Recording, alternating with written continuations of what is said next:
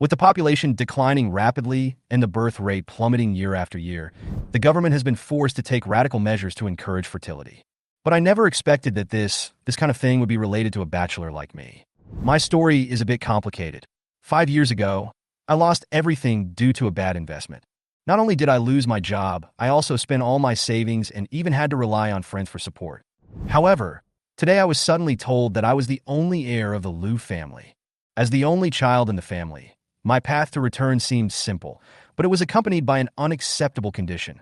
Make a woman pregnant within 2 weeks. Otherwise, you will be deprived of the right of inheritance. But the truth is even more ridiculous than this. The family was obviously not joking, and they even equipped me with a so-called fertility reward system for this. This system is said to be a humanitarian technology used to legally and reasonably help humans reproduce. The system's cold voice sounded in my mind. Host has been activated successfully. The reproductive system has been bound. Each child born will receive a corresponding reward. The corners of my mouth twitched. Reward? What reward? The system seemed to understand my thoughts and continued to broadcast. First mission reward, 2 million cash. At this time, a seemingly reasonable suggestion came to my mind. If I really rely on having children, maybe I could turn my life around? However, just as I was beginning to feel a little bit of luck, one dangerous signal after another came. First of all, it was the Liu family's attitude. They not only set tasks, but also arranged various high-quality goals, and even set up a list for me. All goals are given an absurd title, Best Fertility Partner. I realized that things are not that simple at all. The beauties on the list are not only partners of the family, but also have some mysterious relationship with me. However, with the first contact, the system in my mind suddenly sounded an alarm. A high-risk potential connection between the host and the target has been detected. It is recommended to complete the mission immediately. When I try to find the truth, I found that every choice I made was dragging me step by step into a bottomless vortex. Giving birth? Reward? Behind this, there seems to be a huge secret concerning the future of the entire human race. One night, I was standing on the street. The cold wind was a bit biting, as if my inner struggle was directly revealed. The face of Ke Jinyao in front of him was full of anger and resistance. Ke Jinyao, please listen to my explanation. I loosened my hand, and my tone softened. But her cold eyes were like an invisible wall that made me feel like no amount of words could penetrate it. I really don't want to have a baby. Don't push me like this, she snapped. You don't understand. You are the only one left of me, and you are the only one who can help me. I tried to stay calm, but I couldn't hide my anxiety. I explained, I'm not saying this casually. My family requires me to give birth to a child within 2 weeks. Otherwise, they will cut off everything from me. I will lose my family business and everything. Ke Jinyao sneered. Do you think I would believe such a ridiculous reason? It's not ridiculous. I have a fertility reward system. I almost begged, telling her this incredible secret. The system's light screen is still floating in front of my eyes, reminding me of the urgency of time and the passing of life. She glanced at me with contempt. So what if there is a system? You can't even take care of yourself. Why do you force me to have a child for you? I was speechless. At this moment, every word I said was a joke to her. I watched her turn and leave, her skirt slightly lifted in the wind, and her back looked particularly resolute. Dong it. I clenched my fists, feeling angry and resentful. The reward mechanism given by the system oppresses me all the time, making me feel as if I am in purgatory. I call my mother with a lot on my mind.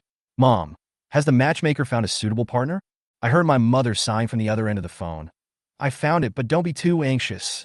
I said, Mom, you don't understand. As soon as I hung up the phone, I received a photo from my mom. I opened it, and the system immediately gave me a score. 85 points, third-class beauty. Just met the standard. Mom, this is her. Let's arrange a blind date right away and meet tomorrow. I couldn't wait to call again, fearing that the night would drag on and cause more trouble. Howard, are you mesmerized by her looks? This girl is called Sun Shiqian. She started working before she graduated from high school. Her family is not well off. Her father has uremia and needs regular dialysis. She has a poor family background, and she has a younger brother, said the mother. After hearing this, I felt that the opportunity was even greater. Others would not even have time to avoid such conditions, but for me, it was just right. Mom, since the matchmaker has already introduced us, why not arrange a meeting? It's just one meeting. There's no need to be so serious. My mother hesitated for a moment, but finally agreed. As soon as she hung up the phone, she sent me Sun Shiqian's contact information. I took a deep breath and added Sun Shiqian's WeChat. 5 minutes later, she accepted my friend request. I introduced myself. Hello, I'm Lu Howren, introduced by Miss May. She said, I'm working overtime. I'll contact you later. After seeing the reply, I patiently replied, okay, I won't disturb you while you work. This time, I don't plan to be rash like I did with Kajin Yao, but to take it step by step. In the middle of the night, Sun Shiqian suddenly sent a message. Are you asleep? Are you working overtime so late? I was almost asleep, and your message woke me up. In fact, I was staring at the phone, waiting for her reply. I'm sorry, my family situation is special, and I need to earn more money. Did the matchmaker tell you about my family situation? I mentioned it before. It's okay. We're all from the same place. There's nothing to mind. She relaxed her guard a little, chatted for a few minutes, and made an appointment to meet the next morning. The next morning, I borrowed 10,000 yuan from a microloan company and put it in my pocket. Only with money can I have confidence. I arrived at the McDonald's as scheduled on time and ordered hot milk tea, hoping to help ease her nervousness about our first meeting. As soon as she walked in, I recognized her at a glance. She was wearing a factory uniform, with a ponytail, clean and simple, with a bit of nervousness on her face, which was quite different from the feeling in the photo. Sun Shiqian this way. I stood up and greeted her. She came over and smiled awkwardly. I handed her the milk tea, and she took it, holding the cup tightly, like a treasure. Thank you, I like milk tea, she said a little stiffly, as if she was afraid that her image was not perfect enough. Seeing her like this, I was secretly happy and felt that this blind date was half successful. We exchanged a few pleasantries, and I got straight to the point. Are you in a hurry to get married because you want to take care of your parents with your future husband? She nodded and smiled shyly. Yes, many people refuse to see me after hearing about my family situation. I smiled softly, made up my mind, and said simply, actually, I want to have a child as soon as possible. Have a baby? Sun Shiqian looked at me in shock with obvious doubt in her eyes. Dink families are popular among white-collar workers nowadays. How come you? I suppressed my anxiety and tried to respond in a calm tone. I'm not a dink. I really want a child, and I hope it will be as soon as possible. Sun Shiqian frowned slightly, obviously frightened by my urgency. If you want to have a child, I have no objection, but it is impossible in the short term. The family's expenses are tight, and taking care of my father has already used up all my savings. Without an economic foundation, I don't want my child to repeat my life. She spoke sincerely, and I knew these were her true thoughts. But for me, time simply doesn't allow me to take my time. I suppressed my anxiety, handed over a piece of chicken wing, and smiled softly. Eat it while it's hot, don't think too much. She took the food, her fingertips trembling slightly. After a moment of silence, I whispered, actually, I know you're not going on a blind date for yourself, but because of the pressure from your family, right? Sun Shiqian raised her head and looked at me in surprise. Have you investigated me? I explained, I just heard some of the things from my fellow villagers. Don't think too much about it. I'm just an ordinary person. I don't care too much about your past. On the contrary, I understand your difficulties. Her expression softened a little, but she still looked defensive. I sighed and said directly, you want money for medical treatment, and I want a child. We can each get what we need, and we don't have to be bound by worldly concepts. There was a hint of surprise in Sun Shiqian's eyes. I took out the contract I had prepared in advance and placed it in front of her. If you help me give birth to a child, I will give you double the betrothal gift, 200,000. I will raise the child in the future and will not interfere with your life. I tried to explain in a relaxed tone, for fear of scaring her. She looked at the contract, visibly shaken, but still unsure. Suddenly, her cell phone rang. She looked down, then looked at me in confusion. I smiled and said, this is a donation I made to help with your father's medical expenses. Regardless of whether this is successful or not, as a fellow villager, I should at least give a helping hand. She subconsciously wanted to refuse, but I gently held her hand and said in a firm but gentle voice, just accept this. No one knows what will happen tomorrow. There was a flash of emotion in her eyes, and she finally accepted it. Looking at the time, she hurriedly stood up and prepared to leave. I handed her a contract and added, you can think about it carefully, don't rush to make a decision. She whispered thank you, took the contract, and left in a hurry, her back revealing a hint of reluctance and struggle. Watching Sun Shiqian turn away, I couldn't help but sigh. The system's rating is indeed reliable. Such a beautiful woman only scored 85 points. After she walked away, I started to clean up the things on the table and stuffed all the leftovers into my stomach. After all, the 10,000 yuan was a token of sincerity, but in reality, I was already heavily in debt, and every meal I could eat was a blessing. Back on the street, I strolled aimlessly, glancing at every passerby around me, especially those beautiful women with outstanding temperament. But unfortunately, none of them met the system standards. Meanwhile, Sun Shiqian took out the contract I gave her during lunch break and read it carefully. After reading it, she couldn't help but smile bitterly, secretly cursing herself for being so anxious about the family's difficulties that she lost her mind. How could she believe such an unrealistic promise? Sun Shiqian thought to herself. 200,000 yuan for the betrothal gift. Where did Lu Haoran get so much money? She suddenly felt cold in her heart. Is he just trying to take advantage of me? Just as she was thinking, the dormitory door was suddenly pushed open. Lin Rong saw the contract in her hand and immediately came over. What is this? It's nothing, just a flyer. I guiltily wanted to crumple it into a ball, but she snatched it away from me.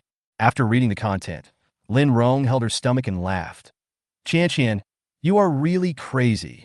What kind of contract is this? It's ridiculous. My face turned red as fire, and I whispered, of course I won't really agree. I'm just taking a look. Lin Rong couldn't help but persuade him. Wake up, this kind of contract is something that only losers would come up with. He wants to use this method to lock you in, and then you'll have to marry him no matter what. Sun Shiqian took a deep breath, gradually calmed down, and finally tore the contract into pieces. Then, Sun Shiqian sent me a message, rejecting my proposal and returning the 10,000 yuan. When I received her message, my mind went blank, and I stared at the screen for a long time. She was clearly tempted when she left. She was also short of money, so why did she back off when faced with 200,000? Could it be that she didn't believe I had the money? Thinking of this, I took a deep breath and made up my mind. Since there were only 13 days left, I might as well go all in. I started to register on various online loan platforms on my phone and applied for loans like crazy. Finally, I collected 100,000 yuan. I transferred all the money to Sun Shiqian with a message. This is my sincerity. I just ask you to help me fulfill my wish. After half an hour, she finally replied, I will raise the child. You pay child support and can visit at any time. I agreed without hesitation. No problem. I will cover all the expenses and give you 10,000 yuan in child support every month. Seeing that she accepted the money, I felt relieved. She sent me the last message. See you after get off work at 8 p.m. Send me the location. I clenched my fists, and a sense of victory surged in my heart.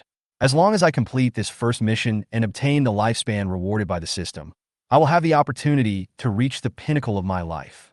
As soon as it was 8 o'clock, I was waiting for her at the agreed square. As soon as the bus door opened, Sun Shiqian walked down, wearing a fitted mid-length skirt with smooth long hair and light makeup. She was even more beautiful than the 85-point score. She walked towards me step by step, and a faint fragrance lingered around my nose with her steps. While I was still in a daze, she took my hand. My heart skipped a beat, and my whole body tensed up like a taut string. We walked side by side like this, and the eyes of passers-by were all filled with envy. Who would have thought that I could hold the hand of such a charming girl? She said, haven't you eaten yet? I booked a restaurant, let's go eat. Okay. I responded with a smile, took her hand, and walked towards the mall. Although there was not much talk along the way, the tacit understanding grew stronger in silence. Arriving at the entrance of the steak buffet restaurant, Shiqian's face flashed with excitement. Wow, I haven't eaten it for a long time. I want to feast on it tonight. I followed her in, and after checking my ticket, she quietly reminded me, don't waste this money in the future. I smiled and pretended to be relaxed. I just want to eat my fill, and steak is enough to satisfy me. In fact, this little money is nothing. What's important is to make her happy. We each took a few steaks and sat down. She even cut the steak for me. During the meal, Shiqian was busy getting food for me, which really made me feel caring. After dinner, I invited her to watch a popular romance movie. In the cinema, we held hands tightly, and unknowingly, we became closer to each other. Just as a romantic scene was playing, I plucked up the courage to turn her face. Our eyes met, and our kiss was natural and heartwarming. Coming out of the cinema, she blushed and leaned on my arms until we entered the hotel. Just as the door was closed, the system's notification sounded in my mind. The rewards for completing the tasks were credited one by one. At this moment, I felt unprecedented satisfaction, but the system reminded me to ensure the smooth birth of the child. Otherwise, the reward would be taken back, and even my lifespan would be deducted. I complained about this reward. It really wasn't easy to get. The next morning, Qian stared at me in surprise. Why? Do you feel different? Her words made me feel a little proud, and I casually touched my increasingly distinct muscle lines. The system reward last night significantly improved my body lines and refreshed my spirit. Seeing her shy look, I didn't tease her for too long. I just said, rest for a while and remember to have breakfast. When I walked out of the hotel, the sun shone on my face, and I felt that the world was a different place. Today, I not only have 840,000 yuan in cash, but also have the motivation to continue pursuing a better life. Thinking of this, I headed towards the nearest shopping mall. If I wanted to continue my mission, I had to dress myself up better. After I left, Qian got up and picked up her phone. She saw the 150,000 yuan I transferred to her, and also added a message asking her to take good care of herself and give birth to a chubby boy for me. A look of satisfaction and a hint of shame appeared on her face, and she seemed to have made up her mind. When she returned to the dormitory, her best friend Lin Rong questioned her seriously. Although she was shy, she was also calm and nodded. Lin Rong was obviously furious. Do you really believe that he will give you money? Her reaction was both concerned and distressed, and she felt very disappointed with him. Sister Rong, you really misunderstood Brother Howard. Qian came over and took Lin Rong's arm, trying to calm her down a little. Lin Rong tore Qian's hand away and turned to the other side with a cold face. Brother Howard, you called him so affectionate? How much love potion did this liar feed you? Lin Rong said angrily. Haven't you been in love for too long that your mind is confused? Is it because Lu Howard is so handsome? You can't walk when you see him. It's true that Qian and I were together for only a few days, but seeing how firmly she defended me, I felt that I shouldn't let her down. Sure enough, Qian actually opened her phone and showed Lin Rong her balance. Sister Rong, look, Brother Howard really transferred the money, and I will help him have a baby. Her tone was so sincere that it made me feel an inexplicable responsibility. Lin Rong stared at the screen of her mobile phone with wide eyes and couldn't help counting the numbers. This is really 260,000? Did he really give you so much money? She opened her lips slightly and confirmed it again carefully in disbelief. Well, Brother Howard not only gave me 200,000, but also gave me 60,000 more. Qian looked proud. Oh my God! Is there really such a generous man in the world? 260,000, and he is willing to give it. Lin Rong shook her head and sighed. With this amount of money, he can do anything he wants. He can even find the best. Looking at Lin Rong's expression, I couldn't help laughing. I just felt that since Qian trusted me, I should give her something back. As for how she understood it, I would let her do it. Here, just after I finished buying clothes, my cell phone suddenly rang.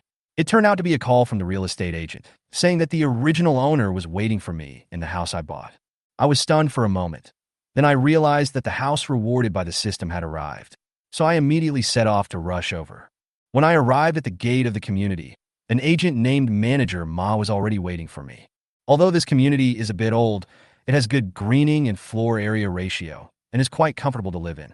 When Manager Ma and I met, I actually felt like we had known each other for a long time. This was obviously arranged by the system. Mr. Liu, please follow me. Manager Ma said softly and led the way towards the house. I couldn't help but look at her a few more times. She was not only professional, but also very good-looking. The system scored her 85 points, which was similar to Qian. It seems that the system is still hinting at something to me. It is truly an assistant that knows how to create surprises. Ahem, Manager Ma. You are so beautiful. I tried to start a conversation. Thank you for the compliment. She smiled and then said, but I need to see if my husband is free to pick up the kids from school. When I heard this, my heart instantly sank, and I smiled a little self-deprecatingly. It turns out that Manager Ma is not only a husband, but also a mother. It really shows that you can't judge a person by his appearance. We're here. Manager Ma pointed ahead and took me to the door, where a woman with an indifferent expression was standing. She glanced at me coldly, even with some contempt. I looked up and was immediately stunned. The woman's facial features were so perfect that they seemed to be carefully carved out, and her whole person exuded an inviolable temperament. The system directly gave her 92 points as second-class beauty. I couldn't help but secretly marvel in my heart. The system is really decisive. It actually gave me such a stunning beauty. Just when I was intoxicated by her beauty, she suddenly snorted coldly, showing that she had no good feelings towards me. I don't feel embarrassed. After going through so much, I feel more confident. Manager Ma, the buyer has arrived. We can quickly hand over the goods. I have other things to do in the company. She turned and walked into the house and sat on the sofa. The three of us sat around the coffee table, and Manager Ma handed us a contract, a commercial housing sales contract. My name was clearly written on it, and the seller was her, Zhuo Weiwei. Hurry up. Zhuo Weiwei frowned slightly, looking impatient. It was obvious that she didn't want to waste time on this house. I smiled helplessly, thinking to myself, okay, Zhuo Weiwei, since you are unhappy, I will have plenty of time to change your mind about me in the future. Manager Ma of the real estate agency opened the furniture list in the contract and began to count the items one by one. She went into the living room, kitchen, and bedroom and checked them one by one, while Zhuo Weiwei and I followed her. Zhuo Weiwei kept her brows furrowed, kept a certain distance from me, and looked cold. I tried to start a conversation. Ms. Zhuo, why do you want to sell your house? Unexpectedly, she just glanced at me and didn't respond. I shrugged and decided to focus on the house. The house was decorated in a warm style. The furniture and appliances were well maintained, and there was a faint fragrance in the house. It was obvious that this was once Zhuo Weiwei's residence. After the inventory was completed, Zhuo Weiwei handed me the keys, water card, and electricity card. Both parties signed to confirm, and the handover was completed. She picked up a small bag and turned away without looking back, and hardly said a word to me the whole time. I couldn't help but complain to Manager Ma. Who is this Zhuo Weiwei? She had a cold face when we met, as if I owed her money. Manager Ma smiled slightly. Ms. Zhuo is the Human Resources Director of a large company. She has reached this position at such a young age. She is beautiful and capable, so she is naturally proud. Oh, no wonder. I felt a little interested. If a beautiful and capable woman like Zhuo Weiwei can work with me and make a fortune at the same time, isn't this exactly the resource I need? Manager Ma, could you give me Zhuo Weiwei's contact information? I want to meet her. Manager Ma showed some disdain and refused with a professional smile. This is not a good idea. After all, it involves Ms. Zhuo's personal privacy. I could see that she looked down on me, as if she thought I was after her colleague. But I saw that she was quite interested in the commission business, so I smiled and said, okay, then please help me with the mortgage loan. I will treat you to a meal after it is processed. When Manager Ma heard this, he immediately became excited. Mr. Liu, you have found the right person. The company has a partner that can lend money within 3 hours. She agreed to help me with the loan procedures and even gave me the name of Zhuo Weiwei's company. Unexpectedly, in just 3 hours, I borrowed 1.5 million from this house. Together with the previous cash, I now have more than 2.3 million on hand. After receiving the money, I decided to go to the previous headhunting company. It had been so long since I last went there, so I decided to show my face to my colleagues. As soon as I entered the company, the girl at the front desk looked up at me with a puzzled look in her eyes. Hello, who are you? I smiled and said, old employee, come back to the company and have a look. She was a little surprised, nodded, and watched me walk in. I looked at her, and the system gave her a score of 90. She was really lucky. As he walked into the office, his colleagues' eyes focused on him. Fong Qian, who had a good relationship with him, was the first to come up and say hello. Howard, didn't you resign? I smiled and replied, I had some personal matters to attend to some time ago, so I left in a hurry. I came back to see you all today. My colleagues expressed their understanding and asked me to stay and continue to work. It's not easy out there. It's not shameful to come back to work. Okay, I'll go meet Mr. Li first. Being surrounded by everyone and persuaded, I felt a little touched. But I know that their reactions will be more interesting when they learn about my real changes. I knocked on the door and walked into the office of General Manager Li Fei. This middle-aged man in his 50s was wearing reading glasses and staring at the computer screen tiredly. When he heard my voice, he looked up and looked at me with some surprise. Liu Howard, didn't you say there was an urgent matter? Have you dealt with everything? Li Fei asked, his tone revealing concern. It's all taken care of, no problem. Thank you for your concern, Mr. Li. I smiled and went straight to the point. I came here today to discuss something with you. Li Fei pushed up his glasses, his eyes showing confusion. What's the matter? Mr. Li, I heard that you were interested in selling this company. Is that right? He sighed. Yes, I've been sitting in the office for many years, and my 3 highs are getting worse and worse, and my body can't take it anymore. I am reluctant to leave this company, but since I can no longer lead you to develop, I don't want to hold you back. In that case, let me take over. I looked at him and said directly, you name a price. Li Fei was stunned for a moment, then showed a hint of surprise. You want to buy this company? The original offer was 2 million. If you are really sincere, I will give you 1.5 million. But do you have that much money? I smiled and immediately transferred him a deposit of 500,000 yuan. We will pay the balance after the handover. Li Fei looked at me in surprise, with some excitement in his eyes. Xiao Lu, I didn't expect that. It seems that I can rest assured that the company is handed over to you. He stood up and shook my hand solemnly. Okay, I believe you will keep it going. We walked to the big office, and Li Fei clapped his hands, signaling everyone to stop working for a while. Everyone come over for a small meeting. We'll see you, and you come over too. Hearing the call, everyone came over with smiles on their faces. Fang Qian was especially excited, as if she had guessed that I was returning. Li Fei coughed and said with a smile, I have good news to announce today. From today, Lycian Human Resources Company has been sold, and Lu Haoren will become your new boss. As soon as the words fell, the air froze instantly. Everyone looked shocked, and the entire office was silent. After just a few seconds, everyone began to look at each other, their eyes full of disbelief. Lu Haoren became our boss, someone asked in a low voice, his voice full of confusion and surprise. Li Fei nodded, his tone solemn. Yes. You also know my situation. I am no longer suitable to lead everyone. Lu Haoren is young and promising. He has strength and determination. I believe he will lead everyone to go further. At this point, I took over the conversation. Everyone, the company's atmosphere and treatment will remain the same in the future, and wages and commissions will not be delayed.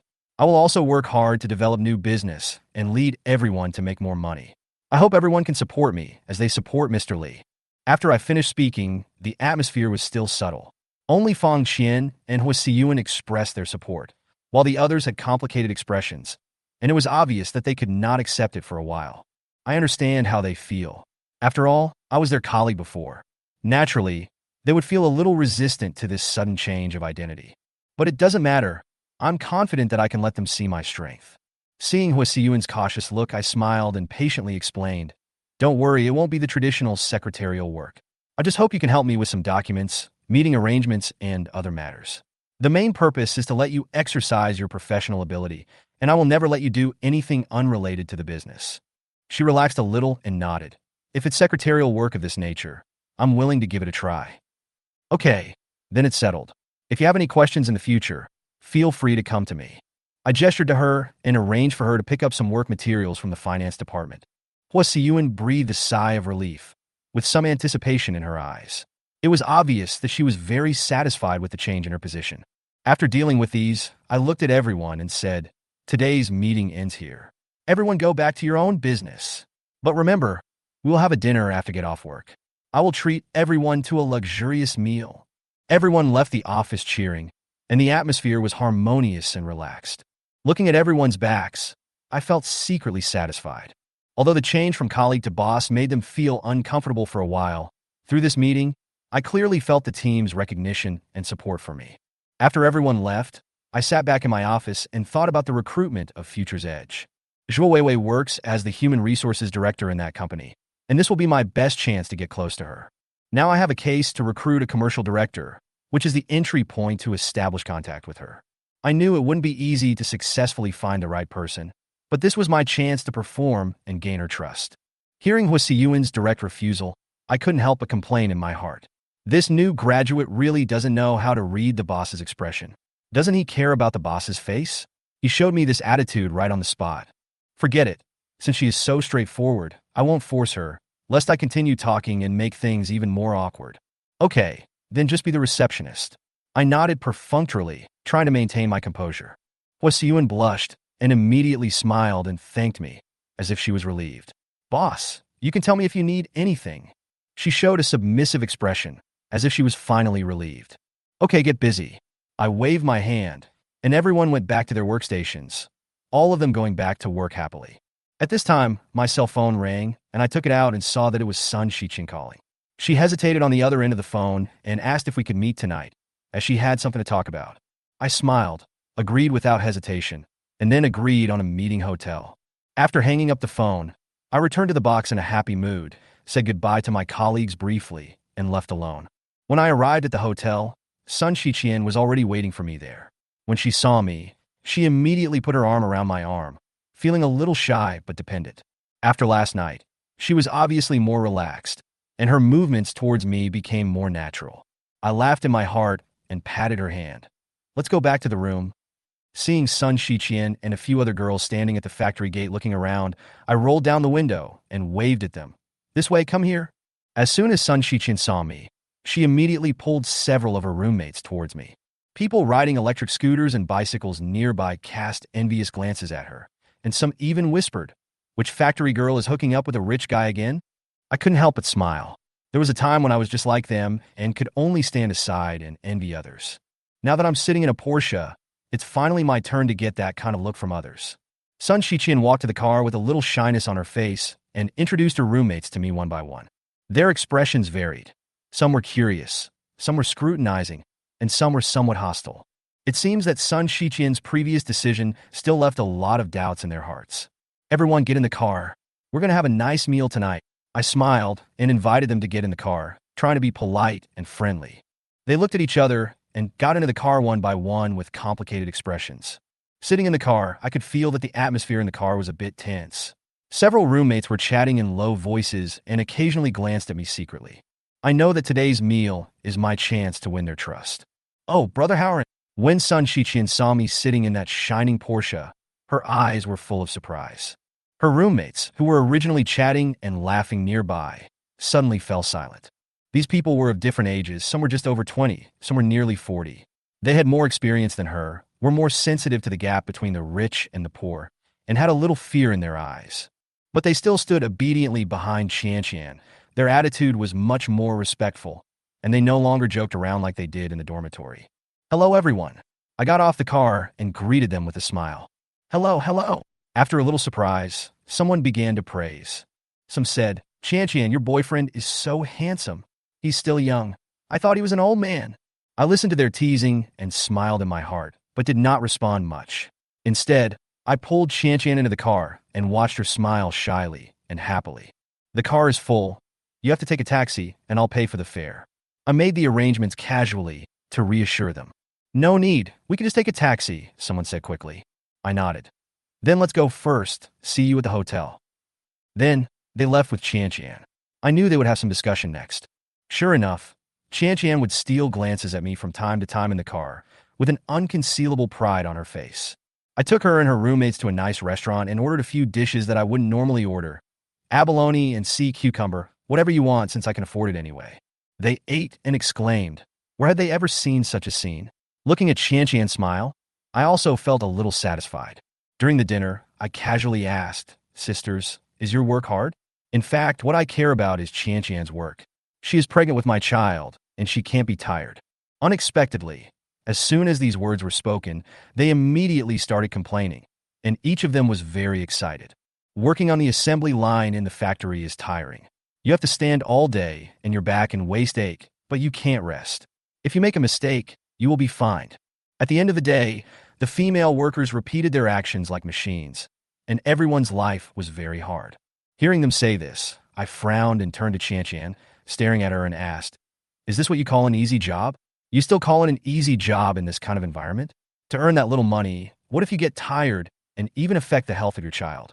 Can you bear this responsibility? I asked Qianqian before, and she insisted that the job was simple. I didn't take it seriously, but now I know that she was actually hiding something. She doesn't know how important this child is to me and how it affects my fate. Qianqian turned pale after being scolded by me. She lowered her head and whispered, I just don't want to be supported by you all the time. I want to earn some money on my own. I don't know where to go after leaving the factory.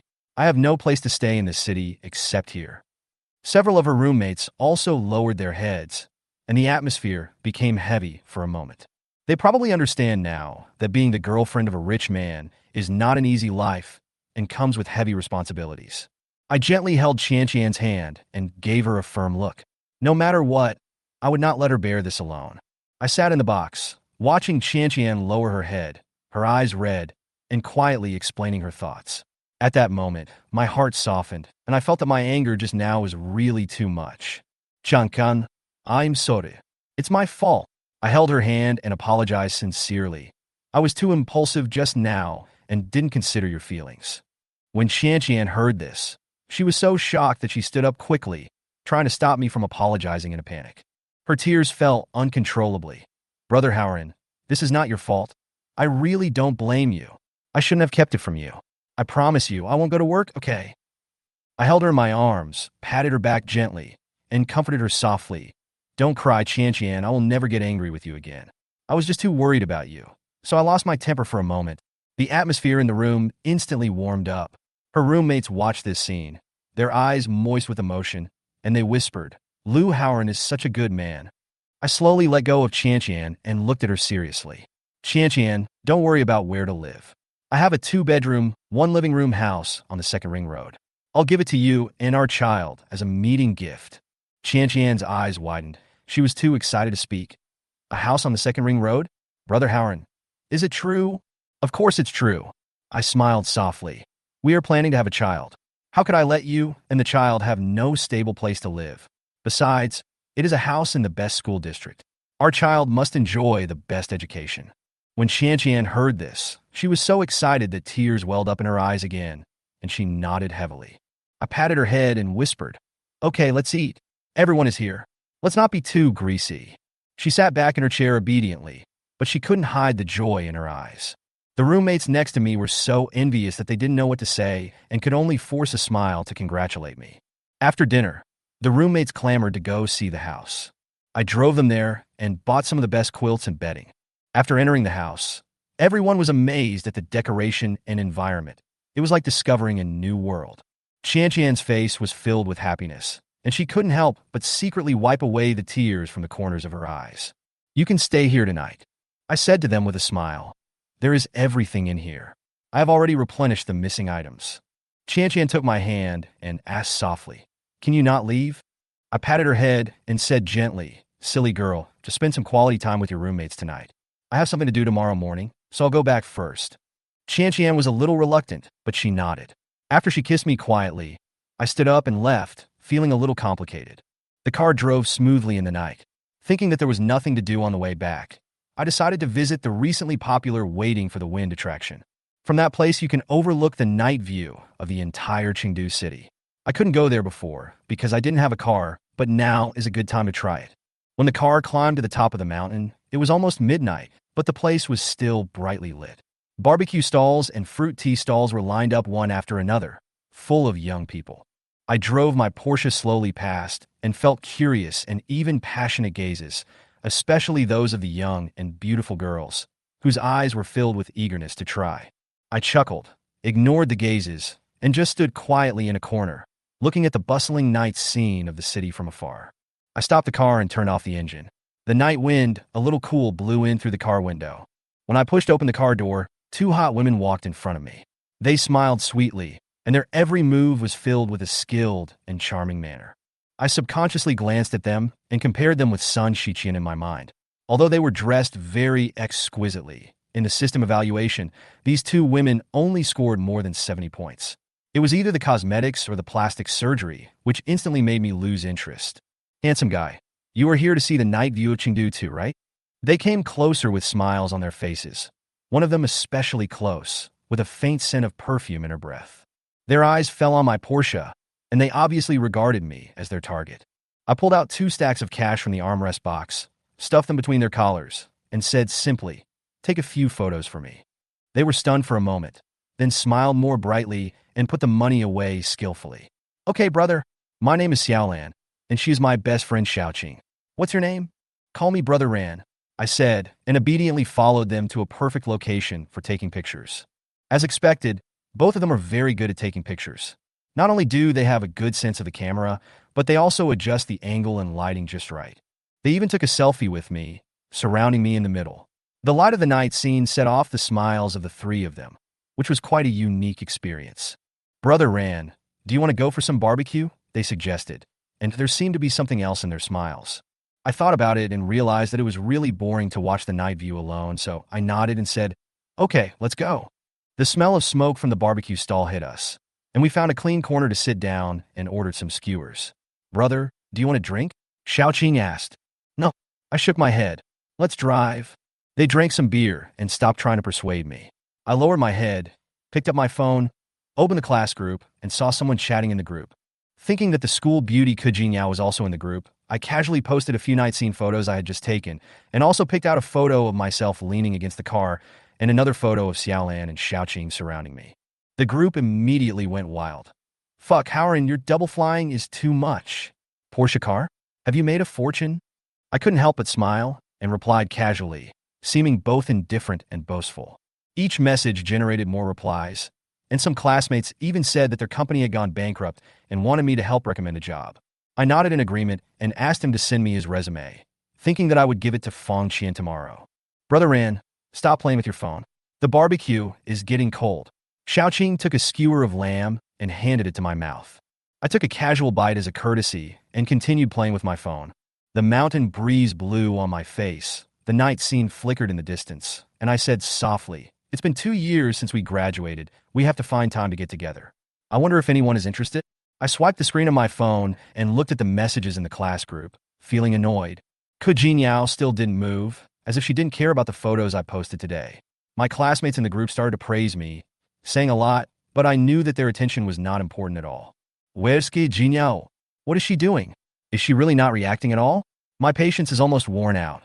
At this time, the monitor sent a message in the group, authorizing me to be fully responsible for organizing the class reunion. As soon as the message came out, the group exploded. Howard, now that I'm rich, you have to treat me. Ha, Brother Liu is so domineering. If you want to hold a class reunion, you have to be very domineering. I looked at the screen and replied without hesitation. No problem. I will cover all the expenses for the first class reunion. As soon as this sentence came out, the group was completely excited, and cheers rose one after another. To me, this little money is nothing. My goal now is simple: to get Ke Jinyao to participate. As long as she comes, I can further develop my plan. So I quickly started a chain and casually added, "Anyone who wants to come, please join the chain so I can make arrangements in advance." The number of people in the queue kept increasing, and more than 20 students had responded, but I stared at the screen, but I never saw the name I wanted to see. Ke Jinyao, no response at all. Did she not read the group messages at all? Or was she pretending not to see them? No, I had to take the initiative. So, I opened Lu Yanhong's private chat window. This woman had the best relationship with Ke Jinyao before, and now she was the only one who could help me. Hong, do me a favor and invite Ke Jinyao to the class reunion. After I edited this message, I transferred 6,000 yuan to her without hesitation. Lu Yanhong quickly replied, "Wow, Brother Ran is so generous.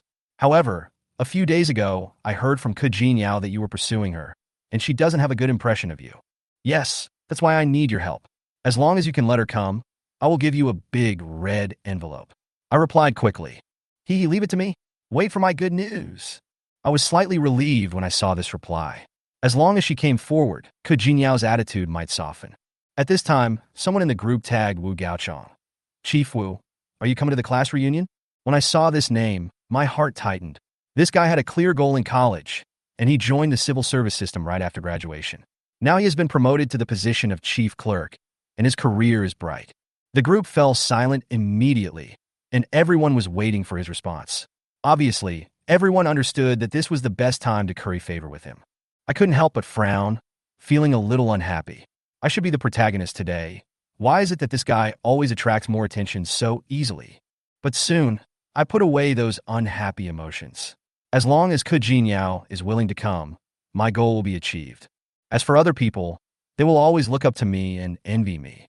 I have no doubt about this. Chapter 16, This Mutton is Disgusting.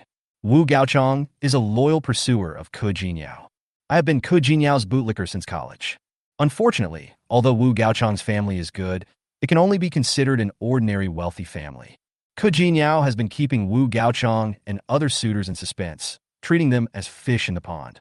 The woman named Ke Jinyao has always played the role of a pure yet easy to be seduced character. No matter who pursues her, she just laughs and neither refuses nor agrees. In fact, I just want to hook up with a super rich second generation. But what Ke Jinyao didn't know was that the real rich second generation would not be attracted to you just because you are pretty. The real rich second generation all pay attention to matching with each other in social status. The story of Cinderella marrying the prince will always be just in fairy tales. In the group, Wu Gaochang was actually also reading the messages in the group. He was very contemptuous of Liu Haoren showing off in front of his classmates. Liu Haoren only drives a Porsche Macan, an entry-level Porsche. In his opinion, this little bit of wealth is meaningless, especially Liu Haoren's small headhunting company. If he wanted to deal with Liu Haoren, he only needed a tax audit to make him suffer so much that his business would be shut down. Of course, Liu Haoren is not worth his effort. At this time, he was tagged to attend a class reunion. He first looked through the chain team, and the name Ke Jinyao did not appear on the list. Even Ke Jinyao disdains to participate in this kind of class reunion, so how can he look down on it? Wu Gaochang decisively refused. There is no need to attend the class reunion organized by Liu Haoren. Moreover, without the participation of myself and Ke Jinyao, this class reunion would probably be boring. It's meaningless, but if someone tags you, you still have to reply to maintain your image. The city's top leaders are coming to inspect recently, and I may have to participate in the reception, but I'm afraid I don't have time to participate. Dear students, I am really sorry. Oh my, Director Wu has started to receive important leaders. That's awesome. Boss Wu is amazing. He has the potential to be a great leader. Student Wu, now that you have become successful, don't forget to help your old classmates. Boss Wu, how long have you been playing basketball? I still remember the game of my junior year when I cooperated with you to win. Yes. Why don't Boss Wu also come to the class reunion? We old classmates should keep in touch. Haha, I also want to contact you more, but I'm really busy. Have fun. Faced with overwhelming compliments and invitations from his classmates, Wu Gaochang still firmly refused. In his eyes, these classmates are no longer on the same level as himself. Participating in such a class reunion is purely ineffective social interaction and a waste of his time. Wu Gaochang did not attend the class reunion, causing disappointment in the group. I've actually been quite busy lately, so I may not be able to attend the class reunion. Liu Haoren, I'm also very busy. Can you please wait until the time comes? Old Liu, don't play on my place. I probably won't be able to come.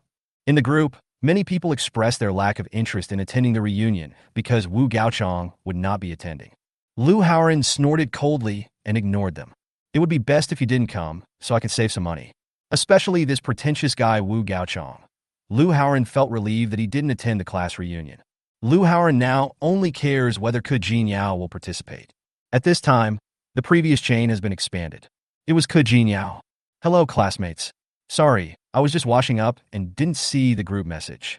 Liu Yanhong called me just now and insisted that I attend the class reunion, which is exactly what I want, so I'll take this opportunity to get together with everyone. Boom! Even school beauties have to participate. The group once again had a heated discussion about Ke Jinyao. Liu Haoren also smiled when he saw it. Although Ke Jinyao's words were extremely hypocritical, it would be fine as long as you come to the class reunion. But soon, Liu Haoren couldn't laugh anymore. The bitch Wu Gaochang also took over. He also found a high-sounding but disgusting excuse. The excuse is, it seems that if I don't participate, no one else will have time to participate. So, in order for everyone to get together, I will sacrifice an opportunity to receive a senior leader and attend the class reunion. I have already participated, so you're not allowed to make excuses not to participate. As soon as he said these words, the atmosphere in the entire class reached a climax. Bah! F***K. Liu Haoren spat out the mutton in his mouth. Disgusting. Damn it. Liu Haoren was really disgusted by Wu Gaochang. He spent his own money to organize the class reunion, but made Wu Gaochang the protagonist. Liu Haoren was so angry that he almost vomited blood. Hey, Brother Ran, is there something wrong with this mutton? When Xiaolan saw Liu Hao spit out the mutton, she hurriedly handed him a glass of water. Xiao Qing's face changed when she saw this, and she stood up angrily and said, I also think this mutton is tasty. This boss is so wicked. I'm going to find him. Liu Haoren didn't know whether to laugh or cry when seeing Xiao Qing and Xiaolan's big reactions. He grabbed Xiao Qing and said, It's not that mutton is disgusting. Mutton has no taste, but I have a classmate who makes me disgusted. Oh, wow. Xiaolan and Xiao Qing breathed a sigh of relief and then comforted. There are 1 or 2 disgusting students in every class. We have some in our class. Brother Ran, don't get angry over them. It's not worth it. It's okay. I'm not really angry. Liu Haoren waved his hand. It's a little late tonight. I have to go back. As he spoke, Liu Haoren took the initiative to scan the code to pay. Xiaolan and Xiao Qing wanted to rush to pay, but were held down by Liu Haoren. The 2 women were impressed by Liu Haoren's generosity. Hey, I'm going home. Why are you following me? When Liu Haoren saw Xiaolan, and Xiaoqing getting into the car. He became curious. The two girls were surprised and asked, "Brother Ran, won't you sleep tonight?" No, I don't mean that, just go away." After Lu Haoran drove Xiaolan and Xiaoqing away, he stepped on the accelerator and left to wait for the wind to come. In the car, Lu Haoran was thinking about how to regain face at the class meeting. But you can't really end up spending money and end up being someone else's wedding dress. The next day, when Lu Haoran arrived at the office, Fang Qian said, "Brother Lu, Future Edge is going to launch a new project and needs to urgently recruit a large number of positions. This afternoon, they arranged a special headhunting communication meeting and invited us to join their meeting at 2 p.m. Okay, then get ready to participate." Okay. Fang Qian skipped to prepare the materials for the meeting. By the way, bring the girl at the front desk with you and let her learn how to take meeting minutes and learn business connection at the same time. Lu Haoran is smart now. He doesn't make arrangements directly for Hua Siyuan to avoid being confronted by that fool again. Fang Qian nodded when she heard this and said that she could arrange it. Lu Haoran is very satisfied with Fang Qian. She is a good employee, unlike Hua Siyuan, that ignorant girl. In the morning, Lu Haoran called everyone to a meeting and got a general understanding of everyone's work at hand. At the end of the meeting, Lu Haoran glanced at Hua Siyuan and found that Hua Siyuan was writing and drawing on a notebook with a pen. Lu Haoran couldn't help but tremble in his heart. The side view is so beautiful. She is indeed a 90-point beauty. This girl is so adorable when she's serious. Ahem, Hua Siyuan. Lu Haoran couldn't help but call Hua Siyuan's name. Chapter 17, Allocation of Peers. Yes, boss. Do you have any arrangements? Hua Siyuan raised her little head and looked at Lu Haoran very obediently. This look made Lu Haoran's heart melt. Your sister Qian has already told you, right? Come with us to meet the client later. Yes, Sister Qian told me. Well, watch your words and don't talk when you shouldn't. Don't worry, boss. Sister Qian has told me. It's not enough to just be told by others. You can't just squeeze it out like toothpaste. You must take the initiative to learn business etiquette and workplace rules. Do you understand? Lu Haoran pretended to educate Hua Siyuan seriously. He sincerely hopes that Hua Siyuan understands the rules of the workplace, especially the unspoken rules of the workplace. Okay, boss, I will definitely study hard. Hua Siyuan nodded repeatedly, taking Lu Haoran's reprimand seriously. Seeing this, Lu Haoran didn't know what to say. The meeting is adjourned. The meeting ended and everyone returned to their respective posts. Lu Haoran went downstairs to the high-end shopping mall next door. He has to buy himself a new mobile phone and a luxury watch. And take care of your hair. I will be meeting a client soon, and the client is Zhuo Weiwei, so I must look perfect. When he arrived at the mall, Lu Haoran changed himself into a suit worth more than 30,000 yuan. I also had a custom suit made. At the same time, he also paid extra to buy a Huawei and an Omega Seamaster watch. This watch is equipped with a polished ceramic dial and bezel. It has functions such as time and date, is equipped with a fully automatic winding movement, and the strap is made of stainless steel. Looks calm and majestic. The watch is not expensive, only over 30,000 yuan. It's not that Lu Haoran is reluctant to buy a more expensive watch, but because this price range makes it seem more low-key and luxurious. His current identity is just the general manager of a small headhunting company. If you buy a watch that's too expensive, people will laugh at you as a nouveau riche from demolition work. At 1 o'clock in the afternoon, Lu Haoran, Fang Qian, and Hua Siyuan gathered downstairs. When Fang Qian and Hua Siyuan saw Lu Hao's Porsche and his new look, they were stunned. Wow, the boss is even more handsome. Fang Qian couldn't help but boast. Hua Siyuan also stared at it for a long time without moving his eyes away. Lu Haoran felt a little proud in his heart. It seems that Hua Siyuan is also a little nympho. Fasten your seat belts and let's go. A smile appeared on Lu Haoran's lips. Inside the Future Edge conference room, a few large words were displayed on the conference screen. Future Edge Headhunting Channel Communication Meeting. There were nameplates of 6 headhunting companies on the conference table. Lu Haoran found the nameplate location of his company and sat down. Fang Qian and Hua Siyuan sat behind Lu Haoran, took out their notebooks, and prepared to take notes. One after another, 6 headhunting companies arrived. There are still more than 10 minutes before the meeting. The 6 headhunting companies then handed out business cards to each other so that they could get to know each other. Mr. Lu, what are the main positions in your company? A headhunting company nearby asked Lu Haoran with a smile. Lu Haoran frowned slightly. What did this guy mean by asking this question? We are all competitors. Isn't a bit overstepping the line to ask this? We mainly look for positions in the internet and gaming industries. Liu Haoren is very smart. He said something as if he didn't say it. When other headhunting companies saw the two of them chatting, they all turned their attention to them. Ha, Mr. Liu, don't be so vigilant. I'm asking this. In fact, I want to discuss with you all and allocate positions in future marginal companies. This will prevent everyone from trying their best to get the same position, which will end up in vain and no one will get any benefit. After the business person from the headhunting company said this, everyone nodded in agreement. Liu Haoren turned the pencil in his hand and said, "So how do you think we should allocate positions to make money?" Haha. So I just asked which positions your company has advantages in, and we will allocate them based on the advantages. We don't care. We have some candidates on hand. It just depends on where your advantages are. How about this? You guys choose first, and we'll do the rest. Liu Haoren smiled faintly and kicked the ball out. He took the initiative to kick out the right of first choice, which caused dissatisfaction from Fang Qian behind him. She quietly poked Liu Haoren with her finger, telling him not to be so stupid. But Liu Haoren ignored it. When the headhunting company saw Liu Haoren voluntarily give up the preferred position, he said, "Since Mr. Liu is so generous, I will choose first. Our company has a great advantage in recruiting programmers, so we will focus on programmers." As soon as the choice was made here, others also expressed their opinions. Our company prefers positions in the field of operations and maintenance, so let's take on the positions. Come and take a job in art at our company.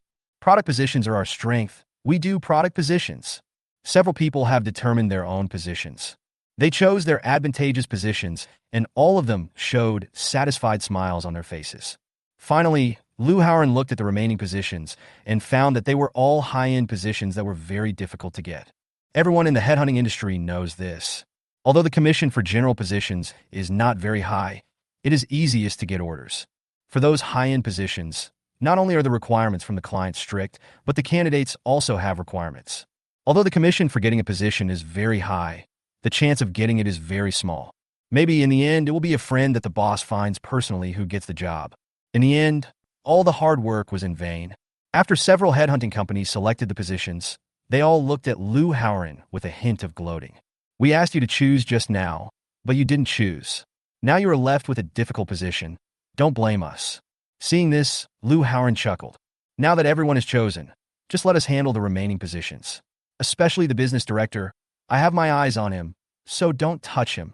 Don't worry, I will inform my colleagues to stop recruiting for this position when I return, and let Lycian Company take over the job. Then congratulations to Mr. Liu in advance on his success. May you make a lot of money." These headhunting companies are eager for Liu Haoren to take over. In fact, they are still pushing people to the edge of the future, but they have actually given up this position. Anyone who has some inside information knows that Future Edge Company has long had an eye on someone for this position. It's just that the intended target has always disagreed.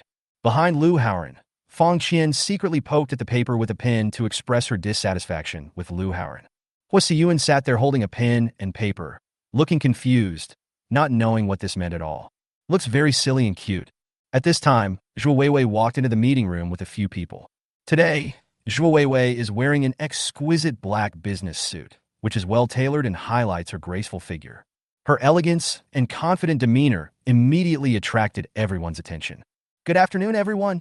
"Hello, Mr. Zhuo." "Good afternoon, Mr. Zhuo." Everyone stood up and greeted Zhuo Weiwei. "Huh? Why is it you?" Chapter 18, The Inexperienced Girl. "Hello, Mr. Zhuo, we meet again." Liu Haoren handed over his business card. When Zhuo Weiwei saw Liu Haoren again, he was dressed neatly and looked even more handsome. Such men are popular with women, and Zhuo Weiwei is no exception. When he met Liu Haoren again at this time, there was a lot more kindness in his eyes. Despite this, she still held hostility towards Liu Haoren. Zhuo Weiwei frowned and took the business card and looked at it. Liu Haoren, General Manager of Rongqing Lycian Human Resources Company, Ltd. "Where's Mr. Li Fei? Why didn't he come? Our CEO Li has transferred this company to me."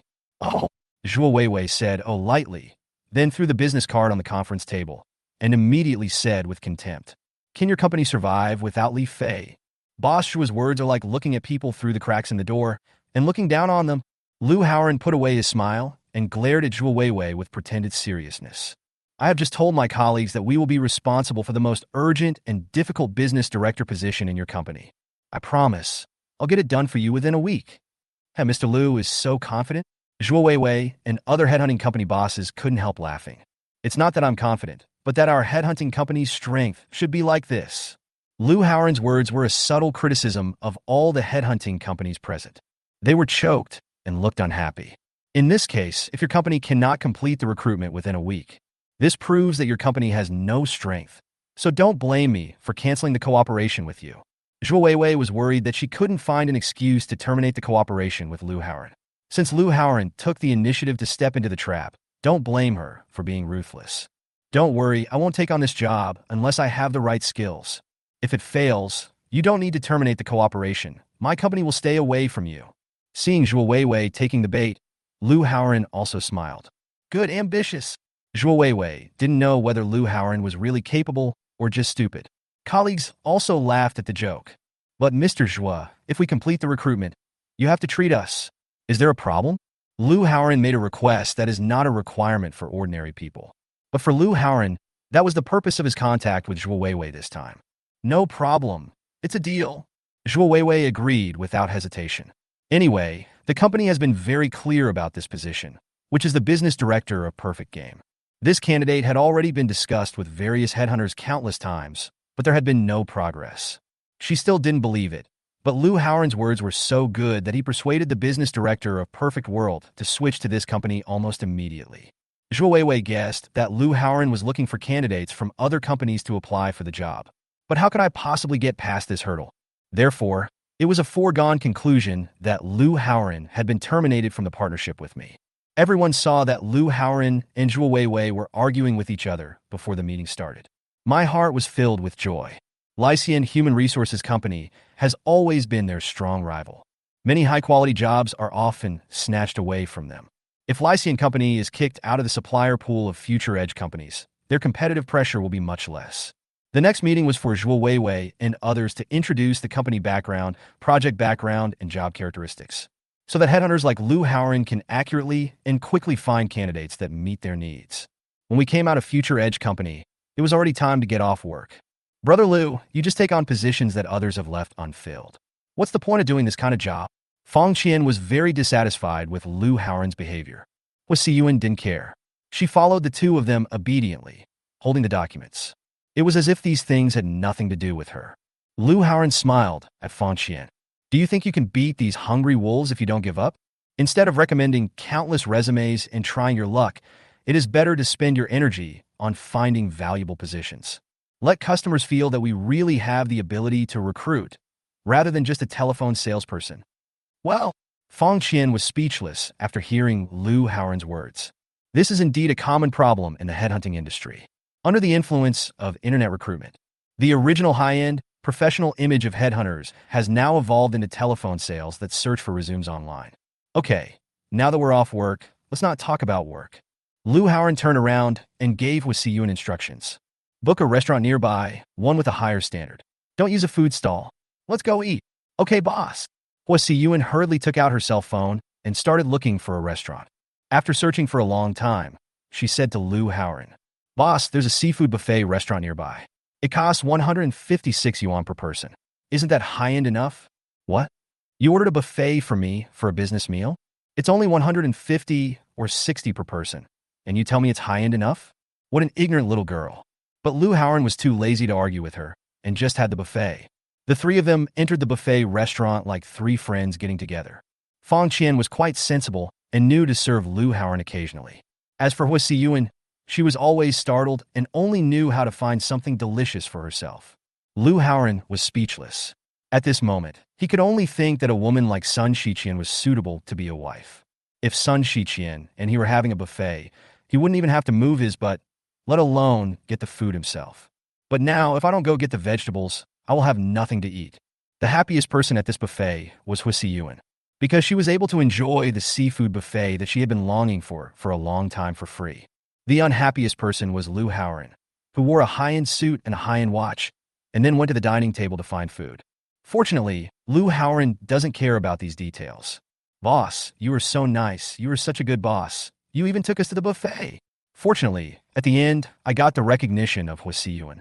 Hua Siyuan's vigilance and fear of Lu Haoran were gradually decreasing, and she began to talk and laugh in front of Lu Haoran. This is progress. After dinner, I sent Fang Qian and Hua Siyuan home. Who calls them women? Even though Lu Haoran is the boss, he still has to drive the car himself. Hua Siyuan was far away, and at the back were Lu Haoran and Hua Siyuan in the car. Hua Siyuan, you are a professional woman now. Don't dress so casually every day. Why don't you buy 2 professional suits? After all, you are our company's front desk, our company's face. Lu Haoran glanced at Hua Siyuan's outfit with disdain. She looked like a student. Hua Siyuan pouted and said blabberingly, I want to, but I've just started working. How can I afford to buy a work suit? I'm not a rich guy like you who doesn't lack money to spend. As she spoke, her voice became smaller and she muttered, Shouldn't the company provide us with work uniforms? We haven't made any money yet, but they still ask us to pay for production tools ourselves. How can this be justified? Lu Haoran couldn't help but roll his eyes. When he mentioned this topic just now, he knew that the little girl would say something like this. Moreover, he just gave 5,000 yuan in benefits the day before yesterday, and this little guy couldn't remember it again. However, Hua Siyuan's reaction was exactly what Lu Haoran wanted. Lu Haoran's real purpose was to unknowingly feed this innocent girl with sugar-coated bullets until one day it was too late for her to react. By that time, she had already fallen into the wolf's mouth. Lu Haoran immediately turned the car around and drove straight into a shopping mall. Boss, why are you going to the mall? The mall is almost closed. Hua Siyuan was confused and couldn't react to what Lu Haoran was going to do. Chapter 19, she huddled in bed. Lu Haoran tapped her head with his bent fingers. I'm going to buy you work clothes. Didn't you just complain that the company didn't provide you with work clothes? Get off the bus immediately. I'll only give you half an hour. If you can't buy it, it's your own fault. Ouch, that hurts. How could you hit my head? Hua Siyuan rubbed her head, but a smile appeared on her lips. Boss, you are so annoying. Okay then, if you hate it, we can just go home. Having said that, Lu Haoran was about to turn the steering wheel and leave. Hey, don't be so stingy, boss. You're not annoying anymore. Hua Siyuan hurriedly grabbed Lu Haoran's steering wheel. This grab just happened to catch Lu Haoran's hand. Hua Siyuan quickly let go and turned around to open the car door in embarrassment. Lu Haoran smiled. He looked at the back of his hand that had been grabbed by Hua Siyuan. It was warm and the little girl was shy. Arriving at the mall, Hua Siyuan was in a dilemma. Boss, the clothes here are so expensive. It's okay. Go ahead and buy it, but you have to promise to work for the company for at least 1 year. If you leave early, you have to compensate the company based on the depreciation of the clothes. Great. You're such a good boss. Hua Siyuan excitedly rushed into a business clothing store and changed into countless sets of clothes based on the shopping guide's recommendations. Lu Haoran confirmed each set. Hua Siyuan is truly a walking clothes rack. Even with a sack on, Lu Haoran still thinks she looks good. Lu Haoran was very satisfied with every outfit she wore. Hua Siyuan asked Lu Haoran to choose. This made Lu Haoran scratch his head. He was suffering from decision-making difficulty. He liked every one of them. What should he do? Finally, Lu Haoran selected 2 sets of clothes that looked sexy and asked the shopping guide to put them on. Anyway, their headhunting company has relatively few visitors, and most of the time, it is Lu Haoran who admires Hua Siyuan wearing these clothes. Seeing beautiful women at work every day makes me feel better. The 2 sets of clothes cost nearly 6,000 yuan.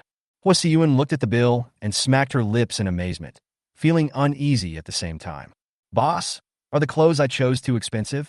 Expensive? Of course it's expensive. Then why don't we return 1 set? Forget it. I'll just work harder, be more down to earth, and be more attentive in the future. I'll think more about what I do and contribute more to the company. Yeah, thank you, boss. Back in the car, Hua Siyuan tilted her head and asked, Boss, I feel like I work very hard and attentively, so why do you say I'm not serious and attentive? What went wrong? What's wrong? Humph. Lu Haoran snorted coldly. Every day when I go to work, I need to spend 10 minutes boiling water for tea and cleaning my desk. Isn't this a waste of my time? As the front desk and administration, shouldn't you prepare for me in advance? Oh, I think I really overlooked this. Hua Siyuan stuck out her tongue and said playfully, I just graduated. If there is anything I can't do well, please give me some guidance. Well, your attitude is pretty good and worth cultivating. Work hard. The company will not treat you unfairly. Okay, thank you, boss. By the way, you have to buy breakfast for me from now on. The breakfast fee is 50 yuan per day. You can keep the leftovers, but you must ensure the quality of the breakfast is up to standard. Lu Haoran became more and more aggressive. He wanted to use this silent and gentle way to unknowingly bring Hua Siyuan closer to himself. Okay. Can I make breakfast for you myself? The breakfast I make is delicious. There was some money to be made, and Hua Siyuan's bright eyes were filled with sparkling gold coins. Whatever. After Lu Haoran sent Hua Siyuan to the downstairs of her rented apartment, he drove away without saying anything else. Hey, this boss has no manners. He ran away without even saying goodbye. Hua Siyuan went home happily, carrying the clothes she had just bought and humming a little tune. Lu Haoran originally wanted to go back to his rental house, but after thinking about it, he turned around and went to Sun Shiqian. After the house was given to Sun Shiqian, she asked for a long vacation from the factory. I've been moving slowly these past 2 days. Sun Shiqian was pregnant, so Lu Haoran didn't let her carry any heavy luggage and bought new things wherever possible. When Sun Shiqian saw that it was Lu Haoran who came, she excitedly threw herself into Lu Haoran's arms. Lu Haoran hurriedly stopped her. You better be careful, there's our baby in your belly. Sun Shiqian took a test these days and found out she is pregnant. Seeing Lu Haoran coming back, Sun Shiqian went to the kitchen to make him a midnight snack. Lu Haoran said he had just eaten, so Sun Shiqian helped Lu Haoran undress and wash up. At night, Lu Haoran did not do anything bad to avoid hurting the children. The next day, when Lu Haoran arrived at the office, his desk was tidy and there was a delicious breakfast prepared for him. The breakfast was packed in an insulated box, and it was obvious that it was made by Hua Siyuan herself. In fact, Lu Haoran had already had breakfast at Sun Shiqian's place. But in order to make Hua Siyuan persist, he gritted his teeth and had breakfast again. Burp! Damn, I don't even need to eat lunch. As soon as Lu Haoran finished eating, Hua Siyuan came in to clean up the dishes. Boss, how does it taste? Hick, it's okay. Let's continue tomorrow. Lu Haoran looked at the computer screen without raising his head. He had to have the posture and authority of a boss. Okay, boss. Hua Siyuan pursed her lips and complained in her heart. Humph, it's obviously delicious, but you're still pretending. You're burping after eating so much, and you still say your appetite is average. At the beginning of the morning work, Lu Haoran informed everyone to send all the resumes received for the position of business director to him. Lu Haoran clicked on them one by one, and indeed, none of these resumes met the requirements of Future Edge Company. Lu Haoran was embarrassed to recommend such a resume. It's such a tough nut to crack. It seems like only I can chew it myself. Lu Haoran packed his briefcase and drove, navigating to Perfect Game Company. The office building where Perfect Game Company is located has strict management, but there are always ways to sneak in. After some twists and turns, Lu Haoran arrived at the front desk of Perfect Game Company. Hello, I'm looking for Mr. Phone Gang, your company's business director. Hello, do you have an appointment? I made an appointment over the phone, so let me go in and see him directly. Lu Haoran was being petty. In fact, Phone Gang had been annoyed by calls from headhunters recently. When he received a call, he hung up immediately without listening to the content of the call, let alone making an appointment to meet. Lu Haoran had no choice but to meet Phone Gang in this way. Okay, please register. The front desk took out the registration form for Lu Haoran to register. After registering, Lu Haoran carried his briefcase and went straight to the office with the nameplate of the business director. There was a loud discussion in the office at this time. It seems that everyone inside is angry. This made Lu Haoran wonder if he should come back at another time. But I managed to sneak into the office by being clever today, but it won't be so easy next time. Lu Haoran had no choice but to stand at the door and wait. About half an hour later, 2 people came out. When the 2 men came out, they were still arguing about something. The people in the office were also very angry, and their teacups were stomping on the table, making loud noises. Seeing this, Lu Haoran took a deep breath and knocked on the open door a few times. Phone Gang inside looked at Lu Haoran with an unfriendly look. Who are you? What's the matter? Chapter 20. Everything is arranged by Master Lu. Mr. Phone, I'm Lu Haoran, the general manager of Lycian Human Resources Company. I'm sorry to bother you today. I have something to discuss with you. Lu Haoran smiled and closed the office door. From a headhunting company? Yes, I'm a headhunter.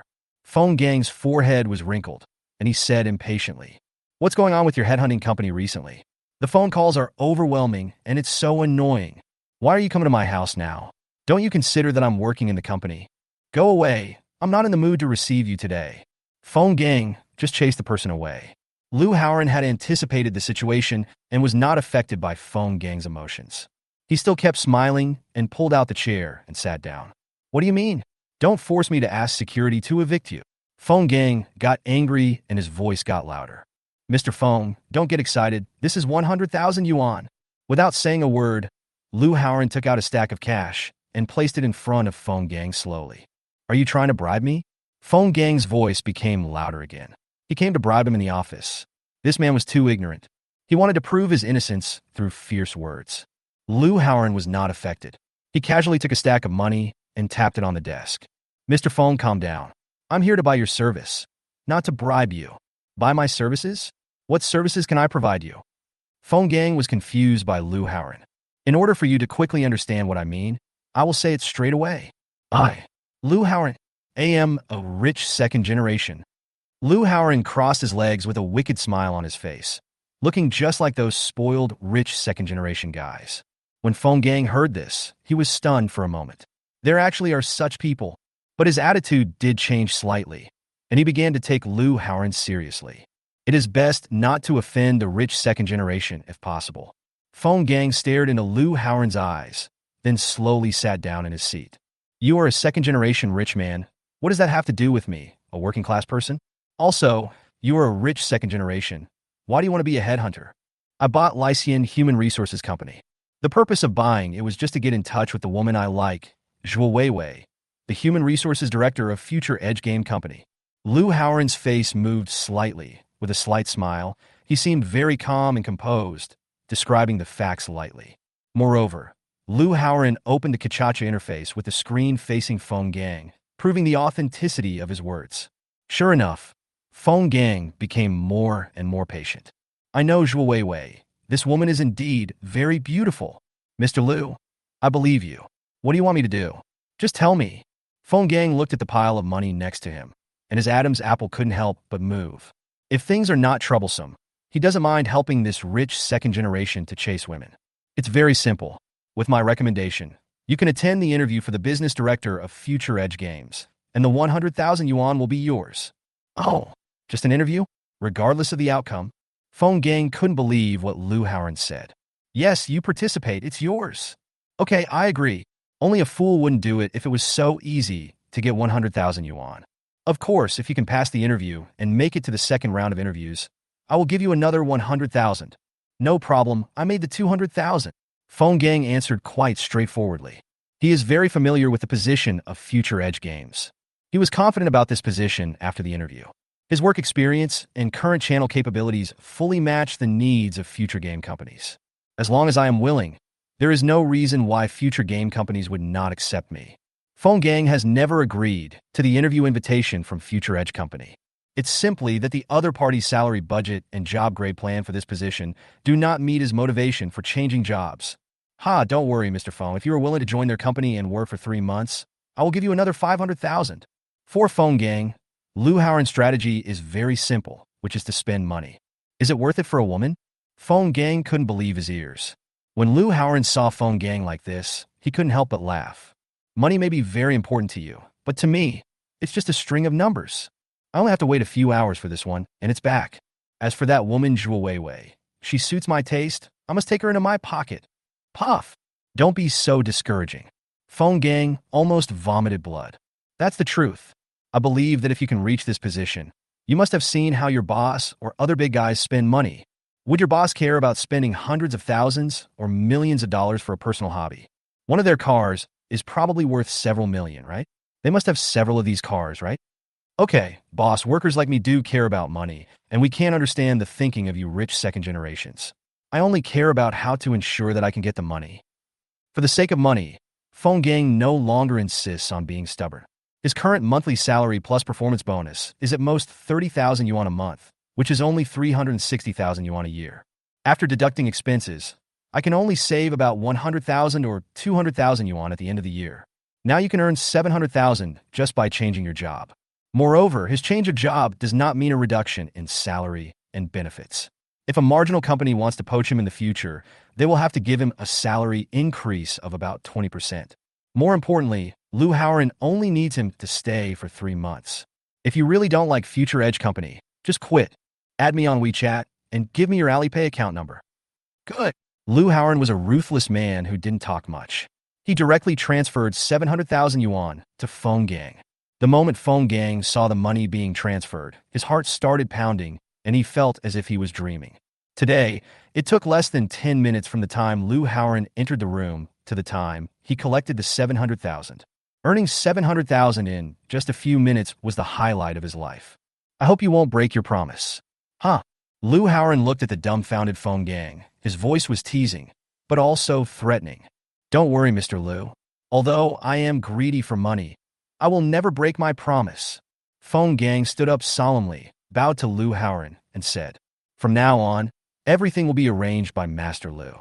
Even if you want me to resign now, I will pack up my computer bag and leave without saying a word. There's no need to be like that. Just work hard and wait for my call. Lu Howren laughed loudly, stood up gracefully, and prepared to go out. Mr. Lu, would you like to have some tea before leaving? No more. Lu Howren waved his hand and walked straight to the door. Seeing this, Feng Gang rushed forward and helped Lu Howren open the office door and guided Lu Howren to leave the company. When the girl at the front desk saw Lu Howren coming out, she saluted him with a smile, and Lu Howren nodded. Feng Gang waited in the elevator until Lu Howren disappeared completely before he walked back. Mr. Feng, is this really your guest? Just now I was worried whether I had let an outsider into the company. Chapter 21, Stand by my side. Haha, this gentleman is indeed my guest, and a very distinguished guest. If he comes again next time, be sure to notify me immediately. Okay, Nerfing. Thank you, Xiaomei. What kind of coffee would you like? I'll treat you to Starbucks. Feng Gang is in a very good mood today. A cup of American coffee, please. Thank you, Mr. Feng. Good. Feng Gang hummed a little tune and walked towards his office with a step that didn't recognize anyone. Haha, if anyone comes to make me unhappy again, I fired my boss on the spot and walked away. Feng Gang now has the confidence. He also finally realized the superiority of those born in the 1990s as judges in the workplace. Lu Howren returned to the car and directly contacted Zhou Ying, the recruitment manager of Future Edge Company. Tell her that the candidate for Perfect Games Business Director has been negotiated and is available for an interview at any time. Please ask manager Zhou to arrange it. Zhou Ying couldn't believe it, and she confirmed with Lu Howren many times. Until it is correct. Only then did she dare to report to her boss, Zhuo Weiwei. When Zhuo Weiwei heard the news, she didn't believe it at first, but then she thought there was no need to fake it. I didn't expect that Lu Howren from Lycian Human Resources Company is so capable. So many headhunters have talked to Feng Gang before, and even I have met with Feng Gang in person, but the other party has shown no signs of giving in. I didn't expect Lu Howren to convince the other party in less than a day. I don't know what method he used. Zhuo Weiwei was very surprised. She didn't expect that Lu Howren, who had a bad character, had real ability. At least Lu Howren succeeded in convincing someone who was almost impossible to persuade. Recruitment manager Zhou Ying also highly praised it. This Lycian headhunting company has always had a good reputation. This time, their general manager gave us feedback so quickly, which shows that their company has real strength. Okay, you go and arrange the interview and I'll talk to Feng Gang first. I'm very curious about what Lu Howren said to Feng Gang. Zhuo Weiwei was full of curiosity. Okay, I'll contact Mr. Lu right away to arrange an interview. The position of business director has never been filled, which has always put Zhou Ying under great pressure. Now that the interview could be arranged, her steps became lighter. The next day at work, Feng Gang attended the interview on time as agreed. During the interview, Feng Gang had a very good attitude. Facing Zhuo Weiwei's professional questions, she gave perfect answers. And this time, Feng Gang seemed like a different person. He was very interested in the position of business director of Edge Game Company in the future. Mr. Feng, excuse me, why did you choose to participate in the interview with our company this time? At the end of the interview, Zhuo Weiwei couldn't help but ask a question. Mr. Zhuo, to be honest, the reason I am willing to come for the interview is entirely related to Mr. Lu from Lycian Headhunting Company. Mr. Lu is a professional headhunter whom I have known for many years. He believes that, in the future, marginal companies will have great development potential and will definitely be listed in the next 2 to 3 years. He suggested that I join your company while it is hiring and enjoy the benefits of listing. The company I work for now, although stable, has entered a phase of slow growth. After much deliberation, I decided to take another gamble for my future. Feng Gang deliberately flattered Lu Howren in front of Zhuo Weiwei, and at the same time, he was also flattering Future Edge Company. This Lu Howren is really interesting. Zhuo Weiwei was simply overwhelmed by the pie that Lu Howren had painted for Feng Gang. Their company does have plans to go public, but it has not yet been implemented, and she has never thought of using this method to attract candidates. Lu Howren is a good guy, my good buddy, handsome, and a good person. He's a very trustworthy friend. When you receive money from someone, be loyal to him. Feng Gang would not miss any opportunity to say good things about Lu Howren in front of Zhuo Weiwei. Sure enough, Zhuo Weiwei smiled and nodded. If more people say good things, the bad impression will slowly be erased. After the interview, both parties had a very pleasant negotiation and made an appointment to meet with the chairman next time. Zoing, please give feedback to Lycian Headhunting Company later and ask them to keep communicating with the candidate. At present, the candidate's resume and the channels he has are very compatible with our company. At the same time, the candidate's intention is also very high. Lycian Company did a great job this time. After Zhuo Weiwei sent Phone Gang away, she arranged for the recruitment manager to work with the headhunting company to ensure that the candidate could successfully enter the next round of interviews. Okay, President Weiwei. Zhou Ying breathed a sigh of relief. The headhunter Lycian worked really well and actually arranged Phone Gang to come here. Moreover, the other party was very interested and won the approval of the leader. In Liu Haoren's office, Hua Siyuan was wearing a fashionable women's white shirt, a hip skirt, black stockings, and high heels. This work outfit was customized exactly according to Liu Haoren's imagination. Such charming work attire made Liu Haoren unable to help but arrange for Hua Siyuan to come to the office to work at any time. At this time, Hua Siyuan was sitting opposite Liu Haoren with a serious look, accepting Liu Haoren's work arrangements. Coincidentally, Zoe called at this time and told Liu Haoren about Phone Gang's interview and asked Liu Haoren to keep in touch with Phone Gang to stabilize the candidate. Liu Haoren agreed immediately and promised to arrange someone to communicate with Phone Gang in real time. Hang up the phone. Liu Haoren stared at Hua Siyuan's pretty little face. I'll leave the rest of the matter regarding candidate Phone Gang to you. Do you have confidence?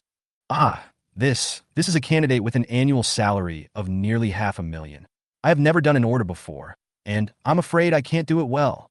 Hua Siyuan never thought that Liu Haoren would give such an important candidate to her. Based on a 30% commission, this candidate represents a performance of $150,000. When Liu Haoren saw Hua Siyuan retreating, his face darkened. Can't you handle this little bit of pressure? I've already talked to this candidate. You just need to follow up. I just don't have experience, and I'm worried that I can't do it well. It is because you have no experience that you need to accumulate it. Otherwise, are you willing to be a receptionist for the rest of your life? After Liu Haoren gave her a lecture, Hua Siyuan pursed her lips with a look of grievance in her eyes. All right, this is not your school. Don't look so aggrieved. All this guilt is because you are not proficient in the business. Liu Haoren's conversation was reasonable and logical. Hua Siyuan didn't say anything, but she had to admit it in her heart. She does feel guilty when facing candidates or clients now, and the source of her guilt is that she has nothing in her mind. I don't know how to communicate with them. Stand up here. Where to stand? Hua Siyuan looked at Liu Haoren in confusion, not understanding what Liu Haoren meant. Stand beside me. Of course. Why should I stand next to you? Chapter 22. Overdoing it. Stand next to me. I will train you. Hua Siyuan's vigilant look almost made Liu Haoren unable to hold back his laughter. As your boss, I will personally train you so that you can get familiar with the business. Otherwise, you won't learn and will never make progress. I'll be right there. Hua Siyuan's cheeks flushed. She thought Liu Haoren was going to do something inexplicable. After learning that she was going to receive training, Hua Siyuan hurriedly walked around the desk and stood next to Liu Haoren. As Hua Siyuan approached, a sweet fragrance of a young girl drifted into Liu Haoren's nose, making him intoxicated. Next, Liu Haoren calmed his mind, opened the materials he had prepared long ago, and began to train Hua Siyuan seriously. Hua Siyuan also studies very hard. Boss, I didn't understand what you said before. Could you explain it to me again? Where? Here. Hua Siyuan leaned forward and pointed at the computer screen. At this moment, Liu Haoren felt something soft hitting his face. Whoa, this little devil is simply killing me. Ahem. Hua Siyuan, be careful with your movements. You almost touched me. I'm your boss. Don't let anyone see me and cause misunderstandings. Liu Haoren put on a stern face, taking advantage of the situation and turning the tables, pretending to be a gentleman and scolding Hua Siyuan for being careless. Hua Siyuan blushed and said hurriedly, The boss is so stingy, I didn't do it on purpose. We didn't do anything. Why are we afraid of ghosts knocking on the door? Okay, you said it. Don't be so stingy next time. That day I asked you to be my secretary, but you suspected that I had feelings for you, which almost pissed me off to death. Liu Haoren took the opportunity to brainwash her by bringing up the first day Hua Siyuan was rejected as his secretary. Let this little girl be less wary of herself. Oh, that's because I didn't know you before. How could such a good boss like you have such dirty thoughts? Hua Siyuan said this while putting her hand on Liu Haoren's shoulder. I find that you, boss, are purer than me. Your mind is always occupied with work. Now I consider you my buddy. Ahem. Lu Haoran felt embarrassed by the compliment. This girl was too naive.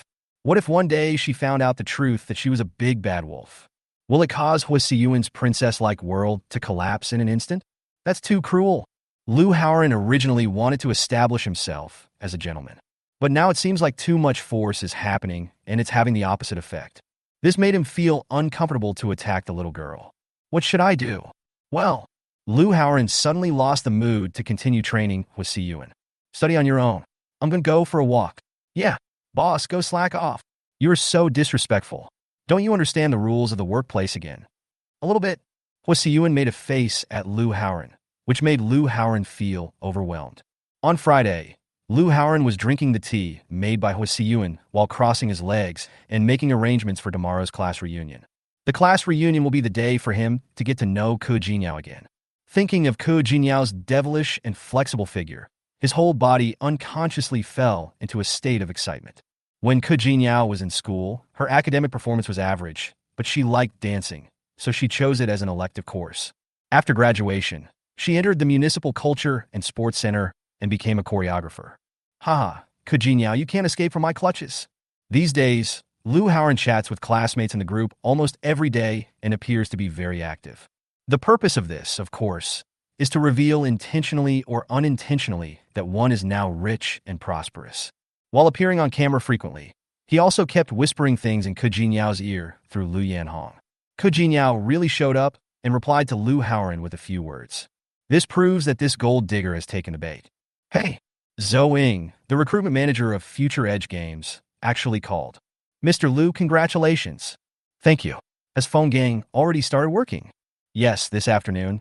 We have completed the entry procedures for Phone Gang, and he will officially start work next Monday. Congratulations. Manager Zhou's problem has finally been solved.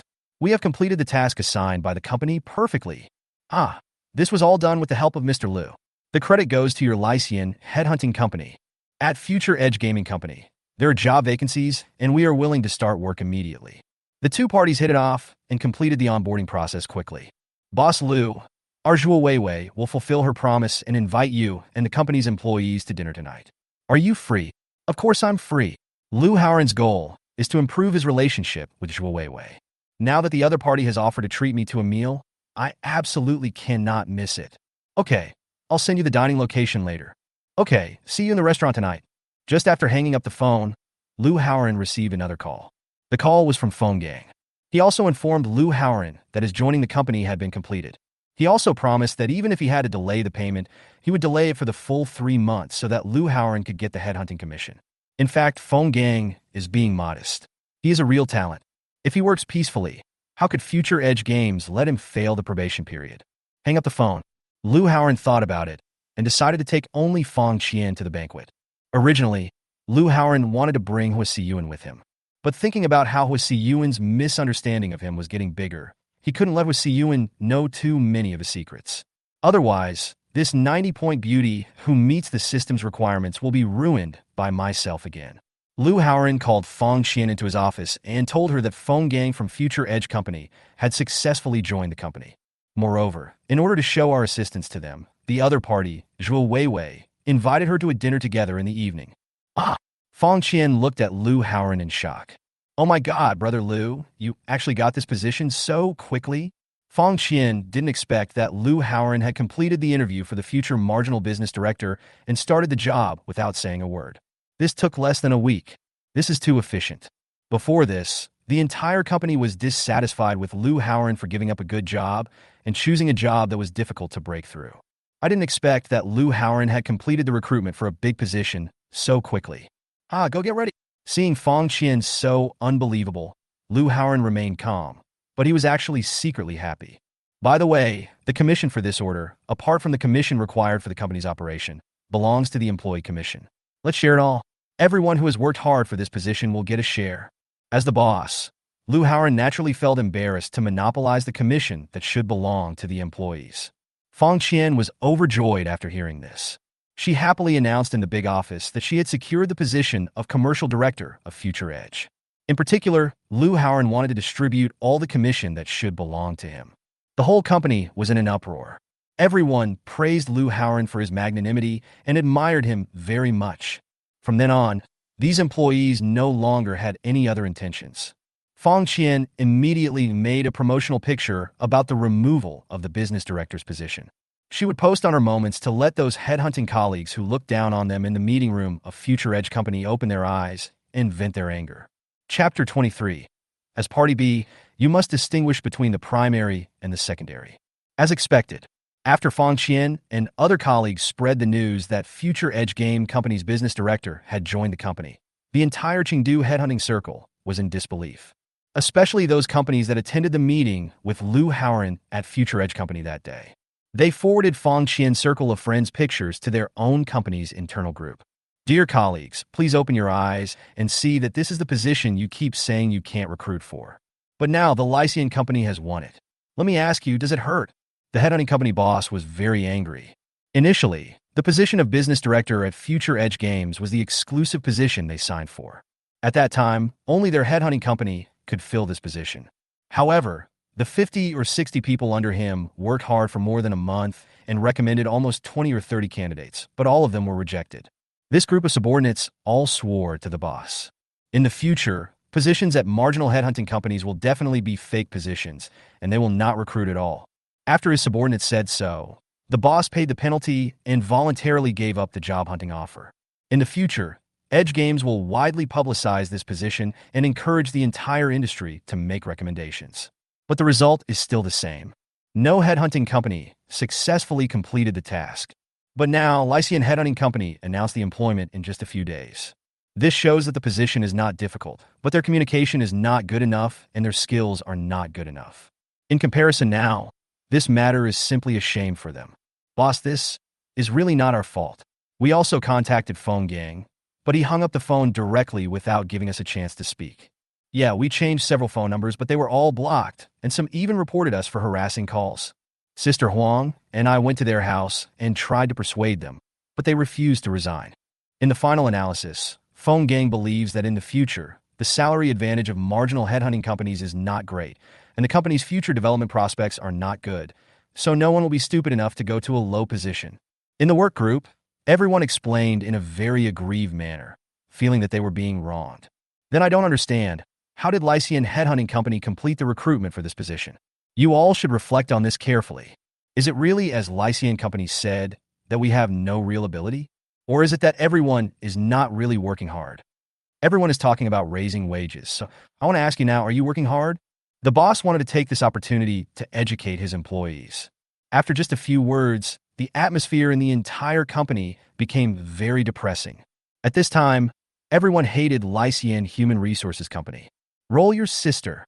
If you want to compete, just do it on your own. Why do you have to post it on your moments and let everyone know about it? Everyone was cursing their parents in their hearts.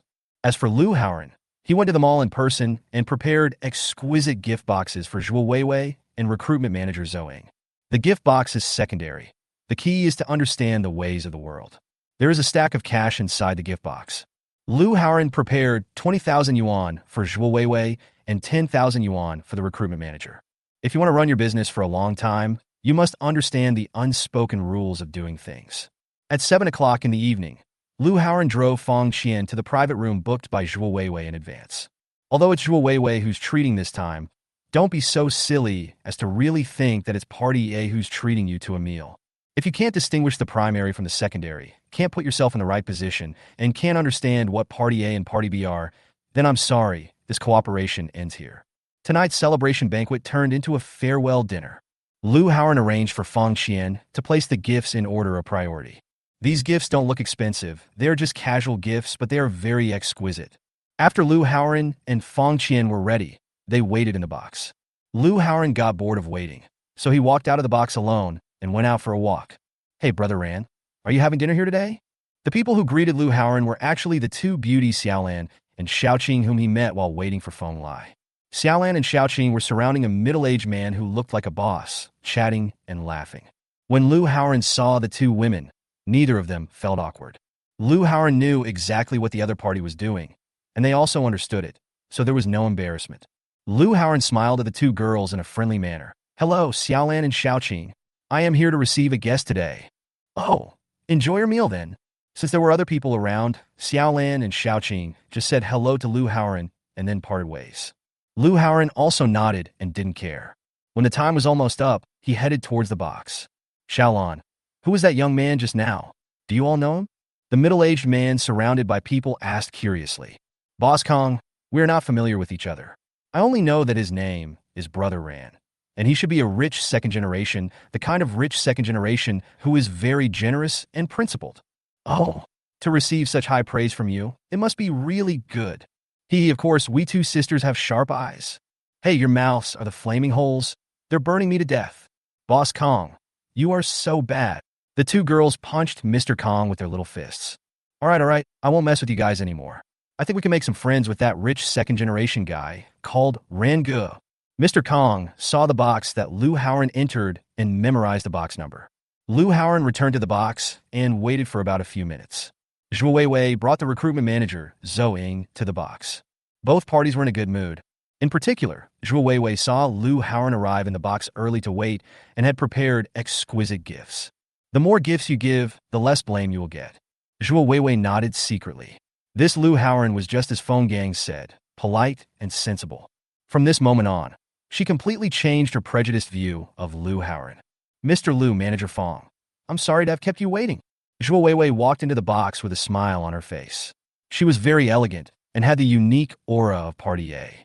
Lu Haoran and Feng Qian hurried over to meet them. Both parties shook hands lightly. When Lu Haoran held Zhuo Weiwei's hand, the corners of his mouth curled up slightly. Finally, I got to know this proud, beautiful, and wise woman. Zhuo Weiwei is the most elegant and capable woman he has ever met. How joyful it would be if such a woman were conquered. Although Lu Haoran was reluctant, he also understood that he had finally gained Zhuo Weiwei's favor and he couldn't mess it up again. He shook hands with Zhuo Weiwei gently and then let go. Zhuo Weiwei was also very satisfied. Perhaps she had misunderstood him when handing over the house that day. From what I have met so far, Lu Haoran is considered a man of good character. You can make deep friends. Under Lu Haoran's guidance, Zhuo Weiwei sat in the main seat. Zhou Ying also sat down. The two sides exchanged greetings. After Lu Haoran and Zhuo Weiwei both mentioned the sale of the house, Zhou Ying and Feng Qian were surprised. This world is really small. It is the partners who sell and buy the houses. Feng Qian and Zhou Ying praised Lu Haoran and Zhuo Weiwei for their deep bond. Next, Lu Haoran shared the interesting things that happened in the process of dealing with Feng Gang. Of course, all of this was compiled by Lu Haoran. The atmosphere in the box was very harmonious, and it was a very successful business meeting. Hello, guests. Excuse me. I'd like to serve you some 2010 Matai and 2002 La Fight. Two waiters pushed a drink cart into the box. Chapter 24, Extremely Embarrassing. Zhuo Weiwei tilted her head and looked at Zhou Ying. Did you order Matai and La Fight? Zhou Ying became nervous and stood up from his chair suddenly. As an employee of the Human Resources Administration Department, she naturally knew that both wines were not cheap, at least 5,000 yuan a bottle. Two bottles cost more than 10,000 yuan. We're not entertaining any important person or boss this time. So how could we possibly order such expensive drinks? She said to the waiter. Did you send the wrong thing? We didn't order any drinks. Was it the wrong delivery? The waiter scratched his head, then stepped out to check the box number, then checked the drink order number. Yes, it's this box. It says on the receipt that it's a free box. It should be the drinks given by your friends. He didn't have the time to tell you yet. So that's it. Zhou Ying was confused and could only look at Zhuo Weiwei. Boss Weiwei, was this given to you by your friend? Zhuo Weiwei frowned slightly and kept thinking in her head who would give her a drink. She thought about it over and over again, but couldn't figure it out. She has quite a few wealthy men pursuing her, but none of them are her type. But today I am entertaining guests. If someone comes to give you wine at this time, it would really make you feel proud. Mr. Zhuo really has friends all over the world. We want to follow Mr. Zhuo to taste some good wine today. Originally, in this business meeting, the other parties were two women, so I was not prepared to drink. Without drinking, it would be difficult to bring the two parties closer. At this time, someone brought him some wine, and Lu Haoran was delighted. Hurry up and flatter Zhuo Weiwei. Oh my, it's actually 10-year-old Matai and La Fight. Although it's from 2002, I've never seen it before. I'm so lucky today to be able to share this with Mr. Zhuo. Feng Qian also knows how to play the supporting role, which is a very face-saving thing for anyone. At this time, it's definitely a good idea to flatter the guy. Zhuo Weiwei was so flattered that she couldn't leave the stage. She thought for a moment and said to the waiter, "Open the bar. Hello, customer. Would you like to order white wine or red wine?" "Open a white bar." Zhuo Weiwei also had some little thoughts in her mind. She didn't drink much white wine, but she would drink a few sips of red wine every night. She plans to keep this bottle of 2002 Lafite and take it home later. After getting their consent, the two waiters nodded and opened the wine on the spot. Everyone at the scene showed eager eyes. At the same time, they all praised Zhuo Weiwei in various ways. Although Zhuo Weiwei felt painful to open such an expensive wine, she also felt very proud. When the wine was poured, the whole box was filled with a rich aroma of wine. "Come on, let's have a drink and congratulate our two companies on their happy cooperation. Cheers, happy cooperation." Dry. With good wine, everyone stopped pretending. Even the three women who didn't usually drink much didn't refuse. Everyone wants to taste the flavor of fine wine. It was also the first time that Lu Haoren drank such good wine. He held the wine in his mouth and savored it carefully. The fragrance is long-lasting.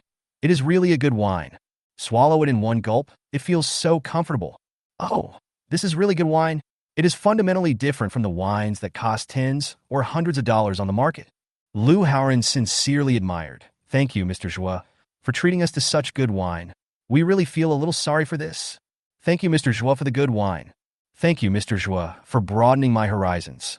If it weren't for Mr. Zhuo, I probably would never have been able to drink such good wine in my life." Fang Qian and Zhou Ying really spoke from their heart. "Ha! A friend just happened to send this over. Now that it's here, let's all enjoy it." Zhuo Weiwei suddenly felt very proud. "Come on, let's have another one." This time, on behalf of Future Edge Games Company, I would like to thank Mr. Liu for helping us solve such a big problem as the business director. With Feng Gang joining us, our company will definitely expand its channels even further. Zhuo Weiwei raised her glass and drank with everyone in high spirits. Everyone stood up and clinked glasses with Zhuo Weiwei. At this moment, a hearty laugh came from outside the door. Everyone looked in the direction of the voice. The person who came was actually the middle-aged man surrounded by Xiaolan and Xiaoqing, whom Lu Haoren had met in the hotel before. "Mr. Lu, hello. Who are you?"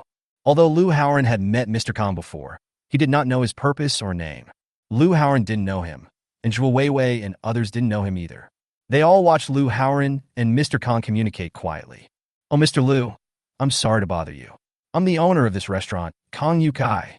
Kong Yukai was holding a glass of wine, smiling, speaking with full energy, and he looked very heroic. It makes people feel good about him. "It's okay, it's not a bother. May I ask what Mr. Kong wants to talk to me about?" "That's right, Mr. Lu. I like making friends. Just now, when I heard Xiaolan talking about Mr. Lu, I felt that Mr. Lu was also a heroic man, so I wanted to make friends with him. So I sent 2 bottles of wine over. I hope you will forgive me for any intrusion." Buzz! Everyone in the private room felt like their heads were exploding when they heard this. Oh my God! Those 2 bottles of wine were actually given to Lu Haoren by the hotel owner. But just now he was claimed by Zhuo Weiwei. At this moment, no one dared to look at Zhuo Weiwei's situation. Zhuo Weiwei's face turned red. Even though she was already the human resources director, she was so embarrassed when she encountered such a failed attempt at pretending to be cool that she wanted to hide under the dining table. Lu Haoren's teeth were also sore from biting them. Oh my God! How could such a misunderstanding happen? He now wished he could kick Kong Yukai to death. "Is there anyone who gives wine like you? Wouldn't it cause misunderstanding if you gave wine as a gift? It would be fine if it was in the past, but in this scene, the protagonist is Zhuo Weiwei." This made Zhuo Weiwei, the protagonist, lose face so much. From this moment on, it can be announced that the close relationship with Zhuo Weiwei that was created at tonight's banquet has completely returned to zero. If Zhuo Weiwei was a person who cared a lot about her reputation, she would avoid Lu Haoren in the future and even develop resentment towards him. This kind of thing can make people embarrassed to death. Zhou Ying, the subordinate next to him, was trembling all over. This misunderstanding has a lot to do with the way she asked the question just now. If she hadn't taken the initiative to ask Zhuo Weiwei just now, and even intentionally directed the matter to Zhuo Weiwei, then Zhuo Weiwei wouldn't have been forced to act like this. Zhou Ying felt weak all over, his scalp was numb, and his head was spinning wildly. She wanted to find something to ease the awkwardness, but she couldn't find any. Kong Yukai, who was standing next to Lu Haoren, also noticed the stagnation in the atmosphere. He scratched the back of his head, totally confused, and asked weakly, "Mr. Lu, did I say something wrong?" Chapter 25 Boss, don't get drunk to death. Ah, you're right. You're right. Lu Haoran laughed loudly, stood up, put his arm around Kong Yotsai's shoulders, and said, "Thank you, Mr. Kong, for the gift of wine. I also like making friends. Come, let's have a drink and congratulate us on becoming friends. Hee hee, I've always been very good at judging people. Mr. Lu is indeed a generous person. I've decided to make friends with him. Come on, let's have a drink." The two wine glasses clinked together, making a crisp sound. This voice struck everyone's heart, loosening the tense atmosphere in the box. "Boss Kong, you look a few years older than me. So how about I call you Brother Kong and you call me Brother Lu?" "Of course. I'm also annoyed by the term boss or young master." Kong Yukai agreed readily, and the atmosphere became more and more harmonious. Lu Haoran said at this time, "Brother Kong, let me introduce you. This is my leader, Zhuo Weiwei, President Zhuo." Lu Haoran introduces Kong Yukai to Zhuo Weiwei. When Kong Yukai heard that Zhuo Weiwei was Lu Haoran's leader, he immediately went to greet her respectfully. "Boss Zhuo, hello." Although Zhuo Weiwei was embarrassed and had a very stiff expression, she still forced a smile and stood up to shake hands with Kong Yukai. "Mr. Kong, nice to meet you. Boss Zhuo is so beautiful. Thanks for the compliment." Then, Lu Haoran introduced Zhou and Fong Qian to Kong Yukai. "By the way, Brother Kong, you are the owner of this hotel. Could you please ask when the Matai and Lafite sent by our friend Mr. Zhuo will arrive?" When saying this, Lu Haoran blinked and signaled Kong Yukai. Kong Yukai was slightly stunned, but as a hotel owner, he was particularly sensitive to the ways of the world. When he saw Lu Haoran's gesture and combined with the atmosphere just now, he reacted quickly. "Brother Lu, wait a moment. I'll call and ask right away." "Okay, thank you, Brother Kong." On the spot, Kong Yukai made a phone call and shouted, "Shout Dan, what's going on? The guest in room 686 has a bottle of Matai and a bottle of Lafite. Why haven't they been delivered in such a long time?" "What? Did you forget? This was given to me by a friend of the guest." "You idiots, bring it to me now." After hanging up the phone, Kong Yukai apologized to Zhuo Weiwei with an apologetic look. "I'm sorry, Mr. Zhuo. Our waiter forgot and kept you waiting for a long time.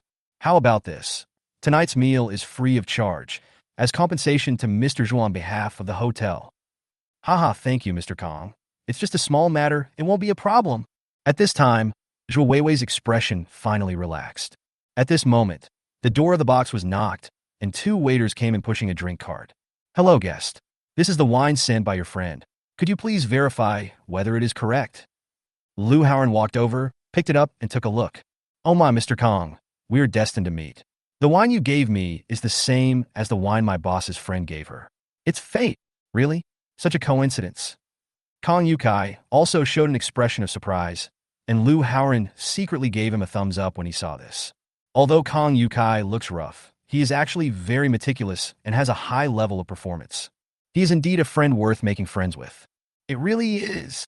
After Kong Yukai was surprised, he turned around and picked up the wine glass. "Come on, let's drink to celebrate this fate." Kong Yukai took the initiative to refill the glasses of Zhuo Weiwei, Lu Haoran, and others. After a few rounds of drinking, everyone felt dizzy. The atmosphere also became harmonious. "Boss Kong, do these need to be opened?" The waiter waited for Kong Yukai, Lu Haoran, and others to toast, and then asked carefully and tentatively. Kong Yukai said, "You can go out now. I am very honored and happy to meet Brother Lu and President Zhuo today. I will serve you personally here." "Okay, Merkang." The waiter wiped the cold sweat from his forehead and quickly left the box. I thought to myself, what a close call. I didn't send the wrong wine and didn't mess things up. As the boss, Kong Yukai really helped Lu Haoran and others. This card is maxed out. It made Zhuo Weiwei and others feel very proud. The awkward atmosphere just now finally disappeared. When it was almost time, Kong Yukai found an opportunity and took the initiative to leave the box. With the previous misunderstanding resolved and the awkwardness resolved, Lu Haoran, Zhuo Weiwei, and others were more relaxed. After drinking, Zhuo Weiwei's true nature came out. She regained the playfulness and enthusiasm that a woman should have. At the same time, Lu Haoran also felt loneliness from Zhuo Weiwei's tone. Women in high positions will more or less feel lonely. Seeing this, Lu Haoran tried to joke with Zhuo Weiwei, but Zhuo Weiwei did not feel disgusted. Instead, she was somewhat ambiguous with Lu Haoran. Zhuo Weiwei did not even resist when their bodies came into contact. Zhou and Fong Qian were also very relaxed. The guests and hosts had a great time at the banquet in the evening. The party lasted until very late. When leaving, Zhuo Weiwei asked Zhou to pay the bill, but was told it was free. Kang Yukai was so enthusiastic that the others could only accept it with a wry smile. Mr. Zhuo, Manager Zhou, thank you for the banquet today. Please take care of Lycian Company's business in the future. Lu Haoran sent Zhuo Weiwei and Zhou Ying to the car. Fang Qian placed the remaining unopened wine and 2 boxes of gifts in Zhuo Weiwei's trunk without leaving any trace. Okay, Mr. Lu, don't worry. Your company is strong and has been recognized by our chairman. The subsequent cooperation will definitely be closer. After exchanging a few polite words, they said goodbye to each other. Lu Haoran breathed a sigh of relief when he saw the designated driver sending Zhuo Weiwei and Zhou Ying away. All the efforts were not in vain after all, and I finally got one step closer to Zhuo Weiwei. Fang Qian, take a taxi home and get the invoice ready. The company will reimburse you. Fang Qian also drank too much, felt a little dizzy and very tired. Brother Lu, you've been drinking, please don't drive. Lu Haoran waved his hand. Don't worry, go back and rest. I have someone to pick you up. Okay, bye, Brother Lu. After Fang Qian left, Lu Haoran called Hua Siyuan directly. Hua Siyuan, come to the parking lot on the side of the road at Mingdu Hotel and help me drive. Boss, it's so late, I've already gone to bed to watch TV. How about I call a designated driver for you? Hua Siyuan is as stubborn as ever. Vomit. Lu Haoran simply used his fingers to dig himself out and vomit. Hua Siyuan heard the voice and was shocked. Boss, are you drunk? What's wrong with you? Then the phone fell to the ground. Hua Siyuan called out several times but got no response, so she hung up immediately and called again, but no one answered for a long time. Oh my, is this boss going to die drunk on the street? This boss is so stupid. He doesn't even bother to drink with someone. Lu Haoran, don't die, wait for me, I'm coming soon. Hua Siyuan got up while complaining. No matter how stubborn she was, she didn't dare to joke about the danger to her life. She didn't even have time to take off her pajamas. She put on a thin shirt and took a taxi to Mingdu Hotel. At this moment, Lu Haoran heard the sound of his cell phone hitting the ground, and his heart broke. But now is not the time to worry about your phone. He wanted to lie down on the ground directly, but after thinking it over, he decided not to because the ground was too hard and too cold. So he opened the passenger door and lay down on it crookedly, with half of his body in the car and half on the ground, without closing the door. I have to fall asleep quickly, otherwise I'll be exposed. It would only take a few minutes for Hua Siyuan to come over, so Lu Haoran had to fall asleep as soon as possible. Fortunately, he was already feeling dizzy from drinking, so he fell asleep immediately when he thought about sleeping. Chapter 26, Watch Your Words. I'm your boss. A few minutes later, Hua Siyuan found Lu Haoran's car. She was shocked when she saw Lu Haoran like this. She immediately stretched out her finger and probed Lu Haoran's breath. Well, fortunately, it's a living person. It's really scary. Hua Siyuan felt disgusted by the smell. She looked down and found herself stepping into filth. Oh my boss, you're such a disgusting bastard. You're vomiting everywhere. She jumped up quickly, walked to the grass nearby, and wiped her shoes clean. When she came back again, she patted Lu Haoran's face in disgust. Boss, wake up! Wake up! You're so heavy. How can I move you? But Lu Haoran was still sleeping soundly. He was really asleep and not pretending. Hua Siyuan had no choice but to look around, trying to find a passerby to help her stuff Lu Haoran into the car. But now it's the middle of the night, and there's no one on the road. Alas, what a dead pig-like boss. Hua Siyuan had no choice but to do it herself and move Lu Haoran into the car little by little. Ouch! It's so heavy, just like a pig. Hua Siyuan kept mumbling to herself, and after a while she finally stuffed Lu Haoran's body into the passenger seat. She helped Lu Haoran pick up the phone and put it away, then walked to the driver's seat. Oh my, this car is so advanced, how do I drive it? Hua Siyuan had hardly driven a car since she got her driver's license. She studied for a long time and finally started the engine. She turned her head and found that Lu Haoran was not wearing a seatbelt. She lay over Lu Haoran's body again and helped him fasten his seatbelt. Just at this moment, Lu Haoran's head suddenly drooped. Boom! Hua Siyuan felt soft lips pressing against her face. Her whole body stiffened instantly, and her heart started beating wildly. She was so scared that she dared not move. After a long time, Lu Haoran's heavy breath with the smell of alcohol blew on her pretty face. At that moment, her little heart seemed to stop beating. When she found that Lu Haoran was still sleeping soundly, she breathed a sigh of relief, slowly pulled over the seatbelt, and helped Lu Haoran put it on. When she returned to her seat, Hwasi Yuan's face was as red and hot as a flame. She glanced secretly at Lu Haoran. A handsome face, angular features, and a carefully groomed hairstyle. So handsome. I never realized that the boss is so handsome. She was at home just now, watching a Korean drama. Now let's compare them with the protagonists in Korean dramas. Hwasi Yuan was surprised to find that Lu Haoran was even more handsome than the oppa in the Korean drama. Boss, where do you live? But Lu Haoran had fallen into a deep sleep, and no one answered her. Hwasi Yuan finally adjusted her mentality and prepared to drive, but she didn't know where Lu Haoran's home was. She drove the car slowly forward until she arrived in front of a hotel. She turned straight in. Forget it. I'll just take you to the hotel. Hwasi Yuan called the lobby manager and asked them to arrange someone to help Lu Haoran into the guest room. After helping Lu Haoran to sleep well, she prepared to leave. Hey, Soma, aren't you going to stay here and take care of this gentleman? The lobby manager stopped Hwasi Yuan. Hwasi Yuan hesitated and said, He is my boss and I am just his employee. Is it inconvenient for me? But he is drunk and there is a great risk. If no one is taking care of him, we can only ask you to take him away. The lobby manager's attitude was so firm that Hwasi Yuan could not refute. Hwasi Yuan thought for a moment and said, Can you help me get a room next door? I'm so sorry, ma'am. This is the only room we have left in our hotel. Is that so? Do you have a twin room? A twin room is fine too. No more. This is the only king-size room left in our entire hotel. The lobby manager repeated it again. Hwasi Yuan had a great headache. Ma'am, if it doesn't work, you can also try another hotel. The lobby manager didn't really want to do this business. He was worried that the drunk guests would be left unattended and die in there, which would be a big trouble. That's too much trouble. Hwasi Yuan gritted her teeth and decided to accompany Lu Haoran for one night. That's it. I'll take care of him here.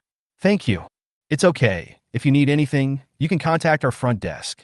Okay, thanks. After the lobby manager left, Hwasi Yuan looked at Lu Haoran, who was sleeping soundly, and felt awkward. She glanced at the facilities in the room.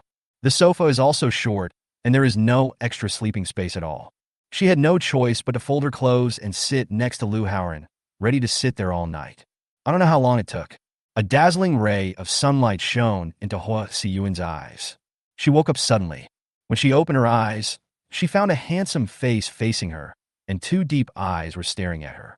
Only then did she realize that one foot and one hand were on Lu Haoran's body. Ah!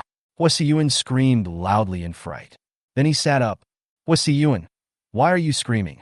I didn't touch you, but you were the one rubbing against me. Shut up. Hwasi Yuan was very embarrassed and shrieked. It's all because of you. You're drunk as a dead pig. Otherwise, why would I sleep with you? It's all your fault. Humph. Hwasi Yuan. Lu Haoran snorted coldly. Please be careful with your words. I am your boss. I didn't mean it. Hwasi Yuan also realized that her words were too extreme. She blamed Lu Haoran verbally, but only she knew in her heart that Lu Haoran was not the one who did it. Sorry, boss. I just overreacted just now. Okay, I don't blame you. Thank you for sending me to the hotel last night. Lu Haoran's tone softened. Go wash up, change your clothes, and have breakfast, then I'll take you home. Yeah, thank you, boss. Hwasi Yuan was suddenly very touched. She had just scolded her boss, but not only was he not angry, he also took her to have breakfast and sent her home. After Hwasi Yuan finished washing up, Lu Haoran said, Go buy 2 breakfast coupons. Also, tell me how much your accommodation fee is for last night, and I'll transfer it to you. Okay. When Hwasi Yuan heard the boss's arrangement, she hurried out to buy the coupons. Lu Haoran shook his head. This little girl just lacked the harsh punishment from society. But fortunately, he is very tough and able to accept education, unlike other post-00s who will give up if one word is wrong. When Hwasi Yuan is disobedient, just yell at her and she will change. Very nice staff. Lu Haoran and Hwasi Yuan met in the restaurant. Hwasi Yuan had formed a habit of helping Lu Haoran get the food. Lu Haoran felt much happier. This was the treatment a boss deserved. Please help me find out what's going on with this CEO's office. Ask how to take classes and how much the tuition is. Oh, okay. But what exactly happened? Boss, can you tell me the details? So I know how to find out. Hwasi Yuan is still very positive about work and will try her best to complete whatever is assigned to her. Lu Haoran told Hwasi Yuan about what happened with Kong Yukai, whom he met last night. Kong Yukai, this guy, after giving Lu Haoran drinks last night and getting to know Lu Haoran, he casually invited Lu Haoran to join the CEO class he was attending. Lu Haoran's face turned dark at that moment. and he suspected that Kang Yotsai's intention to make friends was fake, and his real purpose was to sell him courses. But Lu Haoran thought again. Kang Yukai gave him Mao Tai and La Fight twice, each worth more than 20,000 yuan. So he was not the kind of person who was trying to sell him courses. So, Lu Haoran arranged for Hua Siyuan to find out the situation first. Chapter 27, She Appears Again. After breakfast, Lu Haoran sent Hua Siyuan home, and then he went to Sun Shiqian. After Sun Shiqian left the factory, she had nothing to do every day, so at Lu Haoran's suggestion, she signed up for an on-the-job undergraduate program. Sun Shiqian cherishes this learning opportunity very much. Even on the weekend, I am still studying and reading very seriously. When Lu Haoran opened the door and went in, he saw Sun Shiqian taking an online class at the computer. She turned around and saw that it was Lu Haoran and rushed over to hug him in surprise. "Honey, have you had breakfast? If not, do you want me to make it for you?" Sun Shiqian helped Lu Haoran get his slippers and took his changed socks to the bathroom, ready to wash them later. Lu Haoran shook his head. "I've eaten. Go to class quickly. The teacher is still teaching." "Well then, husband, you sit by yourself for a while.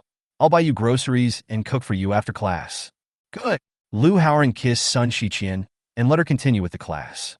Lu Haoran went to the bedroom, opened the closet, and saw the clothes neatly folded inside. He couldn't help but smile happily. After changing into home clothes, Lu Haoran came to Sun Shiqian and held her on his lap. "I'll accompany you to class, and then we'll go to the market and make something delicious for lunch." Oh, stop touching me. My husband is a bad guy." Lu Haoran spent the entire day on Saturday with Sun Shiqian going to the vegetable market, then cooking and washing dishes, and finally the two of them hugged each other and watched TV. In the afternoon, Lu Haoran said, "Qian, I have to attend a class reunion tonight. You can take care of your own dinner and don't wait for me at night." Sun Shiqian was extremely reluctant, but she didn't ask any more questions. He also took the initiative to help Lu Haoran find clothes and dress up. He also helped Lu Haoran draw his eyebrows. She dressed Lu Haoran up very carefully to look handsome. The alumni reunion will be held in the banquet hall of Crown Plaza Hotel. At Lu Haoran's request, the entire banquet hall was decorated very beautifully and grandly. There are 4 large round tables in the banquet hall. Desserts, fruits, and other snacks are also placed next to it. As the organizer, Lu Haoran naturally arrived at the scene early. After about dozens of minutes, people arrived one after another. 2 female classmates came in, and they walked into the banquet hall hand in hand. Oh, what a grand banquet hall! The people who came in were the carefree Lu Yanhong and 3 other female classmates. When Lu Haoran saw 4 classmates coming in, he stood up with a smile to welcome them. "Student Lu, you've really become rich." The female classmates were surprised and shocked to see how handsome and wealthy Lu Haoran was. That's a small fortune. Even though things have come to this, Lu Haoran is not so hypocritical as to be extreme. He still admits it appropriately and gives everyone a little sincerity. "I haven't seen you for 2 years. You've changed a lot." One of the girls, who looked well-behaved, took Lu Haoran's arm, looked at him carefully, and was deeply moved. "We are getting older and uglier, but our classmate Lu Haoran is getting more handsome and younger. This is unfair. This is the difference between being rich and being poor. Our handsome Lu is rich now. Of course, you eat good food, wear good clothes, and use all kinds of expensive skincare products. Of course, you will look younger. Oh, your watch is an Omega, right? It must be worth 100,000, right?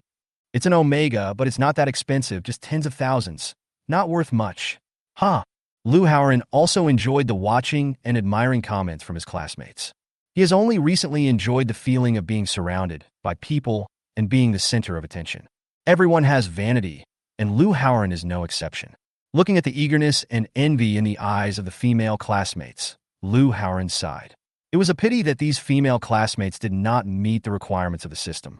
Otherwise, you can just hook up with a few girls and ask them to help you have children, and you will become richer. Alas, no one could have imagined that a classmate who used to be average would now be someone we can't even reach. This is fate.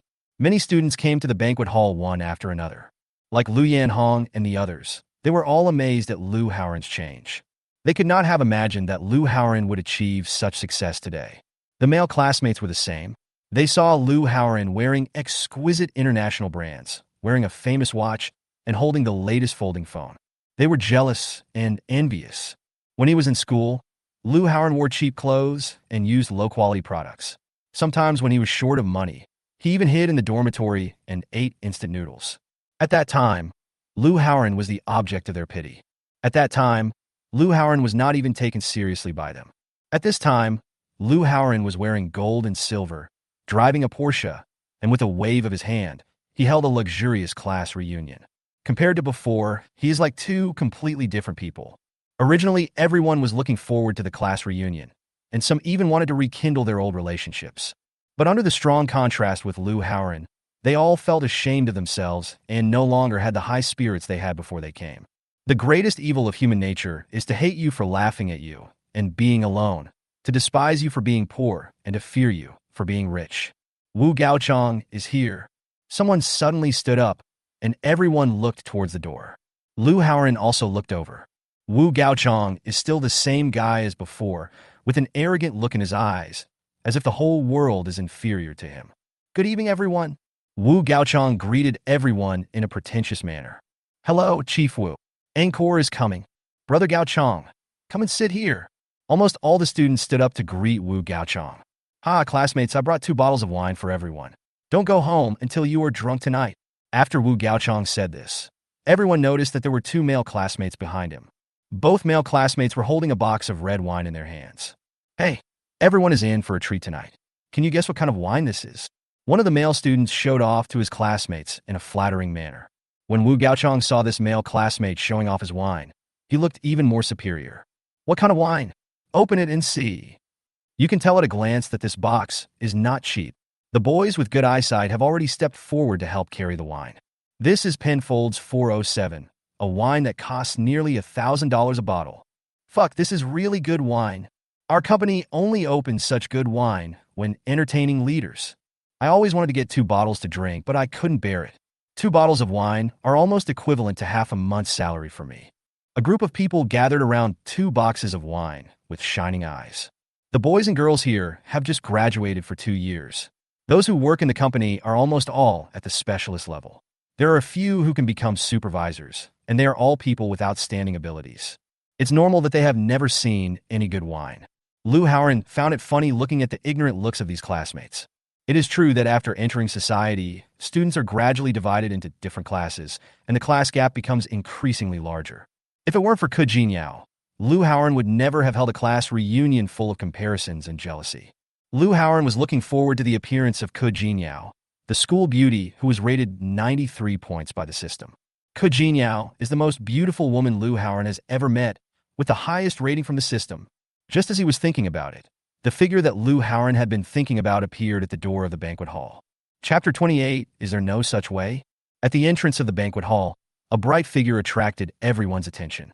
Ke Jinyao was wearing an elegant mid-length skirt tonight, and her snow-white neck and slender waist looked particularly charming under the light. Her face is like delicate porcelain, with gentle contours. Her long black hair fluttered gently in the air conditioning, like a mountain stream, winding and smooth.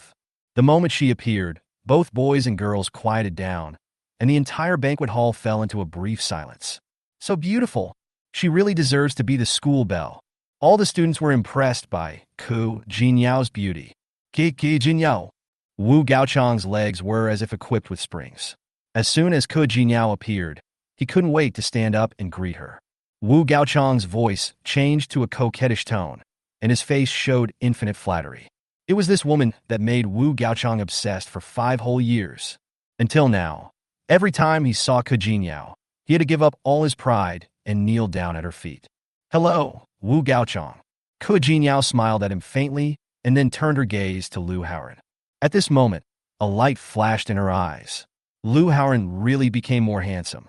When she saw Lu Haoran wearing branded clothes and accessories, she confirmed that Lu Haoran was really a rich second generation. Yeah, Ke Jinyao's lark-like voice made Wu Gaochang nervous and excited in an instant. Yao, I know you like to drink red wine, so I brought 2 boxes of red wine, just for you this time. It's Penfolds 407. Very good wine. Although Wu Gaochang looked down on everyone just now, when facing the goddess at this moment, he instantly turned into a bootlicker. Thanks. Hearing Wu Gaochang calling her so intimately, Ke Jinyao couldn't help but frown. She was worried about being misunderstood by Lu Haoran, but she was also worried about irritating Wu Gaochang, who was a good fish. She stopped talking to Wu Gaochang. I looked up at the tables in the banquet hall and prepared to find a seat to sit down. Yao Yao, please sit next to me. I reserved a seat for you. Seeing this, Wu Gaochang hurried to please. No, I'll sit over there with Hong Hong. At another table, which was Lu Haoran's table, Lu Yanhong was waving to Ke Jinyao. Ke Jinyao took light steps, no longer paying attention to Wu Gaochang, and walked straight towards Lu Yanhong. Pan Yonghong, can you give up your seat? I want to sit with Lu Yanhong. Oh, sure. I'll let you. The fat boy named Pan Yonghong hurriedly stood up with a red face and gave up his seat. Thanks. It's okay. After Ke Jinyao sat down, she greeted Lu Yanhong and turned to Lu Haoran on the other side and said, Lu Haoran, I'm sorry for that night. Lu Haoran just smiled and said nothing. Ke Jinyao actually said sorry to Lu Haoran, and everyone was shocked.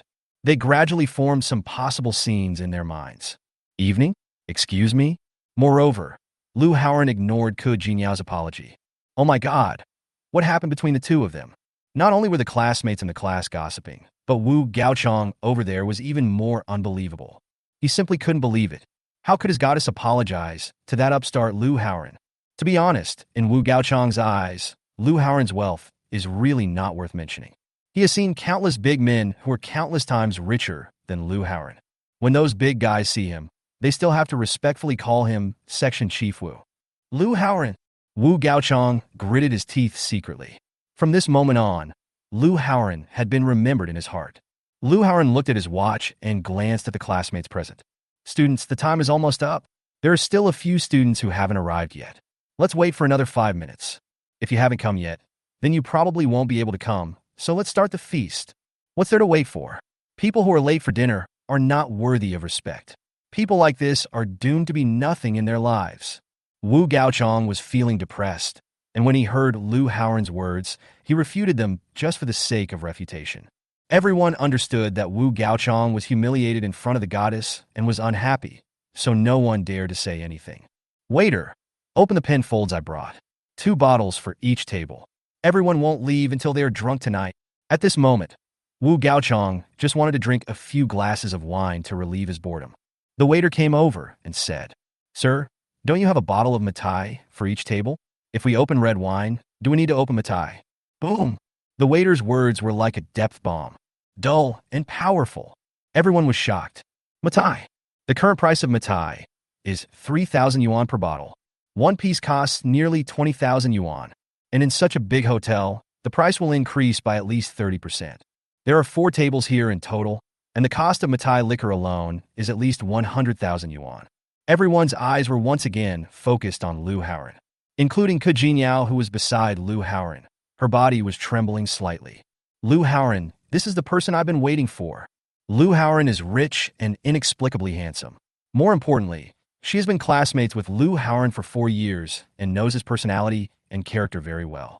Although Ke Jinyao didn't want to waste her stunning beauty, she definitely didn't want to marry a man with a bad temper, let alone an old grandfather who was several years older than her. Therefore, Lu Haoran became her best choice to marry into a wealthy family. Everyone was waiting for Lu Haoran to answer whether to open Matai or penfolds. Seeing this, Lu Haoran smiled faintly and asked, Classmates, do you want to drink white wine or red wine? Liquor. It must be liquor. We're having Chinese food, so white wine is definitely a better match. Except for the dumbfounded Wu Gaochang, everyone said in unison, Open Matai. Penfolds is also expensive, but they can still drink it if they grit their teeth. But I would never drink Matai. A bottle of Matai is equivalent to a mobile phone. Who the hell can stand drinking a cell phone in just a few gulps? Moreover, in their eyes, those who buy Matai cannot afford to drink it because they're going to give it as gifts. For those who can really afford to drink Matai, it is the symbol of status and wealth. They have just graduated and are still struggling at the bottom of society. How could they have the chance to drink Matai? Today we have the opportunity to drink Matai to our heart's content. We must seize it. Then let's open Matai. Then the dishes came up. The dishes were very exquisite, and everyone enjoyed the meal very much. This group of students, eating delicacies from land and sea and drinking Matai, began to have a change in their mentality. From this time on, they truly began to accept that Lu Haoran had entered the wealthy class that they could not surpass. When they faced Lu Haoran again, they couldn't help but feel awe and respect in their hearts. Many people began to raise their glasses and toast to Lu Haoran. Mr. Lu Hao, How is the work situation that you asked for me a few days ago going? Lu Changjiang originally wanted to call Lu Haoran by his name, but when he thought of Lu Haoran's extraordinary status, he felt uneasy and didn't dare to call him by his name anymore. He had lost a lot of hair recently due to work, so he took the opportunity to ask again while toasting Lu Haoran. Lu Haoran looked a little embarrassed after hearing this. To be honest, he had even forgotten about finding a job for Lu Changjiang. When Lu Haoran was about to explain, Wu Gaochang suddenly said, "Hey, Lu Haoran, you were helping Lu Changjiang find a job a few days ago. How come he hasn't found one yet? Is there no such way?" Chapter 29, Arranging a Job for You. Wu Gaochang's words may seem like a normal conversation between classmates, but the mockery in his tone and expression was very obvious.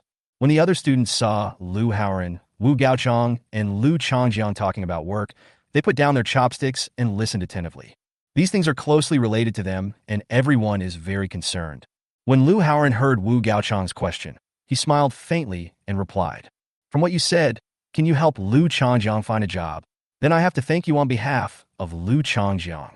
In fact, when it comes to helping others, especially when you can't gain any benefits from it, try not to do it if you can. Besides, Lu Changjiang's work experience is really hard to describe. If I really want to help Lu Changjiang find a job, I will inevitably owe someone a favor."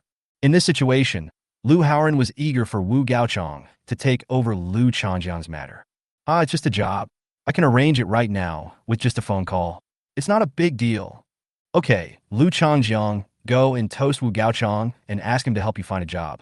If Section Chief Wu is willing to help, then you'll have the job." Lu Changjiang was really excited when he heard what Lu Haoran said. He hurriedly held up the wine glass and walked to Wu Gaochang. "Chief Wu, can you really help me with my work?" "Oh, Xiao, it's not a big problem." Wu Gaochang glanced at Lu Haoran and couldn't help feeling a sense of contempt. "So what if I have money? Can't even arrange a job." Lu Haoran probably noticed Wu Gaochang's thoughts, but it didn't matter. He was too lazy to pretend to be cool for something that had no benefit. His target today is Ke Jinyao. Moreover, the goal has basically been achieved. Other things are no longer necessary. Lu Haoran pretended to glance casually at Ke Jinyao beside him. I found Ke Jinyao sitting there looking at Wu Gaochang with great interest. When Wu Gaochang saw Ke Jinyao's eyes, he was shocked, sat up straighter, and became even more proud. Lu Haoran frowned slightly. This Ke Jinyao really showed the clinging nature of a gold digger to the fullest. In fact, Lu Haoran knew it from the moment Ke Jinyao apologized to him. His showing off in the class group these days was not without effect. At least this gold digger girl has begun to regard him as one of her important backup plans. Unfortunately, this woman is the kind of person who won't release the eagle until she sees the rabbit. Even with just this little bit of bragging, I'm afraid it still won't be enough to impress Ke Jinyao and ask him to help her have a baby. At this time, the students were talking about it. "Lu Changjiang, your kid is really lucky. Wu Gaochang happens to be in charge of the company. He can easily arrange someone, and the other party will give him face. Of course, no company dares to offend the tax department, so having money is nothing but empty talk. Power is the foundation. We have Section Chief Wu as our classmate. We have someone to back us up in the future." The students looked at Wu Gaochang with eager eyes. Although Lu Haoran is rich, the one who can help them is Wu Gaochang. Hearing these discussions, Wu Gaochang looked at Ke Jinyao even more proudly. Ke Jinyao and Wu Gaochang looked at each other and nodded in appreciation with a slight smile. The goddess actually nodded to me. The goddess smiled at herself. The goddess is recognizing her power. Every look of Ke Jinyao affects Wu Gaochang's mood. Wu Gaochang was so excited that he trembled all over after receiving Ke Jinyao's recognition. "Lu Changjiang, what industry are you in now? What was your previous work experience?" Wu Gaochang hurriedly asked Lu Changjiang if he wanted to make a phone call on the spot. "I want to let my classmates, especially Ke Jinyao, see how those entrepreneurs bow and scrape in front of me." Lu Changjiang looked a little embarrassed when he heard this.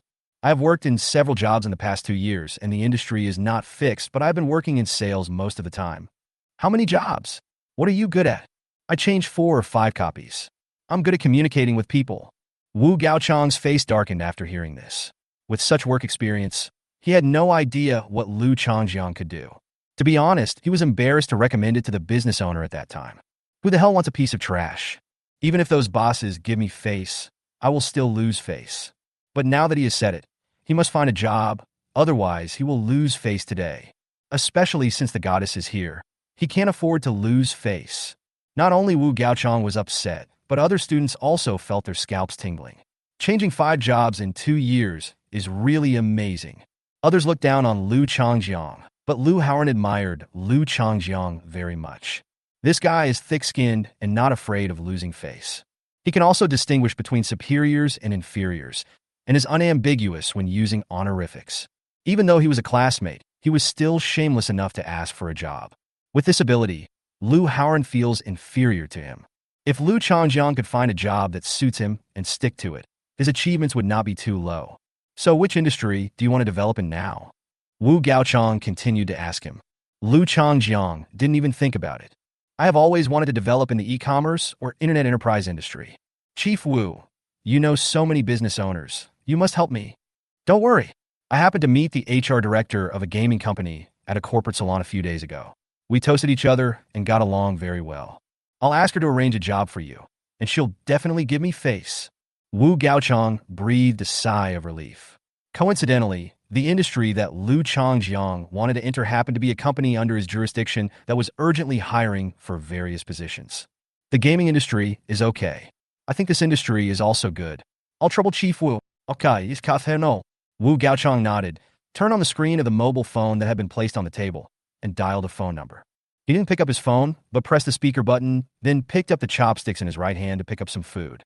This makes people feel like he is a boss calling his subordinate. Hey, who are you? The voice on the other end of the phone sounded like an advertising call with an annoyed tone. When Liu Haoran heard the voice, he found it very familiar, and a strange look appeared on his face. The human resources director that Wu Gaochang knew was actually Zhuo Weiwei. Wu Gaochang's expression suddenly became stiff, and a hint of liver color appeared on his face.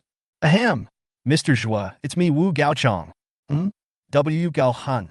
Zhuo Weiwei on the other end of the phone hesitated, then suddenly said, Oh, Chief Wu, I didn't remember your phone number. What can I do for you? Wu Gaochang could no longer bear Zhuo Weiwei's attitude, so he quickly picked up his phone and turned off the speaker. Boss Zhuo, this is what happened. I have a classmate who is now unemployed. He heard a few days ago that you guys started a new project. I called today to ask Mr. Zhuo to help me arrange a position for me. Wu Gaochang no longer dared to pretend to be a big shot. If he continued to do so, the other party might just hang up the phone. Sure, you can send his resume to the company email address. Our recruitment manager checks the email address every day. If your resume is suitable, you will be invited for an interview. Boss Zhuo, that's not what I meant. This classmate is a good friend of mine. He was not in the gaming industry before, so he asked me to say hello to you. Chapter 30, Scheming Bitch. No problem, Chief Wu. Please ask your classmates to come to me for an interview. If the interview goes well, you can come to work. Zhuo Weiwei still didn't finish her words.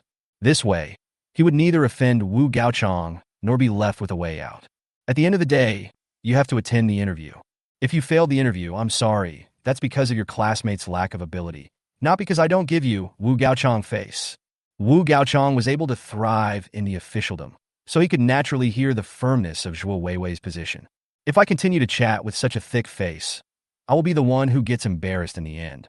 Zhuo Weiwei didn't give him this face, so Wu Gaochang had to suppress his unhappiness and said coldly, Then I'll trouble you, Mr. Zhuo. As soon as he finished speaking, Zhuo Weiwei hung up the phone before he even hung up. Call. Wu Gaochang was almost so angry that he cursed, but fortunately he had been in the officialdom for 2 years and was very calm, so he did not lose his temper on the spot. After the call ended, Wu Gaochang looked unhappy. Zhuo Weiwei insisted on having Liu Changjiang attend the interview, and did not discuss specifically who Wu Gaochang was going to recommend or what position was needed. In the end, I hung up the phone before him. This shows that Zhuo Weiwei has been speaking in official language and has not taken Wu Gaochang seriously, let alone taken the matter of him recommending someone to heart. In this situation, maybe when Liu Changjiang goes for an interview, people won't even know who he is. With Liu Changjiang's resume and ability, there is a 100% chance that he will fail the interview if he goes for it like this. Liu Changjiang's plan can basically be declared a failure. Chief Wu, how is it? Liu Changjiang looked at Wu Gaochang expectantly. Wu Gaochang's mouth twitched, and he said with a little embarrassment, They said it's not a big problem, but they need you to attend an interview. Oh, and there's an interview.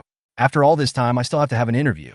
If I'm applying for a job through an interview, why would I need your recommendation? Liu Changjiang could not hide the disappointment on his face. Wu Gaochang saw what Lu Changjiang was thinking and consoled him. Lu Changjiang, go back and prepare well, learn some knowledge about this industry, and actively participate in interviews. You still have a great chance. Alas, I didn't find the right position for myself before. I was doing things here and there and lacked experience. That's why I couldn't find a suitable job.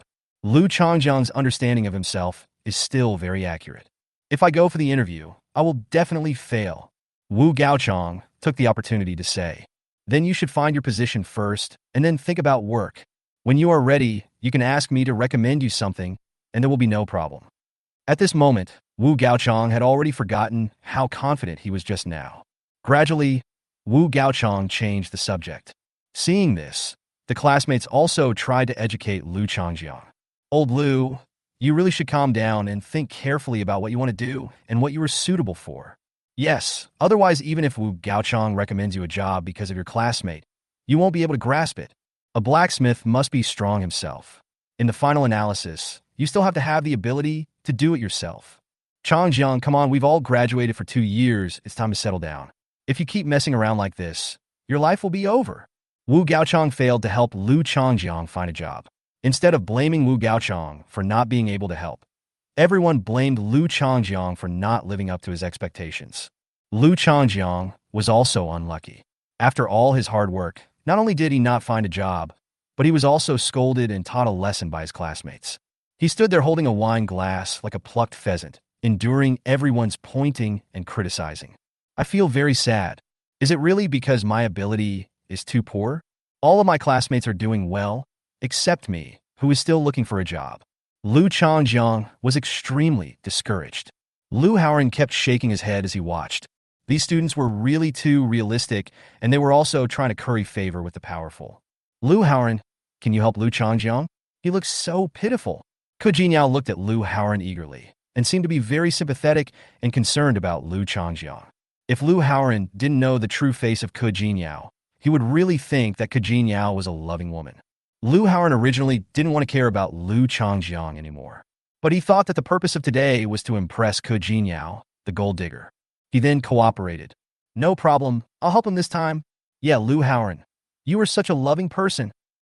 When praised by Ke Jinyao, the muscles at the corners of Lu Haoren's mouth twitched involuntarily.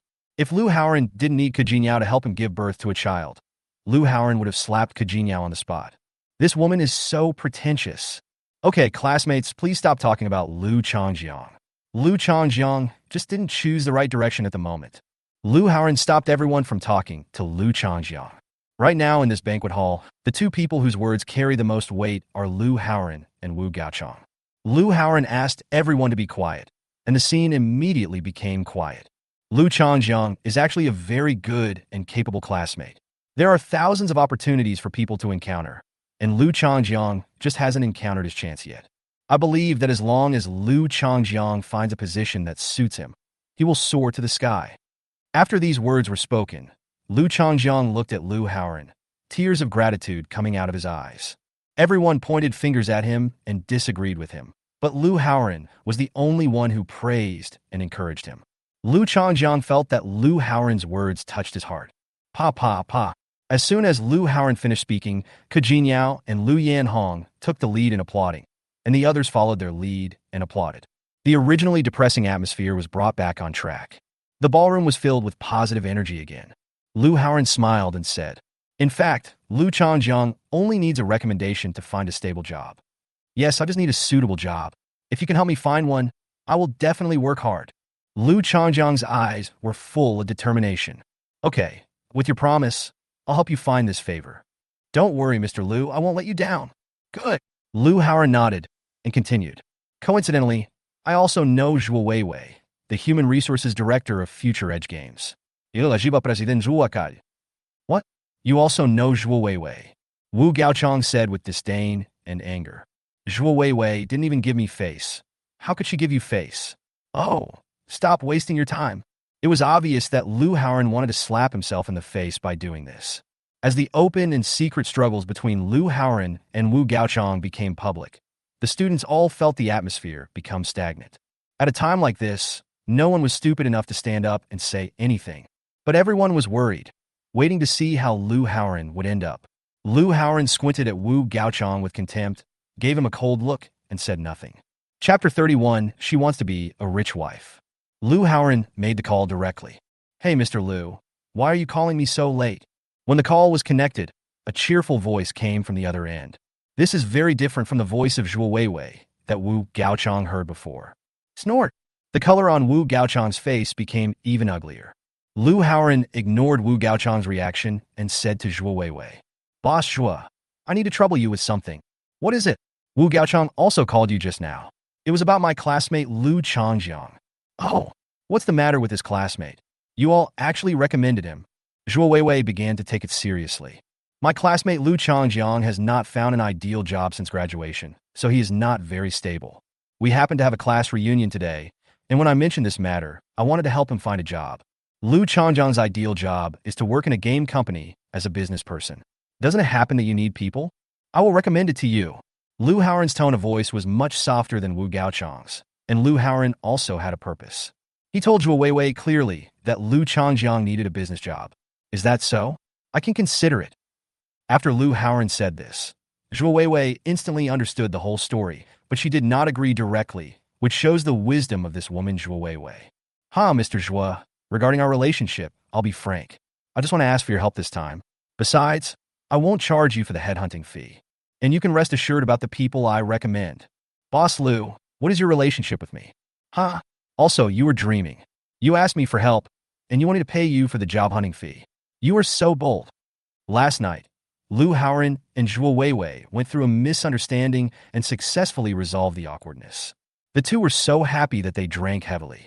It is inevitable that the relationship between a man and a woman who have been drinking will progress rapidly. So there was some ambiguity in their conversation. We are in whatever relationship you say we are in. You're trying to take advantage of me, aren't you? That depends on whether you let me take advantage of you. The more Lu Haoran spoke, the more slick his words became. Bah! You want to take advantage of me? Then don't ask me for help with your friend's business. Zhuo Weiwei pretended to be angry. Lu Haoran quickly said, No, let's get down to business. Humph, it's too late. It's no use looking for me. Go find a new business director. He's the one who employs the people, so his words count. Oh, I see. Thank you, Mr. Zhuo. I'll treat you to a meal next time. Okay, then I'll wait for your treat. Since you're at a class reunion, that's it. I'm going to get some beauty sleep too. Okay, good night. Good night. After the call was hung up, all the students looked at Lu Haoran in a daze. They didn't expect that Lu Haoran had such a good relationship with the human resources director of Future Edge Game Company. They are all flirting. Most of them have heard of Future Edge Games, a very well-known gaming company. It is a medium to large company. For a company of this size, Lu Haoran is so familiar with their human resources director. Wu Gaochang was completely speechless. He gritted his teeth and looked at Lu Haoran hatefully. But when he saw his goddess Kujiniao looking at Lu Haoran with admiration, his expression turned sour. Boss Lu, from your phone call with Boss Zhuo just now, does that mean I can go to work at their company? Lu Changjiang asked nervously. Lu Haoran nodded. You can go now. That's great. That's great. I finally found a job I love. Lu Changjiang's hands were shaking with excitement. Oh, you're too happy too early. Didn't you hear what CEO Zhuo said just now? It only counts if their company's business director says so. Wu Gaochang was very unhappy. Looking at Lu Changjiang's excited expression, he wanted to slap him. Oh, it seems so. Lu Changjiang became nervous and looked at Lu Haoran with expectation. The other students also kept a close eye on Lu Haoran, wanting to know if Lu Haoran could get the business director. Business director? Take care of him, little one. Lu Haoran smiled. Business director phone gang? That's my little brother. He doesn't keep people in suspense.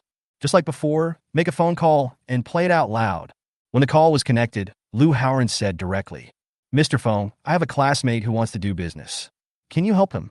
Okay, no problem, Mr. Lu. This is a small matter. Give him my phone number and ask him to come to work directly with me on Monday. Phone gang agreed very readily, without even a second to think. Okay, that's it. Okay, Mr. Lu. Phone gang's attitude is surprisingly good. This time, everyone was completely shocked.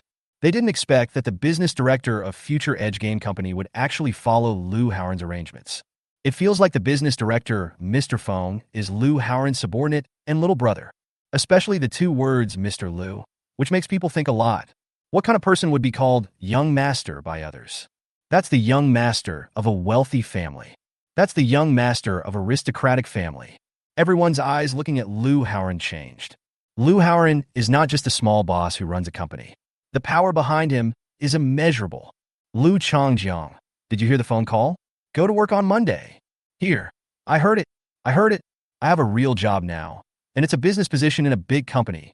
Lu Changjiang was so excited that he stuttered a little. Don't be like this, calm down. Only by treating it with a normal attitude can you do your job well.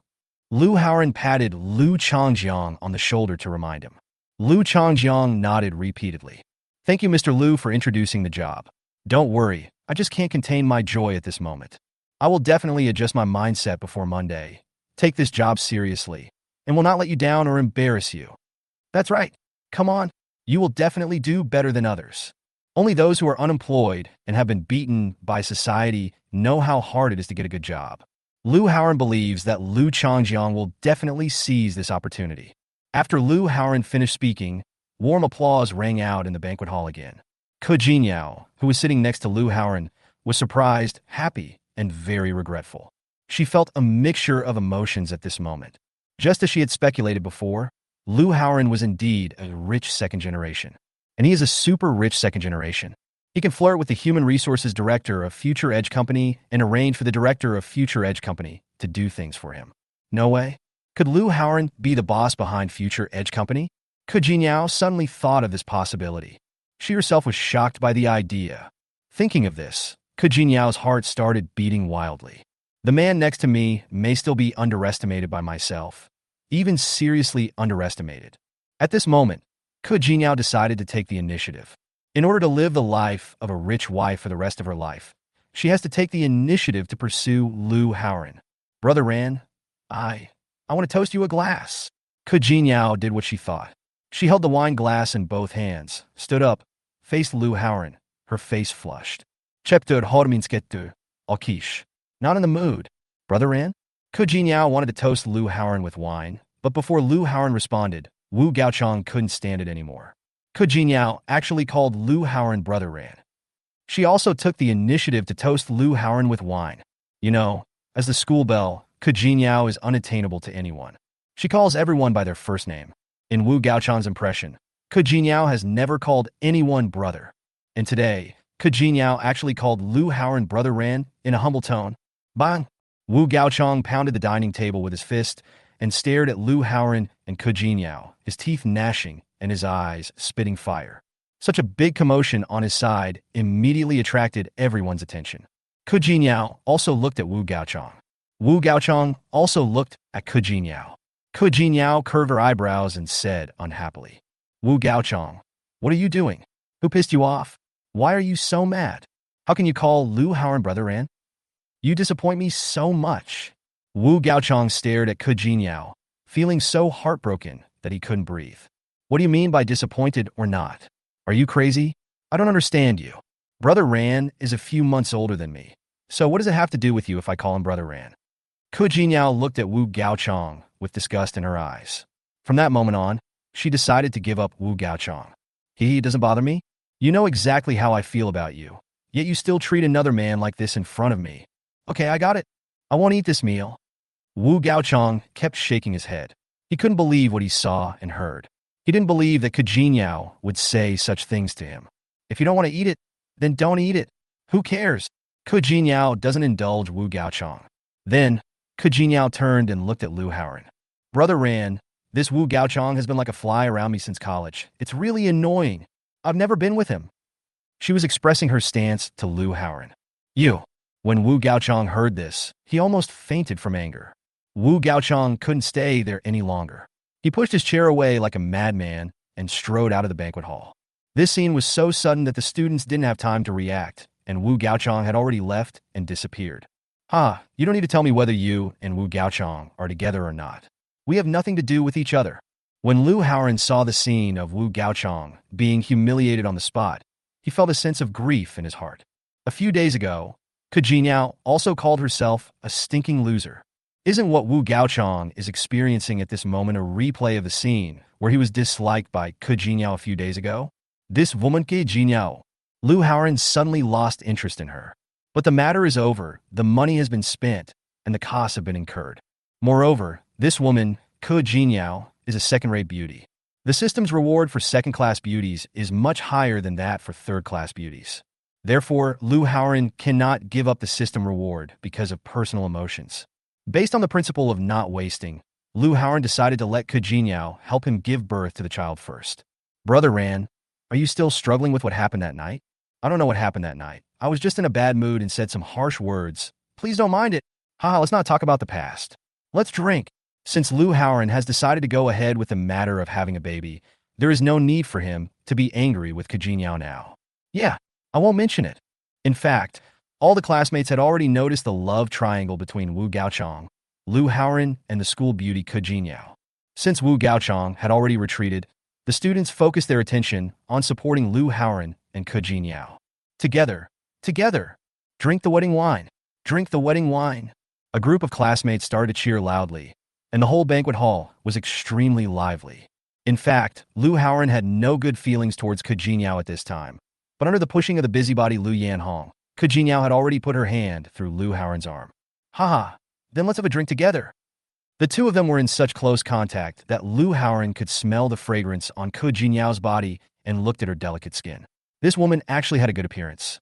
As Lu Haoran looked at Ke Jinyao's beautiful figure, he thought to himself, haha, if you want to take revenge on a woman, let her give birth to a child. After giving birth to a child, her figure will be out of shape and she will become a yellow-faced woman because of the child. Don't blame me for being narrow-minded. Just blame you for hurting me so deeply.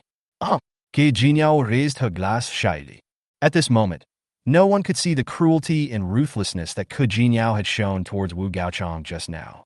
After drinking the wedding wine, the classmates did not mind making trouble and started to make trouble again.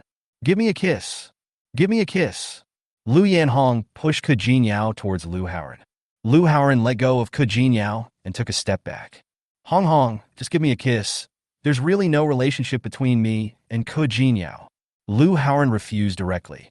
It wasn't that Lu Haoran was pretending, but he really wasn't in the mood to be too intimate with Ke Jinyao at the moment. When Ke Jinyao was rejected by Lu Haoran, her face turned pale instantly.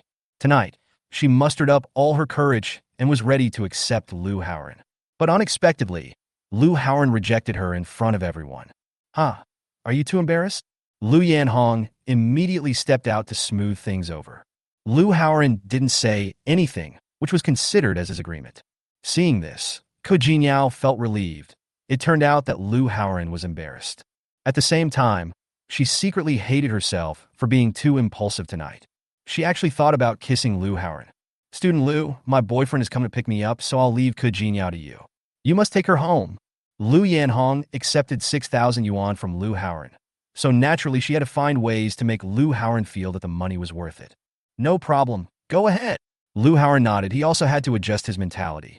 Ke Jinyao is his tool for bearing children, and he cannot throw away the tool just because he hates her. By this time, the class reunion is almost over.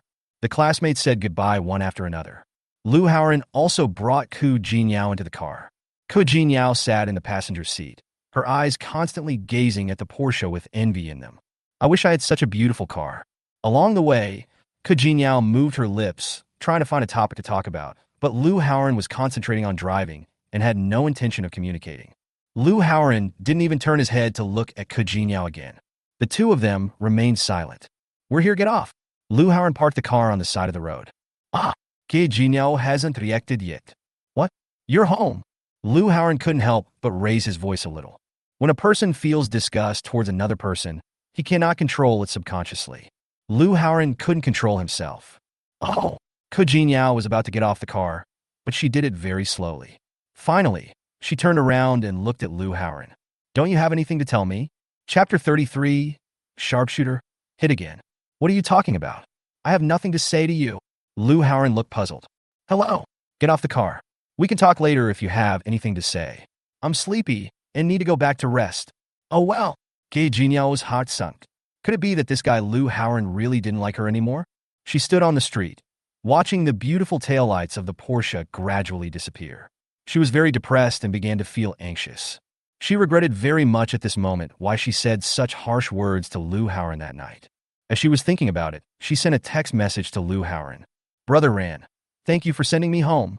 When Lu Haoran saw the text message, He didn't want to reply, but he suppressed his disgust and replied, "You're welcome." "You're welcome? Just 3 words? Is it so perfunctory?" Ke Jinyao felt extremely uncomfortable. If it was before, when Lu Haoran received my message, even if there was only 1 punctuation mark, he would send a long paragraph to reply to me. "Brother Ran, don't you like me anymore?" Ke Jinyao typed a message, wanting to ask Lu Haoran, but before sending it, she immediately deleted it. "Brother Ran, are you still mad at me? I'm sorry. I was wrong that night. Brother Ran, I promise you, I can help you have a baby." After Ke Jinyao typed these words, she deleted them and did not send them. Next, Ke Jinyao stood there and typed another long paragraph. She revised and deleted it repeatedly, but in the end, she did not send it out. In the end, Ke Jinyao didn't send anything to Lu Haoran. In the next few days, Lu Haoran decided to forget the existence of the system, go to work during the day, and sleep with Sun Shiqian at night. Life is stress-free and days are very comfortable. One day, Lu Haoran couldn't help but click on the system interface to check. Fertility Reward System. Ost, Ryohon. Lifespan, 11 months. Constitution 9. Seeing that he only had 11 months left to live, Lu Haoran's face darkened and a sense of urgency arose in his heart again. Lu Haoran was communicating with Zhou Weiwei about work at this time. Thinking of this beautiful woman, he couldn't help but smile. "Lu Changjiang, arrange a dinner party tonight and tell them that you want to thank Feng Gang and Zhou Weiwei for their help." Lu Haoran finally thought of a reasonable and irresistible reason for the meeting. Lu Changjiang gave him an embarrassed expression and said, "Boss Lu, I've been having a hard time lately and haven't received my salary yet. I don't have money to treat you. Can you wait until I get my salary before treating you?" "Oh my God, that's all you can do." Lu Haoran immediately transferred 10,000 to Lu Changjiang. "Keep it. Use it for your dinner. Be generous. I'll pay for it." Lu Changjiang clicked on the payment and replied, "Thank you, Mr. Lu. I'll lend you this money. I will definitely pay you back. Can you please stop being so formal? Stop calling me Mr. Lu all the time. We are classmates. Just call me by my name. And you can take this money. You don't have to pay it back." "Well, I'll just call you Brother Ran. You're a few months older than me anyway." Lu Changjiang always felt that it was a bit inappropriate to call Lu Haoran by his name directly. Seeing that Lu Changjiang was so stubborn, Lu Haoran just let it go. In the evening, Lu Changjiang asked Zhou Weiwei to have a party alone according to Lu Haoran's arrangement. At the party, Feng Gang and Lu Changjiang both intended to get Zhou Weiwei drunk. The two of them took turns toasting Zhou Weiwei, making it impossible for Zhou Weiwei to refuse. Seeing this, Lu Haoran hurried forward to stop the wine. Feng Gang is a person with very high emotional intelligence. Although Lu Haoran did not explicitly state the purpose of asking Zhou Weiwei out tonight, but he had already guessed it about 80% of the time. Even if Lu Haoran tried to stop him from drinking, he would take advantage of the alcohol and act crazy. Whenever he toasts you, you have to drink. You can't refuse. If Zhou Weiwei doesn't want to drink, then Lu Haoran will drink it for her. Lu Haoran pretended to be embarrassed and looked back at Zhou Weiwei. Seeing Lu Haoran frustrated, Zhou Weiwei said excitedly, "Mr. Lu, as a grown man, what's wrong with you helping me have a few drinks?" "Okay." Lu Haoran drank it reluctantly. Just as I finished drinking, Lu Changjiang's wine came again.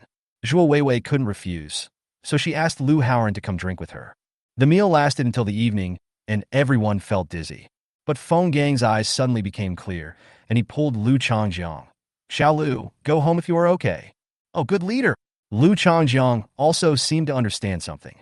Without saying a word, he paid the bill, then found an excuse to say goodbye to Zhou Weiwei.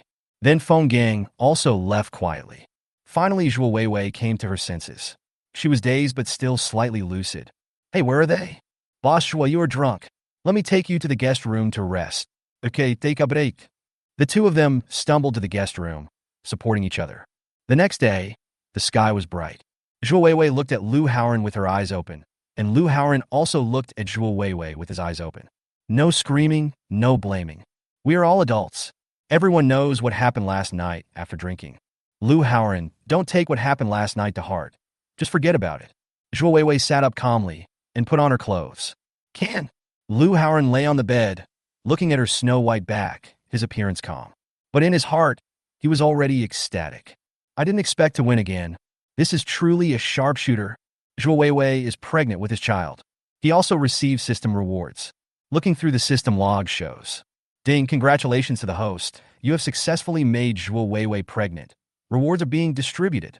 Zhuo Weiwei is a second-class beauty and gets a second-class reward. Bonus life. Reward for physical fitness. A cash reward of 7 million yuan. Explanation. Zhuo Weiwei is a second-class beauty, and the reward is 20 times her annual salary. Zhuo Weiwei's current annual salary is 350,000 yuan, so she will be awarded 7 million yuan. The host impregnates a second-class beauty for the first time and is awarded the qualification to purchase a villa. After the purchase, the system can reimburse the full original price. Look at the system interface again. Fertility Reward System. Ost, Ryohon. Lifespan, 3 years and 11 months. Constitution, 11. Lu Haoran didn't feel anything even though his lifespan had increased. But when his physical fitness increased to 11, Lu Haoran suddenly felt as vigorous as a dragon. Lu Haoran himself didn't expect that he would make Zhuo Weiwei pregnant in this way. He was very conflicted at this moment, wondering whether or not to tell Zhuo Weiwei about her pregnancy. If he tells Zhuo Weiwei, she will definitely take birth control pills. If he didn't tell Zhuo Weiwei and kept it a secret from her, Lu Haoran would feel tremendous psychological pressure. Mr. Lu, goodbye. I hope that next time we meet, we can still be ordinary friends. While Lu Haoran was struggling, Zhuo Weiwei had already put on her clothes and shoes. She picked up her backpack and prepared to go out. Lu Haoran couldn't help but said, "Are you going to be so heartless?" "Haha, Lu Haoran, if you keep pestering me, we can't even be friends. But you have already." Lu Haoran was halfway through his words when he couldn't finish them. Chapter 34, you need to understand the meaning behind it. "Oh, you mean I've already slept with you?" Zhuo Weiwei answered calmly, saying, "Don't have any psychological pressure or male chauvinism. In today's society, when a man and a woman go to bed, it's not necessarily the woman who suffers. Last night, I was under a lot of pressure at work and just wanted to relax." Lu Haoran was speechless. Seeing this, Zhuo Weiwei took out a stack of money from her pocket and threw it on Lu Haoran's bedsheet. "If you feel that you've been at a disadvantage, then this stack of money is my compensation to you. From now on, the two of us owe each other nothing." After Zhuo Weiwei finished speaking, she left the guest room without looking back. This woman.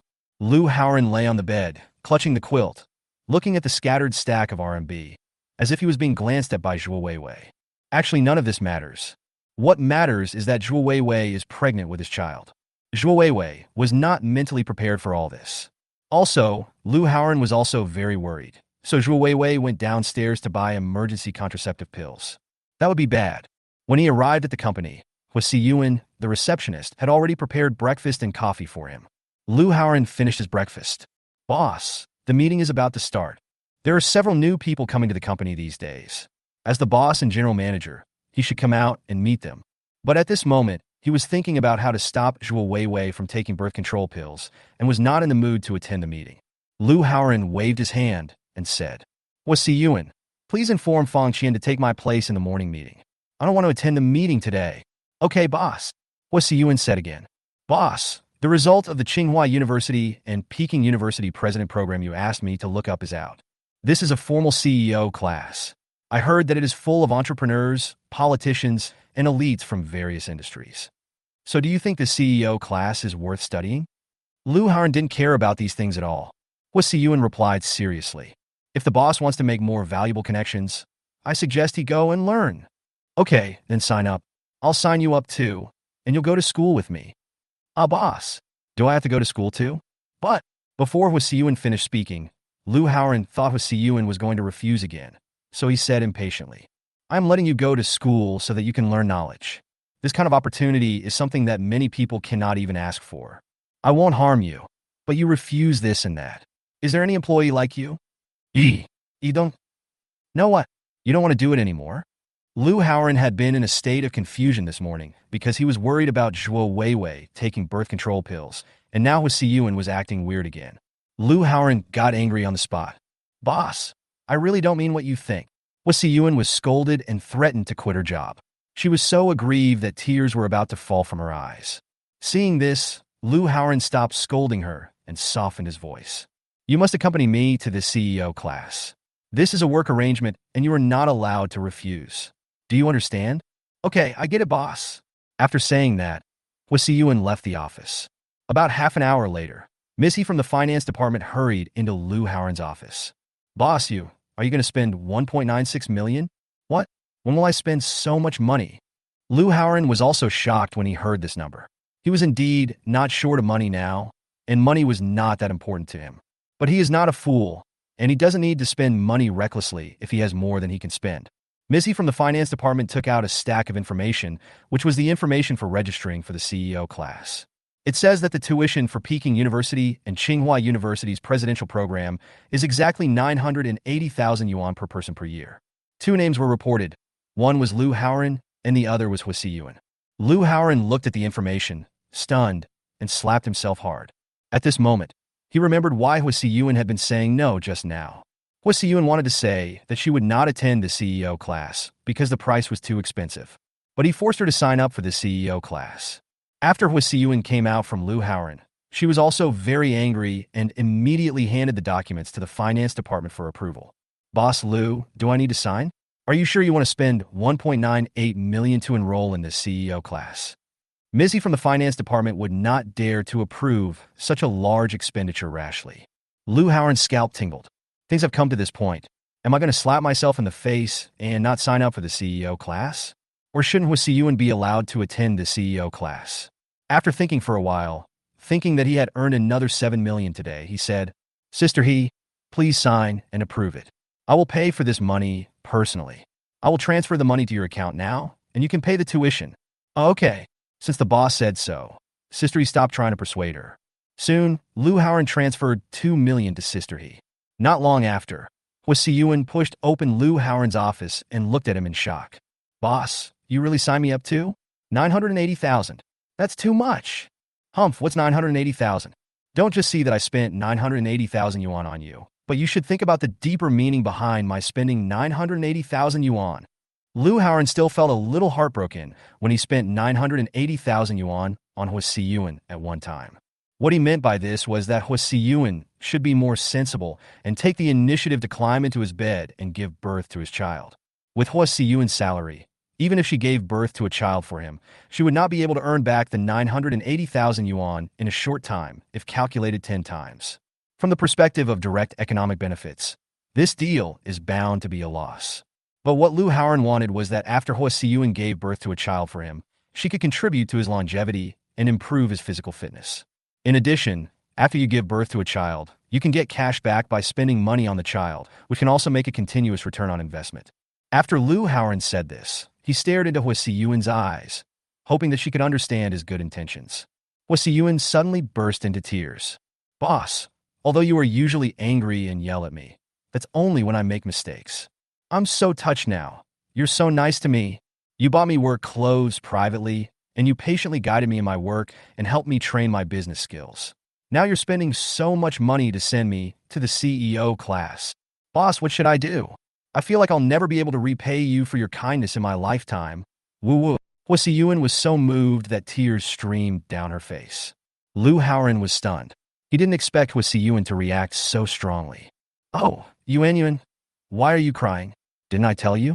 Let me ask you to think about why I spent so much money to let you attend the CEO class. As Lou Howard spoke, he stood up, tore off a few tissues, and walked to Hua Siyuan. He put his left arm around Hua Siyuan's shoulders and wiped her tears with his right hand. With this ambiguous action, Lou Howard once again hinted that he hoped Hua Siyuan would take the initiative to ask for giving birth to a child for him. But Hua Siyuan's next words almost made Lou Howard collapse. Chapter 35, Taking the Pill. Hua Siyuan did not dodge or resist Lou Howard's ambiguous behavior. She looked at Lou Howard with tears in her eyes. I know what you mean, boss. You want to train me and make me grow into an independent manager. Don't worry, boss. I will never let you down. I will definitely study hard, work hard, be loyal to my boss, be loyal to the company, and contribute to the company's development. Lou Howard was stunned by Hua Siyuan's ambitious words. She completely misunderstood Lou Howard's intention. Seriously speaking, if Lou Howard wanted to train a manager, wouldn't it be more effective for him to directly train Fang Qian instead of Hua Siyuan? Could it be that Hua Siyuan couldn't see her true purpose at all? Well, Lou Howard felt very disappointed. These 980,000 yuan were wasted again. Lou Howard no longer knew how to hint to Hua Siyuan. He could only pat Hua Siyuan on the shoulder and said earnestly, Yuan. For many things, you need to think more deeply and see through the essence of things. Come on. Okay, boss, I won't be childish anymore. I will mature quickly. Go out and work hard. Um. After Huasiyuan left, Lu Haoran was really worried about Zhuo Weiwei and the baby in her belly. Weiwei, have you had breakfast? The most important thing in life is to be happy. Keep a good mood and don't work too hard. For the sake of his children, and to ensure that the reward would be stable and not be taken back, Lu Haoran finally couldn't help himself and became a bootlicker. Soon, Zhuo Weiwei replied with a message. Vomiting expression. You are the boss of the company after all. Can you please not say such disgusting words? I'm serious. I'm concerned about your health. Lu Haoran felt disliked and a little embarrassed. Lu Haoran, I told you, please forget what happened last night. We are just normal business partners. You don't need to care about my personal life. But you can forget, but I can't. From this morning till now, your fragrance has lingered in my nostrils. Lu Haoran was determined to keep Zhuo Weiwei stable and help her get pregnant successfully. Vomiting knocking expression. You are really too greasy. Weiwei, I really care about you. If you really care about me, then buy me a box of Yuding. I was in a hurry to go to work this morning and didn't go to the pharmacy. Don't get pregnant. Okay. I'll buy it for you right away, but you mustn't buy it yourself. Lu Haoran was shocked. As expected, Zhuo Weiwei wanted to take emergency contraceptive pills. Questioning look, why can't I buy it myself? How can a girl go to buy birth control products alone? Isn't this looked down upon? Especially if someone you know sees you, they will definitely stab you in the back. Humph, you still have some conscience, then see you at noon. Okay. Lu Haoran stopped messaging Zhuo Weiwei. He hurried out of the company, went downstairs and drove to Future Edge Company. Lu Haoran went to the Future Edge Company and found a tea restaurant nearby. I ordered a table of light food and waited for Zhuo Weiwei to come down for lunch. At noon, Zhuo Weiwei came late. She didn't have breakfast today. As soon as he sat down, he started eating with big mouthfuls without saying anything. Lu Haoran felt sorry for her and helped her pick up the dishes and serve the soup. Seeing Lu Haoran's concern, Zhuo Weiwei glanced at him warily. Don't think that your attentiveness will make me fall in love with you. I have decided long ago that I will never fall in love, let alone get married in this life. If you have any idea about me, kill it as soon as possible. Don't worry. I don't want to get married either. I also plan to be single for the rest of my life. When Lu Haoran heard this, he was overjoyed because he was afraid that a woman would ask him to marry her. It was exactly what he wanted, that Zhuo Weiwei didn't want to get married. But Lu Haoran still said, you don't date, get married, or have children. So aren't you afraid of being lonely? I won't get married, but I can have a child. After 2 years, when I'm no longer busy with work, I'll find someone to have a child with and spend the rest of my life with. Anyway, the current policy is that you can have children without getting married. This policy is simply good news for people like me. Haha, since you want a child, just get pregnant now. If you wait another 2 years, you will become an older mother with high risks of childbirth, no energy to accompany your child, and it will not be good for your child's development. Why don't you and I have a baby, and we raise it together? There was a hint of guidance in Lu Haoran's words. After hearing this, Zhuo Weiwei looked at Lu Haoran with disdain. A toad wants to eat swan flesh. With your IQ, I'm afraid the child you give birth to will be too stupid. Humph. Mij is as hoog als 150. If I hadn't been ignorant when I was in school, I would have gone to Tsinghua University or Peking University. IQ 150? I'm afraid it's more like 250. Zhuo Weiwei looked at her watch and said, time flies. I have to go to a meeting soon. Hurry up and give me the Yuding. Lu Haoran did not take out the contraceptive pills, but looked at Zhuo Weiwei seriously. Weiwei, don't you really consider me? I really want a child. Don't think about it. Give me the medicine now. Stop dithering. Zhuo Weiwei still insisted on not having children, but she realized that her words were a bit harsh, so she added, I've been so busy with work lately, and I'm in the rising period. If I get pregnant, all my efforts will be in vain. Many people are thinking of taking my place. Therefore, you must not get pregnant during this period. Do you understand? Okay, I understand. A smile finally appeared on Lu Haoran's face. Zhuo Weiwei's explanation just now made Lu Haoran very happy. It's not that she doesn't want to have a baby with Lu Haoran, but the timing is not right. Give me the medicine. Here, this is Yuding. Lu Haoran took the initiative to peel the medicine and handed over a cup of warm water.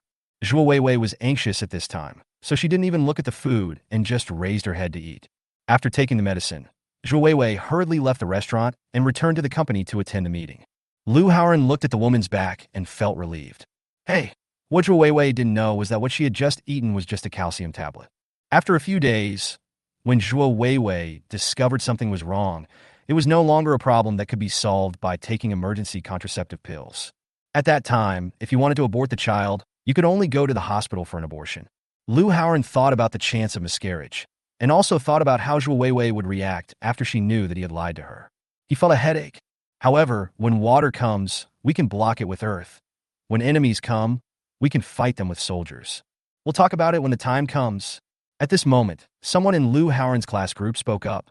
He opened it and saw it was Lu Changjiang.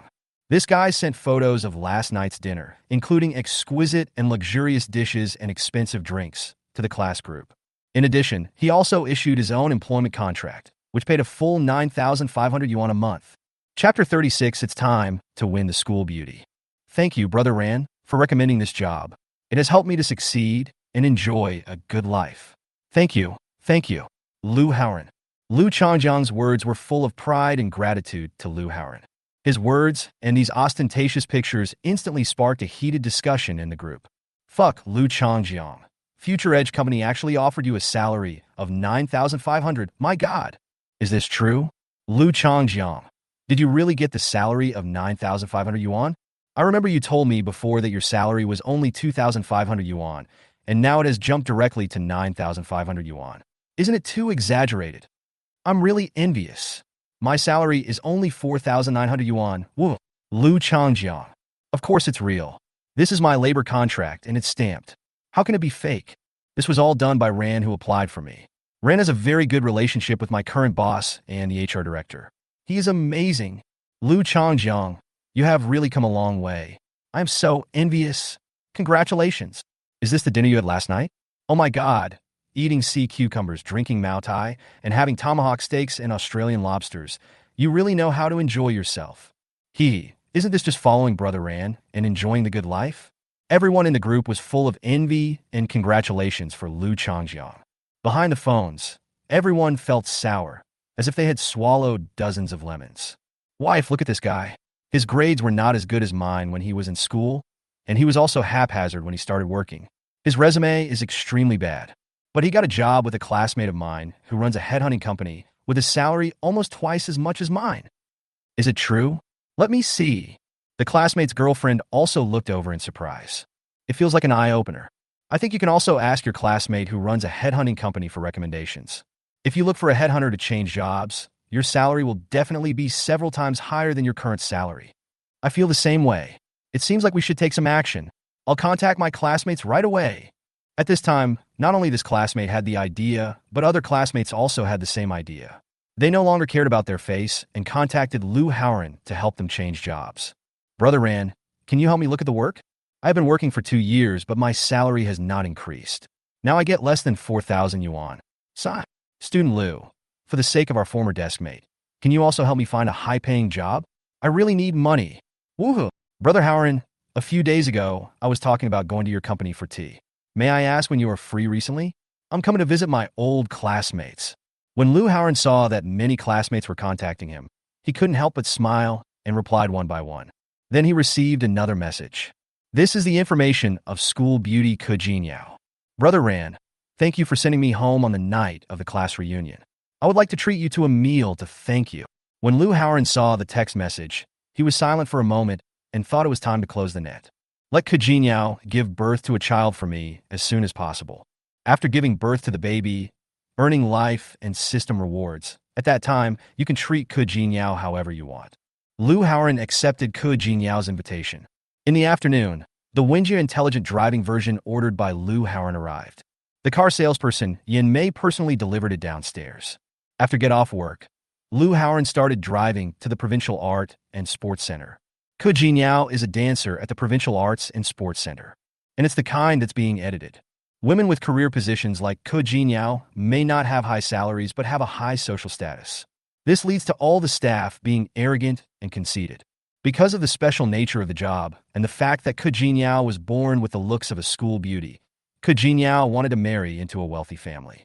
Today, Ke Jinyao's dress shows an intellectual and elegant style, which is very attractive.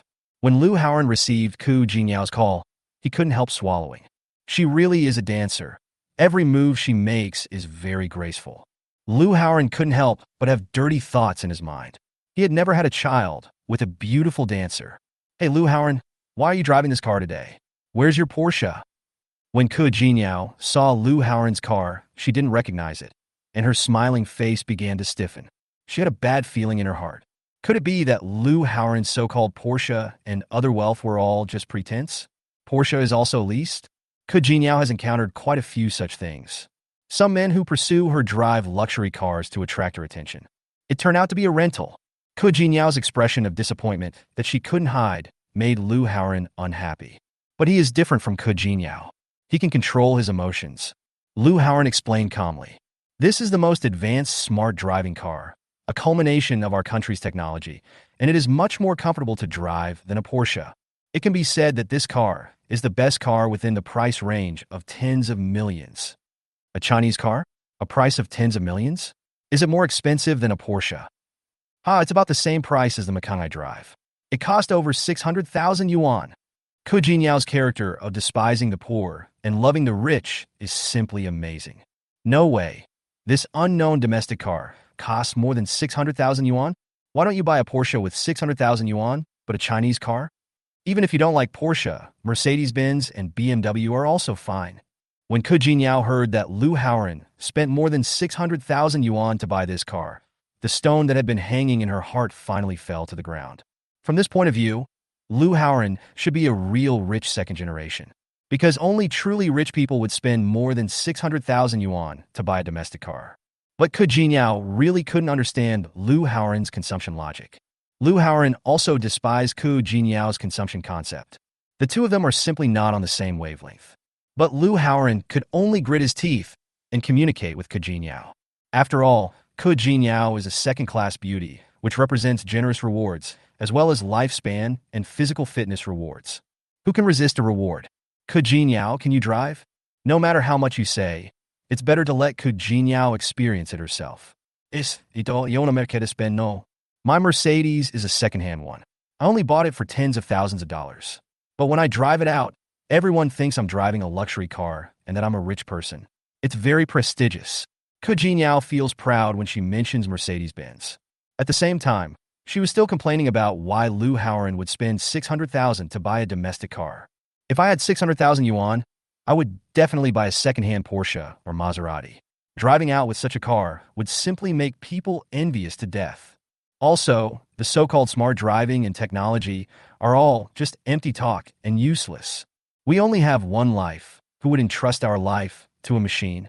And no matter how good domestic cars are, they are not as advanced as imported cars. You spent 600,000 yuan to buy a domestic car. It's really a big mistake. Ke Jinyao couldn't help but complain. Lu Haoran was completely numb after hearing these words. It's incredible that Ke Jinyao is so vain. Get in the car and experience it for yourself to know what intelligent driving is before we talk about other things. Lu Haoran was too lazy to argue with such a vain woman. Facts speak louder than words. Only by allowing such prejudiced people to experience it personally can their views be changed. Chapter 37, Soulless Love. Okay, let me feel it and see how good the so-called best car within 10 million yuan is. Ke Jinyao complained as she got into the car. She was also very sad. She was sad that Lu Haoran spent more than 600,000 yuan to buy this kind of domestic car. Isn't this just a complete injustice? I want to see how smart driving can be. I think no matter how smart it is not as good as human driving. Ke Jinyao complained as she sat in the driver's seat. Under Lu Haoran's guidance, she started the intelligent driving mode. Can I really let go of the steering wheel? Ke Jinyao was very nervous and didn't dare to let go of the steering wheel. Lu Haoran pulled her hand away and said, "Just let go if I tell you to. What are you afraid of? Don't crash the car later." Ke Jinyao quickly grabbed the steering wheel again. The car crash is my fault. The traffic in the city is so congested and the speed is so slow, so a car crash is not a big deal. Okay, I really let him go. Let it go. Ke Jinyao carefully let go of the steering wheel and released the accelerator and brake. Really? It's opening by itself. Wow, it's amazing. It can change lanes by itself. Ouch, there's someone crossing the road ahead. Do I really not need to step on the brakes? Don't worry. I'll take responsibility if anything goes wrong. Ke Jinyao was startled and shocked, leaving Lu Haoran speechless. Although these words are unpleasant to hear, they reflect Lu Haoran's trust in intelligent driving. Before they knew it, Lu Haoran and Ke Jinyao had arrived at the restaurant where they had made a reservation. We're here already? I haven't driven it all this time. It really drove here by itself. Yeah, we're here. Get out of the car. Let it park in the basement by itself. And we'll go eat. What? You said we get out of the car and let it drive itself to the parking lot? Did I hear you right? Ke Jinyao couldn't believe this. Lu Haoran looked at the woman as if she were an idiot. Doesn't Ke Jinyao watch the news all day long? Could it be that she just came back from primitive society? The valet parking function of Wenjia Auto has become popular on the internet, but this woman didn't even know about it. Ke Jinyao didn't pay attention to these, so Lu Haoran could only say impatiently, "Just get off the car if I tell you to. I'm not worried." "So why are you worried?" "The car will automatically find a parking space, park the car, and then come back here to pick us up after we finish eating." "That's amazing." Ke Jinyao followed Lu Haoran's instructions with half belief and half doubt. The moment she saw herself driving away and entering the basement, Ke Jinyao's eyes almost fell to the ground. Wow, I didn't expect that domestic cars are already so intelligent. These cars are really too advanced. It's my first time driving such a smart car. It's amazing. No wonder there are more and more Chinese cars on the road. It turns out Chinese cars are really so advanced. After driving it herself, Ke Jinyao was completely impressed by this car. Lu Haoran was too lazy to talk nonsense with her at this time, and just responded with hee. "Brother Ran, how much does this car cost? I've said it many times, get 680,000. Oh, I really want a smart car like this, but unfortunately I have to go without food and drink for 5 or 6 years to be able to afford it." Ke Jinyao's tone was extremely envious of Lu Haoran. Lu Haoran glanced at Ke Jinyao and felt that this woman was hinting at him. But it doesn't matter. The reward from a second-class beauty is worth the investment. Lu Haoran said, "Don't give me the car keys in your hand. You can drive this car." "Ah, Brother Ran, are you saying you want me to drive this car?" "Yes, take it and drive it. I have too many cars to drive all of them, or I can just order another one now." Lu Haoran immediately made a phone call. "Manager Yin, please order me another Wenjia." After the call, Lu Haoran looked at the shocked Ke Jinyao calmly and spread his hands. "Why are you so surprised? It's just a car. Is there any need to make such a fuss?" "No. This car is worth over 600,000 yuan, and you just bought it when you said you wanted to. Do you think you're buying cabbage?" Ke Jinyao was completely shocked by Lu Haoran's wealth. It's about the same as Chinese cabbage." Lu Haoran walked quickly into the restaurant, no longer paying attention to the stunned Ke Jinyao. Lu Haoran still kept his eyes on the car that he gave to Ke Jinyao. He just lent the car to Ke Jinyao to drive, not giving it to her as a gift. "I'm sorry if Ke Jinyao doesn't listen to me later. Lu Haoran has to take back this car." During the meal, Ke Jinyao chattered with Lu Haoran. But the conversation was all meaningless and mostly about luxury goods. Lu Haoran had no interest at all. He just made some perfunctory responses to Ke Jinyao. When they were almost done with the meal, Lu Haoran said he had something to do and left first. Lu Haoran suddenly wanted to leave, which made Ke Jinyao puzzled. She confirmed once again tonight that Lu Haoran was a rich man, and Lu Haoran also gave her a car. Ke Jinyao was ready to sacrifice herself. But Lu Haoran just left. What does this mean? In fact, Lu Haoran was also planning to take down Ke Jinyao tonight. But he was not in the mood now. He felt that he and Ke Jinyao had no common topics tonight. So he just left Ke Jinyao and took a taxi to Sun Shiqian's place. Instead of making soulless love, it is better to go back to Sun Shiqian and hug her to sleep. Before dawn the next day, Sun Shiqian woke up due to morning sickness. After waking up, she couldn't fall asleep. She sat up gently and looked at the very blurry outline of Lu Haoran in the darkness beside her on the bed. She smiled happily. Ever since she became pregnant with Lu Haoran's child, she has been immersed in sweetness and happiness. She had never enjoyed such a carefree life in her life. "Oh my, you're still hitting the quilt at this age." Sun Shiqian gently covered Lu Haoran with the quilt, then got out of bed quietly. Sun Shiqian was going to help Lu Haoran prepare his favorite breakfast. Before leaving, Sun Shiqian gently kissed Lu Haoran on the forehead. Lu Haoran waved his hand and scratched the place where Sun Shiqian had kissed him as if to drive away a mosquito, then turned over and continued to sleep. Sun Shiqian's heart almost melted when she saw Lu Haoran's childish actions. In the morning, after Lu Haoran had breakfast and with Sun Shiqian's careful dressing up, he prepared to enroll in the President's program at Peking University and Tsinghua University. Lu Haoran and Hua Siyuan joined the President class halfway through. But I heard that the CEO class also prepared a welcome ceremony for them. After a while, Hwasiyun drove Liu Haoran's Porsche to pick him up. Hwasiyun eventually became Liu Haoran's secretary. Just yesterday, Liu Haoran wanted Hwasiyun to accompany him to the CEO class with a legitimate reason. Liu Haoran announced that Hwasiyun would serve as the general manager's secretary. At this time, Hwasiyun no longer had any thoughts of resisting. "Boss, please get in the car."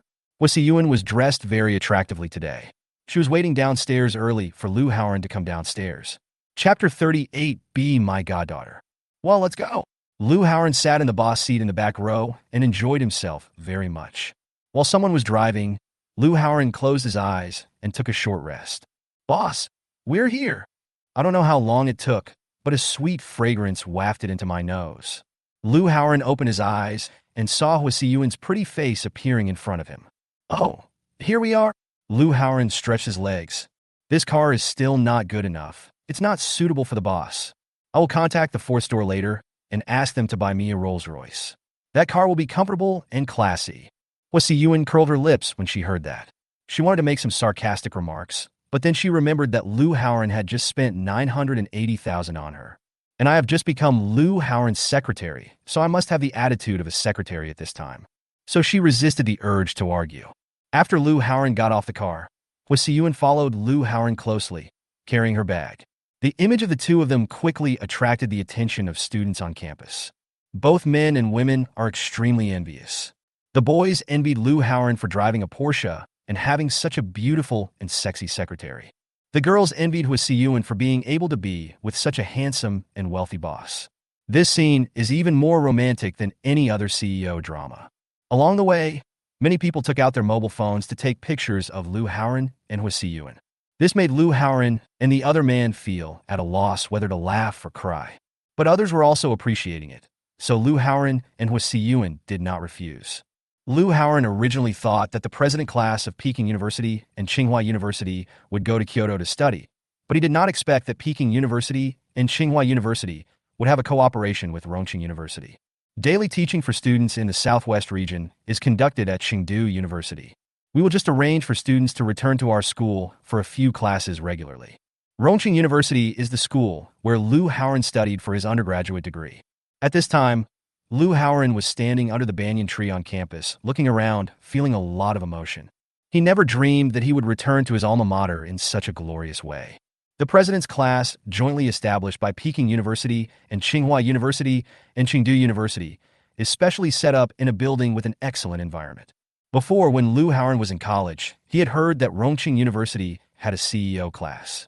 But no attention was paid to these at the time. Of course, Liu Haoran was not qualified to pay attention to these things at that time. At that time, Liu Haoran never thought that he would have the opportunity to study in the CEO class in his life. Liu Haoran and Hwasiyun arrived at the classroom door, and Kang Yukai was waiting for him enthusiastically at the door. After entering the classroom, with the introduction of Kang Yukai, I got to know all the classmates one by one. After the brief introduction, Liu Haoran realized that this class was truly full of social elites.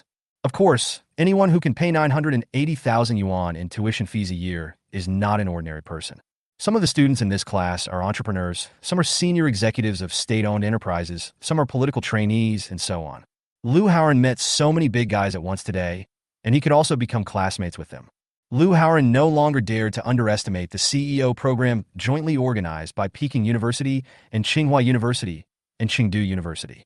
From the perspective of interpersonal relationships alone, the 980,000 yuan was well worth it. In fact, the president's class is just an organization with a very low entry threshold. Going further up, the Chamber of Commerce, Taishan Association, etc. will be even more eye-opening for ordinary people. Liu Haoran collected the business cards of these classmates one by one. These students all hold authority in their own fields, and one day Liu Haoran might ask them for help. Friendship among classmates is a very strange feeling. School is also a place where everyone can temporarily abandon their class. As long as you become classmates with the other person, it will be much easier to ask the other person for help. Many people are happy to help their classmates. Of course, if you want your classmates to help you, first of all, they must respect you. You also have to make the other person feel valuable. The other party will help you. Liu Haoran does not have such an urgent need at the moment. You can take your time to build up your relationship with these classmates. He couldn't believe that even with the system in his hands, he couldn't integrate into these upper-class circles. That's absolutely impossible. In fact, before entering the CEO class, Liu Haoran still had fantasies. There may be beautiful classmates in the class who meet the requirements of the system, especially those rich women who are both beautiful and rich. If I could get a rich woman like this to bear my children, I would have endless money. Unfortunately, imagination is beautiful, but reality is cruel. There are more than 20 people in the CEO class, and most of them are men. The remaining few female entrepreneurs are all middle-aged women. Liu Haoran would not comment on her appearance. Impolite. Liu Haoran brought such a beautiful female secretary to school, and the bosses in the class all looked at him with hungry eyes. We are all classmates, so there is no need to pretend to be a gentleman. There were two shameless people who took advantage of the time when Liu Haoran was talking to other students and quietly walked up to Huasi Yuan to poach her. "Beautiful lady, what is your name? Can you add your contact information?" A bald old man approached Huasi Yuan with a smile on his face. That smile looked extremely obscene to Huasi Yuan, and she was so scared that she quickly took a step back. "Hey, little girl, don't give him your contact information. This guy's not a good person. Are you Mr. Liu's sister?" Another man who looked relatively decent in appearance came between the two of them, and Huasi Yuan had to make way again. "I am not Mr. Liu's sister. I am his secretary." "Secretary?" The man was surprised. "So what you mean is that Mr. Liu paid you 980,000 yuan in tuition to attend the CEO class?" "Well, yes." "Awesome. President Liu is willing to spend 1 million to let his secretary study.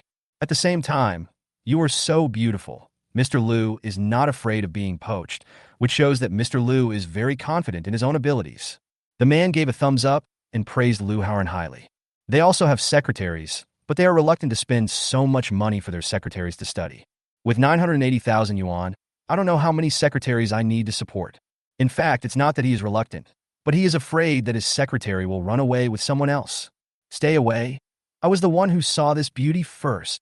The bald old man just now pulled the man away, and then said to Huasi Yuan, "Beautiful lady, why don't you stop being Mr. Liu's secretary and come to me? I will take you as my goddaughter. After I leave, you can share my property." This is not good. Huasi Yuan didn't know whether this person was joking or serious, but she felt a little insulted. If it were in the past, Huasi Yuan would have gotten angry on the spot. But at this moment in this environment, Huasi Yuan still held back. "What's wrong with that?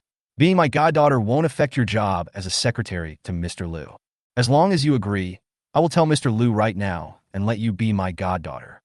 "I'm sorry, you don't agree." Huasi Yuan decisively refused. Huasi Yuan was being harassed, and Liu Haoran also saw it with a squint. He frowned and came over, hugged Huasi Yuan's waist, and introduced, "My dear brothers, this is my secretary and my girlfriend, Huasi Yuan. You can add her contact information, and she can do some things for me." Chapter 39, What's Wrong with a Kiss? "You said such a beautiful woman is your girlfriend? I don't believe it. I absolutely don't believe it." Kong Yukai pursed his lips and didn't believe what Liu Haoran said. "Yeah, why do you think she is your girlfriend?" "Brother, this is where you are wrong. To be frank, in an occasion like ours, people only bring secretaries, but not girlfriends. Since you're a secretary, let's compete fairly. A beautiful lady is a good match for a gentleman. You only let us look at such a beautiful woman, but not pursue her. You have to give us a proof." Following Kong Yotsai's questioning, other students also followed suit. Even the few female classmates covered their mouths and laughed, with no intention of speaking up for Liu Haoran and Huasi Yuan. Now it was Liu Haoran's turn to be in trouble. He looked at Huasi Yuan with a sad face and said, "Honey, what should I do? They don't believe you are my girlfriend." "Ah, how can you call me wife?" Huasi Yuan was so embarrassed that she covered her face and wanted to escape from the classroom. Liu Haoran quickly pinched Huasi Yuan's slim waist without any fat and whispered in her ear, "Don't take it seriously. We are just acting. Otherwise, aren't you really afraid that these greasy old men will pester you every day? These bosses are big shots. We can't afford to offend them." Liu Haoran's warm breath blew on her earlobe, making her young body tremble continuously. "So what should we do then?" Huasi Yuan's voice was as soft as a mosquito, and she tacitly agreed to act with Liu Haoran. "Ahem, my wife is just too shy." Liu Haoran coughed dryly, then forcibly pulled Huasi Yuan's hands away from her face. Huasi Yuan's face was already red enough to bleed. "Classmates, how do you think I can prove my relationship with her? We are not married yet, and we don't have a marriage certificate." Liu Haoran spread his hands, feeling helpless. Kong Yukai immediately said, "That's easy. As a couple, it's normal for them to hug each other, right?" As soon as Kong Yukai finished speaking, some classmates immediately objected. "No, hugging is not enough. You have to kiss, and we will only believe you if you kiss us mouth to mouth." "That's right, society is so open nowadays, you see. I can hug President Yu and kiss her." A male classmate turned around and hugged a female classmate. This female classmate, named Ms. Yu, was about 50 years old. When President Yu was hugged, he instantly became excited and even closed his eyes. The male student gritted his teeth and kissed Mr. Yu on the face. After the kiss, the boy found something on his mouth. He wiped it with his sleeve horizontally and found it was all white powder. Vomit. The boy almost vomited. He quickly pushed Mr. Yu away from his arms and ran away. Ms. Yu was still not satisfied and winked at the male classmate with a resentful look. A group of classmates were amused by these two funny guys. Wasiyuan couldn't help but laugh out loud. When she smiled, everyone else started staring at her again. "Girl, it's your turn. If you don't kiss your boyfriend, then I'll kiss you." My dad hasn't been moved for a long time. When you entered the classroom, my heart started beating like thunder. I felt like my spring had arrived. "Mr. Liu, you are a man. Can you take the initiative? Go kiss your girlfriend. We are classmates, and it's not wrong to watch you two kissing." Some classmates were trying to hug Wasiyuan, while others pushed Lu Haoran towards Wasiyuan. "Hey, honey, let's just kiss." After all, everyone is so enthusiastic today. We can't just ignore our classmates on the first day of class, right? After Lu Haoran finished speaking, he kissed Wasiyuan with his lips pouted without waiting for her response. Wasiyuan was so scared that she stepped back repeatedly. Lu Haoran hugged Wasiyuan and said, "Why are you shy? There's nothing wrong with a kiss." While Wasiyuan was about to escape, Lu Haoran kissed her on the face. Wasiyuan was kissed so hard that she froze in place. She touched the place where Lu Haoran had kissed her in disbelief. "I can't react yet. Is this correct now?" "Classmates. No, this isn't your wife. How can a wife refuse like this? They are clearly two strangers. We have to start over again. Or maybe your wife will kiss you first, then we will believe it." Kong Yukai and others enjoyed watching the fun. Lu Haoran looked at Wasiyuan again. "Honey, what should I do? They still don't believe me. How about you kiss me?"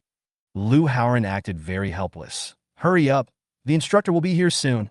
Give me a kiss. Come on, give me a kiss. You must give me a kiss today. Otherwise, you are looking down on me, old ding. Humph, if you don't kiss us, we won't welcome you. Don't you think you can even give this little bit of trust to young people nowadays?" A group of people were making a fuss and threatening her, making Wasiyuan panic. "It's nothing. You won't lose anything by kissing me." Seeing this, Lu Haoran took the initiative to move his face closer to encourage her. Wasiyuan knew that if she didn't kiss him today, she would not pass the test. She gritted her teeth and kissed Lu Haoran on the face. "What a nice view. So gentle. I'm intoxicated." Lu Haoran couldn't believe that Wasiyuan really kissed him. "Pa, pa, pa." The whole class applauded instantly, and he was roaring and screaming. The atmosphere was exactly the same as that of ordinary naughty high school students. Not only Lu Haoran was excited, but those bosses and CEOs who were usually very serious were even more excited than Lu Haoran. They feel like they're young again. During the break, Kong Yukai, the bald guy from before, and the other men who were cooperating in the acting were in the aisle, surrounding Lu Haoran. "Hey, Lao Feng, you're right. We must have young people in our class. Once these young people come, the atmosphere in the class will be livened up. Of course, I saw that Brother Lu has a bold personality and is a pervert like us, so I invited him to join our class." "Haha, Brother Lu, who do you think has better acting skills, me or this bald guy?" Lu Haoran was also very excited and prepared to brag about these classmates. But when he saw Wasiyuan and those female classmates coming over, he quickly put on a serious expression. "Hello, wife." "Pooh." Wasiyuan blushed and hurried back to the classroom. A group of classmates burst into laughter when they saw this. Lu Haoran bowed to several classmates and said, "I'm really sorry to trouble you all for what happened today. That's fine. We also hope that Brother Lu and his wife can bring us more laughter that belongs to young people. Yes, yes, yes. You can rest assured to leave the matter between you and your sister-in-law to us. We will ensure that you can live happily together." That's right. Asking someone to help him pursue women is Lu Haoran's usual tactic. The farce in the class just now was arranged by Lu Haoran and Kong Yukai, which allowed Lu Haoran to successfully and reasonably kiss Wasiyuan. Similarly, with this arrangement of co-acting, the boss's favorability towards Lu Haoran increased significantly. The friendship between classmates became closer in an instant. This farce can be said to kill two birds with one stone. Hey, Lu Haoran, how dare you tease me? Huasi Yuan sat in the classroom, pounding her desk, her teeth chattering. Huasi Yuan later thought carefully about what had happened. Even though she was stupid, she understood the truth of the matter. Chapter 40, The Baby Kicked Me. Soon it was time for class again. After Lu Haoran returned to the classroom and sat down, Huasi Yuan quietly reached out and pinched Lu Haoran's thigh. Hiss! Lu Haoran almost cried out in pain. Lu Haoran endured the pain and stared at Huasi Yuan. Huasi Yuan also bit her lip and stared at Lu Haoran, refusing to give in. Huasi Yuan, let go. I was just helping you out. You still dare to say you're helping me? Don't I know what you're up to? You really take me for a fool. Hey, that was all a farce of our classmates. Look, after what happened just now, haven't we become much closer to our classmates? These people are all big guys. If you build good relationships with them, it will only benefit you. Hiss. Lu Haoran gritted his teeth, endured the pain, and explained in a low voice. Let me go. No. Lu Haoran, you are so mean. Huasi Yuan, let me go immediately. I'm your boss. Let's talk about anything in private. Pay attention to your identity and the occasion.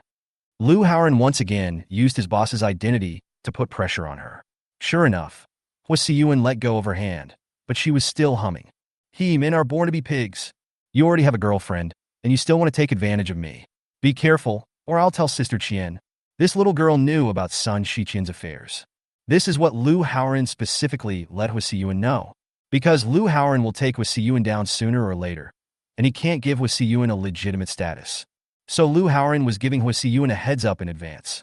Avoid problems when giving the actual injection. Tell her, your sister Qian is not as stingy as you.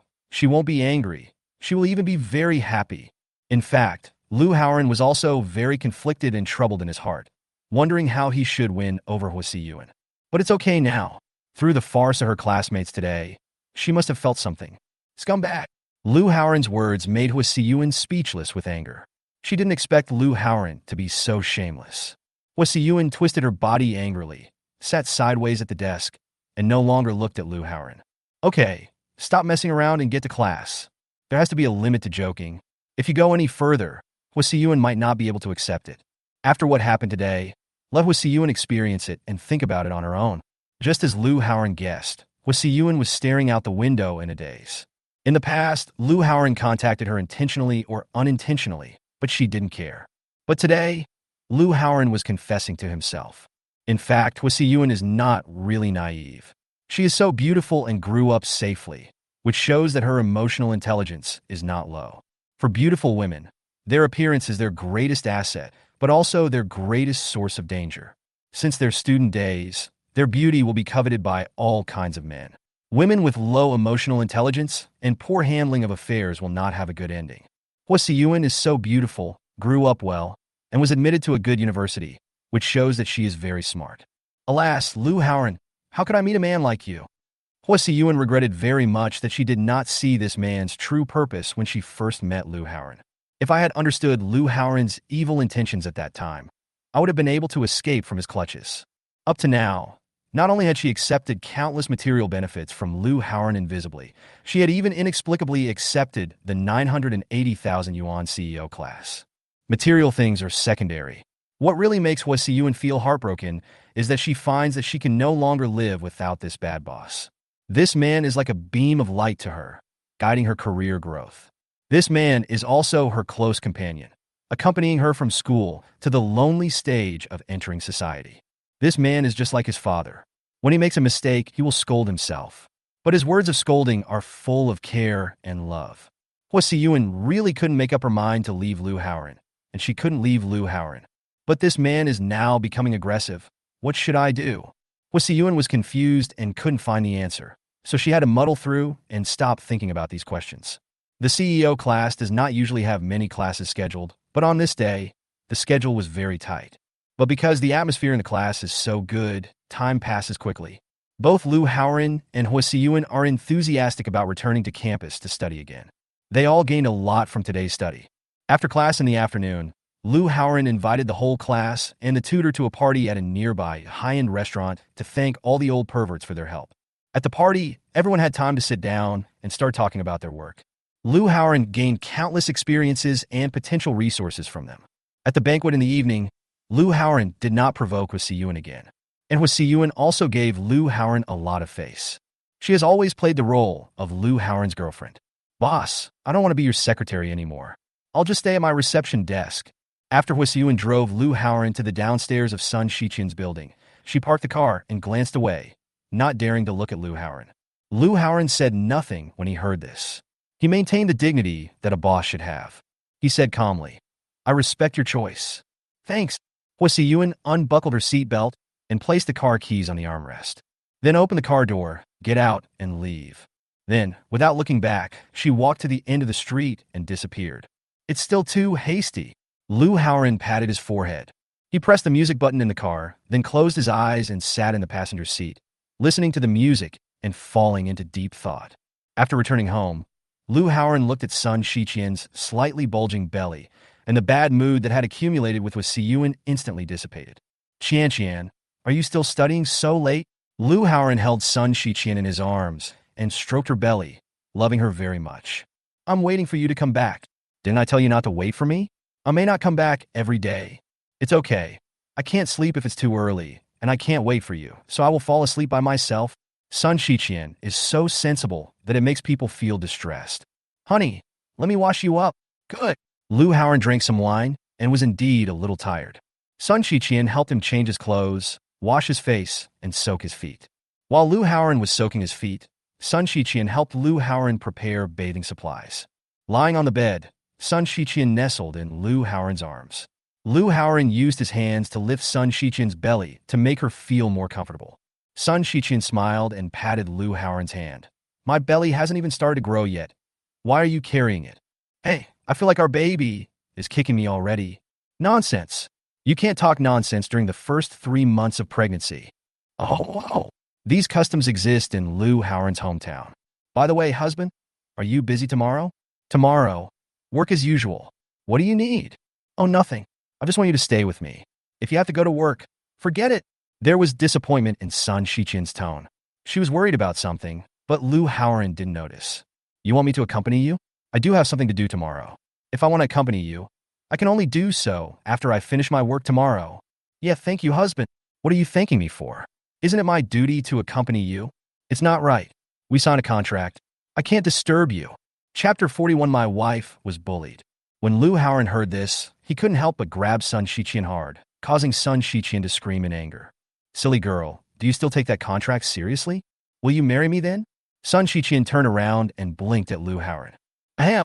Lu Haoran coughed dryly, then said, It's late, let's go to bed. The next day, Lu Haoran got up early and made breakfast for Sun Shiqian. This moved Sun Shiqian to tears. In the eyes of rural girls, men basically don't enter the kitchen or do housework. What's more, he is a man as rich and capable as Lu Haoran. Seeing this scene, Sun Shiqian felt that even if she didn't get married, she would be very satisfied. Department of Obstetrics and Gynecology, Chengdu People's Hospital. A beautiful figure walked alone to the registration window and lined up. Compared to the couples in front and behind her, Sun Shiqian felt a little lonely. Today is the 7th week of pregnancy, and it is time to have prenatal checkups and create a record. Last night, she originally wanted to ask Lu Haoran to accompany her for the prenatal checkup, but Lu Haoran didn't have time. Hello, I'm here to register and create a file. Please help me process it. When it was Sun Shiqian's turn, she handed her ID card into the window. Give me the birth certificate and marriage certificate. The nurse in charge of the file registration was a fat woman with a round face. She had a blank expression on her face and didn't even raise her head. Hello, is it okay without a birth permit and a marriage certificate? Sun Shiqian and Lu Haoran were not married at all, so there was no birth certificate or marriage certificate. What do you mean? How can you have a child without documents? The fat nurse raised her head and stared at Sun Shiqian with a cold look and a look of contempt on her face. Sun Shiqian frowned in displeasure, but she still said patiently, Sister nurse, I don't have a marriage certificate, so I don't have those documents. After Sun Shiqian finished saying this, everyone in the queue looked at her strangely.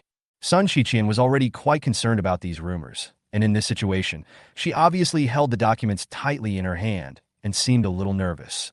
The fat nurse sneered. Without a birth permit and marriage certificate, you cannot apply for a prenatal checkup and create a file. Ah, nurse, are you mistaken?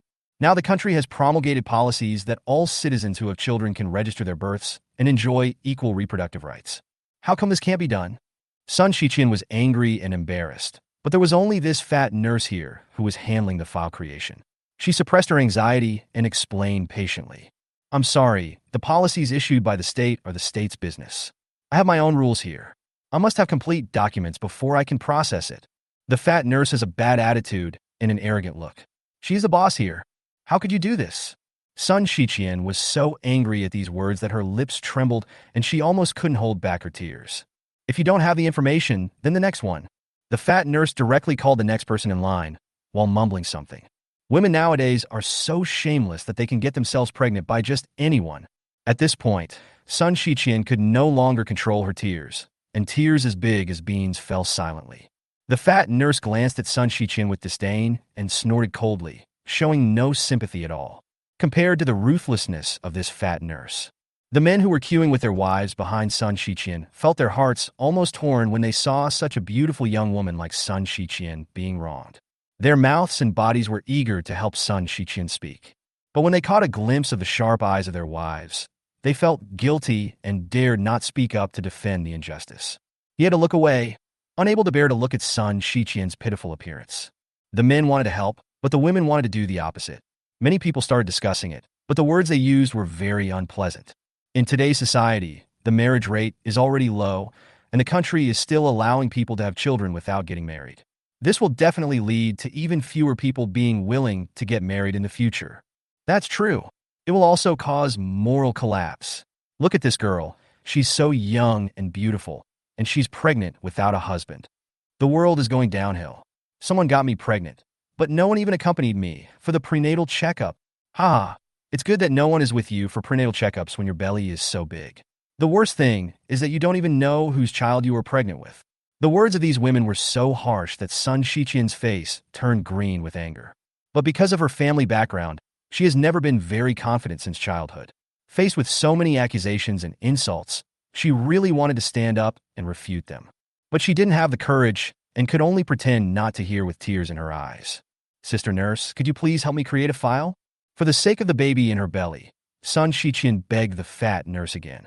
Go away. Don't make me scold you. The fat nurse still refused to give him face. Who's next? I asked you to create a file. Didn't you hear me? Oh, it's me. The couple behind Sun Shiqian could only shyly gesture to Sun Shiqian to move aside. Sun Shiqian had no choice but to move to the side. She planned to wait until the people around her finished their work before asking the fat nurse for help. Just then, her phone rang. When she looked, it turned out to be Lu Haoran. Sun Shiqian looked at the phone number, but she didn't dare to answer it. She was afraid that Lu Haoran would know that she was bullied during her prenatal checkup. The hospital is very arrogant now. It's useless for Lu Haoran to know about it. He can only worry in vain. The phone rang for a long time, but she didn't answer it. The kind-hearted people around her couldn't help but say, Girl, is that the child's father? Hurry up and answer the phone. How can he be so irresponsible as a grown man? No, he's not irresponsible. He is very responsible. It's just that he is very busy today and can't come. Sun Shiqian tried her best to speak up for Lu Haoran. He didn't even accompany you to the prenatal checkup, causing you to be despised by others. Why are you still defending a man like this? Brother Haoran doesn't need my protection. He's always been very good to me. Then why didn't you answer the phone? I'm afraid he'll worry about me getting bullied. You're pregnant, and you're not answering the phone, so he's even more worried. The kind-hearted man couldn't help but say, Forget it. I'll answer the phone for you. Before he finished speaking, the kind-hearted man snatched Sun Shiqian's phone and swiped the answer button. Don't! Sun Shiqian stood up and tried to grab the phone back, but it was too late. Hey, are you this woman's man? The kind-hearted person asked directly. Lu Haoran heard a man's voice and became alert instantly. Who are you? It doesn't matter who I am. What matters is that you, a woman, have been bullied. What? Someone is bullying my wife. Tell me where they are. When Lu Haoran heard this, he stood up suddenly. He had just finished a meeting and thought about what Sun Shiqian had said last night that she wanted him to accompany her.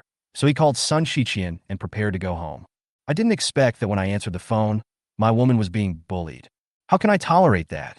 Lu Haoran was so angry at this moment that he wanted to blow up the entire Rongqing. Chengdu People's Hospital Obstetrics and Gynecology Department. Come quickly. Okay, keep an eye on it for me. I'll be there soon. Chapter 42. Anyone can get pregnant. Ouch! Ouch! As soon as this kind-hearted man hung up the phone, his ears were pulled by someone. Dang Jang Wo, are you feeling sorry for this young lady? I just handed over some information, and you hooked up with her. Wife, it hurts. I just felt sorry for this girl and helped her answer the phone. The kind-hearted man begged for mercy again and again. Yeah, I can vouch for this guy. He was just helping. I can prove it too. A few men at the back couldn't bear to watch it anymore and started to speak up. As soon as they opened their mouths, the wives around them started to teach their husbands a lesson, and there was wailing everywhere. The fat nurse also heard the phone call. She still looked at Sun Shiqian with disdain. Even if your man comes, I still won't help you create a file, so forget it. Sun Shiqian didn't say anything in response. She now has no plans to create a record in this hospital. She was just waiting for Lu Haoran to come and then go to other hospitals to create a file. Although this hospital is the best obstetrics and gynecology hospital in Chengdu, there is no need to be so shameless in this situation. The documents have been processed. Why aren't you leaving yet? More than 10 minutes later, the kind-hearted man finished creating the file, but he had no intention of leaving. His wife didn't understand. Hey, the guy just now asked me to help him look after this girl. He will be here soon. Since you have already promised others, you must keep your promise. Keep your promise? The kind-hearted man's wife immediately became furious and threatened to hit someone. The kind-hearted man was frightened and dodged quickly. The people around couldn't bear to watch and said, Brother, we are here to help you take care of this little girl. You can go without worry. Their wives knew exactly what these men were planning, which again caused their wives to curse at them. At this moment, a handsome man strode towards this side. Husband, when Sun Shiqian saw Lu Haoran, she finally felt reassured. She wanted to run over to greet him, but Lu Haoran signaled her not to move. Now I'm pregnant. Lu Haoran slowed down and held Sun Shiqian in his arms. He looked at Sun Shiqian carefully and found that apart from her red eyes from crying, she had no other injuries. Only then did he breathe a sigh of relief. Qian, what's going on? It's okay. I just don't want to create a file here. Let's go. Sun Shiqian didn't want to cause any more trouble. Brother, how can you be a man? Your wife was refused a medical record by this fat nurse, and she was scolded, saying that any man could get your wife pregnant. The kind-hearted person was also a person who stood up for justice, so he repeated the fat nurse's words exactly as they were said. Others all spoke up and described the situation in which Sun Shiqian was bullied. After hearing this, Lu Haoran's eyes were already spitting fire, and the anger in his heart was gradually accumulating. He glared at the fat nurse fiercely. The fat nurse was not afraid at all and glared back at Lu Haoran with contempt. I still say the same thing. Without a birth permit and a marriage certificate, I will not create a file for her even if the King of Heaven comes. Okay, you wait first. Lu Haoran's tone was indifferent. He did not deal with the matter immediately, but turned around and looked at the kind-hearted person. Brother, were you the one who answered the phone for my wife? Yes, I really can't stand it anymore. Okay then. Lu Haoran suddenly took out a stack of cash and handed it over. Good people will always be rewarded. Please keep it. Boom. The onlookers were stunned when they saw the stack of cash of no less than 10,000 yuan. Just help out, and you will get a cash reward of 10,000. Isn't this bad? I can't take this money. It's not a big deal. The kind-hearted man quickly waved his hand to refuse. But the woman next to him took the cash and smiled. It was indeed my man who helped me. My man has always been a brave young man since he was young. Lu Haoran didn't say much to the woman. Then he took out another stack of money. Everyone who spoke up for my wife will get a share. Take it and divide it among you. I can't let such a kind person feel disappointed. While I'm so lucky today to have encountered such a good thing. The men who spoke well of Sun Shiqian were too embarrassed to take it, but the women around them scrambled for it. After getting the money, everyone's impression of Lu Haoran changed drastically. Would such a man be irresponsible? At this point, everyone finally understood why Sun Shiqian would rather suffer injustice herself than let Lu Haoran suffer even the slightest slander. After dividing the money, Lu Haoran looked at the fat nurse again. I'll ask you again, are you willing to create a profile for my wife? Don't ask once, ask 10,000 times. But even if you ask 10,000 times, I will not create a file for you two shameless people. Bang! As soon as the fat nurse finished speaking, the huge glass wall in front of her collapsed instantly. Then, a hand grabbed the fat nurse by the collar. Lu Haoran's physique, which was as high as 11 points, burst out with a huge force. This huge force lifted the fat nurse up uncontrollably, and she was then dragged out of the office by Lu Haoran and thrown into the corner. Lu Haoran possesses strength beyond that of ordinary people, which has long made him want to release it. At this moment, he just wanted to teach her how to respect others in the most direct way. As the saying goes, when you have a sharp weapon, you will naturally want to kill. The fat nurse happened to bump into the muzzle of his gun. Ah! OMG! Everyone was shocked by Lu Haoran's ferocity. This happened very suddenly. From the moment Lu Haoran smashed the glass to the moment he dragged out the fat nurse, the whole process took only a few seconds. What are you going to do? The fat nurse fell to the ground, fear filling her eyes. Only at this moment did she realize that she was facing a terrifying demon. But Lu Haoran would not sympathize with her fear. Snap! Snap! Snap! Lu Haoran slapped the fat nurse 3 times in a row, making her dizzy and unable to react for a long time. After a few seconds, the fat nurses' faces were swollen like buns. The head that originally looked like a pig's head has completely become a pig's head. You are a person who speaks without moral integrity, blasphemes your duties, bullies the good, and fears the evil. Since you have no family education since childhood, I will help your parents discipline you. Lu Haoran grabbed the fat nurse by the collar and threw her to the ground like a dead dog. There is no point in arguing with someone who spits shit all the time. Only a slap can make her feel the pain. Ouch, it hurts so much. The fat nurse then felt the pain, and the expression on her face was distorted with pain. If you dare to bully or curse at me again, I'll beat you up every time I see you. Lu Haoran spoke in a cold tone and glared at the fat nurse fiercely. I don't dare. I don't dare anymore. The fat nurse was frightened by Lu Haoran's fierce eyes and trembled all over. She shuddered as she felt like she couldn't hold back her urine. At this moment, the scene burst into applause, and everyone was cheering for Lu Haoran's behavior of teaching the fat nurse a lesson.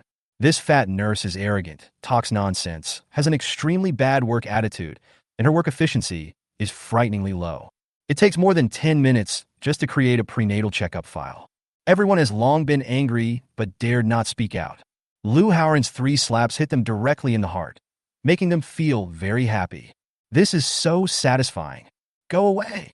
Lu Haoran kicked the fat nurse. The fat nurse was freed, and she ran away tumbling. After she was a few steps away from Lu Haoran, she dared to stand up and pointed at Lu Haoran viciously. How dare you hit me? My grandfather is a professor at the Chinese medicine hospital. If you have the guts, just wait for me. Chapter 43, Testing the Power of 11-Point Constitution. Hubby, we've already taught her a lesson, let's go. When Sun Shiqian heard the fat nurse say that her grandfather was a professor at the Hospital of Traditional Chinese Medicine, she knew that trouble was coming. When the others heard this, they also looked solemn. Young man, just go ahead, and we will help you explain what's going on here. Her grandfather is a professor. He must know a lot of important people, so don't cause trouble again. We ordinary people can't fight him. Yes, leave as soon as you can. Don't let them take you to the police station. You will be the only one who will suffer. Everyone advised Lu Haoran to stop while he was ahead, and there was no need to continue to be angry. Whoa, are you scared now? It's too late. When the fat nurse saw several hospital security guards rushing towards her with shields and forks, she stroked her swollen cheeks, and her eyes regained their arrogance. All of you, catch this bastard right now. Upon hearing this, the security guards hurriedly surrounded Lu Haoran. Nurse Huang, what happened? The security guard looked at the broken glass all over the ground, and the atmosphere became tense. The fat nurse's surname is Huang. Nurse Huang complained in a hoarse voice. This guy, I was working peacefully inside, but he broke the glass and dragged me out to beat me. Look at my face. It's been beaten like this. This is a vicious injury incident. My grandfather is a professor at a traditional Chinese medicine hospital. He can protect you no matter what happens. I want you to catch him and beat him up quickly. Nurse Huang described Lu Haoran's cruelty with anger. The security guards became even more nervous after hearing this. They immediately raised the rubber sticks in their hands to stop Lu Haoran from continuing the violence. Nurse Huang, your grandfather called me. Don't worry. We will help you get justice in this matter. After the leading security guard nodded to Nurse Huang, he looked at Lu Haoran and others again, with a cruel look on his face. Brothers, this is all caused by the nurse. It's not our fault. When Sun Shiqian saw the security guard surrounding Lu Haoran and preparing to attack him, she was so frightened that she immediately panicked. Others also stood in front of Lu Haoran and spoke for him. Security brothers, don't be misled by this Nurse Huang. It was clearly Nurse Huang who had a bad attitude and cursed first, and then this guy started to fight. To be honest, with Nurse Huang's attitude, she will be beaten sooner or later. I also think the young man did a good job. You can't target this young man. You can check the surveillance for the specific situation. Everything was caused by the provocation of that nurse. He deserved to be beaten. Yes, all of us can testify for this young man. I advise you to keep quiet. If you continue to make trouble, the reputation of your hospital will be affected. Young man, hurry up. We'll help you stop them here. This group of people have benefited from Lu Haoran, and now they are all on Lu Haoran's side. Someone else pulled Lu Haoran away quickly. Lu Haoran had a smile on his face, thinking that the money he just spent was not wasted. But he did not think of leaving. He said, "Everyone, thank you for your righteous words. You don't need to get involved in this matter. Today, not only did I beat her, I also had to make this Nurse Huang create a file for my wife properly." Lu Haoran was angry today. Sun Shiqian was insulted, and he must seek justice for Sun Shiqian. Arrogant boy, how shameless of you to speak so arrogantly. The leading security guard sneered. Do you know who Nurse Huang's grandfather is? Her grandfather is Professor Huang from the Chinese Medicine Hospital. He is the backbone of our people's hospital, Chinese Medicine Hospital. You are so brave to hit his granddaughter. However, you are lucky today. Professor Huang was invited by an important person to go out for a consultation. Otherwise, you would have died today, or you would have been seriously injured. Don't waste your time talking to him. I want him to kneel down immediately, and let me slap him in the face. I will pay him back double today. With the support of the security guards, Nurse Huang became arrogant and domineering, with a smug look on her face that made people feel sick. Hearing the urging, the security leader raised his voice and yelled at Lu Haoran. Boy, do you hear me? Don't let us do it, or you will be in even greater misery. Apologize to Nurse Huang immediately. The other security guards were hitting their palms with rubber sticks, and the threat was obvious. Lu Haoran curled his lips and ignored the leading security guard's scolding. Instead, he looked at Nurse Huang sarcastically. You want double the amount, right? Lu Haoran moved, took a step forward, raised his hand, and slapped Nurse Huang in the face again. Nurse Huang was knocked off balance by the huge force and took several steps back. Fuck, this guy is so bold. Brothers, get him. Damn it, this is so lawless. He even dared to hit someone right in front of us. He really doesn't take us seriously. The group of security guards were completely angered by Lu Haoran's sudden attack. As security guards of the hospital, they represented the hospital and could not just hit people at will. After all, the power of public opinion in society cannot be underestimated. But now Lu Haoran was the first to attack, and the slap was on the face. Even if the impact is bad, they have reason to fight back. Sun Shiqian was shocked by Lu Haoran's sudden attack. She didn't expect that Lu Haoran would dare to attack in front of the security guards. At the same time, she was also very moved. She didn't expect Lu Haoran to protect her so much. In front of so many people, Lu Haoran also wanted to save face for himself. Sun Shiqian was both moved and scared. She didn't know what to do next. At this moment, her brain was boiling with blood. Her eyes were red, and the only person in her mind was Lu Haoran. She didn't even know that her body had already produced a conditioned reflex. That is, if Lu Haoran is defeated, she will rush up to help. The crowd of onlookers were also stunned, and they all retreated in fear to avoid being affected. After all, they all have pregnant wives around them, and they dare not take any risks. At this time, they have no reason to favor Lu Haoran. But what they didn't know was that Lu Haoran was planning to make things bigger at this time. The purpose is to take this opportunity to test his current combat effectiveness. A few days ago, Lu Haoran successfully made Zhuo Weiwei pregnant. The system rewarded him with 2 points of physical fitness, and now his physical fitness has reached 11 points. The physical fitness of an average adult is generally between 6 and 10 points, and the maximum physical fitness is 10 points. But in fact, in today's sick society, a physical fitness of 8 points is considered very good. The vast majority of people are sick to some extent and are in a subhealthy state. When Lu Haoran first obtained the fertility reward system, his physical fitness was 8 points. But at that time, Lu Haoran did not feel that he was worse than others. In fact, with regular exercise, he felt that his physical condition was better than those around him. Lu Haoran's physical health has now exceeded the ideal state. So, he is now full of strength and a strong desire to release. These security guards surrounded him, but he was not afraid. Instead, he used a series of kicks to knock all the security guards to the ground. Rubbish! Lu Haoran's 11-point physical fitness not only enhanced his strength, but also greatly improved his agility and reaction. In the series of kicks just now, Lu Haoren didn't really use much strength. In his eyes, the movements of these security guards were like an old woman practicing Tai Chi. After easily dealing with a few security guards, Lu Haoren suddenly became bored. Chapter 44, Lucky Critical Rebate. The security guards were kicked down by Lu Haoren. At that moment, the whole place was silent. They all stared at Lu Haoren in disbelief with their eyes wide open. There's actually someone with such agile skills. This really broadened their horizons. Sun Shiqian didn't expect that Lu Haoren was so good at fighting. This is exactly like the boy of her dreams during her teenage years. The security guards were knocked down, and they were also confused. You're a sneak attack. We haven't even started yet, and you're kicking us. We don't accept it. The security guards all stood up, raised the rubber sticks in their hands, and yelled at Lu Haoren, trying to cover up the embarrassment they had just suffered. Although they were shouting loudly, they did not dare to move forward and even slowly retreated. What are you all doing? Stop it! At this moment, a roar suddenly broke out in the distance. A middle-aged man ran over in a hurry. Drop your weapons! The middle-aged man ran and pointed at the security guards and shouted at them. When the security guards heard the sound, they were frightened and quickly dropped the rubber sticks in their hands. President Chow, why are you here? It was this young man who beat us, not us who beat him.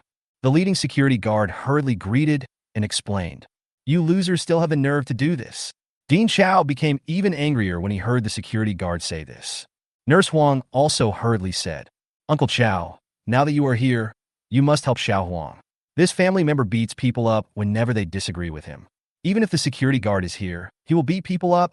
Look at my face, it's swollen. Humph! Shut up. Dean Chow glared at Nurse Huang and scolded. With your character, you still have the nerve to let me make the decision for you. I don't even need to think. I know it must be your stinky mouth that caused the trouble. Nurse Huang was glared at by Dean Chow, and she was still unconvinced. Uncle Chow, he was the one who hit me. Why are you still so mean to me? Woohoo! I'm going to tell my grandfather. Oh, go tell your grandfather. When your grandfather comes, I will scold you too. Dean Chow looked at Nurse Huang with annoyance and disdain. I warned you at the time that you would get into trouble sooner or later because of your foul mouth. If it wasn't for your grandfather, I would never let you work in the hospital. If you dare to talk back to me again, I will fire you immediately. I will. Nurse Huang wanted to say a few more words, but seeing Dean Chow's expression that didn't seem like a lie, she didn't dare to say anything more. She squatted on the ground, covering her face and crying. Dean Chow no longer paid attention to Nurse Huang. He walked straight to Lu Haoren and bowed to him, saying, Are you Mr. Lu? Yes, I am Lu Haoren. Lu Haoren nodded. I am really sorry for what happened today, Mr. Lu. I have wronged your wife. On behalf of the hospital, I sincerely apologize to you and your wife. Dean Chow bowed deeply to Lu Haoren and apologized. Boom! The onlookers, security guards, and Nurse Huang, who was squatting on the ground and secretly observing, were so shocked by President Chow's apology that their eyes dropped to their knees. Their heads felt as if they were being hit by a dull hammer, leaving only a buzzing sound. Not only did the dean recognize the young man's age, he also bowed and apologized to the young man. What is the origin of this young man? Dean Chow made such a big move to apologize to him, and Lu Haoren hurriedly helped him up. President Chow, there's no need to be like this. This is all because of the bad words of Nurse Huang. There's nothing wrong with the hospital itself. Thank you, Mr. Lu, for your magnanimity. Dean Chow looked at Lu Haoren gratefully. Mr. Lu, I knew something about your wife's situation before I came here. How about this? I will personally take care of your wife's file, and I will arrange for the most experienced doctor in our hospital to do the prenatal checkup for your wife. Okay, thank you very much, Dean Chow. Lu Haoren was very satisfied with President Chow's attitude. After all this was due to the help of Lu Haoren's classmates. When Lu Haoren learned that Sun Shiqian was wronged in Rongqing People's Hospital, he immediately contacted the classmate in the health system, whom he met in the CEO class. At that time, Lu Haoren just wanted that classmate to help say hello. I didn't expect that just because of a word from my classmate, Director Chow of the People's Hospital would come over in person, and his attitude was very nice. Not only did he apologize, he also personally helped Sun Shiqian create a file and promised to arrange the best obstetrician and gynecologist to do a prenatal checkup for Sun Shiqian. This result has far exceeded Lu Haoren's expectations. After pacifying Lu Hao, Dean Chow immediately scolded the security guards. What are you still doing here? Clean up these broken glass pieces. Okay, we'll clean it up right away. The security guards sprang into action. Dean Xiao scolded Nurse Huang again. Are you still pretending to be wronged? Get up now and help Mrs. Liu create a file. I want to personally see your work efficiency today. Do you know that I have received countless complaints about your poor attitude and low efficiency? I will personally examine you today. If it is true as reported, even if your grandfather is Professor Huang, I will fire you. When Nurse Huang heard this, she shuddered with fear and immediately went back to work feeling aggrieved. Under the urging of President Chao, Sun Shiqian quickly completed the file creation. While the file was being created, Dean Chao took the initiative to add Liu Haoran's contact information, asking Liu Haoran to contact him personally if he encountered any trouble in the future. When Liu Haoran and Sun Shiqian left the filing office, Dean Chao came over quietly and said to Liu Haoran, Mr. Liu, I am really sorry for today. Please say a few good words for me next time you see Director Zhen. Don't worry, I will speak for you in front of classmate Zhen. At this point, Liu Haoran finally understood why Dean Chao was so enthusiastic about him. It turns out that his classmate has such an identity. When classmate Zhen introduced himself to Liu Haoran, he only said that he was in the health system, but did not elaborate on what he did specifically. When classmates were helping Liu Haoran to play a prank on Ho Siyuan, Zhen was the one who had the most fun. Liu Haoran didn't expect that this seemingly ordinary classmate was actually the director of the health system. Oh my god, you and Director Zhen are classmates. No wonder Director Zhen told me to help you get things done. After learning that Liu Haoran and Director Zhen were classmates, Dean Chao was both excited and in awe. Liu Haoran even felt that Dean Chao's hand was trembling. At this moment, Liu Haoran deeply realized the tremendous power under the power system. With Dean Chao's greeting, Sun Shiqian's prenatal checkups went smoothly. You don't even have to queue up, just go straight into the passage. This made Liu Haoran feel a little embarrassed. Only after completing the prenatal checkup did Liu Haoran go to the payment window to complete the payment. Congratulations to the host. You have completed your first prenatal checkup for your offspring. The cashback reward is a lucky crit of 10,000 times, and you have received a cash reward of 7.8 million yuan. Fuck. After Liu Haoran paid the prenatal checkup fee, the system actually reminded him that he had received a lucky critical hit reward. He spent 780 yuan on prenatal checkup, and the system directly gave him a cash rebate of 7.8 million yuan. When Liu Haoran heard the prompt, he couldn't help but swear. Huh? Honey, what's wrong with you? When Sun Shiqian heard Liu Haoran swearing, she curiously asked him why. Liu Haoran shook his head and said, It's okay. Come on. I'll take you to eat something delicious. Liu Haoran had nothing to do in the afternoon, so he drove Sun Shiqian to the mall and bought her the best maternity clothes and supplies needed by pregnant women.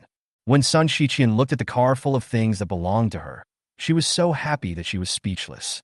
She had never imagined in her life that there would come a day when she would buy so much stuff that her car would be full, and she wouldn't even dare to dream of doing so. And now, it has become a fact. After shopping, Liu Haoran took Sun Shiqian to the only Michelin restaurant in Chengdu.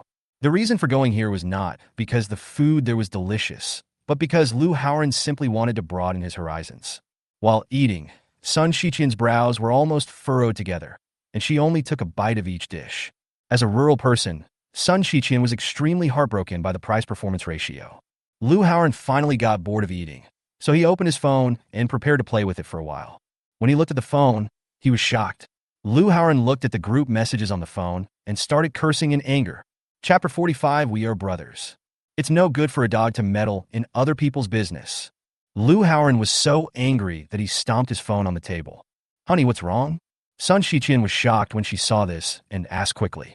Liu Haoran quickly regained his composure. It's nothing. Someone just posted the photos of us having a prenatal checkup at the hospital today to the class group. There is no need to hide this from Sun Shiqian. He handed the phone to Sun Shiqian to look at. Sun Shiqian looked worried and apologetic after seeing this. Hubi, I'm sorry. It's all my fault. I asked you to come to the hospital to accompany me, which led to someone catching you. Why are you apologizing? It's not your fault. You are just too kind, girl. Liu Haoran touched Sun Shiqian's little head and hugged her in his arms with great love. Honey, is there a girl you like in the class group? Women are very sensitive. You can roughly understand Liu Haoran's thoughts at a glance. Liu Haoran smiled and said, I guess so, but don't worry, no one can replace you. Sun Shiqian already knew that Liu Haoran was going to have a child with another woman, but today was the first time she faced it. She still felt a little uncomfortable in her heart, so she asked the question, Husband, I recently took the adult self-taught exam and learned a lot of management knowledge. I want to go back to work after giving birth. Strive to be a squad leader, to be a manager. At this moment, Sun Shiqian suddenly felt a sense of urgency. She wanted to prove her worth in front of Lu Haoran. Although Lu Haoran said he would support her, she couldn't really be raised like a canary. "Ah, wife, you are so petty." Lu Haoran was amused by Sun Shiqian. Sun Shiqian was ridiculed by Lu Haoran. Her face turned red with shame, and she quickly buried her head in Lu Haoran's arms. "Hubby, stop making fun of me." Okay, I won't make fun of you. But your idea is indeed a bit petty. Originally, when you went to adult college, I didn't have any expectations of you. But if you really have ambitions after you give birth to the baby, I will invest 10 million in you to open a small assembly plant directly. As for what you can accomplish later, it all depends on your ability. Sun Shiqian has worked at Fukan Company for more than 10 years and has a basic understanding of this industry. Lu Haoran's arrangement is very consistent with Sun Shiqian's work experience. Open an assembly plant. Is that really possible? Sun Shiqian suddenly sat up straight, feeling excited and in disbelief. At the same time, she felt like a brand new door had been opened for her. Don't be so excited. This is a trivial matter and it's not worth your emotion. But I can't help but feel excited. Calm down. Don't hurt the baby in your belly. Let me help you calm down. Lu Haoran held Sun Shiqian in his arms and kissed her. After comforting Sun Shiqian, Lu Haoran once again focused his attention on the classmates group and looked through the group records. Picture. These 3 pictures are of Lu Haoran taking Sun Shiqian for prenatal checkups at Rongqing People's Hospital. In the picture, Lu Haoran and Sun Shiqian are holding hands, looking very affectionate. Lu Haoran, your wife is already pregnant, and you still lied to us at the class reunion and said you were single. You were such a good secret guy. The person who tagged Lu Haoran was Wu Gaochang. Wu Gaochang's words may seem like a joke between classmates, but its real purpose is self-evident. After these words were sent out, no one in the class group responded, and no one said anything else. The class group, which was originally very lively, suddenly became dead silent. When Lu Haoran saw these words again, a sneer appeared on his face. Isn't Wu Gaochang doing this just to destroy the relationship between Ke Jinyao and himself? To be honest, Wu Gaochang regards Ke Jinyao as a goddess, but Lu Haoran only regards Ke Jinyao as a production tool. Tools of production are not qualified to have thoughts. If the means of production can produce thoughts, it proves that the means of production have mutated, can no longer be used. Therefore, Lu Haoran didn't care whether Ke Jinyao was angry because of these pictures. He was angry just now, simply because Wu Gaochang dared to take a secret photo of him. This touched Lu Haoran's sore spot. Lu Haoran was too lazy to respond to the messages in the group and simply ignored them. At this moment, Ke Jinyao was sitting in the question and answer session that Lu Haoran had lent her, and she also saw the pictures in the group chat about Lu Haoran taking Sun Shiqian for a prenatal checkup. Ke Jinyao's mind went blank in an instant. Lu Haoran actually has a woman, and this woman is pregnant with him. Why is this happening? Lu Haoran is such a scumbag. Scumbag. Dumb scumbag. Does he still want 2 women to serve 1 man and enjoy the happiness of having 2 wives? Dream your big dream. Ke Jinyao was so angry that her lips were trembling and she was about to explode. Bang! Ke Jinyao smashed her little fist directly on the steering wheel. She was almost going crazy. Ke Jinyao called Lu Haoran on the spot. Lu Haoran, where are you now? Ke Jinyao suppressed her anger and asked Lu Haoran with gritted teeth. Lu Haoran said calmly, I'm having dinner at a Michelin restaurant with my woman. What's up, Buzz? Hearing this, Ke Jinyao felt dizzy again. Lu Haoran didn't show any remorse at all, and even said that he and his woman were having dinner at a Michelin restaurant. Lu Haoran, are you worthy of me? Ke Jinyao's back teeth were almost broken. What do you mean by right or wrong? We have nothing to do with each other. Why do you say that? Lu Haoran would never spoil her. This woman wants to worship money, to be a virtuous woman, and to have a man all to herself. Is it possible? Are you dreaming of the spring and autumn period? Okay. You actually said there is no relationship between us. Ke Jinyao was so angry that she kept hitting the steering wheel of the car with her fists. Lu Haoran, it's over between us. It hasn't even started yet. How can we talk about the end? It seems like we have always been classmates, right? Lu Haoran couldn't even remember when he and Ke Jinyao established their relationship. From the beginning to the end, Lu Haoran just maintained a normal relationship with Ke Jinyao as classmates and friends, right? He racked his brains, but could not remember the words he had said to confess his love to Ke Jinyao. Could it be that Ke Jinyao made this up in her own imagination? You actually think that we were just classmates? No, we might still be brothers. Lu Haoran returned this sentence to Ke Jinyao exactly as it was, and the tone was very strong with ridicule. Hearing this, Ke Jinyao immediately realized that Lu Haoran was taking revenge on her for the insult she had made to him that night. At this time, Ke Jinyao was holding the phone, feeling embarrassed, angry, and furious. Her heart felt as if a huge rock weighed 1,000 pounds pressing down on it. She wanted to scream, but couldn't.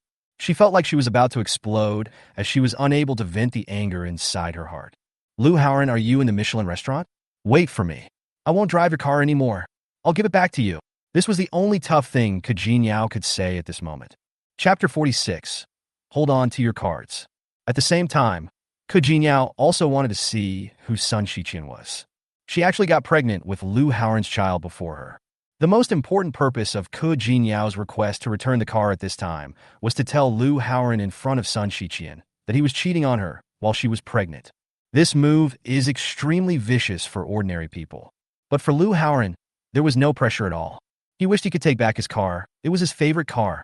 It would be a waste to let Ke Jinyao drive such a smart car. So, Lu Haoran agreed. Come here quickly. I can only wait for half an hour. If it's later, I have to go home with my wife to sleep. Puff! Ke Jinyao spat out a mouthful of blood. This Lu Haoran was simply shameless. It's so infuriating. After the call was hung up, Ke Jinyao started the car angrily and rushed to the Michelin restaurant at full speed. She wanted to see if Lu Haoran would still speak so arrogantly in front of her and his so-called wife. In less than half an hour, Ke Jinyao arrived downstairs of Michelin. Just at this time, Ke Jinyao saw Lu Haoran hugging a very beautiful young woman and preparing to go out. Lu Haoran! Ke Jinyao yelled angrily. Lu Haoran and Sun Shiqian heard the voice and turned around to see Ke Jinyao rushing towards him angrily with her fists clenched. Lu Haoran quickly stood in front of Sun Shiqian, fearing that the woman would go crazy and hurt Sun Shiqian. What are you doing? Why are you asking me? Huh? Ke Jinyao stopped in front of Lu Haoran and asked angrily. Didn't you say you'd wait for me for half an hour? Why are you leaving in less than half an hour? If I don't arrive now, wouldn't it be a wasted trip for me? She simply couldn't stand it. No man ever dared to make her wait, let alone stand her up. Hearing this, Lu Haoran said, "Oh," indifferently. I totally forgot you were coming. You. Ke Jinyao pointed at Lu Haoran and trembled all over. Oh, by the way, honey, let me introduce you to this. This is my college classmate, Ke Jinyao. Lu Haoran introduced to Sun Shiqian. Seeing this, Sun Shiqian stood beside Lu Haoran and looked at Ke Jinyao with a smile. Hello, Ke Jinyao, my name is Sun Shiqian. What's good about that? You and I were both deceived by this scumbag. He hooked up with me when you were pregnant, and you are not angry at all when facing such a man? Oh, there's nothing to be angry about. When I saw you like this just now, I thought you were also pregnant with my husband's child. You didn't. Ah, Ke Jinyao was confused. She stared at Sun Shiqian with wide eyes in disbelief, as if she had seen a monster. You? He? Faced with Ke Jinyao's insults, Sun Shiqian was not angry. She still held Lu Haoran's arm, maintaining her smile, not affected at all. Humph, Ke Jinyao, aren't you here to return the car? Give me the car keys, and you can leave. Sun Shiqian was not angry, but that didn't mean Lu Haoran wouldn't be angry. Okay, here are the car keys. I've really learned a lot today. Too much. I didn't expect that in today's society, there are still such ignorant women. Ke Jinyao handed over a pair of car keys, stared at Lu Haoran and Sun Shiqian, and shook her head, unable to believe what she was hearing and seeing. Lu Haoran no longer paid attention to Ke Jinyao's reaction. He took the car keys and handed them to Sun Shiqian. Honey, this car is for you. It's the latest smart driving car, perfect for you to drive while you're pregnant. Yeah, thank you, husband. I have a car now, too. I'm so happy. Sun Shiqian took the car keys and excitedly hugged Lu Haoran and kissed him. Now I'm used to Lu Haoran's generosity. Houses in the city can be delivered directly, so a car is nothing at all. But Sun Shiqian was still very grateful, and she held Lu Haoran's hand even tighter. Let's go. I'll teach you how to drive a smart driving car. Yeah, I often see videos of this car on TikTok. I can't wait to see what this smart driving car is like. Lu Haoran took Sun Shiqian's hand and walked towards the car parked on the side of the road. Lu Haoran, you woo. Ke Jinyao was completely dumbfounded. She didn't expect that after Lu Haoran got the car keys, he would give them to that vixen right in front of her. Asshole Lu Haoran, you bully me. This car belongs to me. Woo. but no one answered her. She only saw the luxury car worth more than 600,000 yuan that originally belonged to her getting farther and farther away from her. As Ke Jinyao cried, her legs went weak and she fell to the ground, crying even louder. After a long time, passers-by came over to watch, and many men saw that she was beautiful and wanted to take the opportunity to come over to comfort and chat with her. Ke Jinyao couldn't stand it, so she covered her face and ran away. As she ran, Ke Jinyao's tears started to flow again. She suddenly found that she couldn't go home. If you want to go back, you can only take the bus or take a taxi. At this moment, the only thing that appeared in front of her eyes was Sun Shiqian's hateful face. This woman took the car that belonged to her. Ke Jinyao stood woodenly on the street, feeling pain and regret in her heart. What hurt was that she missed out on a handsome and wealthy second-generation rich man, and what she regretted was why she impulsively returned the car to Liu Haoran. Liu Haoran didn't mention a word about returning the car himself. Why did I have to be so stupid as to come here and return the car? Originally, Ke Jinyao thought that Liu Haoran would at least coax her or explain a few things to her. If Liu Haoran explained it to her properly, she might not necessarily be unable to accept being a mistress. I regret it so much. Now, because of a momentary impulse, I have lost everything. Before dawn the next day, Liu Haoran was still sleeping in the arms of Sun Shiqian. Huasiyuan called Liu Haoran and told him that there was a class for CEOs today. Oh my, I almost forgot about class. Liu Haoran quickly let go of Sun Shiqian in his arms and sat up. Huasiyuan, come and pick me up. Boss, I'm not your secretary anymore. What nonsense are you talking about? If she's not my secretary, then she's still my employee. So what if my employee picked me up to do something? Huasiyuan was silent. This boss was still as domineering as before. Huasiyuan didn't even know whether Liu Haoran liked her or not. If a man likes her, he shouldn't yell at her, but if he doesn't like her, why would he find excuses to kiss her? Oh, Huasiyuan, come pick me up in a Rolls-Royce. We need to hold up our cards and don't let our classmates look down on us. This Rolls-Royce is a new car that just arrived yesterday, and Huasiyuan went to handle the formalities for it. The car happened to be at Huasiyuan's place. Chapter 47, Is This Your Girlfriend? Faced with Liu Haoran's domineering attitude, Huasiyuan had no choice but to agree and drive to pick up Liu Haoran. These days, Huasiyuan has been confused and entangled. She couldn't tell what Liu Haoran thought of her, but she was reluctant to let Huasiyuan leave Rongqing Lycean Human Resources Company and leave Liu Haoran. Even the thought of leaving made her feel heartbroken. Ideas are ideas. As Liu Haoran's employee, Huasiyuan had to pick him up no matter how reluctant she was. In fact, when Huasiyuan drove to pick up Liu Haoran, she did not feel any resistance, and even wanted to see Liu Haoran as soon as possible. Huasiyuan was still unaware of these psychological changes in herself. Let's go. After picking up Liu Haoran, Huasiyuan got out of the car to greet him as usual. Liu Haoran naturally sat in the boss's seat. The two arrived at the campus of Rongqing University, and because of the Rolls-Royce and the perfect match of Liu Haoran and Huasiyuan, they attracted a lot of attention. Faced with everyone's envy, Huasiyuan also felt a little proud in her heart. All of this was brought to her by her boss Liu Haoran. After arriving in the class, the atmosphere among the students was still harmonious. Liu Haoran specifically found Mr. Jin from the health system to thank him in person. Student Jin smiled and said it was a small matter and no need to worry about it. Li Haoran know that. Between classmates, everything was unspoken. During the break, Liu Haoran invited Huasiyuan to accompany him around the campus. Huasiyuan was reluctant to get too close to Liu Haoran, but Liu Haoran reminded her, "You are pretending to be my girlfriend in front of your classmates, so you can't let the secret show." Huasiyuan pursed her lips. This guy always threatened her, but I couldn't refuse. Without waiting for Huasiyuan's response, Liu Haoran took her hand and walked outside. Huasiyuan struggled, but failed to break free, and finally had to let Liu Haoran hold her hand. After leaving the house, Huasiyuan said angrily, "Boss, we're all out now. Shouldn't we let go?" "Hello, Teacher Jiang." Liu Haoran did not answer Huasiyuan, but greeted a teacher who was passing by. The teacher named Jiang heard the voice and looked over. "Hey, you are Liu Haoran?" Teacher Jiang looked at Liu Haoran with some hesitation. After all, Liu Haoran's appearance had changed a lot. "It's me. I'm Liu Haoran, Teacher Jiang." "Oh my, Liu Haoran, I didn't expect you to have changed so much in just 2 years since graduation." That's right, everyone says I've changed." When asked by the teacher, Liu Haoran scratched the back of his head subconsciously. You've become more handsome. Is this girl your girlfriend? Teacher Jiang couldn't help but ask when he saw Hua Siyuan being pulled by Lu Haoran. Lu Haoran nodded and admitted, Teacher Jiang, this is my girlfriend Hua Siyuan. Then Lu Haoran turned to Hua Siyuan. Siyuan, this is my college counselor, Ms. Jiang. When I was in school, Ms. Jiang took good care of me. Hello, Teacher Jiang. At this time, Hua Siyuan still knew the situation and greeted Teacher Jiang very cooperatively. Not bad. Not bad. The little girl is really pretty. The two of you standing together are really a perfect match. Lu Haoran is my student, and he has a very good character. You two will definitely be happy together. When you get married, you must invite me to the wedding banquet. Thank you, Mr. Jiang. I will definitely invite you. Hua Siyuan answered awkwardly, and at this time pinched Lu Haoran's arm hard. By the way, Lu Haoran, are you back to school to take a look? Yes, Mr. Jiang. My girlfriend and I are walking around the campus. How are you doing now? Where do you work now? Teachers are very concerned about their students' work situation, especially when their students are making good progress. They feel proud.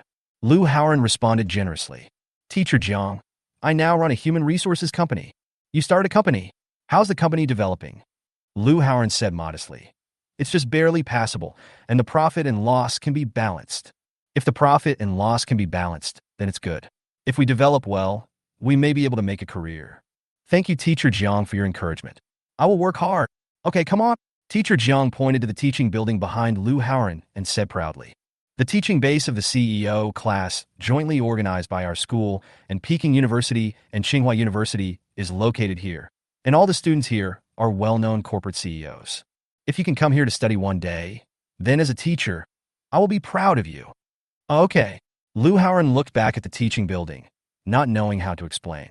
Hua Siyuan stood nearby and listened to Lu Haoran and Teacher Jiang chatting. She couldn't help but laugh secretly. At this moment, Hua Siyuan's expression suddenly changed. Hey boss, we should get back to class. Yes, it's time. Lu Haoran raised his wrist and looked at his watch. Teacher Jiang, I'm studying in the CEO class right now, and class is about to start. What? Teacher Jiang didn't respond. You said you were taking classes in the CEO class now. Yeah, I do take classes in there. Are you kidding me? The tuition here is notoriously expensive. It costs 1 million a year. Teacher Jiang couldn't believe what Lu Haoran said. He knew Lu Haoran's family background very well. Given Lu Haoran's family situation, there was no way he could afford 1 million yuan for his schooling, unless Lu Haoran earned it himself. Earning 1 million in 2 years and using it to pay tuition, that means Lu Haoran earns far more than 1 million. What kind of human resources company is so profitable? Haha, Teacher Jiang, this is my girlfriend and I's student ID. Lu Haoran showed his and Hua Siyuan's student ID cards to Teacher Jiang. After seeing the ID, Teacher Jiang finally believed what Lu Haoran said. Teacher Jiang was deeply moved at this moment. He realized that no student should be underestimated. To be honest, Lu Haoran had average academic performance, average family background, and average abilities. When he graduated, he judged that Lu Haoran would suffer a lot after graduation. I didn't expect to be slapped in the face today. Could it be that this guy is hooking up with a rich girl? Teacher Jiang looked at Hua Siyuan inconspicuously, and the more he looked, the more he felt that it was her. He admired Lu Haoran even more. This guy must have relied on his handsomeness to catch up with Hua Siyuan. If Hua Siyuan was big and ugly, Teacher Jiang would look down on Lu Haoran. But Hua Siyuan is a beauty at the school bell level. The fact that Lu Haoran can catch up with such a rich girl is also a reflection of his ability. Teacher Jiang, let's go to class first. We'll come visit you after class. Lu Haoran looked at Teacher Jiang, who was full of emotion and could understand Teacher Jiang's feelings at the moment. Hold on, let's take a picture. One of my students actually got into the CEO class. I have to post this on my WeChat moments. Chapter 48, A Dog Without Dignity. At Teacher Jiang's request, Lu Haoran and Hua Siyuan each wore their student ID cards for the CEO class. The three of them took a few photos standing at the place where the words Tsinghua University, Peking University, and Chengdu University President's class teaching base were written. After taking the photos, Lu Haoran and Hua Siyuan hurried to class. Teacher Jiang couldn't help but post it on his moments immediately. There are also several photos attached to the circle of friends. In the photo, Hua Siyuan is intimately holding Lu Haoran's arm, with her head slightly tilted towards Lu Haoran's shoulder, looking very sweet. Next to Lu Haoran was Teacher Jiang, who couldn't hide his smile. It can be seen that Teacher Jiang is genuinely proud of the achievements of his students. After this message was posted on WeChat Moments, almost all the classmates in the class saw it. Many people left messages on teacher Zhang's moments. Wow, classmate Howard is actually attending the CEO class at Peking University and Tsinghua University. My God, that's amazing. This is a class only big shots can attend. I heard that you can't attend just by having money. You need someone to recommend you. Our boss wanted to sign up several times, but no one recommended him. Teacher Jiang looked at a few comments and replied, I never thought that the most promising student in our class is actually Lu Howard. He even opened a company, and he said it's doing pretty well. Teacher Jiang, you just found out that Lu Howard has started a company? You look so grinning. Classmate Lu invited us to a class reunion at Crown Plaza a few days ago, and we had all the Mount Ai we could drink. Our classmate Lu has made a lot of money. He is really rich. Oh my, this Lu Howard, does he have a girlfriend again? Oh my God, what's going on? Yesterday, in our class group, there were photos of him accompanying his pregnant girlfriend to a prenatal checkup. This is crazy. How many girlfriends does Mr. Lu have? I'm so envious. I thought the pregnant girlfriend in the group yesterday was pretty enough, but now it seems that I was superficial. This girl is truly beautiful. TSK, TSK. Today's girlfriend is pretty, but she looks a little immature. And yesterday's pregnant girlfriend was the best. Mr. Lu really knows how to have fun. If I had money, I would also have fun like this. The number of comments under Teacher Zhang's circle of friends discussing how many girlfriends Lu Howard has far exceeds the number of comments about whether Lu Howard is a rich man. When Teacher Zhang saw all the comments, he was dumbfounded. Originally, Teacher Zhang thought that Lu Howard was hooking up with a rich girl, but now it seems that is not the case at all. What kind of opportunity did Lu Howard have? Not only did he have endless money, but he also had a girlfriend who was more beautiful than the other. Is it really the huge wealth brought to him by starting a company? Also, are rich people really that happy? One by one, the most beautiful women threw themselves into his arms. Teacher Jiang was reading the comments. As a teacher, he couldn't help but feel envious and was thinking about whether he should quit his job and start his own business. At the same time, Ku Jinyao was practicing dancing in tight yoga clothes. While taking a break, she picked up her phone and looked through her circle of friends. When she saw this, her eyes widened. Lu Howard is actually attending the CEO class at Peking University and Tsinghua University, and he has brought a beauty who is no less beautiful than him to study with him. At this moment, her heart seemed to be pierced by a sharp knife. Her soul seemed to be pulled out of her body, and a feeling of regret penetrated deep into her bones. She regretted why she impulsively went to Lu Howard to cry yesterday. Just like in reality, real rich second generation have no shortage of women. Although Lu Howard no longer has her, he still has Sun Shiqian and the woman in the photo. The girl in the photo looks very young. She must be a recent graduate. This Lu Howard is a beast. Even such a naive girl has to be scumbag. However, while Ku Jinyao was cursing Lu Howard, in her heart she wished that Lu Howard would cheat on her immediately. Ku Jinyao looked at the circle of friends on her phone, and she no longer had the mood to practice dancing. Isn't the purpose of dancing to maintain a perfect body and find a Prince Charming? There was once a Prince Charming who appeared by my side, but unfortunately, I didn't cherish him. Instead, they still care about whether the other person's love is loyal. So still. Thinking of this, Ku Jinyao decided to apologize to Lu Howard immediately. She completely stopped dancing, sat in the corner, edited her words word by word, expressed her mistakes, and sincerely apologized to Lu Howard. She hoped that Lu Howard would forgive her willfulness and allow her to return to his side. From now on, as long as Lu Howard doesn't bring other women to her, she will never care about Lu Howard's other affairs again. After sending the message, Ku Jinyao breathed a sigh of relief. Ku Jinyao completely lowered her posture. You have to lower your mind. She is 25 years old now. If you wait any longer, the daylily will get cold. In fact, Ku Jinyao had already discovered that the real rich second generation would not be attracted to her. And even if they were attracted to her, they would be the kind of rich second generation with a bad record. Similarly, she was mentally prepared for a capable man to have 3 wives and 4 concubines. A woman with only good looks cannot possibly tie down a dragon-like man. Ku Jinyao secretly clenched her fists and swore that once she returned to Lu Howard this time, she would never act like a demon again. Ku Jinyao waited for a long time in a nervous mood, and she finally got a message from Lu Howard. Come and wait for me downstairs at my company tomorrow.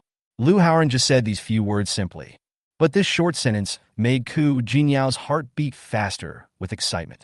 Ku Jinyao hurriedly edited another long message to respond to Lu Howard. This looks like a shameless lickspittle.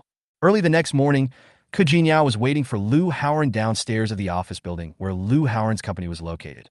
At this moment, she no longer had any complaints about waiting. There was only the eager anticipation for Lu Haoren's arrival. Ke Jinyao didn't have to wait too long this morning. After a while, a Rolls-Royce stopped in front of her. Ke Jinyao looked at the Rolls-Royce with desire and envy in her eyes. But she didn't expect the man in the Rolls-Royce to like her, because she knew that 99% of the people coming out of here were disgusting, bald, old men. This old man is greedy only for her body. As a young girl, Ke Jinyao also hopes to have a sufficient financial foundation and sweet love. Just when Ke Jinyao was daydreaming, a man got out of the car. It was Lu Haoren. As soon as Lu Haoren got out of the car, the Rolls-Royce left. Ke Jinyao looked through the car window and saw that the person driving the car seemed to be Lu Haoren's girlfriend in teacher John's photo. Oh my God! Lu Haoren actually gave that girlfriend a Rolls-Royce. I originally had a Wenjia, but unfortunately I didn't cherish it and lost it. Proferani. Ke Jinyao saw Lu Haoren and rushed over. She had 1,000 words of apology and regret to say at this moment, but she didn't know how to start. Follow me. Lu Haoren ignored her and walked straight ahead. Okay. Ke Jinyao hurriedly followed Lu Haoren. Lu Haoren took Ke Jinyao to the basement of the office building and found Lu Haoren's Porsche parked there. The car is open to you. Go drive it. Lu Haoren threw the car keys to Ke Jinyao. When Ke Jinyao saw the car keys flying towards her, she quickly reached out to catch them. Brother Ran, do you mean to give this car to me? Ke Jinyao was very excited. She was not sure whether Lu Haoren would be so generous to give it to her. Porsche is the car that Ke Jinyao wants most. How long the car can last in your hands depends on your performance. Yeah, I will be obedient from now on. Just be obedient. Lu Haoren was very satisfied with Ke Jinyao's attitude. This was the attitude a gold digger should have. Let's go and drive to Jinlin Mansion. Chapter 1 accepting Ke Jinyao. Okay, Ren brother. Ke Jinyao didn't dare to ask more questions and just did as she was told. Ke Jinyao was driving, and Lu Haoren was sitting in the boss seat in the back seat, resting with his eyes closed. The reason why Lu Haoren made an appointment to meet Ke Jinyao today was actually because of the text message Ke Jinyao sent yesterday. Ke Jinyao's attitude is already so humble. Lu Haoren decided to take Ke Jinyao in today. Make Ke Jinyao pregnant. This woman, Ke Jinyao, is too materialistic. Lu Haoren really didn't like it. But Lu Haoren was reluctant to waste this opportunity to obtain system rewards. So he had today's schedule arranged. After he won over Ke Jinyao, he planned to end his entanglement with this gold digger. Along the way, the two did not communicate much. Brother Ran, we have arrived at Jinlin Mansion. What are we doing here? Ke Jinyao asked cautiously. Of course I came here to buy a house. Okay, Ke Jinyao thought. The rich are the rich. They are here to buy a house again. But what she didn't know was that the real purpose of Lu Haoren bringing her here today was to get fucked. Hello, are you two here to see the house? When the sales manager of Jinlin Mansion saw Lu Haoren and Ke Jinyao, he hurried over to greet them. Lu Haoren nodded. We are here to buy a house. Take us to see the sand table. Yes, okay. What's your last name? Surname Lu. Okay, Brother Lu, this way, please. The sales manager led Lu Haoren and Ke Jinyao into the sales office. She introduced as they walked. Brother Lu, our Jinlin Mansion is the only villa project within the city limits. It has a prime location and is very rare. You and your sister are really discerning in coming to see the house. How about I take you to understand the location first, and then look at the sand table. After seeing the location, I guarantee you and your sister will be eager to buy it. I know the project well. No need to introduce the location. Let's go to the sand table and take a look. Lu Haoren's purpose was very clear, and he didn't want to waste time on unnecessary processes. Oh, all right then. The sales manager had some changes in his mind and didn't even want to know the location of the project. He was afraid that these two people were just here to take a look. She was no longer as enthusiastic, but still took Lu Haoren and Ke Jinyao to the sand table. Ke Jinyao, choose one. Ah, Ran, what do you mean? Buy you a house. Really? Ke Jinyao was totally unprepared. She felt like she had won a $5 million lottery and was so excited that she almost had a cerebral hemorrhage. Choose quickly. I don't have time to waste with you. The system gave Lu Haoren the qualification to purchase a villa. Lu Haoren plans to give this villa to Ke Jinyao. When Ke Jinyao becomes pregnant, this villa and the Porsche will be Lu Haoren's reward for helping him give birth to the child. When the sales manager heard these words, the expression on his face completely disappeared. I kept complaining in my heart, wondering if I had met a pretentious person, or maybe shoot short videos or jokes. The sales manager quietly looked around, but didn't notice anyone recording the video. Then I'll take that one. In fact, Kajin had no intention of choosing carefully. She just randomly pointed to a single-family villa that looked good and chose it. Okay. Lu Haoran nodded, turned around, and said to the nonchalant sales manager, I bought that house. Please open the order and pay the deposit. What? Are you really buying it? The sales manager didn't quite believe it. This is a single-family villa worth $12 million. Ha, do I look like someone who can't afford it? Lu Haoran took a look at his own attire and found that he was wearing clothes and watches from international brands. Even so, am I still looked down upon by dogs? What kind of clothes and watches do the rich have to wear nowadays to be respected by others? Lu Haoran was really confused.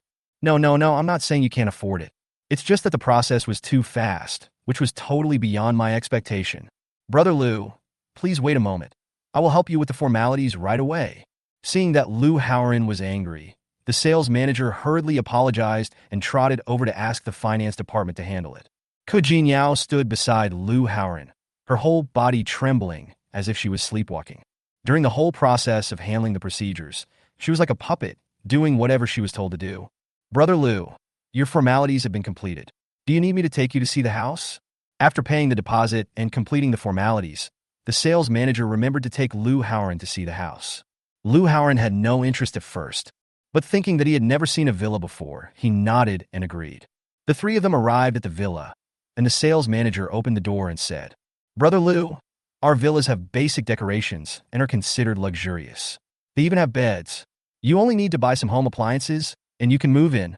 Of course, if you don't like these decoration styles, you can also demolish them and redecorate them.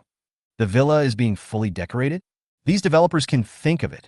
Among those who buy villas, how many want the developer to provide unified and fine decoration? Most people design and decorate their own homes. This villa has been renovated simply to take advantage of its geographical location and sell it for more money. But for Lu Haoran, this is a good thing, as he doesn't have to pay Kajin Yao for decoration. You don't have to follow us. We can see for ourselves. Lu Haoran felt uncomfortable having the sales manager following him. Okay, Brother Lu, you and sister-in-law can look at it yourselves.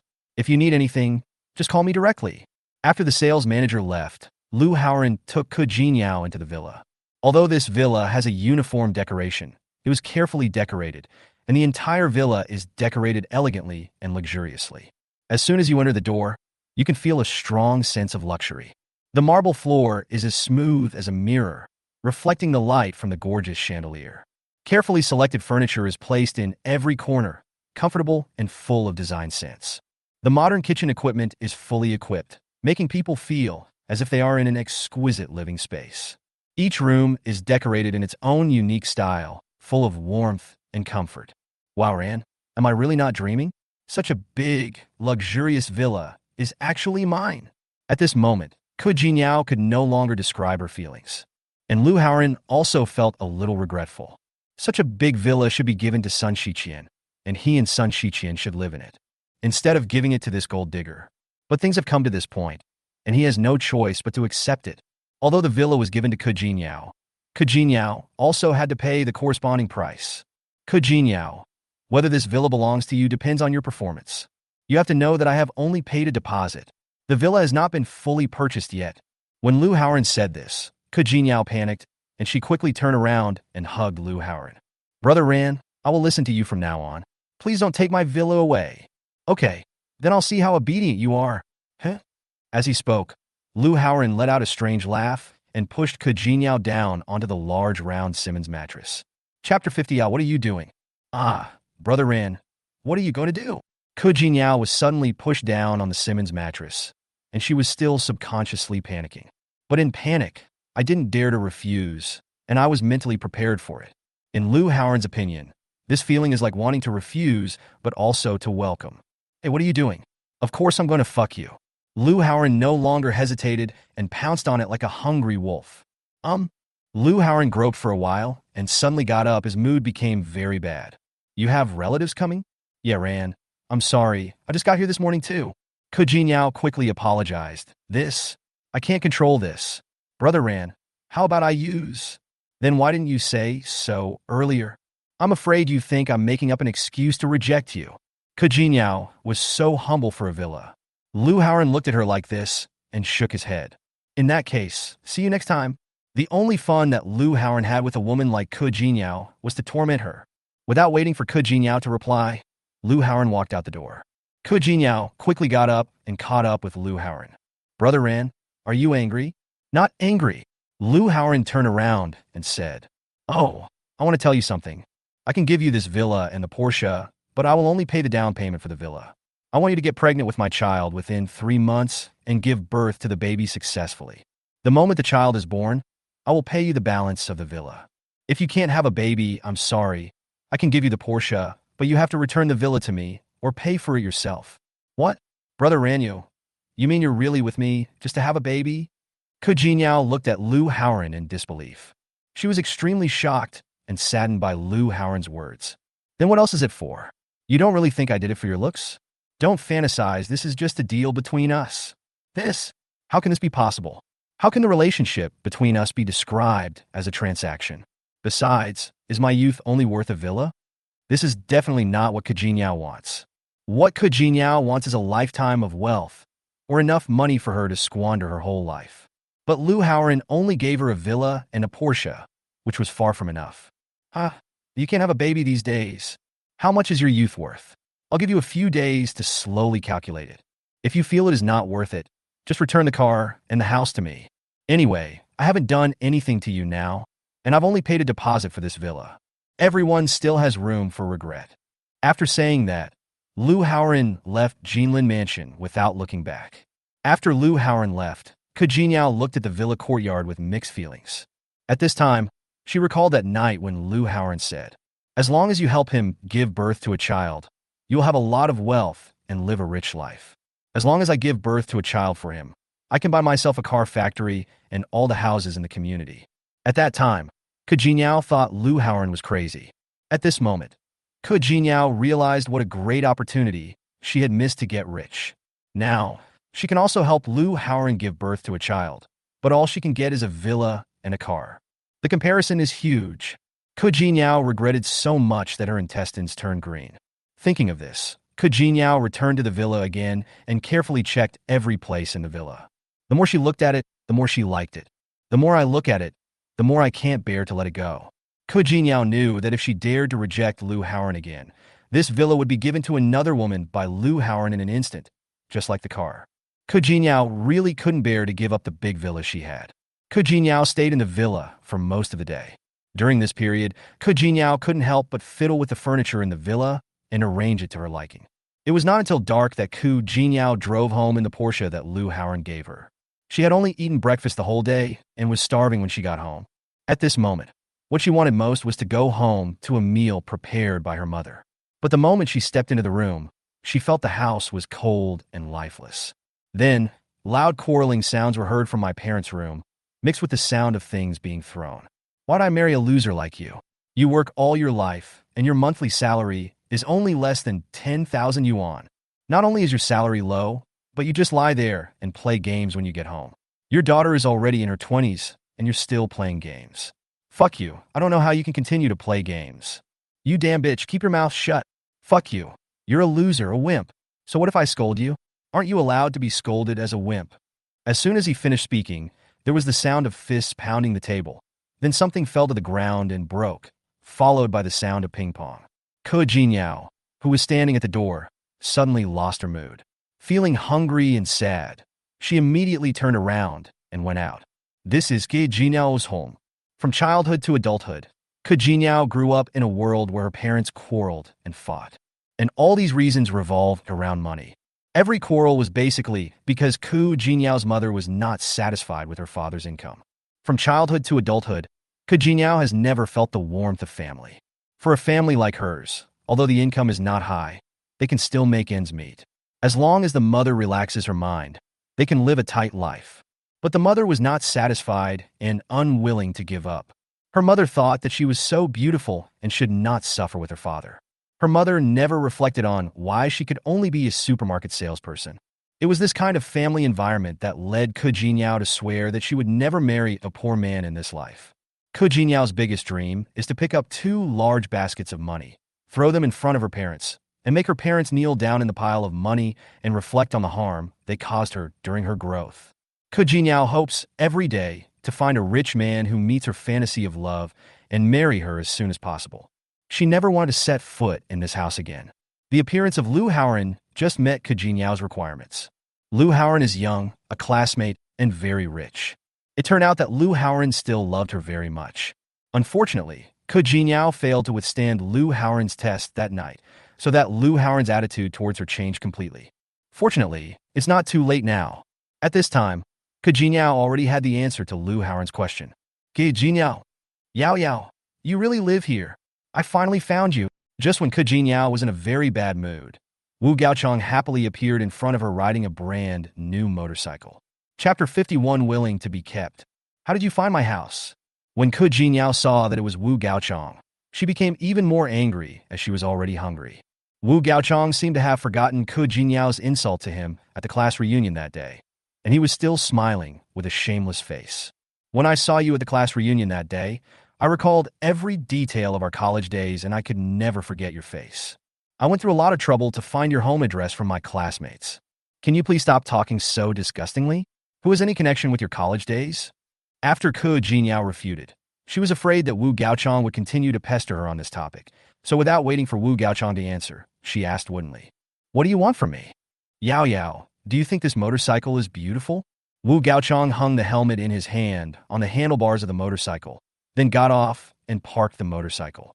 Ke Jinyao pursed her lips and looked at the motorcycle, following Wu Gaochang's words. This is an Excel 321, and its market price should be around 25,000 yuan. Ke Jinyao just took a glance and then looked away with a sneer of contempt. "Yao Yao, guess where this car came from?" "Huh? Does how you got here have anything to do with me?" "It does matter. Didn't you say on your birthday in your junior year that your wish was to own a cool motorcycle? So this car is here for your wish."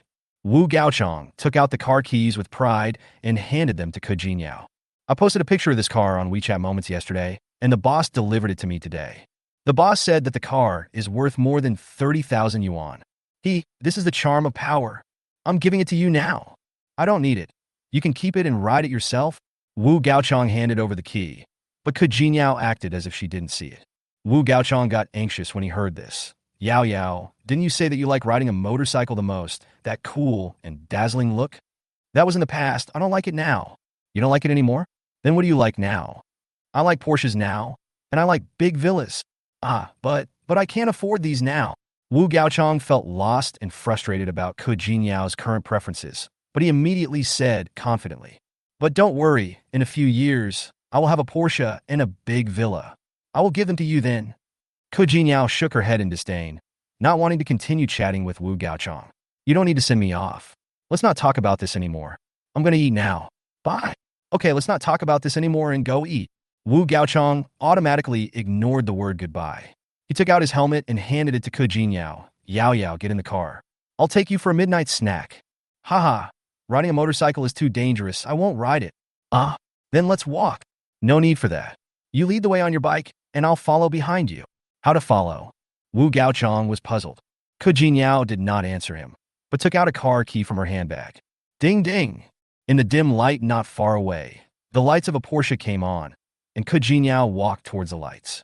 Under the illumination of the car lights, Ke Jinyao's body was stretched very long. Wu Gaochang couldn't open his eyes because of the dazzling car lights. Beep! Wu Gaochang was awakened by a shrill car horn. Ke Jinyao opened the car window and yelled at Wu Gaochang. "Go ahead. What are you standing there for? Are you going to leave or not? If not, get out of my way. Why are you blocking the way? Be careful not to get hit." Did you buy a Porsche?" When Wu Gaochang saw Ke Jinyao's Porsche, he inexplicably felt ashamed and embarrassed. No wonder Ke Jinyao said just now that there was no need to send a Porsche herself. It turns out that she already has one. Wu Gaochang's surprised look made Ke Jinyao's vanity burst, and the depressed mood she brought from home was swept away at this moment. Facing the country bumpkin Wu Gaochang, she said with disdain, "Why do you care when I bought it? Aren't you going to treat me to a midnight snack? Let's go." "Oh, then follow me." Wu Gaochang put on a helmet, turned the motorcycle key, and rode ahead to lead the way. Feeling the pressure from the Porsche behind him, he was in a very low mood. No, how can I, Wu Gaochang? Let a Porsche affect my mood? A Porsche isn't expensive. I can find the money to buy one if I grit my teeth. Wait for a while. Once I'm seated firmly, it will be easy to change the money, right? Wu Gaochang is worthy of his rapid advancement in officialdom. His ability to handle emotions is still very strong. He quickly adjusted his mood and regained his confidence. Not far away, Wu Gaochang saw a busy barbecue stall. Well, eating skewers on the street with your goddess must be a very romantic and enviable thing. Wu Gaochang rode his motorcycle to the side of the road and waited for Ke Jinyao. Ke Jinyao stepped on the accelerator and drove over to run parallel to him. The car window is open. Wu Gaochang, why don't you leave? Yao Yao, this barbecue stall looks good. Let's eat barbecue. What? The midnight snack you mentioned is barbecue? Ke Jinyao's expression suddenly fell. Yeah, the business here is good, and the taste must be good too. If you want to eat it yourself. I don't want to eat it. Ke Jinyao looked at the tables at the barbecue stall. The tabletops were shining with greasy light, and the floor was black, covered with balls of used paper towels. It looks pretty disgusting. Looking at this scene, Ke Jinyao didn't want to get off the car. What to eat if not barbecue at this late hour? Eat takeout. Ke Jinyao lost her appetite after watching this scene. At this moment, she thought of the time when Liu Haoran took her out to dinner. The places we go to are all places where the average consumption per person is over 1,000 yuan. There are abalone, sea cucumber, wagyu beef, Australian lobster, and so on. The kind where any single dish could be eaten for dozens of barbecue meals. Moreover, the restaurant is luxuriously decorated, with a beautiful environment and a quiet and peaceful atmosphere. Not to mention eating in it, even picking up trash in it feels very comfortable. At this time, Ke Jinyao had a thorough understanding of Wu Gaochang's living standard. Marrying a man like this is like marrying a man like your father. What's the point of repeating the life my parents had? Ke Jinyao no longer paid attention to Wu Gaochang, lightly stepped on the accelerator, and the Porsche moved forward. Yao Yao, where are you going for takeout? Why do you care where I go? You're talking too much nonsense. A very impatient voice came out of the car, and then it sped away. Wu Gaochang quickly rode his bike to catch up. Not long after, Ke Jinyao's Porsche turned a corner and entered the Jinlin Mansion villa area. When Wu Gaochang saw this, his face changed drastically. Is Ke Jinyao being kept by some big shot? He hurriedly stepped on the brakes and didn't dare to follow any further. But he couldn't help the panic and anger in his heart. Finally, he released the brake and followed Ke Jinyao into the villa area. Wu Gaochang, are you a follower? Why are you following me home? After parking the car, Ke Jinyao found that Wu Gaochang had followed her, and she was very angry. You asked me why I follow you? Wu Gaochang was so angry that he lost his mind. He was breathing rapidly, pointing at Ke Jinyao and angrily said, Ke Jinyao, you woman, you are willing to be a mistress and be kept by someone else. Chapter 52, Bastard, I'm pregnant. When Ke Jinyao heard this, she slapped Wu Gaochang in the face. Why did you hit me? Wu Gaochang was stunned for a moment. He covered his burning face and became even angrier, but he didn't dare to fight back. Why should I hit you? I'm going to hit your stinky mouth. Ke Jinyao stared angrily with her big eyes and shouted. Wu Gaochang, I thought you were a civil servant and should be well educated, but I didn't expect that I overestimated you. You've fallen into depravity and been kept by someone, and you're not allowed to tell me? Which eye of yours saw me degenerate into being kept by someone? You drive a Porsche and live in a big villa, and you still say you are not being kept by someone? Wu Gaochang gritted his teeth and was extremely disappointed with Ke Jinyao. Ke Jinyao suddenly laughed. She turned around, opened the car door, took out a contract from the car, and slammed it heavily in Wu Gaochang's hand. Open your eyes and take a good look. This is a house purchase contract. It's my name on it. This villa belongs to me. What do you mean? You said this villa is yours? Wu Gaochang couldn't believe it. He unfolded the contract and saw that it was really from Ke Jinyao, and it was just bought today. You actually bought a villa. Why? I can't buy a villa. Ke Jinyao was extremely happy. Where did you get the money to buy the villa? It fell from the sky and was picked up from the ground. Are you satisfied with this answer? How is this possible? Since you know it's impossible, why are you asking? Am I obligated to answer you? Ke Jinyao looked cold and said disdainfully, Wu Gaochang, don't use your status as a civil servant that you think you're proud of to look down on others. This shows that you have very, very low quality I.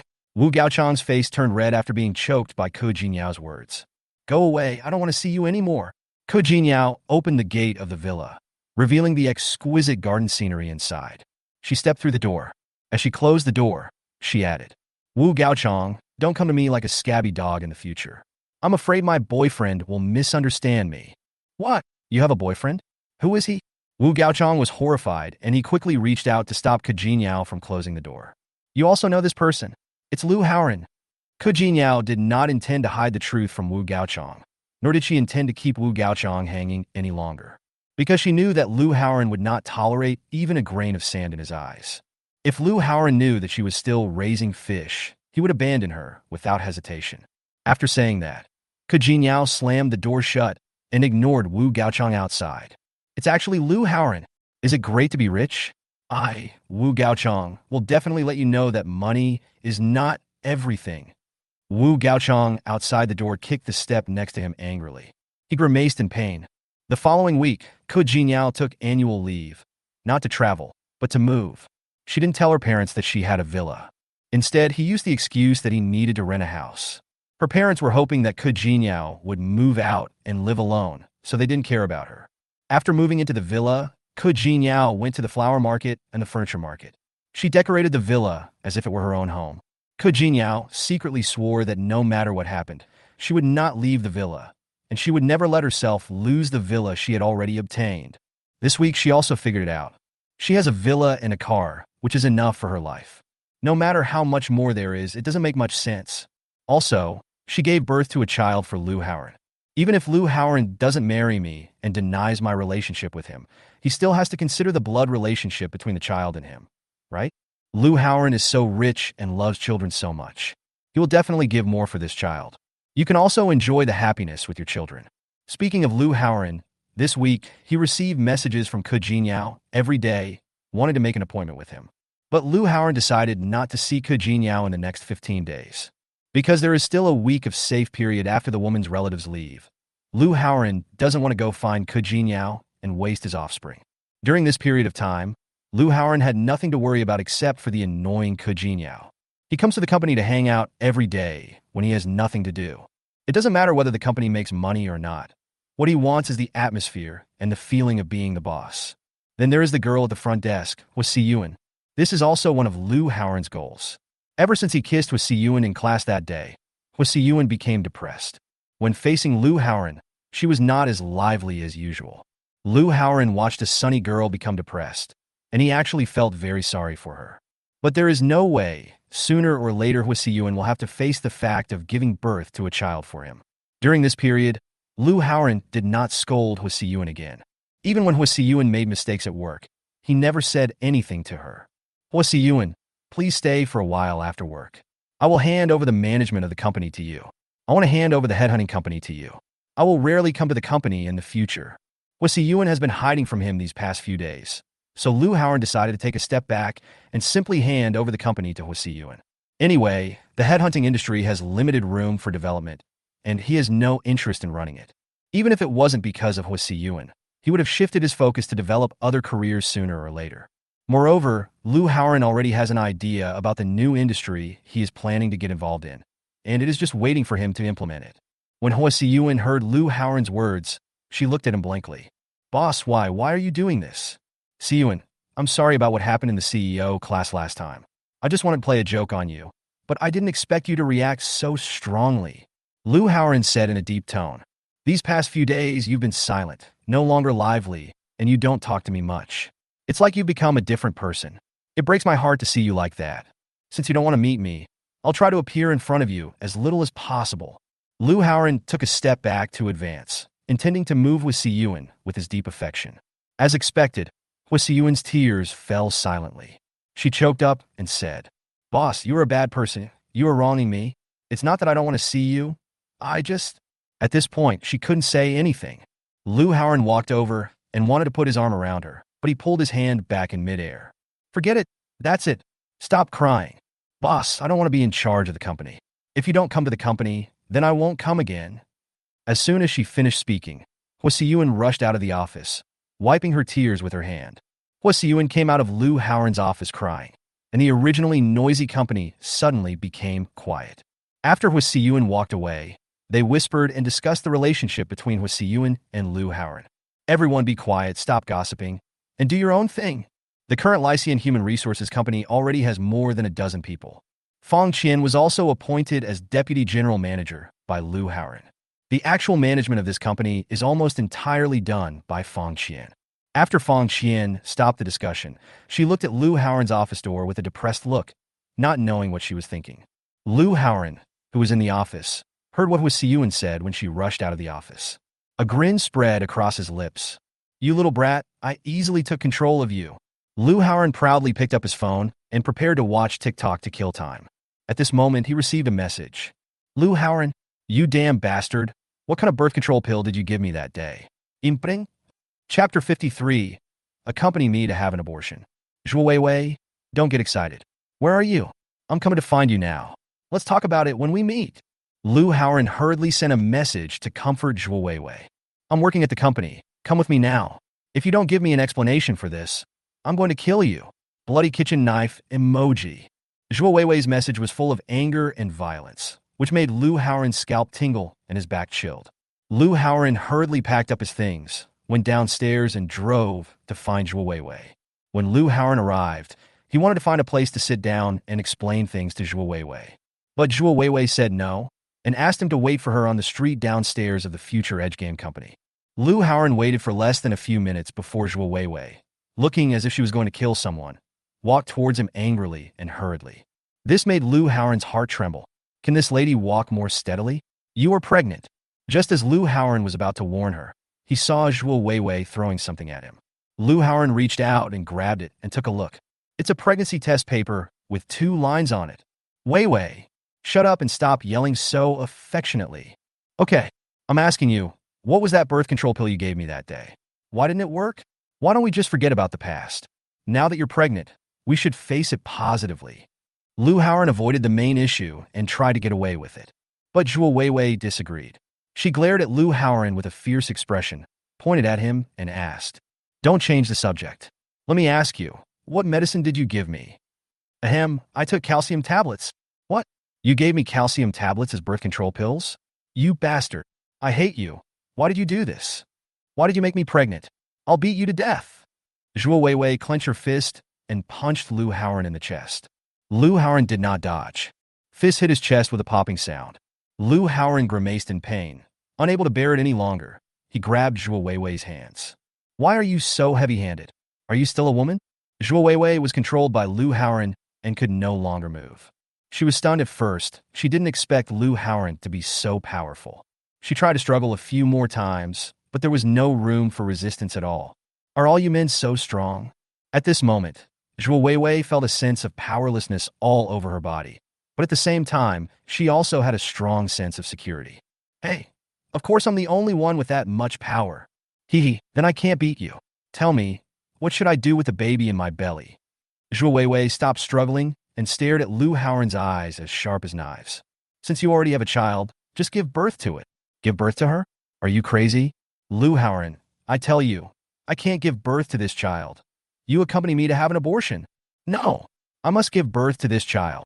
Lu Haoran's expression became serious and his voice became firm. There is no room for negotiation on this issue. I have to give birth to the baby? Why? The baby is in my belly, not yours. It's my decision whether to give birth or not. Lu Haoran's firm words not only did not make Zhuo Weiwei angry, but instead made her feel relieved. However, she still insisted. Besides, I am so busy with work now, and I am not financially prepared. I won't have time to take care of the baby after I give birth, and I won't be able to provide the baby with good living conditions. Since you are busy with work, then just quit your job.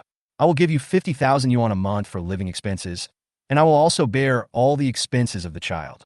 In addition, I will give you a villa. In short, you and the child are mine to raise. Lu Haoran was quite generous in speaking. He believed that no matter which woman was offered such conditions, that woman would be confused.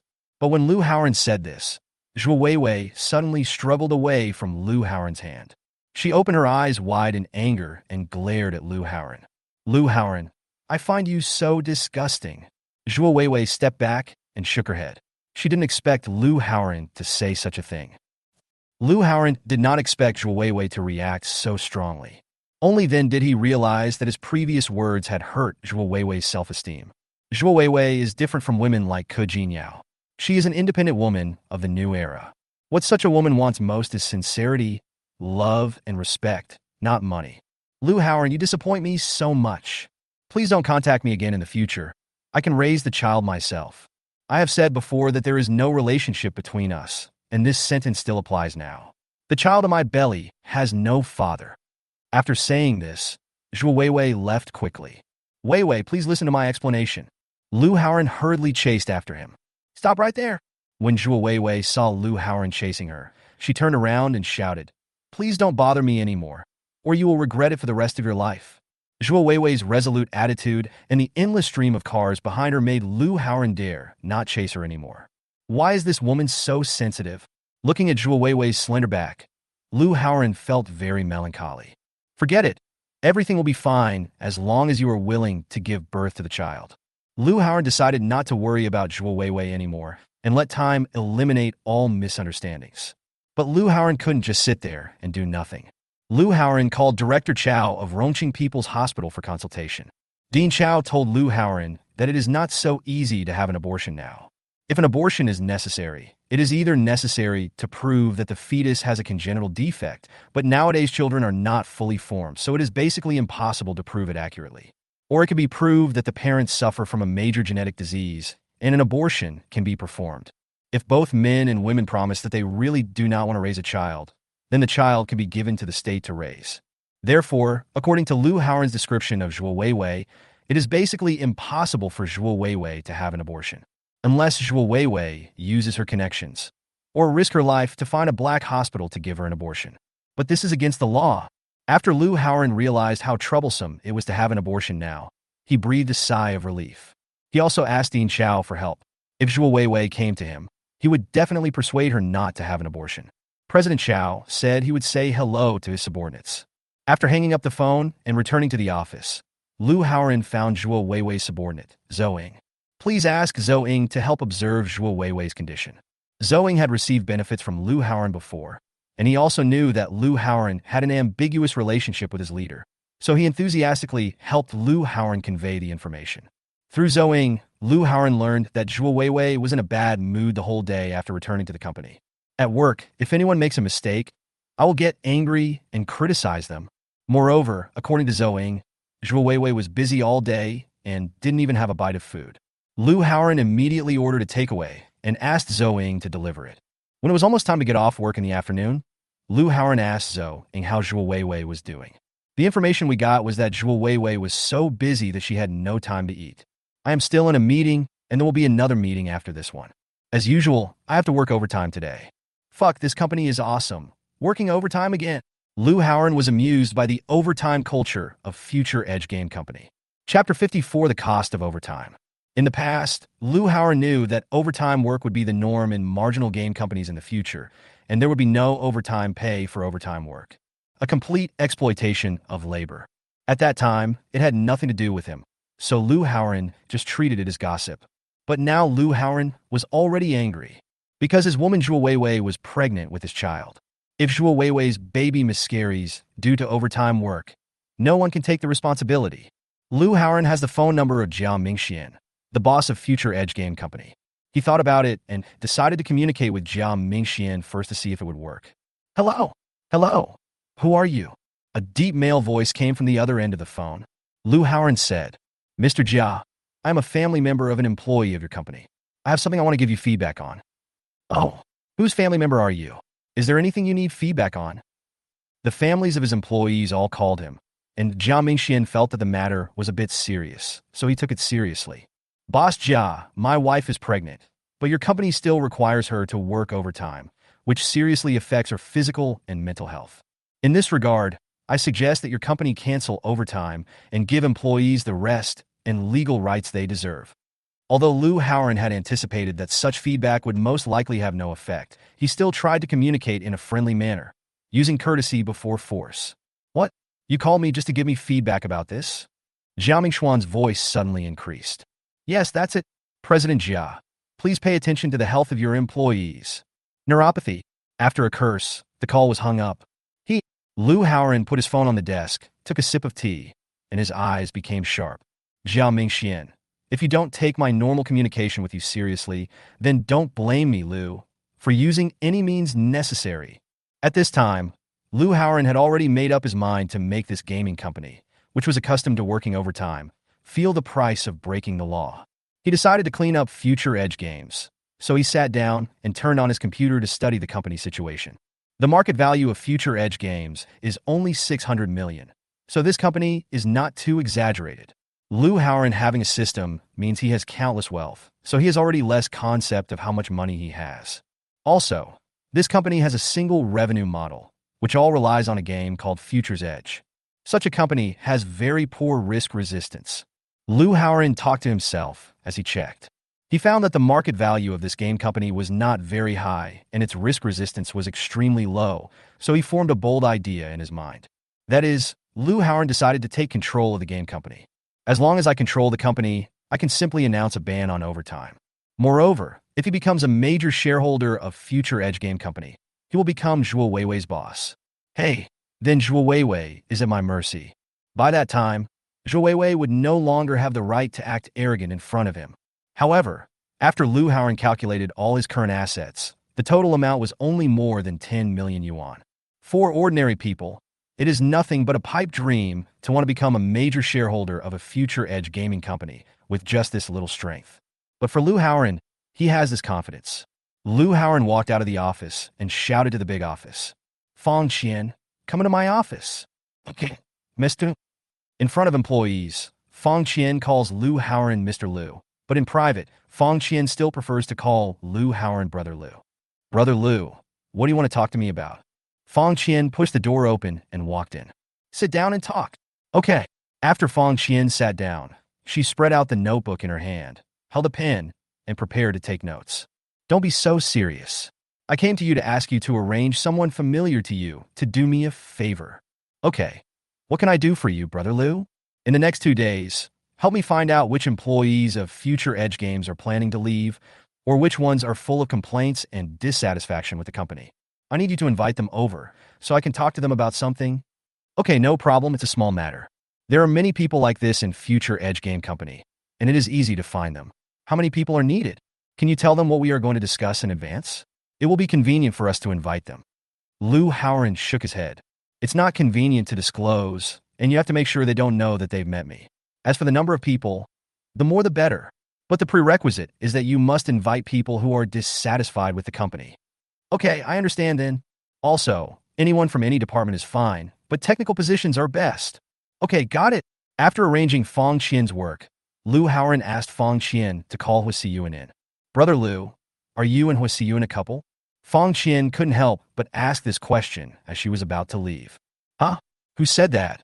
Why are you asking? It's all over the company. Haha, just pass it on to them, it's okay. Lu Haoran didn't take it seriously and didn't mind it, and he really wanted this rumor to come true. Oh. Fang Qian stopped asking questions, whispered, oh, and walked out of the office. Soon, Hua Siyuan pushed the door open and walked in. Boss, what do you want from me? Hua Siyuan seemed to have forgotten what happened between her and Lu Haoran. Lu Haoran didn't rush to answer Hua Siyuan. He stared at Hua Siyuan in a daze. Hua Siyuan was stared at so hard that her entire body became covered with hair, and she felt very uncomfortable. Hua Siyuan was wearing the professional suit that Lu Haoran bought for her today. The light-colored suit jacket and white shirt complement each other, and the knee-length skirt reveals a pair of white, straight long legs. This outfit really made Lu Haoran intoxicated and itchy. Boss, why are you looking at me like that? Hua Siyuan couldn't help but ask. Oh, I think you are really beautiful. Swish. Lu Haoran's words made Hua Siyuan blush all the way to her neck. At the same time, her heart was beating wildly and she had a bad premonition. Her mind was blank and she had only one thought in her mind. Was Lu Haoran going to confess his feelings to her? If so, what should I do? How should I answer him? Agree or refuse? But Lu Haoran already has a girlfriend. Why did he force himself to confess his love to her? Why did he do that? Just when Hua Siyuan was in a state of confusion, Lu Haoran said again, I want to run a media company and want you to become a host and do live broadcasts. Do you have this idea? Whether Hua Siyuan is willing to be a host is a key factor in whether Lu Haoran is able to acquire the future Edge Game Company. Ah, you're telling me this? Hwasi Yuen was so ashamed that she almost crawled under the floor. At the same time, she felt relieved, but there was also an inexplicable sense of loss in her heart. Lu Haoran was not confessing to himself. What? I'm asking you something serious. You're so beautiful. It would be a shame if you didn't become a host. I'll just follow the boss's instructions. In fact, Hwasi Yuen once had the idea of becoming a host, but she was alone and did not have the courage to do so. And she couldn't find anyone she trusted to help her package and promote her product. Since Lu Haoran had this plan, Hwasi Yuen agreed without thinking. Okay, I understand what you're thinking. Get out. Yeah, goodbye, boss. By the way, I haven't had breakfast this morning this week. Chapter 55, Programmer's Madness. What? How could you do this? Hwasi Yuen said angrily. Boss, if I don't bring you breakfast, don't you know how to eat it yourself? Have no idea. These days, when Hwasi Yuen and Lu Haoran were having conflicts, Hwasi Yuen stopped bringing breakfast to Lu Haoran. How could you do this? Your body is your own. Hwasi Yuen was both angry and amused. I'm not used to eating breakfast outside anymore. Lu Haoran spoke in a calm tone, as if he was describing a normal job. You're talking nonsense. In fact, most of the time, I buy breakfast for you outside. How come you are not used to it? I don't know, maybe the breakfast you brought is more fragrant. Bah! Boss, you are being dishonest again. Hwasi Yuen realized that Lu Haoran was teasing her, so she didn't stay any longer and left quickly. After 10 o'clock the next morning, a young man wearing a hat, a t-shirt, and jeans, carrying a backpack, came to the front desk of Lycian Human Resources Company. When he saw Hwasi Yuen at the front desk, his face suddenly turned red and he didn't know what to say. Hello, who are you looking for? I'm looking for manager Fong Qianfang. When faced with such a stunning beauty like Hwasi Yuen, the programmer immediately stuttered and lowered his head in shame. His eyes were wandering around and he didn't dare to look Hwasi Yuen in the eye. But Hwasi Yuen didn't care. Hwasi Yuen asked the programmer to wait. Soon, Fong Qian came out and took the programmer into the conference room. After Fong Qian reported to Lu Haoran, she took the programmer to Lu Haoran's office. Zhang Gang, right? The office door was closed, leaving only Lu Haoran and the programmer. Programmers became more nervous. Yes, boss. Don't be nervous. I invited you here today because I want to do business with you. What business? I heard that your future Edge Game Company has a lot of overtime and the employees are complaining, right? After Lu Haoran said this, the programmer named Zhang Gang instantly became angry. It's not just serious overtime, it's literally working day and night. When Zhang Gang talked about this topic, his mouth was like a barrage of cannonballs with countless complaints. Our backend department worked overtime until after 4 a.m. last night before we were allowed to go home and rest for a few hours. Now that I have met you, I have to rush back to the company to continue working. That's really exaggerated. I can see that you have dark circles under your eyes and a tired face. I can tell that you have been working overtime for a long time. You guys have worked so hard. Yeah, look at my hair. Zhang Gang took off his hat, revealing his sparse hair and a look of resentment. If this continues, I'm going to die of sudden death. One person in our company died of sudden death in the first 6 months. Sigh.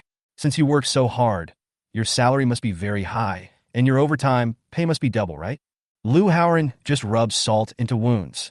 Hammer only pays us less than 10,000 a month, and overtime is free. So how can it be doubled? These bastard capitalists only know how to exploit us. They are taking advantage of the bad economic environment and the difficulty in finding jobs to squeeze us to death. If I had a choice, I would be willing to work in this company. I really regret why I chose to be a programmer. Zhang Gang was so angry that he started cursing. Programmers are not good at communicating with others, and they are straightforward and have poor emotional control. In the following conversation, under Lu Haoran's intentional guidance, Zhang Gang's resentment towards future Edge Game Company was completely ignited. This is a 50,000 yuan deposit. At the right time, Lu Haoran took out 5 stacks of cash from the drawer and placed them in front of Zhang Gang. Mr. Lu, what are you going to do? Zhang Gang stared at the stack of money with his eyes shining.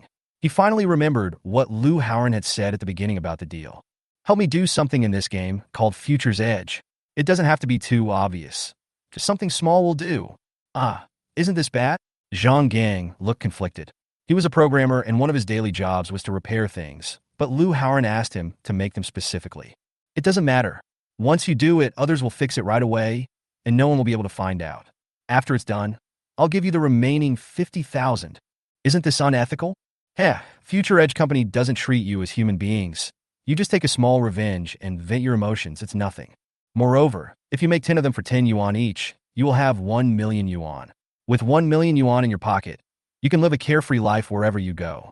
This kind of opportunity to make money only comes a few times in life. If you miss it, you will never have it again. You must seize it. Lu Haoran's words were full of temptation and bewitching. But Zhang Gang was still hesitant and couldn't make up his mind. Take it. Lu Haoran stood up and walked to Zhang Gang, unzipped the backpack that Zhang Gang had placed next to him, and stuffed 50,000 yuan into it. Seeing this, Zhang Gang felt as if blood was rushing to his head, making his thoughts more and more extreme.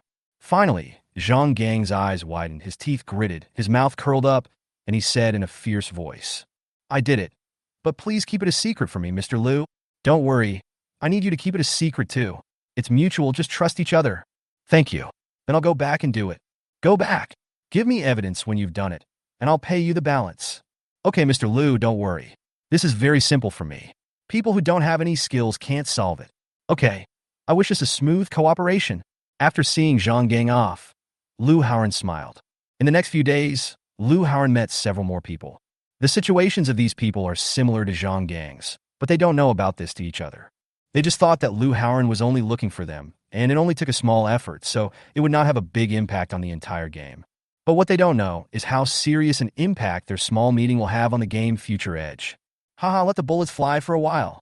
Lu Haoran clapped his hands, very satisfied with his masterpiece over the past few days. "What's see you in? I'm here, boss. What's up? Organize everyone immediately. Let's go for team building." "Where are we going for team building? Is it so sudden? It's almost time to get off work. It's been a bit tiring these past few days, and everyone has been working hard. So let's go to the Howard Johnson Resort and soak in the hot springs. Everyone is working overtime tonight, so let's have a brainstorming session while we soak in the hot springs." "Soaking in a hot spring? Are you crazy? No one has prepared a swimsuit or anything." In the past few days, the relationship between Lu Haoran and Hua Siyuan has gradually returned to the harmonious atmosphere they had before. Hua Siyuan also became lively again. She squinted her eyes and secretly observed the changes in Lu Haoran's expression. She wondered if Lu Haoran was going to do something weird to play a prank on her again. Chapter 56, Entering the Fairyland of Yaoqi. "How much are swimsuits worth? I bought them for everyone. It's a benefit." Seeing Hua Siyuan like this, Lu Haoran opened his eyes, glared at her, and said, "Go quickly if you're asked to do something. This is serious business. I have an important matter regarding the development of the company that I need to discuss with you all." "All right." Hua Siyuan didn't see anything and had to make arrangements. Lu Haoran is different from other bosses. He is very casual and willing to spend money.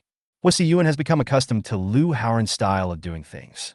After Hua Siyuan announced the news, the whole company was in an uproar. "Although it's almost time to get off work, I still need to work overtime and attend meetings in the evening." But no one complained. Only a fool would refuse a free trip to the Howard Johnson Resort to soak in the hot springs. Now Lycian Human Resources Company has expanded to 12 people, 3 of whom are boys and the remaining 9 are girls.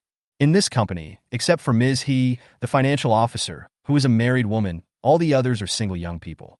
Speaking of hot spring bathing, not only the girls were excited, but the 3 boys' palms were so red from clapping. They left as soon as they said they would. Immediately, everyone turned off their computers and followed Lu Haoran downstairs. "Fang Xian, Hua Siyuan, the 2 of you should go to see Manager Yin of Xinxing Automobile later and ask her to help you get a coaster. We have more people now, and there is not enough space in the car, so it is too inconvenient to go out for team building." Seeing that everyone had to take a taxi to go out, Lu Haoran waved his hand and arranged for them to take a minibus. Anyway, he is not short of money now.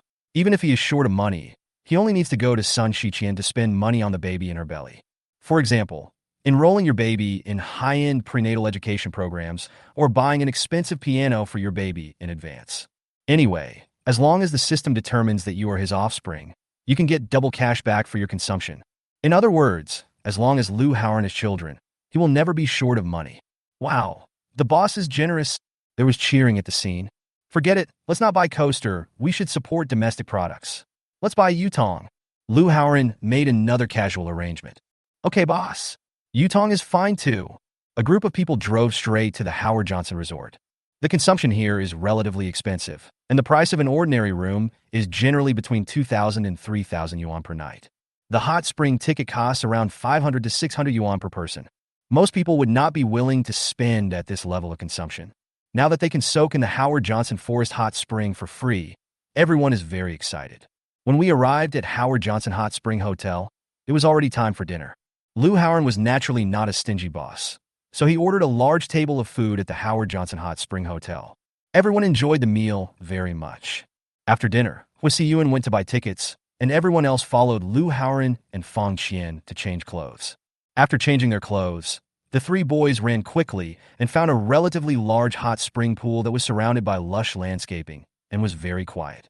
There was a couple in the hot spring, but the three boys looked at each other, then jumped into the pool and started playing with each other, and their movements were quite violent. The couple was disturbed and looked angry, but the three boys acted as if they didn't see it. In the end, the couple couldn't stand it anymore, but they didn't dare to get really angry, so they just got up and left. "Ah, they're gone. Quick, go call Mr. Liu and Mr. Fong over. The two of us will guard the pool." "Okay, I'll be there right away." Soon, everyone sat down around the hot spring pool. When Lou Howard came, everyone reserved the best seat for him. At this time, the sky had already darkened. There are dim lights around the pool. The lights appear hazy under the cover of fog, making people feel like they are in a fairyland. Lou Howard glanced into the hot spring pool and found that it was full of graceful women wearing all kinds of swimsuits. Wow, not bad, very pleasing to the eyes. Except for the married woman, Ms. He, who is in charge of finance. All the other women are young and beautiful. Especially the employees recruited later were all recruited by Fang Qian, and she strictly controlled their appearance. As a result, the system scores of this group of new employees were all above 75 points. At this moment, Lou Howard really felt like he had strayed into the jade pool. Unfortunately, there were three men in the jade pool who were very annoying. "Brother Lou here." Fang Qian waved to Lou Howard, and everyone else greeted Lou Howard. Lou Howard nodded to everyone, then walked into the hot spring pool and sat next to Fang Qian. The hot spring with a sulfur smell and a slightly hot feeling covers the whole body, making people feel as if 100,000 pores are open and extremely comfortable. To the left of Lou Howard is Fang Qian, and the seat on the right has always been empty. We are not stupid, so we all know who this position is reserved for. After Huisi Yuan bought the ticket and changed her clothes, she was the last one to arrive.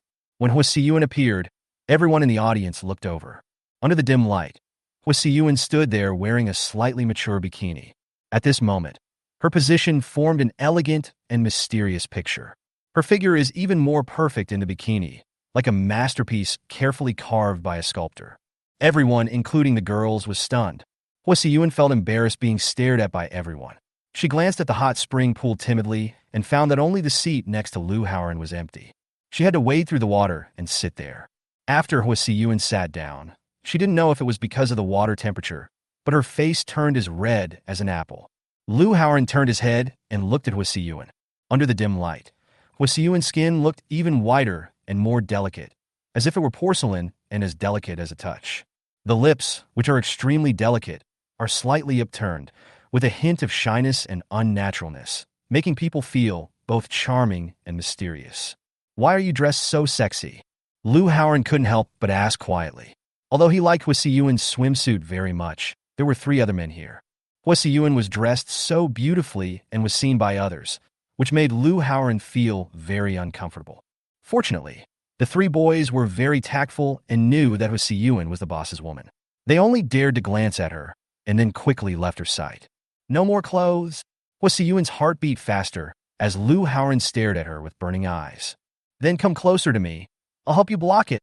Without waiting for Huisi Yuan to answer, Lou Howard put his arm around Huisi Yuan's waist. At this moment, Huisi Yuan's whole body stiffened, not daring to move at all, allowing Lou Howard to drag her against his body. In fact, Huisi Yuan's swimsuit is not revealing. It just shows off her figure. Her outfit is a perfectly normal swimsuit. No one else will think there is anything wrong. However, Lou Howard thought that in such occasions, Huisi Yuan should wear a swimsuit that children wear that covers the whole body. Lou Howard's words and actions to Huisi Yuan were heard and seen by Fang Qian, who was sitting on his right. She looked down at her outfit and found it more eye-catching than Huisi Yuan's. Moreover, the only purpose of her dressing like this was to attract Lou Howard's attention. But Lu Haoren only glanced at her from beginning to end, and there was no light in that glance. Even though Hua Siyuan was dressed so tightly, Lu Haoren actually criticized her for dressing too openly and even held her in his arms like a treasure and hid her away, afraid of being seen by others. Fang Qian's heart was broken by the way Lu Haoren carefully hid the treasure. At this moment, Fang Qian's expression suddenly became lonely, and her mood was no longer so cheerful. She even felt sore in her eyes and tears formed in her eye sockets. Fortunately, this is a hot spring pool and there was heavy fog, so no one discovered it. My dear friends, our company is now facing the development bottleneck that all headhunting companies will encounter. The market capacity of the headhunting industry is very limited. It's okay to make a little money, but it's not enough if everyone wants to get rich. So today, I gathered everyone here to brainstorm with everyone and discuss the next development direction of our company. Seeing that everyone was present, Lu Haoren began to talk business. Chapter 57, Discussing Development Plans. As soon as Lu Haoren started speaking, everyone quieted down and stopped making noises. Does anyone have any suggestions for the development of the company? When Lu Haoren asked this, everyone was stunned. No one could speak. Most of these people are recent graduates, and some are even interns. Older employees like Fang Qian are just focusing on their own industry.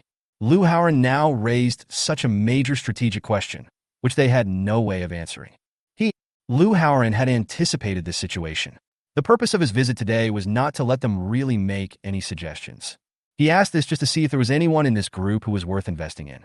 It seems he was overthinking it. If you really can't find any talent, then just do business at a loss. Lu Haoren was mentally prepared to lose money. Just at this moment, Fang Qian spoke. Mr. Lu, I've actually been thinking about this for a while, but I don't know if it's appropriate. Tell me what you think.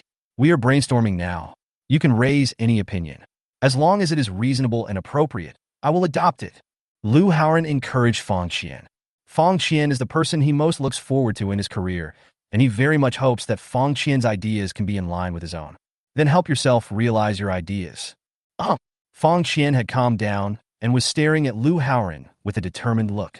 Mr. Lu, our headhunting industry should also embrace new media and make short videos to attract clients and candidates. At the same time, we will also broadcast live and provide online career planning consultation, etc. In fact, when I recruited new employees later, I deliberately prepared for this aspect. Hearing this, Lu Haoren and other employees looked at the new employees. 3 boys and 4 girls. They all have common characteristics. The boys are handsome and the girls are beautiful. The 7 new employees saw that everyone was paying attention to them. Their faces flushed, and they all stared at Lu Haoren and Fang Qian with expectation and excitement in their eyes. During the interview, Fang Qian asked them if they were willing to be the host. They all have ideas about this. Being a host is what many young people who are good-looking nowadays aspire to do. Being a host not only makes it easier to earn more money, but also allows you to show off your beauty and even have a star aura. This is very attractive to young people. Lu Haoren couldn't help but clap his hands, looking at Fang Qian with a smile. Very appreciative. What Mr. Fang said is what I want to express to everyone today. Yes, our company is going to start transforming into a new media company. But it's not just what Mr. Fang said, but we will enter the internet celebrity media industry in an all-round way and become a professional internet celebrity agent company. When Lu Haoren said this, Fang Qian trembled with excitement. Her ideas are completely consistent with Lu Haoren's long-term plans for the company. Lu Haoren is not only the man she has a crush on, but also the person who shares the same goals with her. At this moment, she had an urge to cry. In fact, what Fang Qian didn't know was that the reason why Lu Haoren wanted to enter the internet celebrity brokerage industry was purely to take advantage of the fertility reward system. Get a bunch of money from the fertility reward system, and this money will be used to acquire or control future edge game company. Then have future edge games eliminate over time. This is just a small goal. Lu Haoren took the lead in applauding to support Fang Qian, and other old colleagues also followed Lu Haoren to applaud Fang Qian. Unconditionally support all of Lu Haoren's decisions. Although their ideas are lagging behind and their ambition is not as strong as Fang Qian's, it is their common wish that the company can develop better. Mr. Lu, what do you mean by entering the online celebrity management industry? How much resources should we invest in this industry? Fang Qian was not sure how deeply Lu Haoren would get involved in this industry, nor how much money Lu Haoren would invest in it. I want to compete with UU Media in the show sector, Sanyong Company and Nanfang Selection Company in the product promotion sector, and we can even consider developing the game sector. Of course, in our own business, we should also do, as you said, be precise and professional, and make differentiation. I plan to invest 10 million yuan initially to recruit internet celebrities with certain strength. When Lu Haoran said this, everyone's face was filled with excitement. Is this too big a goal? You have to compete with the top companies in the industry before you even start. And at the beginning, we have to invest 10 million yuan to recruit people. The most important thing is that since Lu Haoran has recruited a big internet celebrity, they themselves will definitely not get much support. Boss Lu, we are completely crossing industries now. Isn't this too risky? When Missy from the finance department heard Lu Haoran boasting and making big statements, she finally couldn't help but look at him with worry on her face. Sister He's business ability is average, but she is a very trustworthy person and relatively conservative. She was afraid that Lu Haoran would be so radical and eventually ruin the company. Sister He, I think there are risks, but they are proportional to the benefits, and the benefits may even outweigh the risks. I fully agree with Mr. Lu's decision. We can recruit a few big internet celebrities to help us grow rapidly. Some people also support Lu Haoran, but most people still advise Lu Haoran to remain calm. I think we should first take stock of our resources and personal abilities and try to do it ourselves to see the effect. Otherwise, it would be too reckless. Boss, this is a new industry after all. It's normal for everyone to worry. I hope you can give it more consideration. I also suggest that we try to start first. Boss Lu, we are actually pretty good looking too, especially Sister Siyuan. Even if she does nothing but sits in the live broadcast room, she can still attract a large number of fans. So I think it's unnecessary to spend so much money to recruit internet celebrities and anchors. Hua Siyuan felt a little embarrassed when being praised, but she did not refute. Lu Haoran's aggressive decision prompted everyone to speak out their true thoughts. Lu Haoran did not interrupt them at this time. Every time someone spoke, he looked at that person carefully and listened to what they said. After the speech, he did not rush to comment or refute, but nodded or agreed to show encouragement. Fang Qian listened to everyone's discussion and combined it with Lu Haoran's investment plan. She turned pale and felt that she had made a big mistake. If Lu Haoran ends up investing a large amount of money in the internet celebrity brokerage industry, causing the company to lose money and become indebted, she feels that she will become a sinner. Mr. Lu, I feel that everyone is right. I thought too simply before. I suggest that we take it slow, do our old business well, and then slowly enter the internet celebrity brokerage industry. Fang Qian made the final report to Lu Haoran on behalf of everyone. At this time, Lu Haoran turned around and asked Hua Siyuan, "What do you think?" Hua Siyuan shook her head. "I'm just your secretary. I don't have enough work experience now. You listen to you." At this time, Hua Siyuan actually admitted that she was Lu Haoran's secretary, which made Lu Haoran very happy. "It's worth all the preparations I've put in place for this long. I hope you won't let me down." Chapter 58, give you an annual salary of 5 million. Everyone, I have listened carefully to everyone's opinions. In the final analysis, everyone wants to try to start on their own, rather than recruiting big influencers. Is that what you mean? Lu Haoran felt that it was about time and prepared to summarize. Yes, Mr. Lu, we do have this idea. The cost of recruiting big influencers is too high. The starting annual salary is 1 million. It's really not cost-effective. Boss, besides Sister Siyuan being a truly impeccable beauty, we are also confident that we are no worse than those internet celebrities. If we use beautification, slimming, and skin smoothing functions on our current appearance, our looks will definitely far surpass those of most internet celebrities.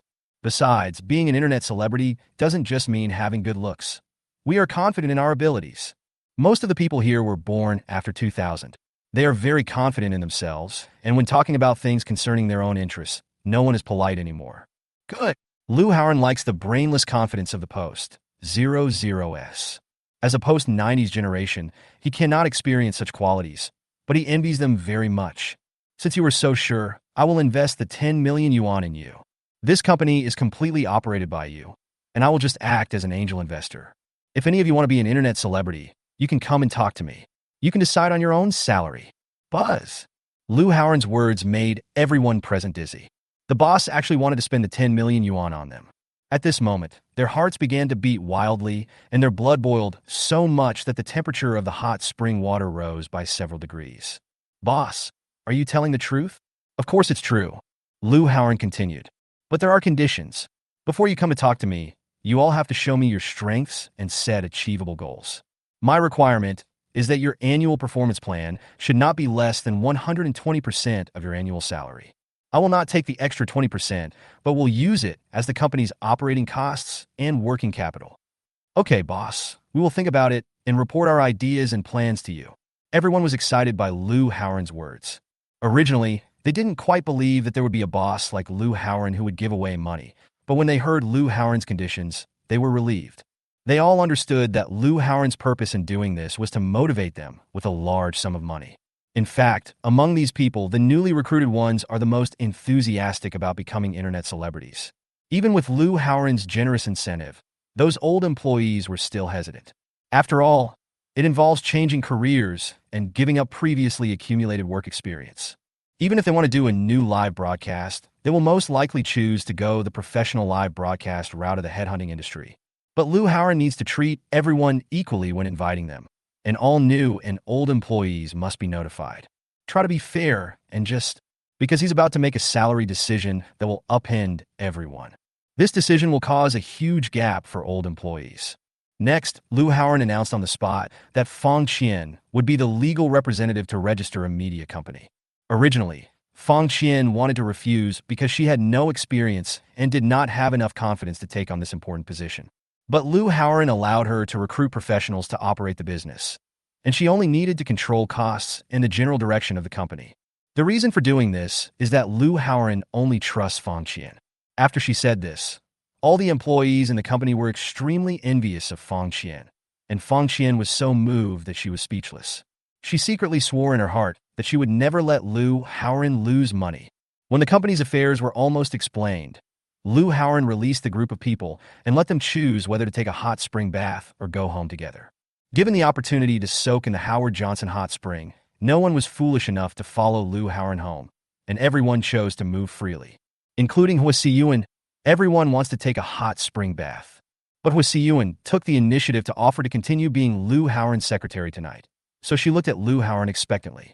Boss, can you drive back by yourself? I want to take a hot spring bath with my colleagues. Okay, but you have to follow me first. I have something to tell you alone. Lou Howren stood up, revealing his clearly defined muscles and his mirror-flat abdomen with 8 slightly bulging abdominal muscles. Such a perfect figure instantly attracted the attention of all women. But Lou Howren didn't care. He kicked the water and came ashore. Seeing this, Hua Si-yuan hurriedly followed Lou Howren out. Hua Si-yuan looked at Lou Howren's broad shoulders and tiger-like back from behind. At this moment, Hua Si-yuan felt as if she was following a moving, solid stone tablet and felt extremely safe. After reaching the shore, Lou Howren pulled a bathrobe from the hanger next to him, turned around and draped it over Hua Si-yuan, while he himself walked forward with his upper body naked without looking back. The group of women in the hot spring pool were all impressed by Lou Howren's domineering, yet gentle demeanor. Unfortunately, they all knew that Lou Howren only liked Hua Si-yuan, so they had no chance. Fong Qian was even more sour, with mist in her eyes. Hua Si-yuan felt warm in her heart when she was put in a bathrobe. Looking at Lou Howren's gradually disappearing back, she hurried to follow him. Arriving at a small, empty bathing pool, Lou Howren went into the water and lay down in it. Hua Si-yuan sat on the shore, keeping a certain distance from Lou Howren. Boss, what do you want from me? Last time I told you that I want to make you a top internet celebrity. Do you have any idea about this? Boss, to be honest, I just graduated not long ago, and you taught me a lot of social knowledge. I have always been confused about being an internet celebrity. So, just let me do whatever you want, and I'll try my best to cooperate. After the last prank in the president's class, Hua Si-yuan's feelings towards Lou Howren completely changed. She felt a sense of distance from Lou Howren, but also a sense of closeness. This contradictory feeling made her feel worried and afraid when facing Lou Howren. What she was worried and afraid of was that Lou Howren would confess his love to her again. With this mentality, she rarely played and joked with Lou Howren like she used to. In all her conversations, she tried to use a formal tone to avoid causing misunderstandings among Lou Howren. Come closer and talk. I can't hear you clearly from the distance. Lou Howren did not continue the conversation, but asked Hua Si-yuan to sit closer. Hua Si-yuan frowned and didn't move. Lou Howren said, "Come here. I won't eat you. What are you afraid of?" At Lou Howren's urging, Hua Si-yuan moved a little closer to Lou Howren. Seeing this, Lou Howren also took the initiative to move closer to Hua Si-yuan. Hua Si-yuan, I have great confidence in you. I will give you an annual salary of 5 million and sign you as the top anchor of our company. What? Hwasiyun was stunned. You said you would give me an annual salary of 5 million? Hwasiyun couldn't believe her ears. Her monthly salary is less than 5,000 yuan now, and suddenly her annual salary is 5 million yuan. It's as unbelievable as winning the lottery. Yes, your looks are worth an annual salary of 5 million yuan. My looks are worth 5 million? Is that so exaggerated? Boss, are you teasing me again? Hwasiyun is just like any other girl and occasionally narcissistic, but even if she is narcissistic, she would not dare to be narcissistic to this extent. It's not an exaggeration, not at all. Look at those female internet celebrities on TikTok who have millions of fans, who is as pretty as you. And Miss Dong's Meng Yuyu, who looks like that, can still get a contract with an annual salary of 4 million yuan. You are several times more beautiful than that Meng Yuyu, so I have full confidence in you. Lu Haoran kept finding evidence for Hwasiyun so that she could accept this sky-high contract with peace of mind. Because once Hwasiyun's net worth reaches 5 million yuan, and after Hwasiyun is conquered by Lu Haoran and becomes pregnant with Lu Haoran's child, Lu Haoran can get a cash reward of 100 million yuan based on her reward standard for a second-class beauty. It's still a 100 million that doesn't have to be taxed. Chapter 59. So rustic that you can't stop. Lu Haoran spent so much energy on transforming his company into an internet celebrity agency, and his real purpose was to cash in on the huge rewards from the fertility reward system. Otherwise, who would be so stupid as to really expect these few newbies to become big internet celebrities and help him make money? Dream on. If he doesn't lose money or loses less money, Lu Haoran will burn incense and pray to Buddha. Lu Haoran had no hope that those employees would become popular. Their existence is just to support the legitimacy of this internet celebrity agency. Let Hwasiyun's net worth successfully reach 5 million yuan. When Hwasiyun was compared by Lu Haoran to an internet celebrity with millions of fans, her face turned red with embarrassment. She was dumbfounded and said, "Boss, can you please stop praising me so much? There are many beautiful people in the world, but only a handful of them can become internet celebrities. If you really want to become an internet celebrity, you need the ability, resources, and opportunities behind you." Even though Hwasiyun has been obeying Lu Haoran's orders these days, she still remains sober. It was almost impossible for Lu Haoran to fool her. Hwasiyun kept refusing, and Lu Haoran's face fell. He used his unique skill that always worked against Hwasiyun and reprimanded her with a tone of teaching. "Hwasiyun, I spent 980,000 yuan to send you to the CEO class, to improve your personal abilities and to make friends with the rich and powerful. Don't you have the confidence to be an internet celebrity? Now, as your boss, I order you.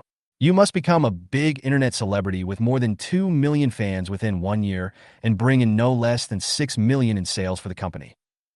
How is this possible? Hwasiyun was scared when she heard the number. It is simply a pipe dream to suddenly ask a person who only earns a few thousand yuan to earn millions for the company. How is it impossible?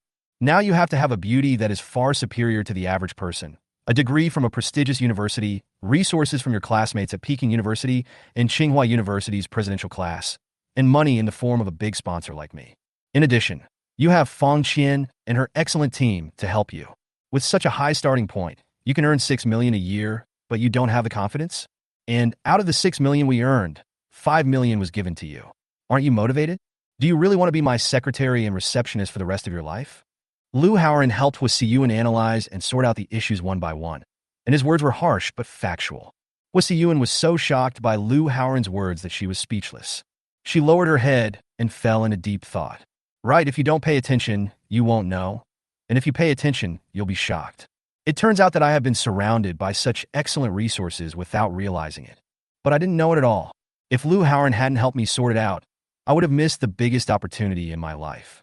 When Hwasiyun looked up at Lu Haoran again, her eyes were filled with admiration and emotion. All of this was given to her by Lu Haoran. "Boss, thank you for your training. I accept your arrangement, and I will definitely not let you down." "That's right. Do your best. You are excellent. You can do it. I believe in you, and I will help you achieve your goal." Lu Haoran looked at Hwasiyun with satisfaction. This girl is really teachable. Although Hwasiyun only responded with a her tone became unusually firm. "Give me a massage of my shoulders." After Lu Haoran finished speaking, without waiting for Hwasiyun's reply, he lay down beside the hot spring, rested his head on the stone steps, and closed his eyes to take a nap. When Hua Siyuan heard this, she opened her eyes and subconsciously wanted to refuse, but she opened her mouth and no sound came out. Hua Siyuan looked at Lu Haoran, who was already dozing off, her heart pounding. This man is so charming and outstanding. No wonder he is able to control huge wealth. At this moment, Hua Siyuan's admiration for Lu Haoran reached its peak. Hua Siyuan gritted her teeth, stretched out her slender hand, and touched Lu Haoran's shoulder. At this moment, Lu Haoran felt as if he was electrocuted and was ecstatic. Hua Siyuan, this little hot pepper will eventually be eaten away by herself bit by bit, until only a pile of bones will be left. Hua Siyuan was so nervous at the moment that she couldn't describe it. She forced herself to be normal. At this moment, she only felt that Lu Haoran's shoulders were so broad and his muscles were so strong that she could hardly pinch them. Boss, you just reminded me that I have a preliminary idea for live broadcasting. I want to interview successful people based on the bosses in the CEO class. Do you think it's okay? Hua Siyuan gave Lu Haoran a massage while chatting with him, diluting the extremely ambiguous atmosphere. Can't. Lu Haoran directly denied Hua Siyuan's idea. Why? Hua Siyuan's fingers that were gently massaging suddenly stopped. Lu Haoran opened his eyes and stared at Hua Siyuan. Continue massaging. I'll analyze it for you. All right. Hua Siyuan began to massage Lu Haoran's shoulders again. First of all, do you think those big bosses in the CEO class will waste so much time on you? Why would they cooperate with you? Are you qualified? Well, it seems so. Although Lu Haoran's words were harsh, Hua Siyuan thought they made sense. Also, do people still need chicken soup nowadays? With information being so developed nowadays, do you still need to interview successful people? Did you watch the interview with Lu Yu? Is anyone still watching it? Oh, it seems so, boss. I just realized that I am so stupid. What should I do? Hua Siyuan lost all her self-confidence because of Lu Haoran. Haha, you lack work experience now, which is normal, so you won't go wrong if you listen to me. Lu Haoran had a smile on his face. Then what suggestions do you have? Although I already have the resources you mentioned, if I don't know how to use them, it's just a mountain of gold. Hua Siyuan was completely convinced by Lu Haoran. She had to admit that in many things, Lu Haoran was more comprehensive and better at doing things than she was. But sometimes she thought that Lu Haoran was only 3 years older than her, but his abilities were many times stronger than hers. In comparison, she felt like a waste. It's very simple. Let me ask you, what is the most popular thing on TikTok right now? Lu Haoran asked promptingly. This is too broad. I need to go back and research to find out. Then let me give you another hint. What was that bloody skit you secretly watched at the front desk a few days ago? That's a skit where the boss falls in love with me. Hua Siyuan felt a little embarrassed as she was caught slacking off at work by her boss. That's right, you can also shoot this type of film. There is a saying among netizens, which is, I won't watch a plot that is too tacky, but a plot that is extremely tacky will make me unable to stop. You are the ready-made heroine, and I am the ready-made domineering president. You brought the content of the original short play into reality with a truly immersive filming. I don't believe you can't become popular. When Lu Haoran said this, he couldn't help but smile secretly, feeling proud in his heart. I don't believe that with these, I can't make you, Hua Siyuan, turn your fake play into a real one.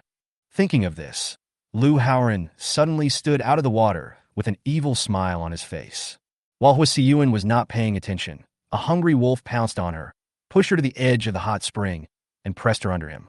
Chapter 60. This can't happen. Boss, what are you going to do? Hua Siyuan was suddenly pressed to the ground by Lu Haoran. Her pupils dilated instantly, and her whole body was filled with fear. Lu Haoran, let me go. Hua Siyuan tried to struggle, but was suppressed by Lu Haoran and could not move at all. Huh? Lu Haoran gave a wicked smile. Then he slowly pressed down, preparing to kiss Hua Siyuan.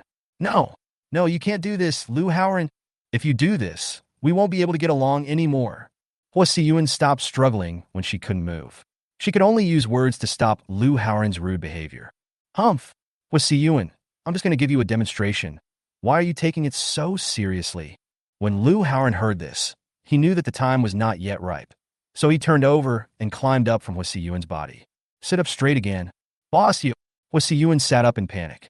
She could have escaped, but she did not choose to run away. She adjusted her swimsuit and calmed herself down. Then she realized that Lu Haoran was angry. Instead, she felt guilty and comforted Lu Haoran calmly. Boss, are you angry? What you did just now was wrong. What's wrong and what's right? I'm just demonstrating to you. If we shoot a scene like the one we just saw, will it make the loser guy's mouth crack? Will it make a woman with a love brain secrete dopamine? Oh, I see. Sorry, boss. I misunderstood you. All right. Think carefully about how we should start shooting the video. Think normally and don't always think that I'm a bad person. All right. When Hwasiyun heard these words, she secretly pursed her lips and complained in her heart, "You are the bad guy. Also, since you have decided to be a host, you have to be open-minded. Of course, you only need to be open-minded to me." Hwasiyun nodded her little head repeatedly. "Are you still going to soak in the hot springs? I'm ready to go home. If not, you have to take me home. If you want to soak, can you go home by yourself? I'll go with Sister Chien and the others later." "Okay, I'll leave the Rolls Royce to you guys. It's dangerous for you girls to take a taxi at night. What are you going to do?" Hwasiyun was touched again by Lu Haoran's unintentional concern. "I'm a grown man. Do I need you to take care of me?" After saying that, Lu Haoran stood up and left in a leisurely manner. Hwasiyun looked at Lu Haoran's back, feeling extremely conflicted. How could she not know what Lu Haoran thought of her? She just didn't know how to accept Lu Haoran. Let it be. Lu Haoran walked out of the Howard Johnson Resort Hotel and took a taxi directly back to Sun Shiqian. The fetus in Sun Shiqian's belly is stable, and she can do things between adults. Lu Haoran was getting impatient waiting for this day to come. He had never experienced sleeping with a pregnant woman before. Along the way, Lu Haoran's heart was pounding, and his thoughts were gradually becoming abnormal. After arriving home, Sun Shiqian looked into Lu Haoran's hungry eyes and knew what Lu Haoran wanted to do. "Honey, I'm done with my shower. You should wash up too. Let's go to bed." "I don't need to wash. I just came back from the hot springs." Lu Haoran pounced directly over. Be gentle. There's a baby in your belly." The next day, Hwasiyun took the initiative to pick up Lu Haoran to go to the company. After arriving at the company, Lu Haoran contacted Zoing, the recruitment manager of Future Edge Games Company. When he learned that Future Edge Game Company not only did not reduce overtime, but instead intensified it. The reason why it got worse was because a lot of inexplicable things happened in their Future Edge game. These have little impact on the overall game, but they cannot be resolved. Despite this, many players have begun to discover its existence on their game forums. For example, monsters can be spawned by blocking trees, and they can be killed without taking any damage. Some people even discovered small loopholes in the economic system and began to quietly withdraw large amounts of gold coins. When these first appeared, all the players were excited, feeling fresh and delighted. But what they don't know is that if these problems are not solved in time, the game's power system, economic system, and so on will gradually collapse. At that time, it will seriously affect the balance of the game, and the game will lose its playability. When Lu Haoran learned this information, he was both happy and distressed. He was happy that his plan was beginning to take effect, but he was distressed that his woman Zhuo Weiwei also had to work overtime. Zhuo Weiwei has hardly had a good rest these days. Under such circumstances, Lu Haoran was extremely worried about the unborn baby in Zhuo Weiwei's belly. If the loopholes he created for the Future Edge game caused Zhuo Weiwei to work overtime and suffer excessive fatigue and miscarriage. At that time, Lu Haoran couldn't forgive himself. Lu Haoran immediately walked out of the office and arranged the work in the large office one by one. "Fang Qian, arrange for everyone to come to my office one by one immediately. I want to understand everyone's thoughts. Sister He, you should find an industrial and commercial agency right now. Pay them a high price. Ask them to use special channels, and immediately set up an internet celebrity brokerage media company." Hwasiyun, I remember that there is still a large half floor of vacant houses in our office building that have not been rented out. You should contact the property management center immediately and ask them to rent all the houses to us, and then contact the decoration company to design and construct them. Receive, Mr. Lu. Got it, boss. I'll take care of it right away. Lu Haoran's nervousness and urgency made all the employees nervous, and their efficiency increased several times. Lu Haoran felt a sense of urgency when he thought of Zhuo Weiwei, who was pregnant with his child and working overtime. He must open an internet celebrity agency as soon as possible. Then he signed a contract with Hwasiyun and advanced the 5 million to her. Lu Haoran must make the system recognize that Hwasiyun's annual salary is 5 million yuan, not 5,000 yuan a month. Doing the above work is still not enough. Lu Haoran also needed to take advantage of the opportunity to shoot a video with Hwasiyun, and then pull her to the hotel room in the middle of the night to discuss the script. Eventually, Hwasiyun became pregnant with his child. "Louis, have you figured out how to report to Mr. Lu? What kind of live broadcast are you going to do? Also, how much salary do you plan to ask Mr. Lu for?" Employees who were not assigned to work quietly talked to their colleagues. Isn't it okay for us to discuss this? What's wrong with that? Mr. Liu himself said that we should raise any ideas with him, especially regarding salary. Don't just look at how much money you can earn. Instead, you should think about how much benefit you can bring to the company before considering how much money you can earn. Oh, I know Mr. Liu is so good to us. I definitely wouldn't just want to take the money and not do anything, right?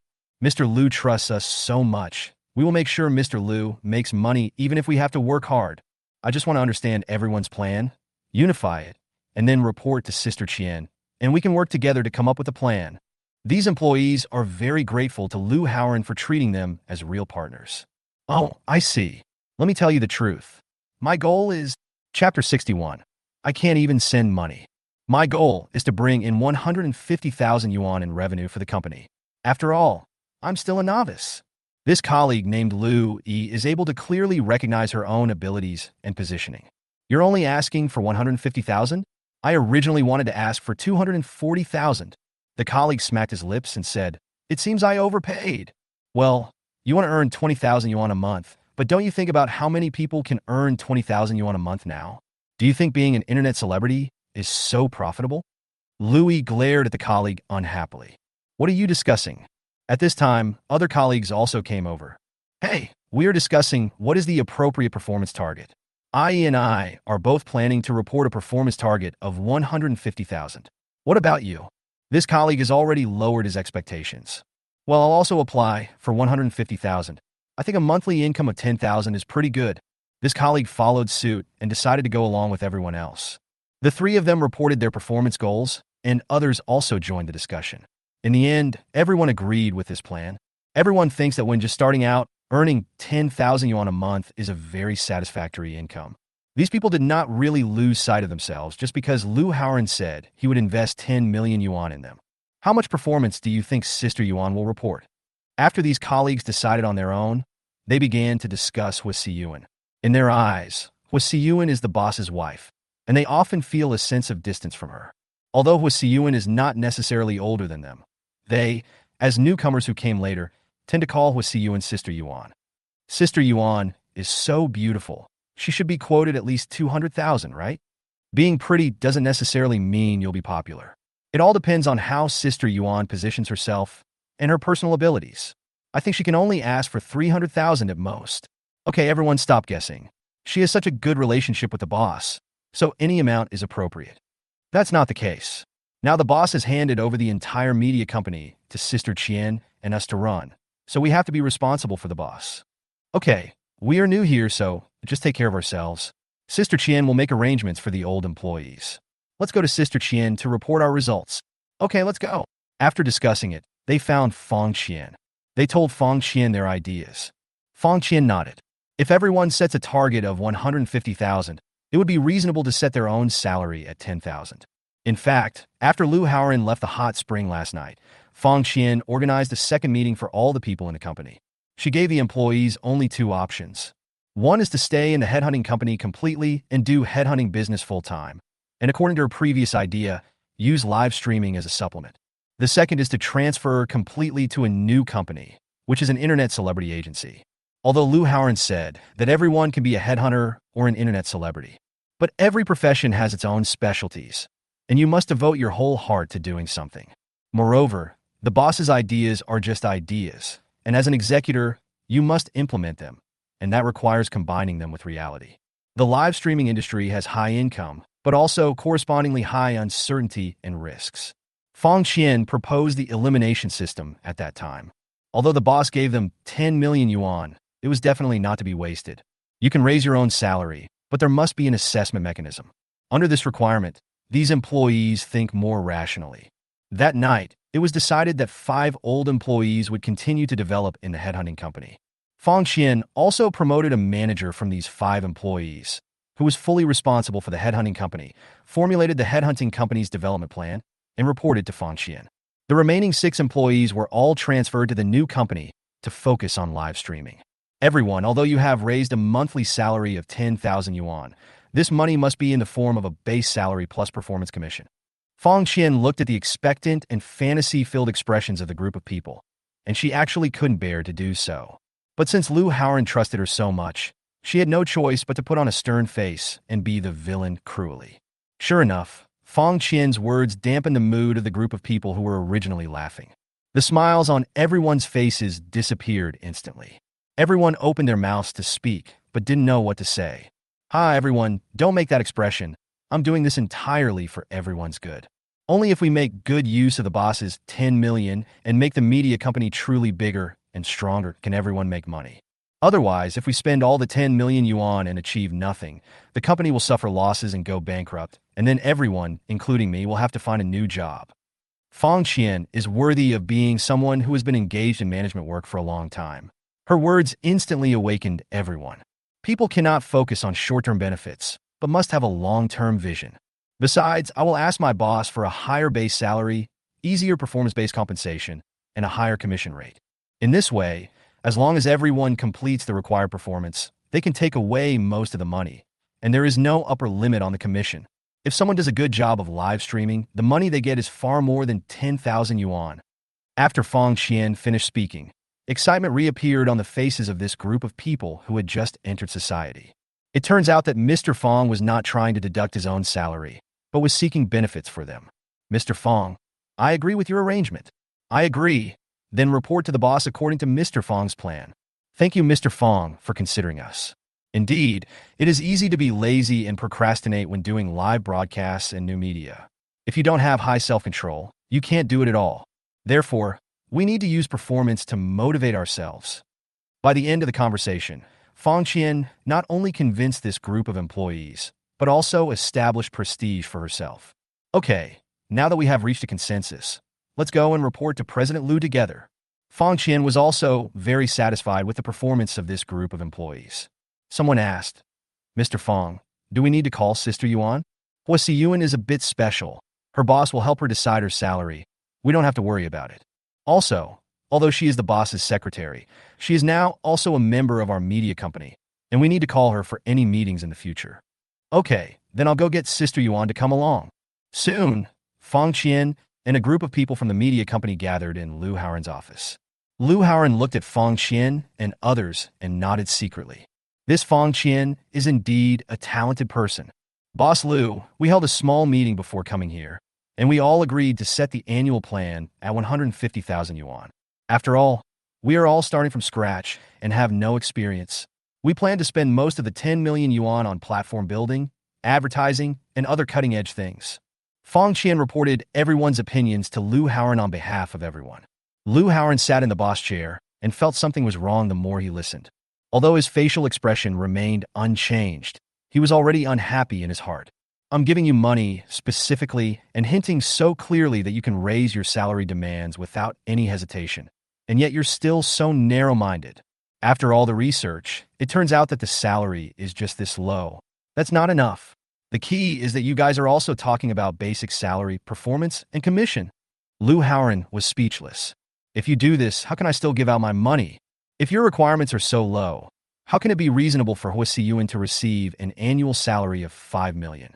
Huasi Yuan, who was listening nearby, also looked ashamed. She didn't have the confidence to take an annual salary of 5 million yuan in the first place. And now, after hearing what Fang Qian and others said, she felt even more guilty. Chapter 62, Secretary? Everyone knows. "Boss Lu, is our plan feasible? If there are any problems, please give us your instructions." After Fang Qian finished explaining the plan, Lu Haoran had a numb face and no expression, and did not respond. So Fang Qian took the initiative to ask, "It's just so." Lu Haoran had completely lost interest, and as a boss, it was impossible for him to take the initiative to give these employees unreasonable salary increases. Otherwise, if the fertility reward system does not recognize it, it will be a big trouble.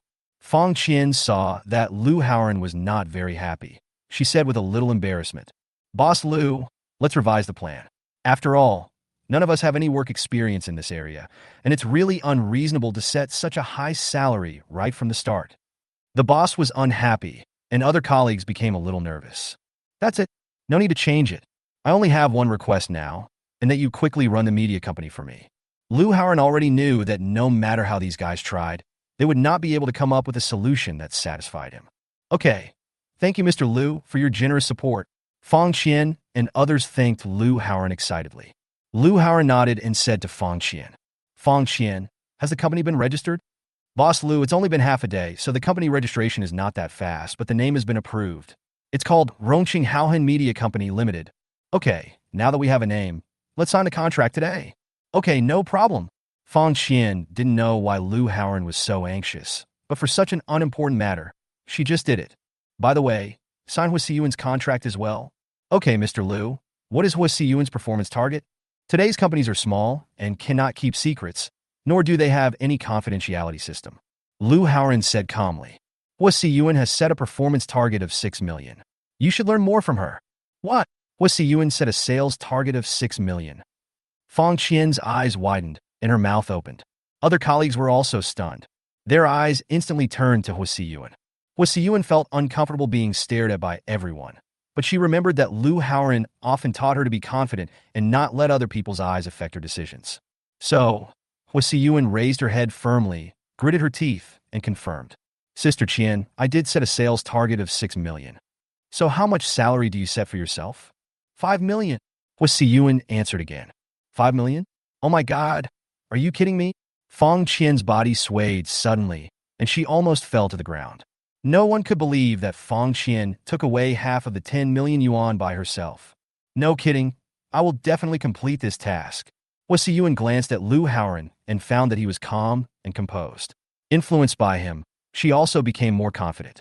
Mr. Lu, do you agree with Hua Siyuan's performance target and salary requirements? The expression on Fong Qian's face had completely disappeared, and this sentence even had a questioning tone. Lu Haoran remained expressionless and nodded in acknowledgement. Fong Qian's voice suddenly became louder, and she said excitedly, Boss Lu, you gave us 10 million yuan to start a business, but in the blink of an eye you took away 5 million and gave it to Hua Siyuan. Do you mean to bet everything on Hua Siyuan? It's not that I'm betting on Hua Siyuan, but she has the resources and the confidence. I also gave you the opportunity to make your own decision. If you think the performance goals and salary requirements you submitted today are unreasonable, I can give you another chance to resubmit them. Lu Haoran gave Fong Qian and the others another chance. Anyway, Lu Haoran didn't plan to rely on Fong Qian and others to make money for him. Okay, I got it. After Fong Qian received Lu Haoran's confirmation, she stopped talking and turned to leave the office. The other colleagues looked at each other in surprise. They didn't expect Fong Qian to react so strongly. Lu Haoran waved his hand and said, All of you get out. Okay, Mr. Lu. Everyone followed him out. Boss, Sister Qian is angry. What should I do? Hua Siyuan asked worriedly. It's okay, I'll take care of it. Lu Haoran knew Fong Qian's personality very well. Let Fong Qian calm down first. If that doesn't work, I can follow everyone's salary plan. No need. You are you, you're not them. My expectation of you is 6 million yuan. You must have confidence. Clear. Hua Siyuan took a deep breath, then walked out of the office with her head held high and her chest puffed out. The atmosphere in the company was extremely stagnant. Just at this time, Lu Haoran received a call from his mother, so he hung up first and prepared to call his mother back after leaving the company. Hua Siyuan, help me drive and take me home. Okay, boss. Hua Siyuan also followed Lu Haoran out. After Lu Haoran and Hua Siyuan left, all the new and old employees in the office gathered around Fong Qian's workstation to comfort her. Boss Fong, don't be angry. Boss Lu is the boss. He has agreed to Hua Siyuan's plan. Why should we worry about it anymore? Boss Lu is paying for it anyway. In fact, 5 million is enough for us. We will achieve results according to our schedule. I believe that President Lu will see it and recognize us. Sister Qian, if it really doesn't work out, you should just go back to our headhunting industry. In the media industry, just let the boss find someone else to run it. Out of sight, out of mind. Hearing these discussions, Fong Qian immediately waved her hand to stop them. Okay, everyone stop saying these things. I'm not angry because of unfair treatment. In fact, Mr. Lu gave us the same opportunity, but we can't be as unrealistic as Hua Siyuan. Fong Qian's words were recognized by everyone, and they nodded. Sister Qian, Mr. Lu just said that we can also change our performance targets and salary requirements. Do we still need to modify them? One of them reminded. Fong Qian looked up and glanced at her. If you are confident, I can also help you apply to Mr. Lu to raise your performance target to several million. Can you do it? Well, forget it. I feel like my $150,000 sales target is already stressful enough. The man shook his head repeatedly, but others were somewhat dissatisfied. Boss Fong, How can Hwasiyun come up with such an outrageous performance target? Can she do it? It's impossible for her to do that. Our entire headhunting company only makes an average of 3 to 4 million yuan a year. She's not a well-known internet celebrity. How can she make 5 million yuan by herself? Is that possible? Yes, even if the live broadcast industry makes more money than traditional industries, it can't be so exaggerated, right? Yeah, even if Hwasiyun is Mr. Liu's secretary and Mr. Liu wants to give Hwasiyun some money, they can definitely make a deal privately. What's the point of putting it out in the open? This colleague pronounced the word secretary with a strong emphasis, and everyone understood what he wanted to express. As the topic started, everyone couldn't help but vent their dissatisfaction. Chapter 63. Sleeping in broad daylight? What are you doing? Shut up, all of you. Fong Qian saw that the atmosphere was not right, so she immediately reprimanded him seriously. Do you think you can comment on the boss's private affairs? Do you still want to work here? Fong Qian got angry, and everyone realized that their remarks were wrong and shut up. The whole office fell silent. Everyone suffered injustice from Liu Haoran, and now they were scolded by Fong Qian, and they became depressed. Fong Qian couldn't bear it, so she promised. Please rest assured, colleagues. I will personally ask Mr. Liu for a reasonable explanation for what happened today. Even if Hwasiyun insists on setting such a high salary requirement, I will let her be evaluated according to our performance evaluation plan. In short, we must treat everyone equally and fairly. After Fong Qian said this, everyone felt much better. As Fong Qian said, Hwasiyun can set such high performance plans and salary requirements, but she also has to carry out performance appraisals with them, which will make people convinced. At the same time, Liu Haoran was already sitting in the back seat of the Rolls-Royce, and Hwasiyun was driving in the front. Mom, did you call me for something? Liu Haoran called back. My mother's voice came from the other end of the phone. Haoran, weren't you on a blind date with Sun Shichin some time ago? What was the result? Why didn't you give me any feedback? Oh, I forgot. Liu Haoran slapped his forehead, feeling very guilty. In the past 3 months, Liu Haoran was busy pursuing a woman to have children, and forgot to reply to his mother about the results of his relationship with Sun Shiqian. In addition, my parents work in the countryside farming and have no health problems. My father occasionally does some decoration work, so we have enough money and food and clothing. He never had to worry about anything. Instead, his parents provided him with living allowances over the years. This kind of ordinary life of his parents is what Liu Haoran envies the most. In the past, Liu Haoran didn't dare to call home because he was afraid of disturbing his parents' happy days and making them worry about him. Mom, Sun Shiqian and I are together. When saying this, Liu Haoran secretly glanced at Hwasiyun in front of him. Hwasiyun's expression did not change. She was concentrating on driving, as if she did not hear what Liu Haoran said. It seems that I have to urge the car salesperson Yin Mei to deliver my newly ordered car as soon as possible. There is a function in Wenjie that Liu Haoran likes very much. That means if someone in the back seat is talking on the phone, the driver in the front seat cannot hear it. This function is very suitable for the current scenario. When Liu Haoran's mother heard that Liu Haoran and Sun Shiqian were together, she immediately got angry and shouted, "Didn't I tell you not to be with her? Don't you know what's going on at Sun Shiqian's home? Where do you get the money to support her sick father?" Mom, don't be angry. It's not good for your health. Let me explain. What's there to explain? Break up with her right now. Mom, don't get excited. Your son has started a company now and has a lot of money. He doesn't need that little bit of medical expenses. I'll give you and Dad 200,000 yuan later. You can use it at home. Liu Haoran didn't dare to tell his parents more, for fear that they would worry that he was doing something bad. In fact, given my parents' personalities, they wouldn't spend a penny of the 200,000 yuan returned to them. If you really want to be filial to your parents, you might as well go back and build a country villa for them. What? You start a company? Is starting a company that profitable? Are you lying to me? Liu Haoran's mother couldn't believe what she heard. How could I possibly lie to you? I'll video call you right now and show you the Rolls-Royce I bought. Hearing his mother's surprised tone, as a son he still felt a little proud and even wanted to show off to his mother. This is the pleasure of returning home in glory.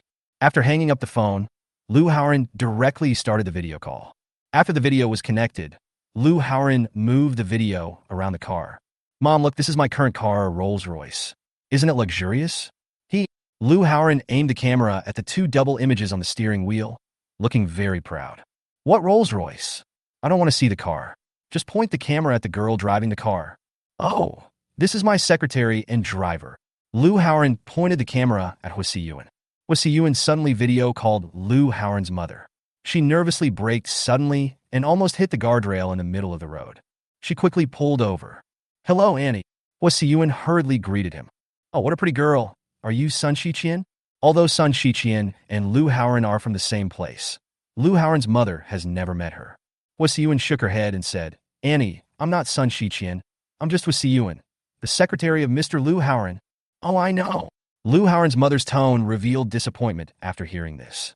My son is very good. You can get along well with him."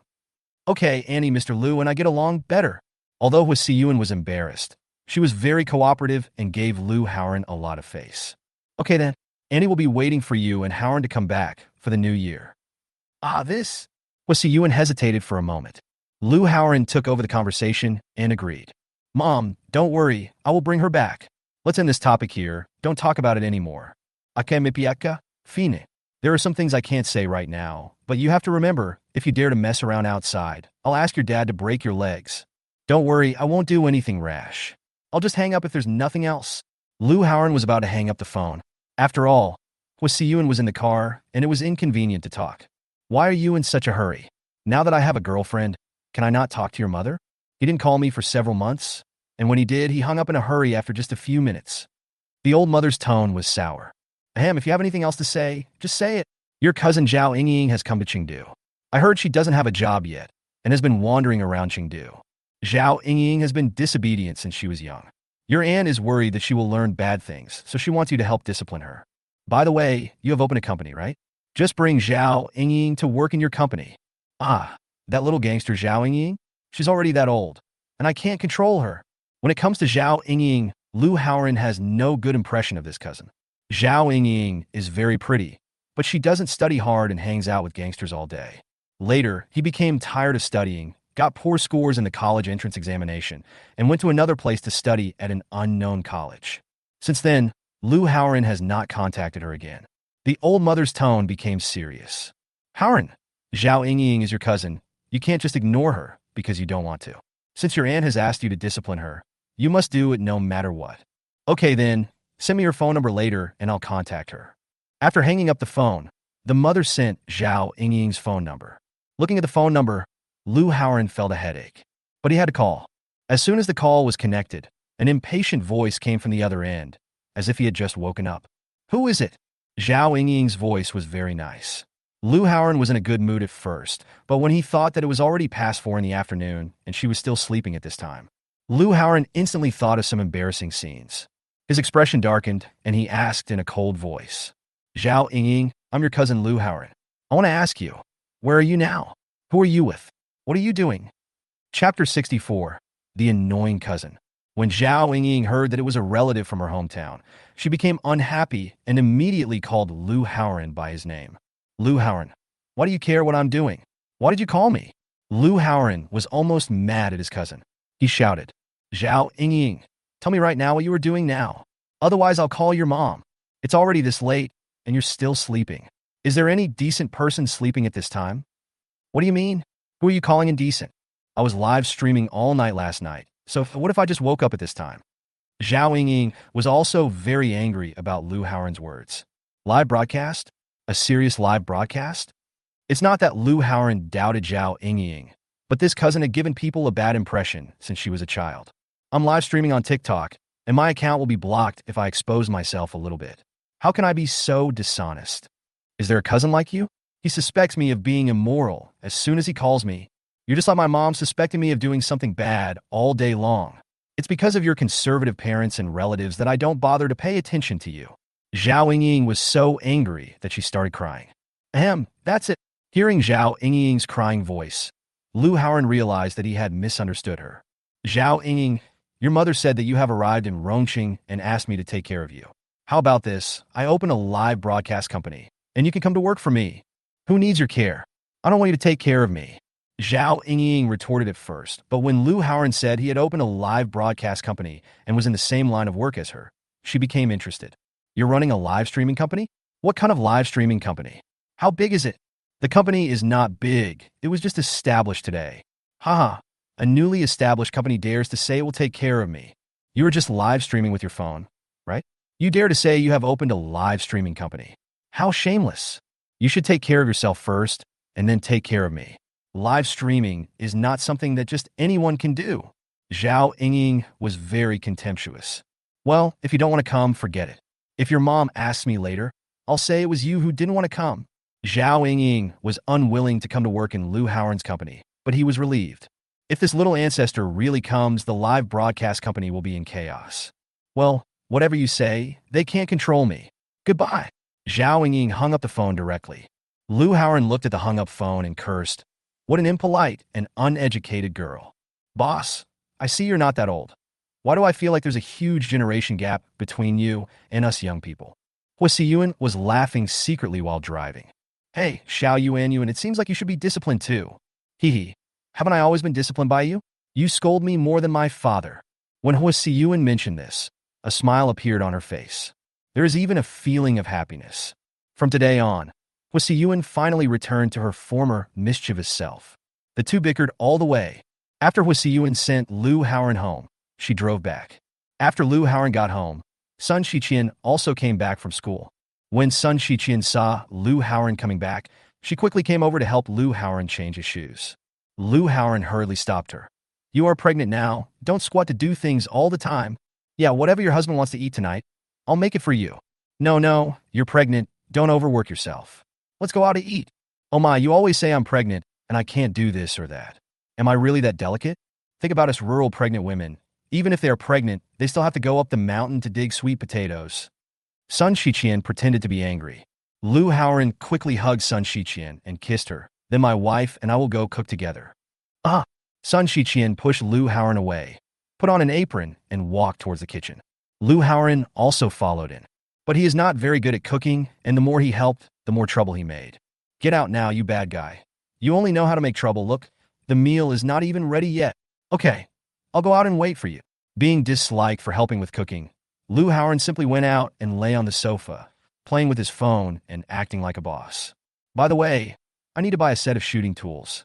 Lu Haoren opened JD.com and bought the self-operated products that were delivered the next day.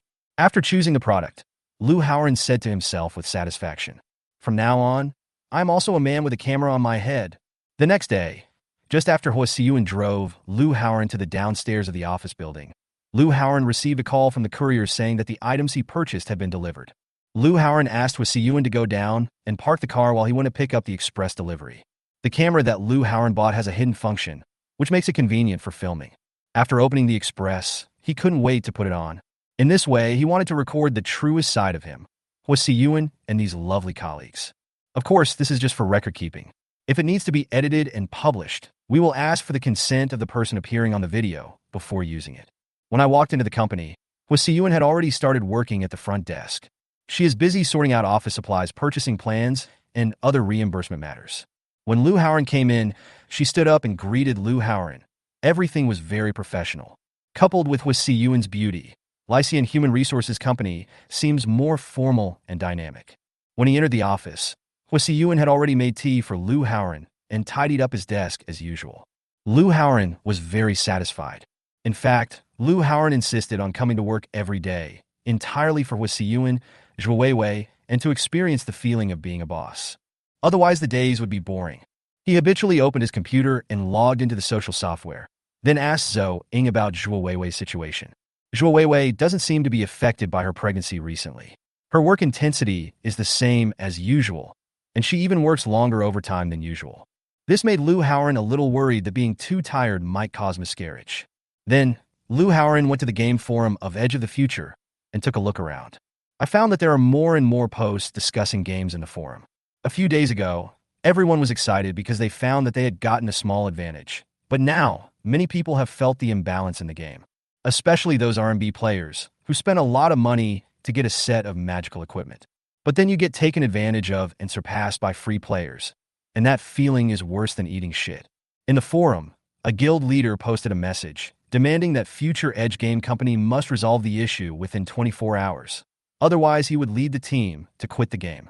This post was quickly deleted by the official, but no matter how quickly it was deleted, someone took a screenshot and posted it on an external gaming forum. A large number of issues in the game Future's Edge that could not be resolved in a timely manner gradually fermented on the internet. Oh, Jiang Mingxian, I really want to see what your expression is like right now.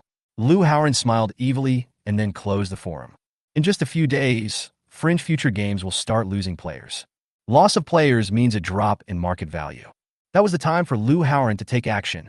Hey, why didn't Fong Qian come today? Lu Howren suddenly realized that he hadn't seen Fong Qian all morning, which made him feel a little unusual. Chapter 65, Pressing Forward. Hua Siyuan, put the food aside first. Just as Lu Howren was wondering, Hua Siyuan came in with lunch. For lunch usually, Hua Siyuan would quietly go to the nearby five-star hotel and pack her meals in ordinary takeout boxes. As for why he had to do it quietly and use ordinary lunch boxes, it was because Lu Howren was afraid that his employees would see them and make them feel unbalanced and uncomfortable. Go find Fong Qian. Why haven't I seen her all morning? Was she really mad at me yesterday? Fong Qian has always been Lu Howren's good friend. When he was still a junior employee, he had a very good relationship with Fong Qian. Fong Qian had lent money to Lu Howren before. Now that he has become Fong Qian's boss, Lu Howren has always treated her as a friend rather than an employee. Therefore, Lu Howren still cares about Fong Qian's emotions. When Hua Siyuan heard this, she said, "Boss, why would Sister Qian be mad at you? She has been discussing the design plan with the decoration company in the new office upstairs all morning." "Okay, then ask Fong Qian to come down and have dinner with us." "Okay." Hua Siyuan immediately called Fong Qian to inform her. A few minutes later, Fong Qian appeared at the door of Lu Howren's office. "Boss Lu, do you have something to talk to me about?" Fong Qian was the same as usual, but the address changed from Brother Lu to Mr. Lu. Lu Howren also felt Fong Qian's subtle changes, but he remained calm. "Sit down, let's eat together." "Oh." Fong Qian was not polite. Seeing this, Hua Siyuan hurriedly prepared the dishes and chopsticks. Fortunately, she knew that Lu Howren had a big appetite, so she bought more food. Now if we share one among 3 people, it is still enough. "Huh? It smells so good. Where did you buy this food?" This is abalone rice." Fong Qian noticed the specialness of the food as soon as she picked up her chopsticks. I bought this at the restaurant next door." Hua Siyuan found an excuse to get away with it. "Can you tell me which restaurant you bought it from? They even have abalone rice, which is my favorite. If it's not too expensive, I'll buy it from them in the future." Fong Qian got to the bottom of the matter. "Well, it's the Pullman Hotel next door." Hua Siyuan was not good at lying and told the truth after being asked a few questions. Fong Qian was stunned after hearing this. Then she said, "Oh, stop talking," and lowered her head to eat. As she was eating, she actually started to cry. When Hua Siyuan saw Fong Qian suddenly burst into tears, she was at a loss as to what to do. "Sister Qian, what's wrong with you?" Nothing. Fong Qian wiped away her tears. Seeing Fong Qian crying, Lu Howren felt bad and said, "Fong Qian, we've been friends for several years. If you have anything on your mind, just tell me. There's no need to keep it to yourself." "Yes, Lu Howren, we have been friends for several years, but we are still not as good as colleagues like you, who have only known each other for 3 months. Fong Qian's words were full of sourness. In fact, Fong Qian is usually very emotionally stable, but since Lu Howren returned to Lycian Human Resources Company, she has become very sensitive towards Lu Howren. At this moment, Lu Howren understood. It turns out Fong Qian was jealous. "Fong Qian, Hua Siyuan is actually my girlfriend, so I treat her so well." When Lu Howren said this, he kept making eye contact with Hua Siyuan. Hua Siyuan wanted to deny it, but when she saw Lu Howren's hint, she agreed and kept silent. "What? You said you two are already a couple?" Fong Qian looked up at Lu Howren and Hua Siyuan in disbelief. "Yes." Lu Howren took Hua Siyuan's hand and pulled her into his arms, but Hua Siyuan did not resist. No, it's impossible. I don't believe it." Fong Qian was unwilling to accept this reality. At this moment, her heart was broken. "Hua Siyuan, please go out first. I want to talk to your sister Qian." After Hua Siyuan went out, Lu Howren walked to Fong Qian and put his arms around her shoulders. "Fong Qian, we have known each other for so many years. We can talk about anything we want to say. There is no need to keep things to ourselves. We can have a heart-to-heart talk." Lu Howren decided to confront Fong Qian. If Fong Qian could accept that he had so many women, then he wouldn't mind giving Fong Qian a warm and golden house. Boom! When Fong Qian heard these words, Lu Howren hugged her again. Her heart suddenly started beating faster, and her whole body was shaking. At that moment, blood rushed to her head, and she almost fainted. Boom! Fong Qian pushed Lu Howren hard, but Lu Howren didn't move much. Instead, she was knocked to the ground by the huge force. Fong Qian, why is this happening? Lu Haoran hurried over to help. Lu Haoran, you already have a girlfriend, and you still come to hug me. Are you doing this to Huasiyuan? Didn't we hug like this before? Is there anything wrong with that? Lu Haoran stood there, not knowing how to explain. I didn't know you had a girlfriend before, but now that you have one, let's keep a certain distance. Good. This is even better. Lu Haoran has many women now, and it's tiring to coax them all. Since Fong Qian is so stubborn, he also has a temper. Lu Haoran answered so straightforwardly that Fong Qian burst into tears again. She stood up slowly and stared at Lu Haoran. Mr. Lu, I can agree to Huasiyuan's performance goals and salary requirements. However, Huasiyuan must strictly abide by the company's performance appraisal system like other colleagues. The 5 million annual salary she requested will also be paid according to the assessment results.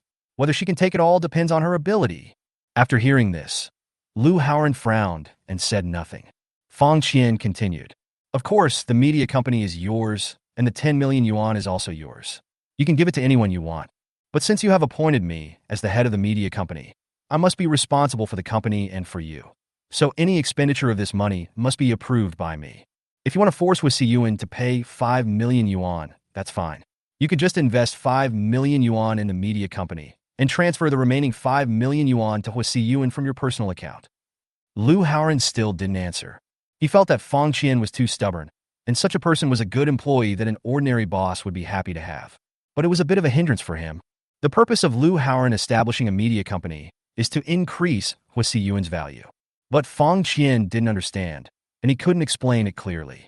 And even if I told her clearly, Fong Qian, who was a jealous person with a twisted brain, wouldn't believe it.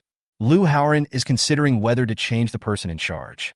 However, if a new person in charge is appointed and the media company is turned into a garbage company, it will be impossible to reasonably increase Huasiyuan's value.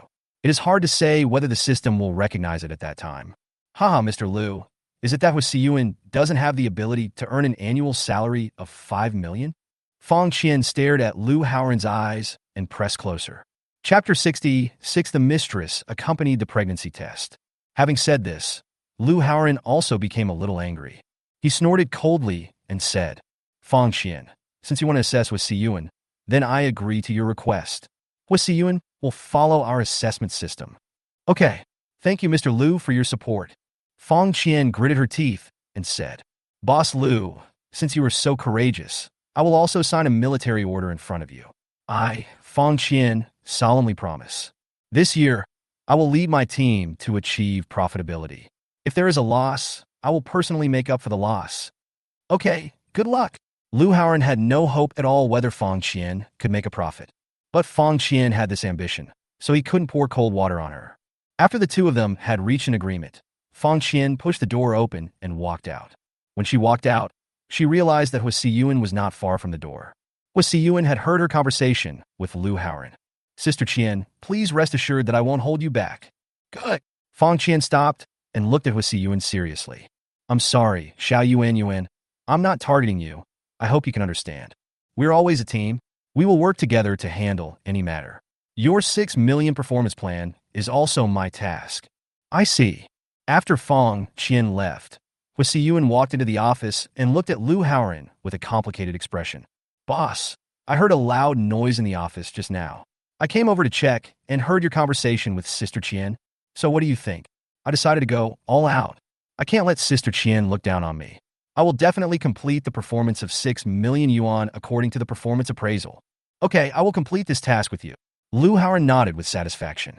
Huasiyuan became more and more confident and courageous to take on an annual salary of 5 million. Only in this way can the system determine that Huasiyuan is worth 5 million yuan. More importantly, Lu Haoran had another excuse to further develop his relationship with Huasiyuan. Now the task is heavy and time is tight. We must go all out from now on. You are my girlfriend. I plan to rent a room in a high-end apartment next door, and we will live together and start filming our romantic love story. What? Huasiyuan was embarrassed and confused. Boss, are we a fake couple? How can we live together? Yes, we are indeed a fake couple, but we have to be real to the outside world, and we have to shoot works that are recognized by the audience, so we need to be sincere and invested. Otherwise, the audience will not buy it.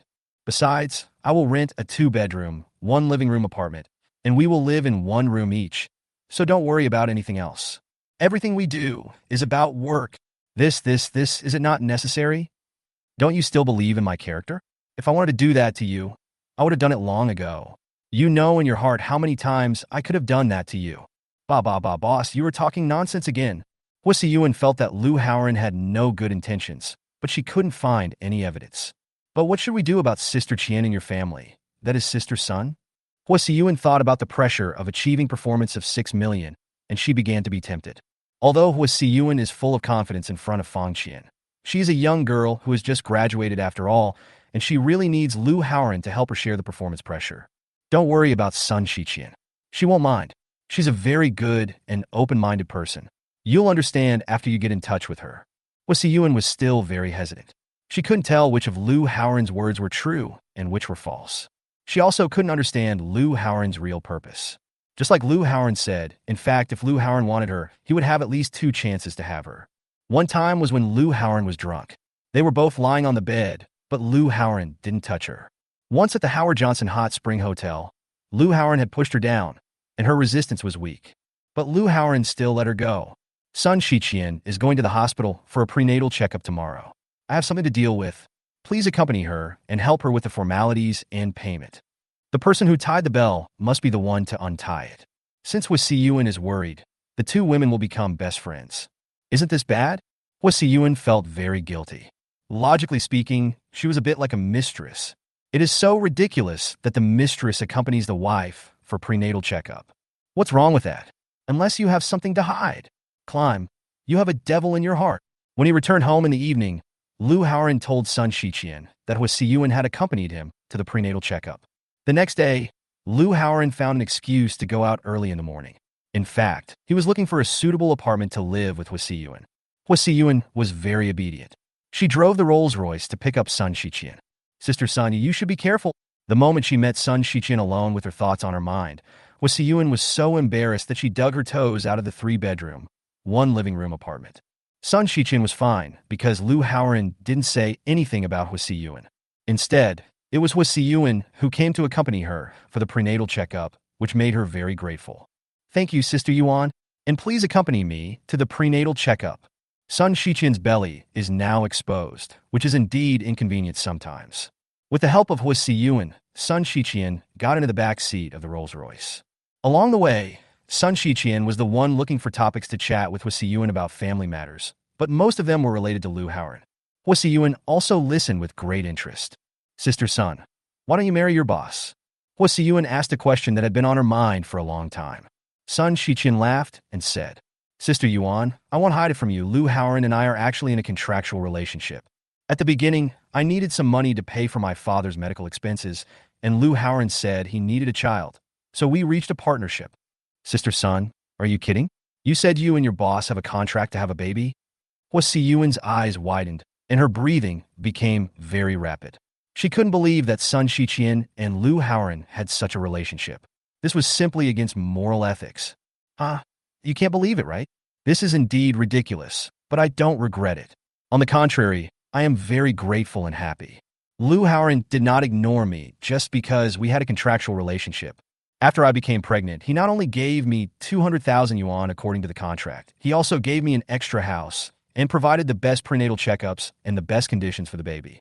The most important thing is that Lu Haoran promised me that he would stay with me forever. This kind of life makes me much more satisfied than being married. If possible, I suggest you do the same as me and live the life you want instead of being bound by marriage or by both sets of parents. Sometimes, I analyze the current situation of young people's fear of marriage. Fear of marriage means nothing more than a lack of material foundation, income that cannot support family life, or difficulties in the relationship between the mother-in-law and the daughter-in-law, or between the 2 families. But now, my relationship with Lu Haoran has perfectly solved this problem. When talking about this topic, Sun Shiqian smiled and had endless things to share with Hussey Yuan, making it difficult for Hussey Yuan to interrupt. Sister Sun, aren't you afraid that your boss, Lu Haoran, is looking for other women outside? Chapter 67. The Application of Power in Life. When Sun Shiqian heard Hussey Yuan's words, she smiled. Yuan, let me ask you a question. You have 2 choices. Do you like a useless man who is always annoying you? Or do you like a domineering and handsome CEO who can make your life worry-free? This? Husseyun was speechless after being asked. Don't hesitate. Just answer me with your first reaction. Then I'll choose the second one. That's right, in this open society, the government is beginning to downplay the concept of marriage. What else do we have to hesitate about? In this environment, all we can do is live the life we like, not the life others like. Maybe. Husseyun gradually agreed with the ideas instilled by Sun Shiqian. Then, Sun Shiqian said something that made Husseyun extremely ashamed. You may not know how energetic Lu Haoran is. I can't stand it every night. I really hope someone can help me share the burden. I don't care who he is with. I just want Lu Haoran to always have me in his heart. That's enough. Sister Sun, please stop talking. I can't stand hearing that. These lewd words made Husseyun blush, and she clamped her legs together. Okay. Yuan Mei has never experienced this kind of thing, and you won't understand even if I tell you, but you will face it sooner or later, so there's no need to be shy. Sister Sun, please stop talking. I really can't stand it. Haha. Not long after, Husseyun brought Sun Shiqian to the entrance of the People's Hospital. Yuan Mei, drive straight into the hospital gate. No, right? It says, no outside vehicles allowed. Public vehicles can only park in the public parking lot next to it. Husseyun thought Sun Shiqian didn't see the sign. It's okay, go ahead, we can go in. Okay, I'll give it a try. Just as Husseyun was about to drive over, a Volkswagen Bora accelerated, got ahead of Husseyun, and stopped at the entrance of the hospital. Soon, a security guard ran over and stopped the Volkswagen. Hello, this is an internal parking lot and does not accommodate external vehicles. Please park in the parking lot next to it. Why can't you stop? I see that most of the parking spaces are empty. They don't allow us to park in so many empty spaces, but ask us to park in a parking lot almost a kilometer away. Is there something wrong with them? The Volkswagen owner rolled down his window and yelled angrily. But the security guard still replied with a numb face. Even if there's an empty parking space, you can't park there. That's the rule. Regulations? Haha, this is the service attitude of your hospital. I'm really impressed. The Volkswagen owner was so angry that he laughed. If you have any complaints, you can complain. Is complaining useful? I've complained countless times, but you haven't changed. It's bullshit. Then you can also choose to go to other hospitals for treatment. The security guard's expression became stern. Please leave immediately. Otherwise, if you delay the parking of the leader behind you, you will be in big trouble. Then, a security guard with a bad face walked out of the security booth and prepared to help. Fuck, what a group of loyal guard dogs. When the Volkswagen owner saw a Rolls-Royce in the rearview mirror, he felt uneasy and could only shift gears and reverse while cursing. Drive through, Sun Shiqian urged. That won't work, will it? The Volkswagen didn't even get in. Husseyun didn't quite believe that she could get in. It's okay, the security guard knows me. Okay. Husseyun stepped on the accelerator and drove to the gate.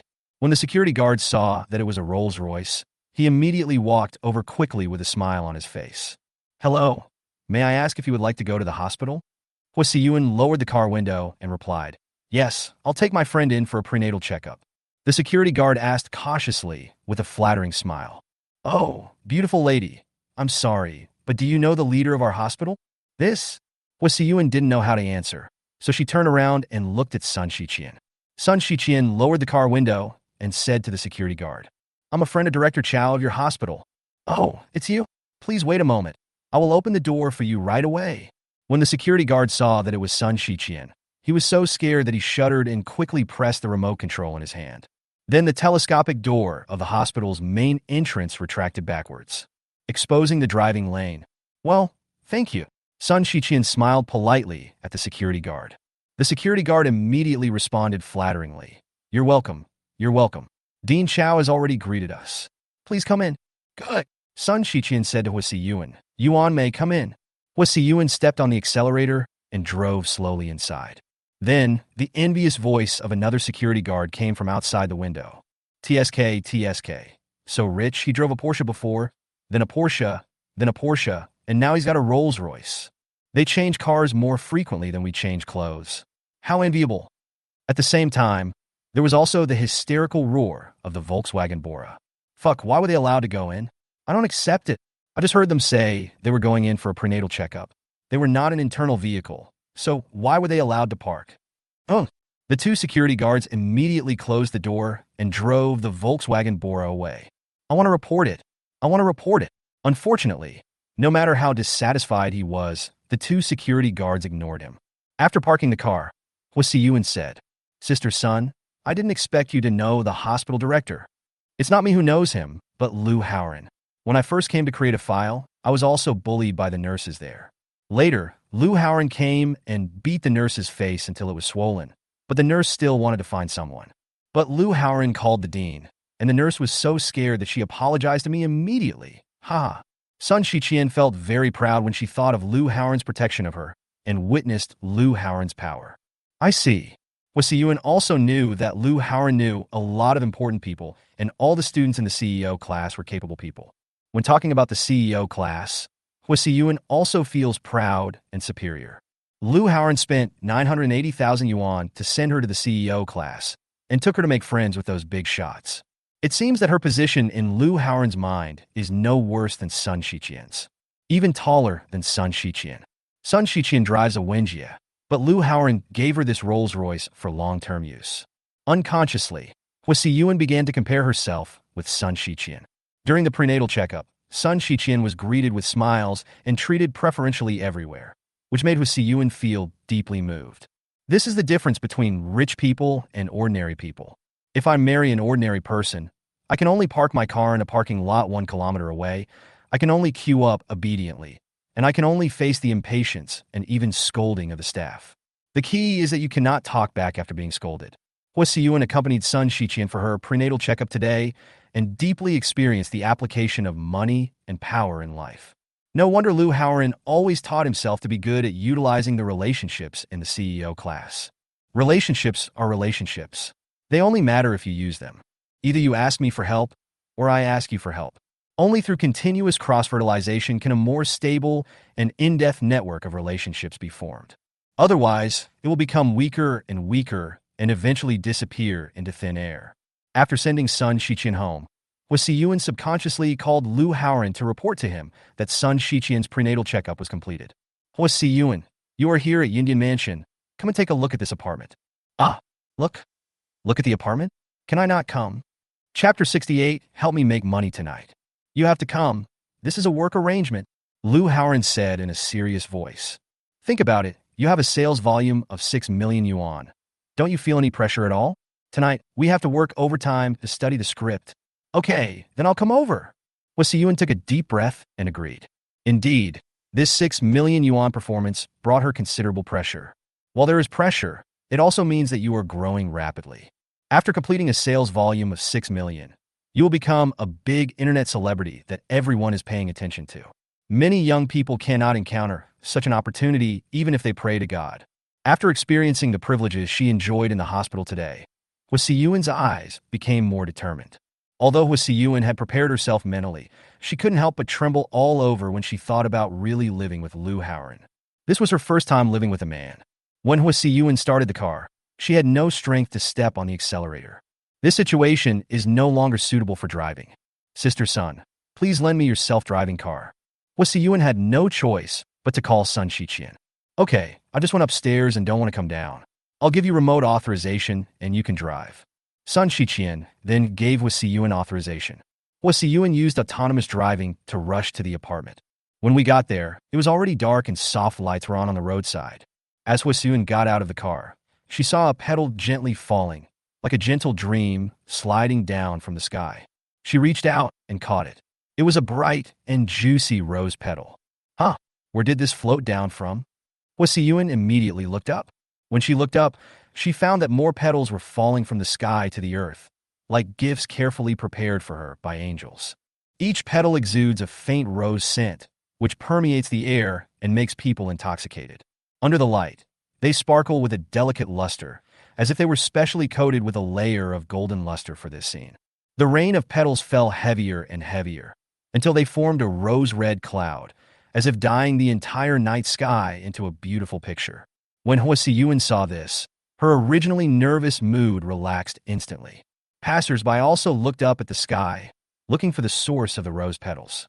At the same time, their faces were filled with happy smiles, enjoying this sudden and extremely romantic gift. How romantic! What happened? So many rose petals, so spectacular. Take a photo quickly and make sure to record this scene. At this moment, 2 teams of uniformed staff came out of Yindian Mansion. They walked along the red carpet and stood in 2 rows. Then he bowed to Hua Siyuan. "Welcome, Miss Hua Siyuan, to the Dream Cloud." The neat, powerful, and shocking voices startled Hua Siyuan at first, and then her heartbeat quickened, her whole body boiled, and she could hardly control herself. Swish! Everyone's eyes turned to Hua Siyuan. Only then did everyone realize that this romantic rain of roses was just to welcome the beautiful woman in front of them. What a ceremonial welcome ceremony. Rich people really know how to have fun. I'm so envious. Of course, I heard that the Dream Cloud Suite in the Union Mansion is the most luxurious suite in the building. It is very expensive, and only people worth tens of millions of yuan would dare to stay there. Haha, you want to live in a dreamy cloud with a net worth of tens of millions? Don't dream, brother. You have to say that you are eligible only if you have tens of millions in savings. Otherwise, you will have to run away naked after living here for a few days. I don't know whose daughter this girl is, but she can live in such a luxurious apartment. TSK. Reincarnation is really a technical job.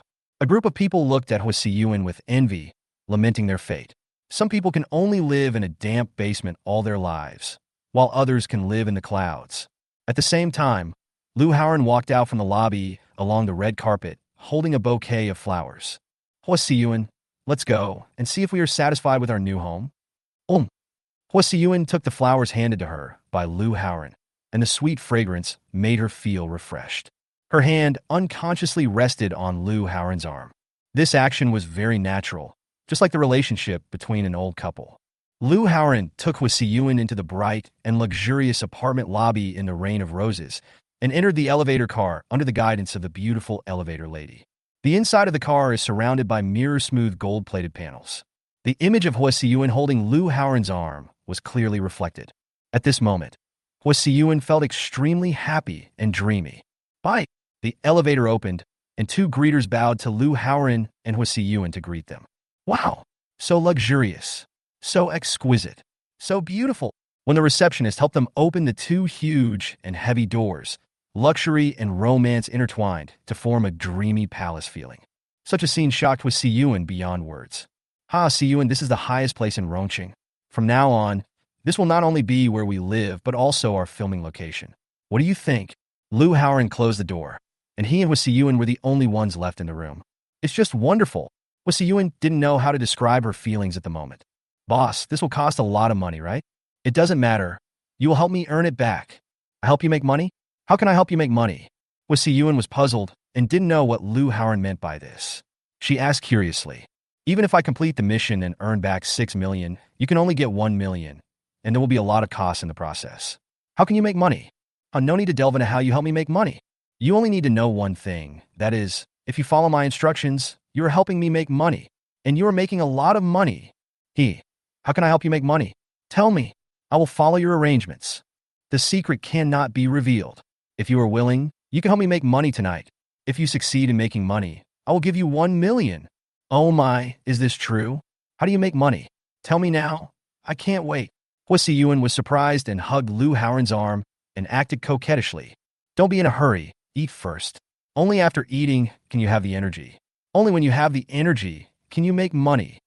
Tisk, you're so mysterious. Let's go eat. Hua Siyuan placed the flowers in her hand next to the coffee table, then looked around the space and found a direction. After pulling Lu Haoran around the corner, they entered the restaurant. A large table of sumptuous food has been prepared inside. On the dining table, there is an antique and exquisite candlestick. There are carved candles on the candlesticks. The candle is burning, and it still has a fragrance. What a beautiful, magical candle. Hua Siyuan found everything here new and novel. Are you hungry? Let's eat first. Hua Siyuan accompanied Sun Shiqian for a prenatal checkup. She didn't eat much at noon and had been wanting to eat for a long time. Come on, let's have a drink. Cheers, boss. Hua Siyuan clinked her red wine glass with Lu Haoran's, making a crisp sound. In her excitement, she hadn't noticed Lu Haoran's wolf-like eyes. Chapter 69 Big Event at the company. After a few drinks, Hua Siyuan's face turned red. She chewed the delicious food gently in her mouth, and her little head kept looking around the room. Boss, it's really beautiful. So beautiful. Are we dreaming? Hua Siyuan fully enjoyed the life of a wealthy person today. He has a luxury car when he goes out, has privileges when going to the hospital, and everyone flatters him. When you come to a high-end apartment like Yundian, you can go home walking in the rain of roses, with a group of people lining up to greet you. When I get home, the person I love will accompany me for a candlelight dinner. Hwa Si-yuen closed her eyes and slowly felt the comfortable room temperature and the slightly sweet air. Maybe Sun Shiqian is right. All family troubles come from not having enough money. Yuan, we are not dreaming. Lu Haoran was also infected by this atmosphere at this time. His hands seemed to be attracted by the hand of the woman in front of him. He reached out involuntarily and gently covered the back of her delicate hand. The moment the two hands touched, the delicate hand subconsciously retracted a little, and the beauty's slightly closed eyes trembled for a moment, but soon calmed down. Lu Haoran slowly stroked the delicate skin, which was like silky satin, making him feel loving and tender. Lu Haoran held her hand gently, as if he wanted to hold all of her in his palm. Gradually, Lu Haoran's breath began to become hot, and his face gradually approached the lips of his beloved woman. The woman opposite also seemed to feel the strong masculine presence approaching, and her body began to tremble slightly. Buzz, buzz, buzz. At this moment, the mobile phone lying on the table vibrated annoyingly. Hwa Si-yuen was disturbed by the vibrating sound. She instantly exerted force to break free from Lu Haoran's clutches. At the same time, she blushed and lowered her head, at a loss. Day. Lu Haoran was thinking about killing someone. He gritted his teeth and didn't even look at who was calling. He just turned the phone over and ignored it. Damn, such a good atmosphere. But it was ruined by the vibration of this phone. But immediately, the phone started vibrating again. Boss, please answer the phone. It might be something important. Hwa Si-yuen couldn't help but remind her. Lu Haoran had no choice but to pick up his phone and see that it was a call from Ms. He, the company's financial officer. He pressed the answer button and said in a bad tone, "What's up so late?" Sister He on the other end of the phone didn't care about Lu Haoran's tone and mood at all. She said anxiously, "Boss Lu, please come to the company quickly. We were raided by the tax department. They are checking our documents very carefully. It seems like something big happened." Tax department? It's already past 9 in the evening. What are you still checking? I don't know either. They didn't tell us their purpose. They showed their work IDs as soon as they came in and asked to see our information. Mr. Fong also came to the company. They specifically asked you to come over and cooperate with their investigation. Manager He, please bring out all your accounting documents. At the same time, a majestic male voice came from the phone. Sister, he hurriedly said to Lu Haoran. Boss Lu, stop talking. I have to cooperate with them first. Before Lu Haoran could answer, the call was hung up. This is the first time, sister, he has encountered such a situation in all her years of work. This made her very panic. The tax department? When Lu Haoran heard the name of this department, he thought of Wu Gaochang. He hasn't offended anyone else recently, and the only person who has a grudge against him is Wu Gaochang from the tax department. The last time Wu Gaochang followed and filmed, Lu Haoran didn't have time to deal with him, and this time Wu Gaochang came to provoke him again. It seems that if a tiger doesn't show its power, it will really think of itself as a sick cat. The corners of Lu Haoran's mouth gradually turned cold. Are you playing dirty? Then let's see who can beat who. Hwa Si-yuen also heard the call just now. Seeing that Lu Haoran was unmoved, she looked at him anxiously and said, Boss, let's go to the company. Why will we go? The company has not committed any crime. So what are we afraid of? Lu Haoran was too lazy to pay attention. And even if the company is gone, he doesn't care. No matter how important this company is, it cannot compare to the rewards from the fertility reward system. But Hwa Si-yuen refused to do it. She said, Boss, you can't be so careless. From what Sister He said, someone is picking on us. Our media company has just been established, so it is inevitable that people will find fault with it. As the boss, you can't just push the matter on a Sister He and the others and ignore it, right? Okay, let's go check it out. When Lu Haoran heard this, he had to stand up. Hwa Si-yuen reminded him just now. We can do without headhunting companies, but we cannot do without media companies just yet, because he hasn't received the system reward from Hwa Si-yuen yet. Moreover, the atmosphere of tonight was completely ruined, so it would be difficult for him to force Hwa Si-yuen to give birth to a child again. It might even make Hwa Si-yuen feel resistant. Let me drive. After going downstairs, Hwa Si-yuen went to the driver's seat as usual, but he was pulled down by Lu Haoran. Never let a woman drive when she is in a panic, otherwise something serious will happen. Hwa Si-yuen gave up the driving seat and Lu Haoran drove. Lu Haoran was calm and drove at a leisurely pace, as if this talent-hunting human resources company did not belong to him, Lu Haoran. Instead, Hwasi Yuan kept urging Lu Haoran to drive faster. When the two arrived at the company, the lights inside were bright. The office is in a mess with all kinds of documents scattered everywhere. There were 4 men in uniform moving back and forth among the piles of documents. Lu Haoran frowned when he saw this. It seemed like something big was involved. "Boss Lu, you're here." When Fong Qian found out that Lu Haoran and Hwasi Yuan came to the company, she hurried over to greet them. Lu Haoran nodded and asked, "What's going on?" "I don't know." As soon as they arrived, they asked us to provide all kinds of information. "Sister, he is still in the information room, helping them provide information." I asked them, but they kept their mouths shut and wouldn't tell me anything. Fong Qian is still confused. Like Lu Haoran, her eyes are blank. "Okay, I'll go take a look."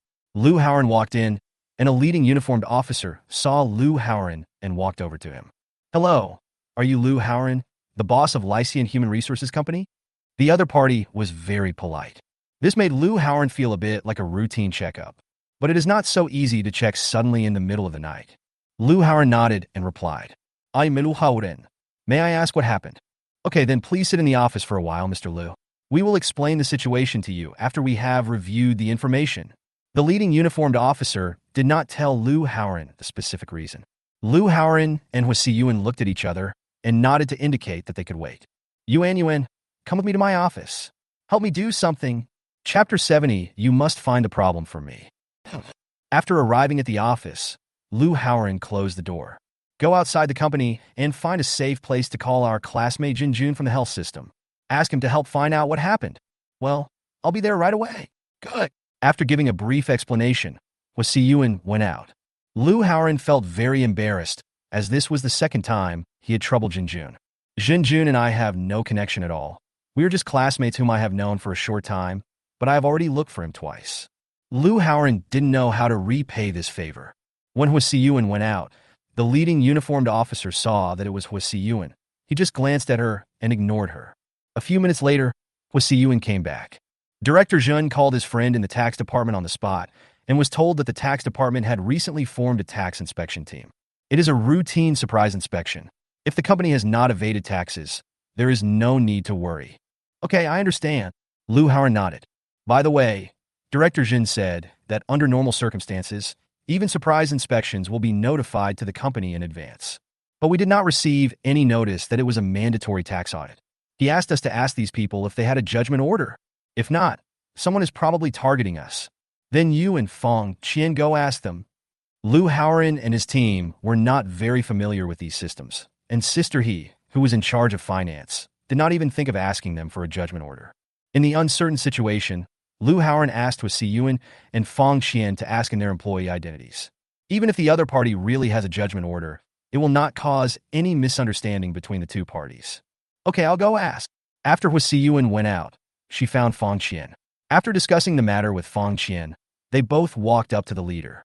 "Hello, leaders, please come to check. Do you have the relevant documents? For example, a referee order or something?" Fong Qian asked very politely. The leading staff member glanced at Fong Qian and said, "We received a report from the public that your company had serious tax evasion. In order to prevent you from hiding evidence, we came directly to your door." "That means no, right?" "Not really. We are in the process of applying for the judgment order. Please rest assured that we will not disrupt the normal operation of your company without reason." "Okay, thanks." Polite. Fong Qian and Hwasi Yuan looked at each other, then went back to Lu Haoran's office together and informed Lu Haoran of the situation. "I understand." Lu Haoran's expression turned grim. He had confirmed that it was indeed Wu Gaochong who was behind this. "Boss, should we ask Director Jin to help with this matter?" "No, don't bother others to use their connections for such a small matter. Let's handle it ourselves." Hwasi Yuan stopped talking. "But I see that the other party is determined to find something before leaving. Can we handle it ourselves? Do you want me to refuse to cooperate with their inspection on the grounds that they don't have a judgment order?" Fong Qian was very worried. Has Li Fei ever done anything illegal before? Seeing Fong Qian so worried, Lu Haoran couldn't help but ask. Li Fei is a leader whom Lu Haoran trusts very much, and he has always admired Li Fei very much. Therefore, when acquiring this headhunting company, no audit or risk assessment was done at all. Fong Qian hurriedly shook her head. "No, Mr. Li would never do anything illegal. You don't have to worry about that. I'm just worried that the other party is picking on him. In that case, let them investigate. We are upright and honest, so it doesn't matter. but they are conducting an inspection in violation of regulations, so we need to leave evidence. Yes, I recorded it when I was communicating with the staff just now. The three of them sat in the general manager's office and waited as if nothing had happened, leaving only the financial manager, he outside to deal with the group of staff. While Liu Haoren and the other three were discussing something, one of the staff members walked up to the leader and whispered, "Brother Yang, what should we do if Lycian Human Resources Company can't find any problems?" Upwasib? The leader frowned and showed an expression of disbelief. Really, not only do they pay taxes on time and as required, but every business detail is clearly recorded. When we were auditing, we couldn't help but be surprised that there were financial records that we couldn't find any problems with. We are all in awe of their financial management. Okay, then you guys check it out again. If there's really nothing wrong, then forget it. The man called Brother Yang still admires such companies that abide by the rules. After the two men finished their conversation, the leader walked out of Lycian Human Resources Company, went into the bathroom, and made a phone call. Team Leader Wu, there is no problem with the Lycian Human Resources Company you asked us to audit. Every inflow and outflow of their funds is clear and transparent. The leader described in detail what had happened to his colleagues. The person on the other end of the phone was Wu Gaochang. Wu Gaochang is the deputy head of the inspection team. The Lycian Human Resources Company was subject to a tax audit in the middle of the night, and it was Wu Gaochang who arranged this time difference. When Wu Gaochang heard that Lycian Human Resources Company could not find any problems, he did not believe it at first and said in surprise, "How is this possible? They run the company. I don't believe they have never even given gifts." Of course they did give it as a gift, but their financial affairs were very detailed and we couldn't find any fault with them. Giving gifts is something that no one who runs a business has not done. Of course, this kind of thing in a small sense is gift giving, and in a larger sense, it is bribery. As for how to define it, it depends on the strength of the boss. Are you sure? Wu Gaochang confirmed. I'm very sure that our people took out every accounting document and read it one by one. There was indeed suspicion of gift giving, but the other party had solid reasons and evidence. And when asked about their financial affairs, their answers were flawless. We can't find fault with this. I want you to check again. I don't believe that there are companies doing business in our country that have perfect tax policies. You must find out the problem for me. All right. After hanging up the phone, Wu Gaochang slapped the table and couldn't help cursing. Fuck, is Liu Haoren really such a law-abiding person? I really don't believe this. He has so many damn women. How can such a promiscuous person run a company peacefully? If he runs the company steadily, how could he make so much money? Where does his money come from? In order to take revenge on Liu Haoren, Wu Gaochang spent a lot of energy and relationships to infiltrate the inspection team and served as deputy team leader. By arranging people to raid the Lycian Human Resources Company, he also took the risk of violating regulations. So Wu Gaochang paid a heavy price for this inspection of Lycian Human Resources Company. If nothing can be found in the end, then all this will be in vain. Wu Gaochang will never give up. Chapter 71, The Feeling of Losing Freedom. At the same time, after Jinjun, a classmate of Liu Haoren's CEO class, hung up the phone with Si Yuan, he thought about it and found a phone number to call. Old Wu, one of my friend's company was investigated by your subordinates. Did you know about this?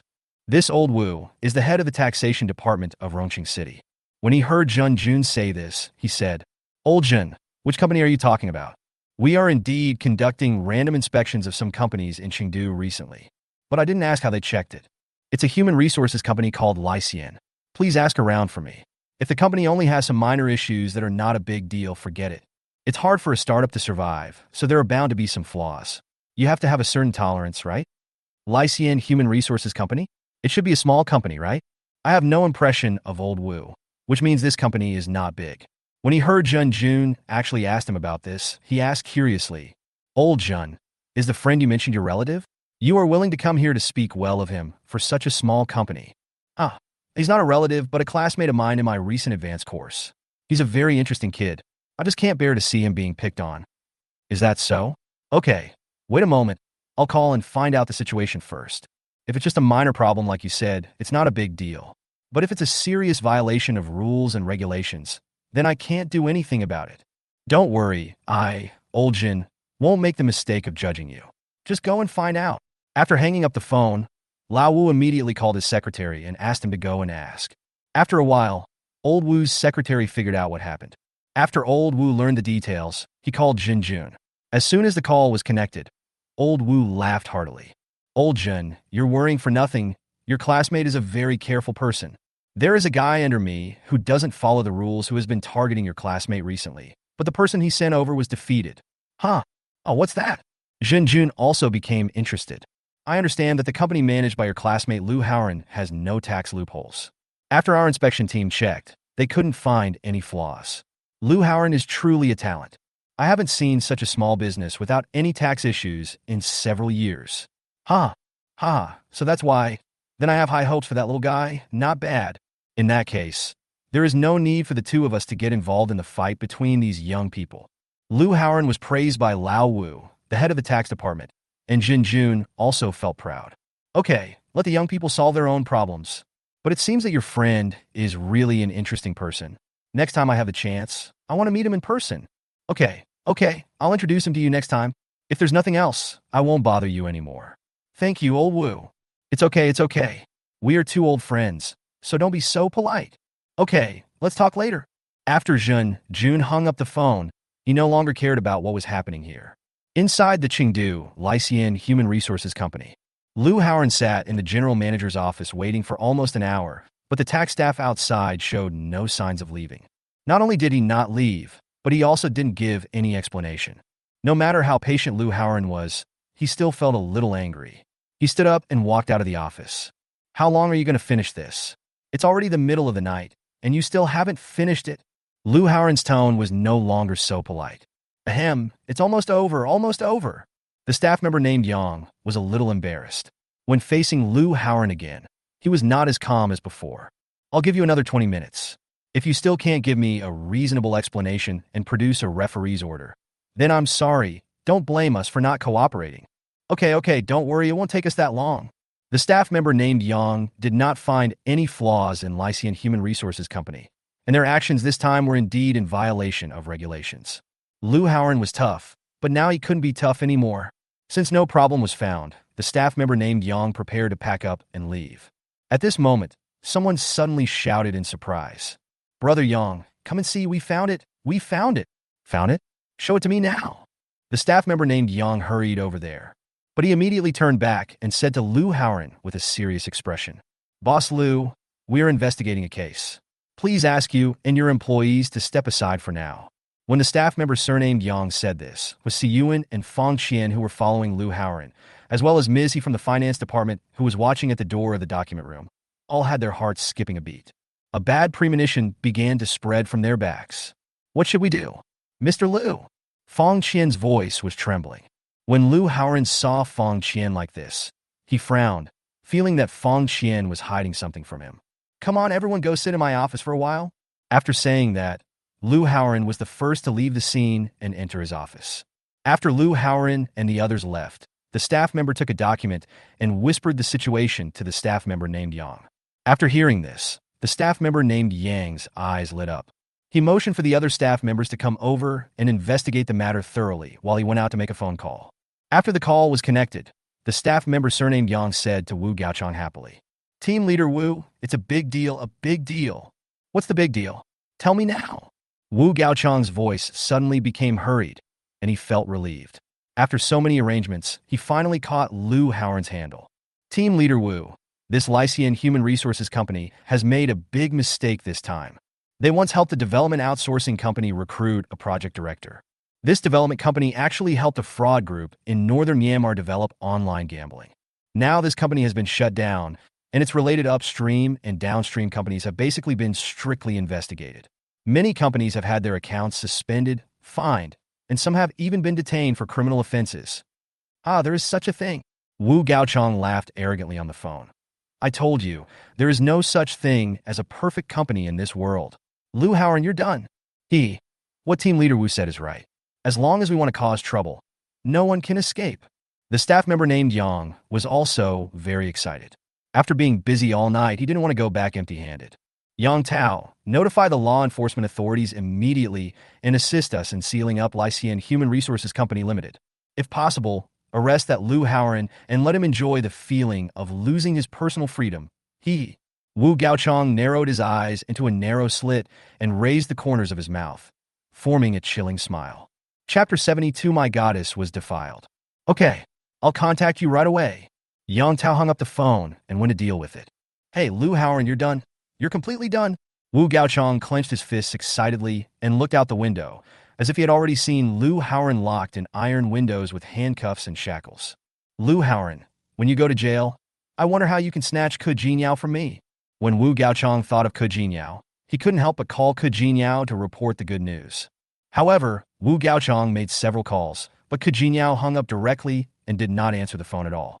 Then came a message. Wu Gaochang, please stop bothering me, or I will block you. When Wu Gaochang saw this message, he was angry and heartbroken that the goddess was so determined to treat him.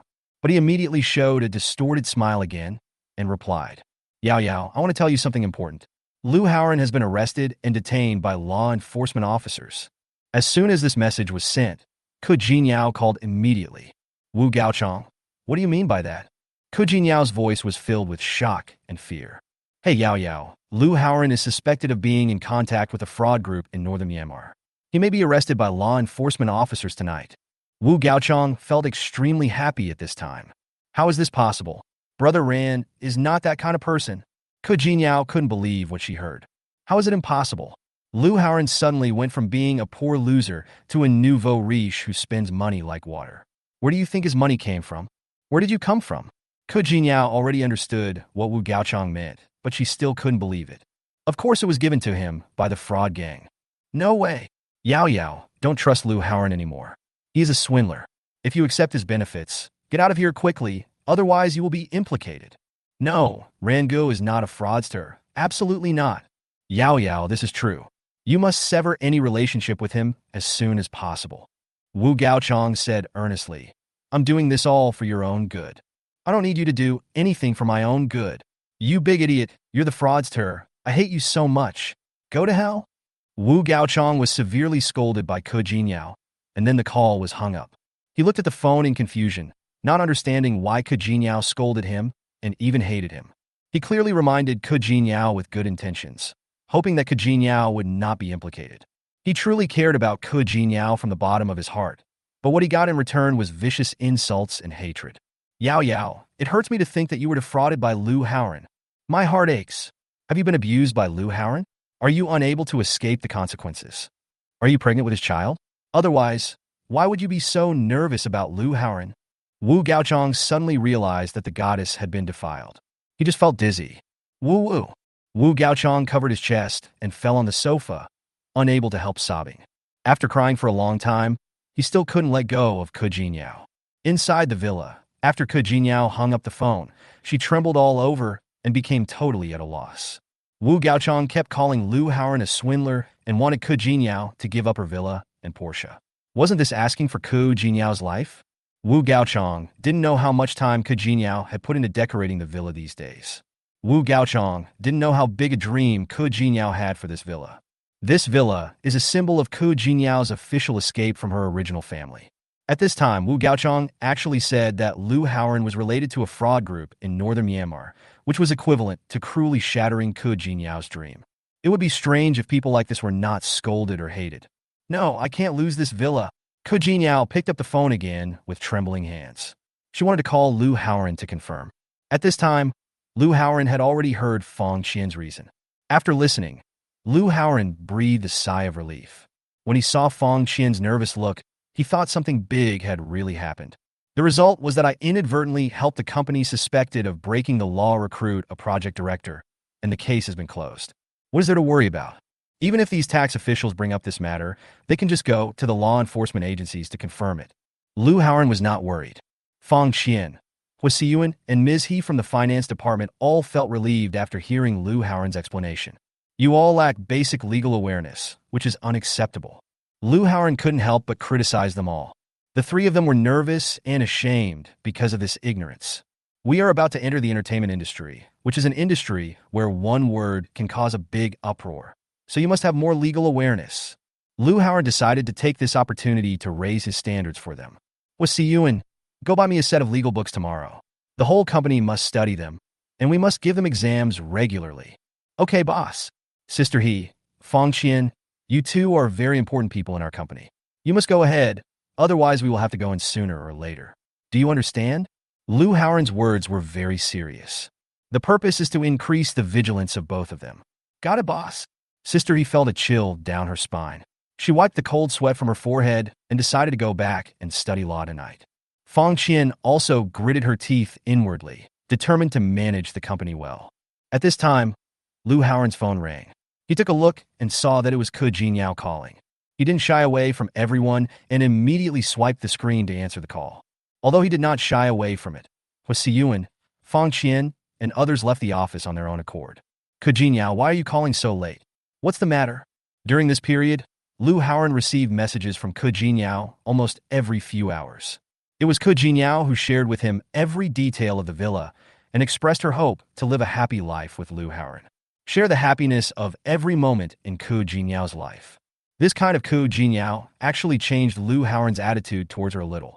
If Ke Jinyao is willing to change like this and no longer regard money as her life, Lu Haoran can still give her a happy life. Brother Ran, are you a fraudster from northern Myanmar? Ke Jinyao's voice trembled. What? When Lu Haoran heard this, he was confused for a moment.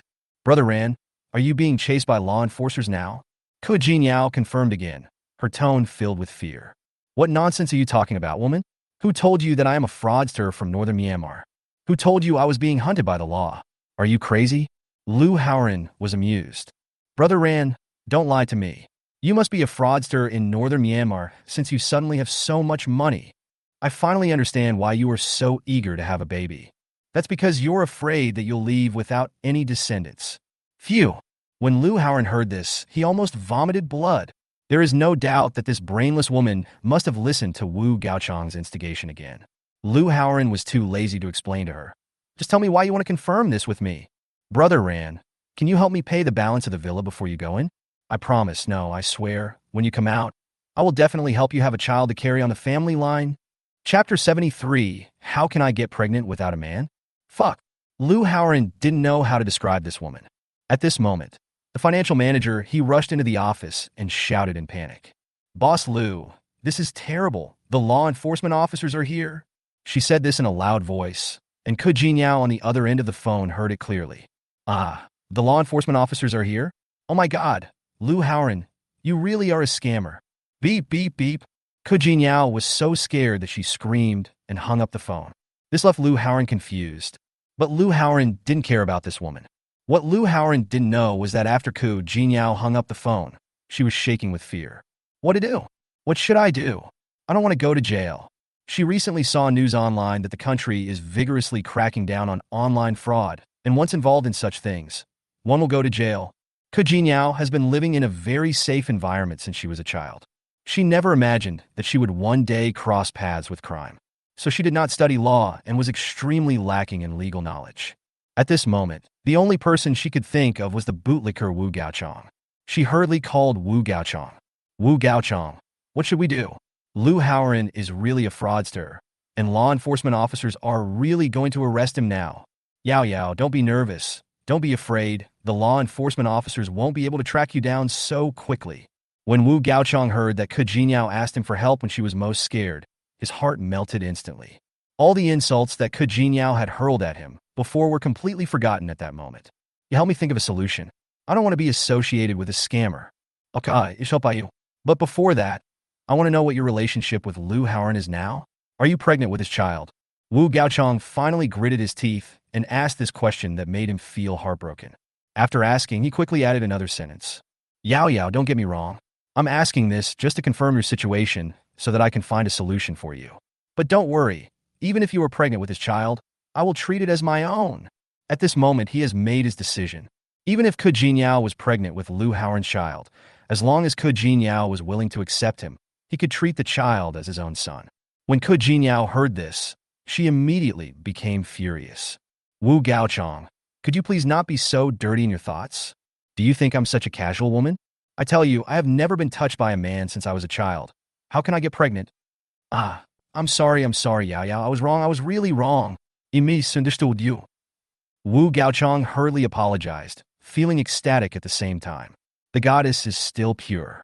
After experiencing the sharp pain just now, He swore immediately that this time he must protect the purity of the goddess and never let anyone defile it. Stop thinking about it all day long and find a solution for me. Okay. Yao Yao, what have you received from Liu Haoran now? I just accepted a villa and a Porsche from Liu Haoran. But the villa is in my name, and the Porsche is still in his hands. At this time, Ke Jinyao told Wu Gaochang the whole story. You have to return the Porsche immediately, and you can keep the villa. Yeah, I'll return the car to Liu Haoran right away. Ke Jinyao agreed immediately. By the way, as for the villa, Liu Haoran only gave me a deposit. The down payment is the minimum 30%, which still leaves a shortfall of 2.5 million yuan. Ke Jinyao told the truth. What? You only paid a deposit for the villa? At this moment, Wu Gaochang really admired Liu Haoran. He was able to trick his goddess away with just a deposit. He was indeed a professional scammer. Yes, Liu Haoran said that he would only help me pay off the debt if I gave birth to a child for him. What? This Liu Haoran is too much. He actually asked you to give birth to a child. Hearing this, Wu Gaochang was furious. He said, Yao Yao, you must not be fooled. You must not help him have a child. Go to the sales department and return the deposit. I can't return it. It's already stipulated in the contract that the deposit is not refundable. Besides, I spent 300,000 yuan on the soft furnishings. This is all my savings. I don't want to return the villa. I must stay. While talking on the phone, Ke Jinyao stroked the decorations in the villa. She felt so heartbroken that she couldn't breathe. She had arranged all of this herself, and she would never let it disappear. But you still need 2.5 million for the down payment. How can you keep it? No, we can stay as long as we find a way. Ke Jinyao's tone was very firm. When Wu Gaochang heard the word we in Ke Jinyao's tone, he suddenly felt a surge of happiness and said, Yao Yao, what do you want to do? I will help you. Thank you, Wu Gaochang. It's only now that I realize how good you are. Yao Yao. Whoa, I'm so excited. You finally understand my heart? Wu Gaochang was recognized by Ke Jinyao.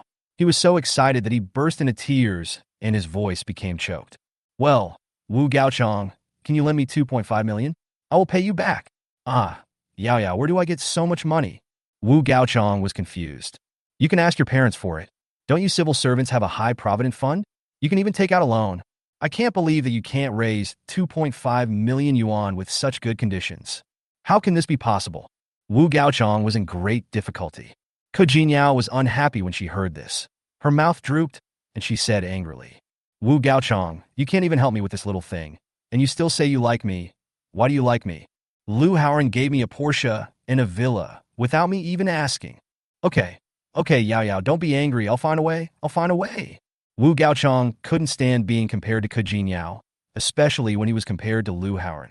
Besides, you're going to live in this villa after you buy it, so you have to get the money together tomorrow. Otherwise, we won't meet. Okay. I will definitely get the money together and pay the down payment tomorrow. When Wu Gaochang heard that he would also have to move in, his heart beat faster, his blood pressure rose, his palms sweated, and his whole body trembled. Wu Gaochang, I hope you won't let me down. Don't worry, I will do my best for our little family. Wu Gaochang was so excited that he was even more active than Ke Jinyao. Yao Yao, let's split up. I'm going home now to ask my parents for money. You drive the Porsche to the downstairs of Liu Haoran's company overnight, return the car to him, and sever ties with him. Yes, then we'll meet at the Jinlin Mansion sales office tomorrow. With a common goal, both of them are full of hope for the future. Wu Gaochang rode a motorcycle back to his parents' home late at night. Although it was very tiring, he felt very happy in his heart. After Ke Jinyao drove the Porsche to the parking lot of the office building where Liu Haoran's company was located, she indeed found a law enforcement car parked there. This scared Ke Jinyao so much that she was very thankful that she and Liu Haoran were not deeply involved. Otherwise, it would be a big trouble. After parking the car, she threw the car keys in the car and left. Liu Haoran, I've returned the Porsche to you. It's in the parking lot below your office building. Please pick it up when you're free. After sending the message, Ke Jinyao left quickly. Chapter 74, Women's Actions. After sending the message, Ke Jinyao felt uneasy. She immediately sent another message. Liu Haoran, please don't mention me when you are recording your statement. Thank you. I will wait outside for you to come out and give birth to the baby. After sending the message, Ke Jinyao finally breathed a sigh of relief. Liu Haoran, you are involved with the Northern Myanmar fraud group, and I'm afraid you'll never get out. Ke Jinyao sent this message just to show her goodwill to Liu Haoran. to confuse Liu Haoran and to prevent Liu Haoran from getting involved with her. After leaving the office building, Ke Jinyao took a taxi back. Sitting in the taxi, Ke Jinyao secretly breathed a sigh of relief, finally getting rid of Liu Haoran, the source of trouble. It's a pity that he lost so much money from the fraud group. Although Ke Jinyao felt pained by the money, she knew clearly that ill-gotten gains should not be touched. Ah, yes, the 100,000 yuan deposit for my villa was also Liu Haoran's ill-gotten gains. I can't lose the big picture for the small one. Thinking of this, Ke Jinyao immediately transferred 100,000 yuan to Liu Haoran. And note, this is the deposit for the villa. Please accept it, and we will not owe each other anything from now on. As soon as Ke Jinyao transferred the money, the other party took it. Basically, it is collected in seconds. Ke Jinyao was stunned. That's not right. Isn't Liu Haoran cooperating with the law enforcement officer's inquiries now? How does he have time to play with his phone? Ke Jinyao had a bad feeling in her heart, but she immediately thought that it must be the law enforcers who helped Liu Haoran collect it. Fortunately, I was smart and returned the stolen money in time. When Liu Haoran saw Ke Jinyao's actions, he was completely annoyed by her. But fortunately, I didn't lose much. Especially villas. Liu Haoran has the qualification to buy a villa given by the system. He has always regretted that he impulsively used this qualification on Ke Jinyao. Unexpectedly, Ke Jinyao gave up on her own initiative. Liu Haoran actually had his eyes on the king of the building position in Jinlin Mansion. Anyway, the system will return the full amount. No matter how expensive it is, Liu Haoran doesn't care. It just so happened that no one had ever bought the king-level floor in Jinlin Mansion. This is a scarce resource. Jinlin Mansion is the only newly built villa area located within the Ring Road, and its surrounding facilities are not inferior to mature neighborhoods. This kind of position is very rare. Once it's sold out, it'll never be available again. You two law enforcement officers, this is really troublesome. You two came to our company in the middle of the night to help us explain. Thank you. Thank you so much. Liu Haoran, Fang Qian, and others sincerely thanked the two law enforcement officers. The two law enforcement officers also waved their hands hurriedly. You're welcome. It is our duty to protect the legitimate rights and interests of citizens and provide convenience to the people. Your Lycian Company is a well-known law-abiding social organization in our administrative area. We came here in person to help you clarify and hope that you can continue to maintain and carry forward the cause. It's like this. When we received a call from a colleague in the tax department, we didn't believe it at first. We checked the case file and found out that this matter actually has nothing to do with your company. We thought that our colleagues in the tax department had already found out about this matter, and it might have some impact on you. So we came over to take a look. The two law enforcement officers performed their duties very conscientiously. Compared with the harmonious conversation here, the staff member, surnamed Yang, and their companions next to them had very ugly expressions. Originally, they thought they had discovered that Lycian Human Resources Company had business dealings with a fraud group, which was a major suspected illegal act. Little did they know that the former general manager Li Fei had already voluntarily surrendered to the law enforcement authorities and made detailed records. This matter is not a big deal. Teacher Yang, although Lycian Company is not large in scale, it is a model company here, so please rest assured that there will be no problem. One of the law enforcement officers testified in person to the staff member named Yang. Ahem, okay, then it was just a false alarm on our part. The staff member surnamed Yang and his companions were very embarrassed. If there's nothing else, then we'll call it a day. Okay, let's call it a day. The tax staff quickly packed up their things and prepared to leave. By the way, Mr. Yang, I heard that you didn't bring any ID during this surprise inspection, and you didn't even inform the law enforcement department in our jurisdiction. Is there something wrong with what your tax department is doing? The law enforcer's originally gentle smile disappeared in an instant. This was arranged by our leader? Which leader of yours is this? How could he not take us seriously? Yes, it's our team leader Wu Gaochang. The staff member named Yang had to bring Wu Gaochang out. Ah, Wu Gaochang, right? I get it. I will report this matter to the prosecutor's office tomorrow. The two law enforcers kept the name in mind. This made Yang and several other tax staff members feel a chill in their hearts. Being targeted by the procuratorate is not a good thing. After hearing this, Yang and other tax officials no longer dared to stay and quickly left Lycian Human Resources Company carrying their computer bags. Thank you to Law Enforcement Xiao and Law Enforcement Wan for upholding justice. On behalf of Lycian Human Resources Company, I am grateful. After the tax staff left, Liu Haoran bowed and thanked the two law enforcers. It's okay. In fact, your general manager Li Fei and our boss have been friends for many years. In the future, such trivial matters can be avoided by giving us a heads up in advance. Law enforcement officer Cho looked at the documents scattered all over the floor and kindly reminded Liu Haoran. Liu Haoran nodded and said that he would bother him more in the future. After seeing off law enforcement officers Chiu and Wan, Liu Haoran helped Fang Qian, with Siyuan and manager He to recover the data. After recovery, it was almost 3 o'clock in the evening. Liu Haoran gave them a day off on the spot so they could go home and have a good rest. Boss, could you please help me return Sister Sun's car? I'm afraid it will be inconvenient for her to use the car tomorrow. Siyuan handed the car keys to Liu Haoran. Liu Haoran took the key, but he didn't force Siyuan to live with him tonight. Okay, I'll drive back. When Siyuan was about to leave, Liu Haoran stopped her. Siyuan, tomorrow, you can only sleep for half a day. In the afternoon, find a moving company to move your things to Yundian apartment. Boss, can I not move? Siyuan was still very embarrassed. But Liu Haoran was very determined. This is work, not a joke. You must move over. Oh, Siyuan curled her lips, speechless. This boss always used work matters to put pressure on her. But she didn't have the heart to argue with Liu Haoran. Boss, you can let me move there, but can you let me live there alone for a few days first so I can get familiar with the environment? Siyuan had to settle for the second best option. She was really not ready to live with Liu Haoran. Liu Haoran nodded. This was not a big deal. Siyuan should be given some buffer time to prepare herself mentally. Thank you, boss. Okay, go back and be safe. Well, I'll take manager's car later, and she'll take me back. The house that Siyuan rented was in the same direction as the home of financial manager He. After Siyuan and manager He left, only Liu Haoran and Fang Qian were left. Fang Qian, come downstairs with me. I'll take you home. I have something very important to tell you. Chapter 75, You're cuckolded. Okay, Mr. Liu. Fang Qian nodded in agreement. In the elevator, Liu Haoran said, when no one is around, just call me Brother Liu or Brother Ran like before. Well, then I'll call you Brother Ran. Fang Qian no longer called Liu Haoran Brother Liu. She felt that the title had become far away from her.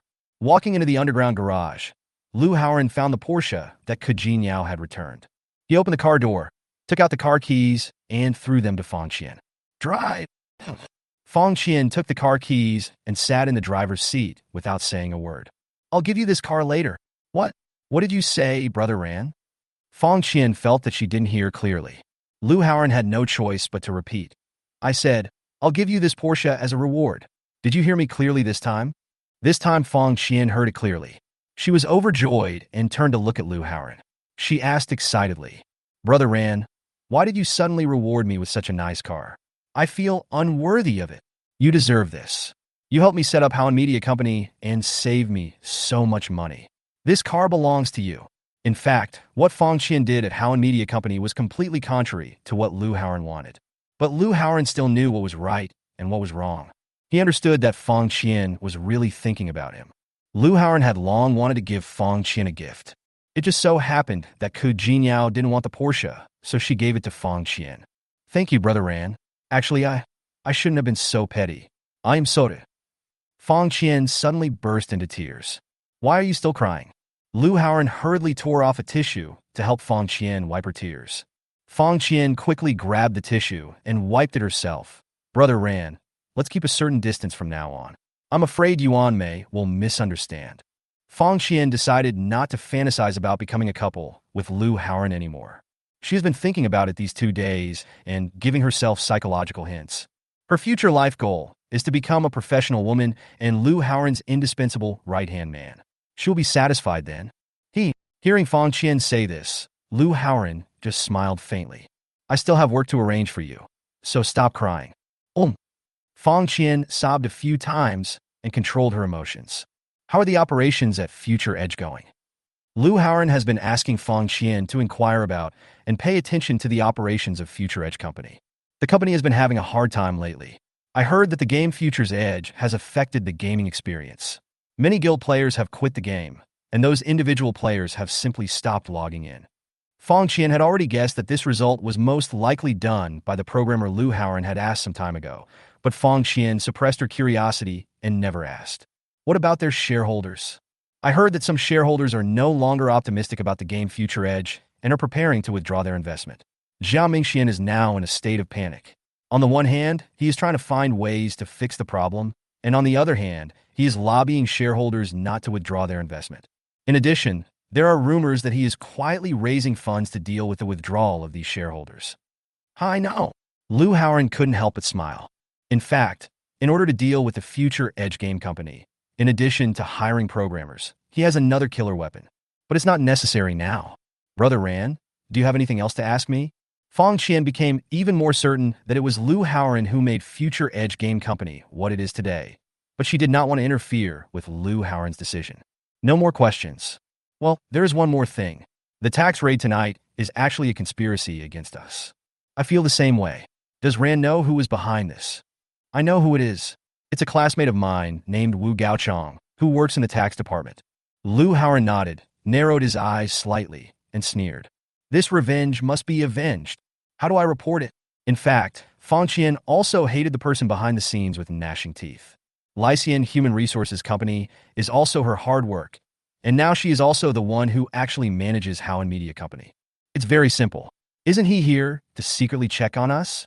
We should check on him too. Yes. We are members of the public, and he is a civil servant. He actually plotted against us. I don't know what he was thinking. I'm afraid he must have some shoddy brain. Fong Qian thought so too.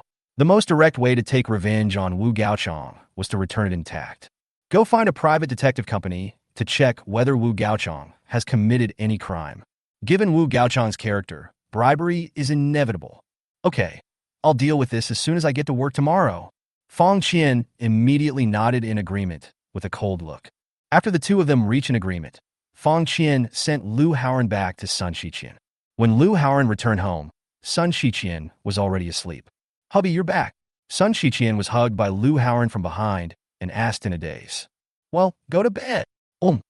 Lou Howard held Sun Shiqian in his arms, but his hands were restless. There was only one thought in his mind. It's so big and so soft, the child won't be hungry anymore. Maybe there will be some left for me. The next day, Lou Howard was still sleeping, and Sun Shiqian got up to make breakfast. Lou Howard slept until after 10 in the morning before waking up naturally. Honey, are you hungry? Get up and eat something. Sun Shiqian brought the warm food over and set the table. Okay, you pack up and we'll go buy a house for the kids later. Lou Howard was talking while eating. He couldn't wait to buy the best seed in the building. This kind of good place has scarce resources, and if you're a little slow, it might be gone. Don't we have a house to live in? We do, but the baby in our belly doesn't. Sun Shiqian was speechless. She had classes today, but rather than accompany Lou Howard to buy a house, she asked for leave from her teacher without hesitation. Just when Lou Howard and Sun Shiqian were discussing buying a house, two men and women came to the Jinlin Mansion sales office. Hey, Miss Ko, isn't your husband Mr. Liu here today? The sales manager who had previously received Lou Howard and Ko Jinyao saw that Lou Howard did not come and another man came instead, so she couldn't help but ask curiously. What the fuck are you talking about? Lou Howard is just Yao Yao's classmate, not her husband. Please be careful with your words. I am Yao Yao's boyfriend. Ko Jinyao didn't reply, but the jealous Wu Gaochong couldn't stand it and angrily pointed at the sales manager and cursed on the spot. The sales manager was not a good-tempered person to begin with. She was in a good mood, but then she was scolded for no reason and instantly became furious. Anyway, it was Lou Howard who paid for the house, not the person in front of him. She sneered sarcastically. Then you've been cuckolded. I clearly saw your girlfriend and brother Lou staying in the villa for most of the day. Chapter 76, Kawadliman. Bah? Wu Gaochong had never been ridiculed like this before, so he raised his hand and slapped the sales manager in the face. Fuck you, you're still talking nonsense. Do you believe I'll get someone to fire you immediately? Wow, you dare to hit me? I'm going to strangle you to death. The sales manager was not a pushover either. She pounced on Wu Gaochong like a madwoman and started beating and grabbing him. Oh my God, let me go. Wu Gaochong immediately had 2 bloody scratches on his face. I'm going to beat you to death, you stinky-mouthed woman. Wu Gaochong swung his fist and punched the sales manager on the back. The fist landed on the back with a hollow sound. But the sales manager became more and more angry as he was beaten, and he hugged Wu Gaochong and started biting and scratching him. The scene suddenly became chaotic. Ko Jinyao, who was originally standing next to Wu Gaochong, saw Wu Gaochong fighting with the sales manager when they met. She widened her eyes, confused and angry. She took a few steps back to avoid being affected and cursed. Wu Gaochong, what's wrong with you? You hit someone just because he said something to you. Is this the level of self-restraint you have? Also, Wu Gaochong, I didn't agree to be your girlfriend, so don't open your mouth and talk nonsense. I'm just lending you money. If you want to use this money to force me to be your girlfriend, forget it. Really? I told you not to follow me, but you insisted on following me, and then you caused trouble for me. Let me go right now. Ke Jinyao was almost pissed off by Wu Gaochong. Yao Yao, I didn't mean that. I didn't force you to be my girlfriend. She just wouldn't let go. Ouch. There were a few more scars on Wu Gaochong's face. At this point, colleagues nearby realized there was a fight and rushed over to break it up. The two separated, and the sales manager was still cursing to himself. Her colleagues also rushed over to comfort the sales manager and asked her to stop scolding. Wu Gaochong also calmed down. He regretted very much why he was so impulsive and argued with the sales manager. Wu Gaochong, is this how you behave? You disappoint me so much. Ke Jinyao looked at Wu Gaochong, whose face was covered in blood, and felt extremely disgusted with him. I'm sorry, I just like you too much and can't stand seeing other people say that kind of thing. Wu Gaochong wiped the blood off his face with his sleeve and apologized to Ke Jinyao in a panic. It's no use apologizing to me. You have to apologize to Manager Zhang. Manager Zhang is the sales manager who had a fight with Wu Gaochong. What? You want me to apologize to her? Up with you. Wu Gaochong was stubborn for once. Yao Yao. She said that you and Liu Haoran had an affair, but in fact you didn't. She is slandering you and destroying your reputation. She should apologize to you. Bah, I'm telling the truth. How did I slander you? I only said that Miss Ku and brother Liu stayed in the villa for half a day, but I didn't say that's what AI stayed in there for half a day. What if they were researching on the villa modification? Disgusting man, a man without confidence. It's obviously you who have all the dirty thoughts in your head, yet you blame me for my bad words. What a pathetic loser, man. Manager Zhang Sale's talk was like a string of cannonballs, leaving Wu Gaochong no chance to interrupt. Fortunately, her colleague persuaded her to stop. Otherwise, Wu Gaochong would have been scolded all day and would not have been able to fight back. You're still talking nonsense. Wu Gaochong was so angry that his lips were shaking. He pointed at Manager Zhang and said, I must fire you today. Otherwise, I won't be named Wu. Wu Gaochong knew that he couldn't win by talking nonsense, so he pointed at the person who looked like a supervisor next to him and said, Go call your general manager and tell him I'm from the tax bureau. If he doesn't come, he will bear the consequences. Ah, from the tax bureau? The man was so scared that he nodded repeatedly and said he would call the general manager over immediately.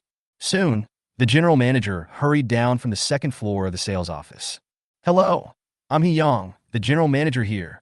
When He Yang went downstairs and saw this scene, he roughly understood what was going on.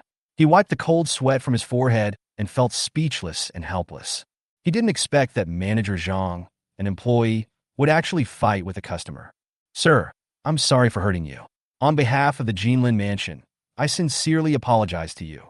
There's no need to apologize. I want you to fire this stinky woman immediately. Otherwise, you'll be subject to a tax audit. When Wu Gaochong saw that He Yang was being so humble to him, he finally felt proud. When Ke Jinyao saw how respectful He Yang was to Wu Gaochong, she gave up her plan to ask Wu Gaochong to keep quiet and felt proud of it. It seems that Wu Gaochong still has some status. Maybe Wu Gaochong can use this identity to lower the price of the villa. Don't worry, I will definitely take good care of this employee. He Yang turned a blind eye. After all, firing an employee was not an easy task. Are you going to fire me or not? If you don't, not only will there be a tax audit, but I won't buy this villa. No, you must buy the villa. Ke Jinyao immediately refuted. Yao Yao, why would we buy their house if they have such a poor service attitude? We can just find another place to buy one. The houses here are too expensive. If you buy one outside, the price will be at least half as much. Wu Gaochong was eager to find an excuse not to buy a house here.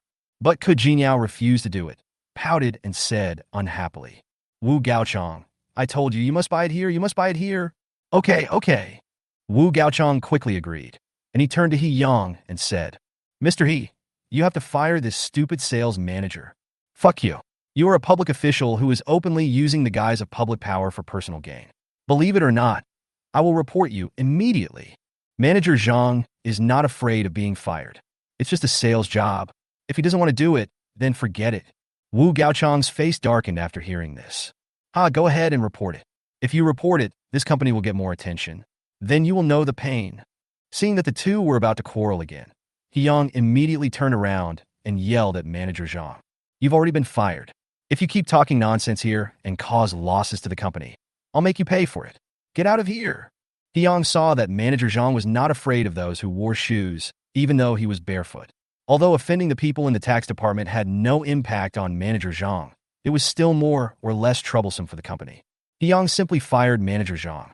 Humph, why do you want to fire me? I won't leave. What can you do to me? Manager Zhang sat down and stayed there. Faced with Manager Zhang's jokes, Hyung was helpless and could only say, Mr. Wu, this employee can't handle it for a while. Why don't we go to my office and I will personally handle the purchase of the house for you? Okay, no one can do anything about Manager Zhang's cheating behavior. Wu Gaochang and Ku Jinyao followed Hyung to the general manager's office to handle the matter. After the three men left, the colleagues gathered around Manager Zhang and expressed empathy. Some customers think they are superior because they are rich and look down on others. Manager Zhang played a good role and helped us vent our anger. Just fire him. It's not hard to find a sales job. Humph. Then Hyung will always put the customer first. He thinks the customer is right in everything. He even thinks the customer shit smells good. He never considers our feelings. They have actually suffered the same treatment. While Wu Gaochang, Ku Jinyao, and others went to the general manager's office to pay the money and go through the formalities, Liu Haoran and Sun Shiqian's car also parked in front of the sales office. Chapter 77, He Didn't Go to Jail. The moment Liu Haoran stepped out of the car door, Manager Zhang, who was originally in a bad mood, suddenly brightened up his eyes and immediately rushed over to greet him. Brother Liu, you are here. Manager Zhang saw Liu Haoran holding Sun Shiqian's arm, and Sun Shiqian's belly was slightly bulging. Her eyes flashed, as if she understood something. Liu Haoran nodded to Manager Zhang, but when he saw that Manager Zhang was a little dirty, he asked casually, How did you do that? Nothing. I was almost bitten by a dog just now and fell down in a mess. Manager Zhang hurriedly found an excuse to explain. Then be careful. It's really immoral to keep dogs without a leash. Next time you see one, just beat him to death. Yes, I was bitten by a dog without a leash. If he messes with me again, next time, I will beat him to death. Manager Zhang clenched his fists viciously. A dog licker? What breed of dog is this? Liu Haoran was a little curious, and Sun Shiqian also stared at Manager Zhang curiously. Brother Liu, I'm just kidding you. The licker I'm talking about is a shameless man. Manager Zhang has learned her lesson now. With Sun Shiqian by her side, she dares not reveal the fact that Ku Jinyao is here. Oh, then help me buy a house. Liu Haoran didn't want to joke with Manager Zhang. He said directly, I bought that apartment. Are you going to buy the best building? Manager Zhang was surprised and delighted. Yes, please help me with the formalities quickly. I don't like procrastination. Understood. I'll help you right away. Manager Zhang excitedly turned around and went to the finance department to collect the money, etc. Liu Haoran grabbed Manager Zhang. Manager Zhang immediately stopped and asked, Does Brother Liu have any other instructions? Let me ask, can I buy the property in my child's name? The house is for the child. If Liu Haoran uses his child to buy a house, he can ask the system for a double refund. For example, the villa in the best location on the building that Liu Haoran purchased this time was worth 36 million yuan. After buying the house, the system returned 72 million yuan. Liu Haoran himself is also eligible for one more villa reimbursement. In other words, if he could purchase it in the child's name, Liu Haoran would get 180 million yuan this time. In that case, controlling Future Edge Gaming Company becomes very simple. Liu Haoran felt happy just thinking about it. When Sun Shiqian heard Liu Haoran ask this, her heart trembled and she stared at Manager Zhang's reply anxiously. There is no mother who doesn't want her child to be born with a silver spoon in his mouth. Manager Zhang smiled and said, Brother Liu, there is no age limit for this. Minors also have property rights and can buy a house at any time, but it must be purchased by their guardian. Did you bring your child today? I brought it. Here it is. Liu Haoran pointed at Sun Shiqian's slightly bulging belly. What? Manager Zhang was confused and said in disbelief. You mean buying it for an unborn baby? Yes. How can that be possible? Why not? Didn't you say there's no age limit? I can pay the money first and then register the property after my child is born. Oh, so that's it. This should work? Manager Zhang didn't think straight just now. But the client said that he could wait until the child was born before registering the property, which was not a problem. Okay, let's do it. Okay, please sit down. Manager Zhang immediately waved to the girl at the front desk to help serve tea and water to Lu Haoran and Sun Shiqian, while she trotted to the general manager's office. In the general manager's office, Wu Gaochang gritted his teeth and finally swiped out 2.5 million yuan in cash. The down payment for the house has been completed, but there was no smile on Ke Jinyao's face. She looked at the mortgage payment calculation sheet with a look of horror and worry on her face. A commercial loan of 6 million yuan, with a loan period of 30 years, and a monthly mortgage of 31,844 yuan. This does not include the 2.5 million down payment she borrowed from Wu Gaochang. Ke Jinyao's current monthly salary is only over 9,000 yuan. Such a horrible mortgage made her feel like an irresistible mountain was pressing down on her back. Wu Gaochang, how much is your monthly salary now? Ke Jinyao asked with a trembling voice.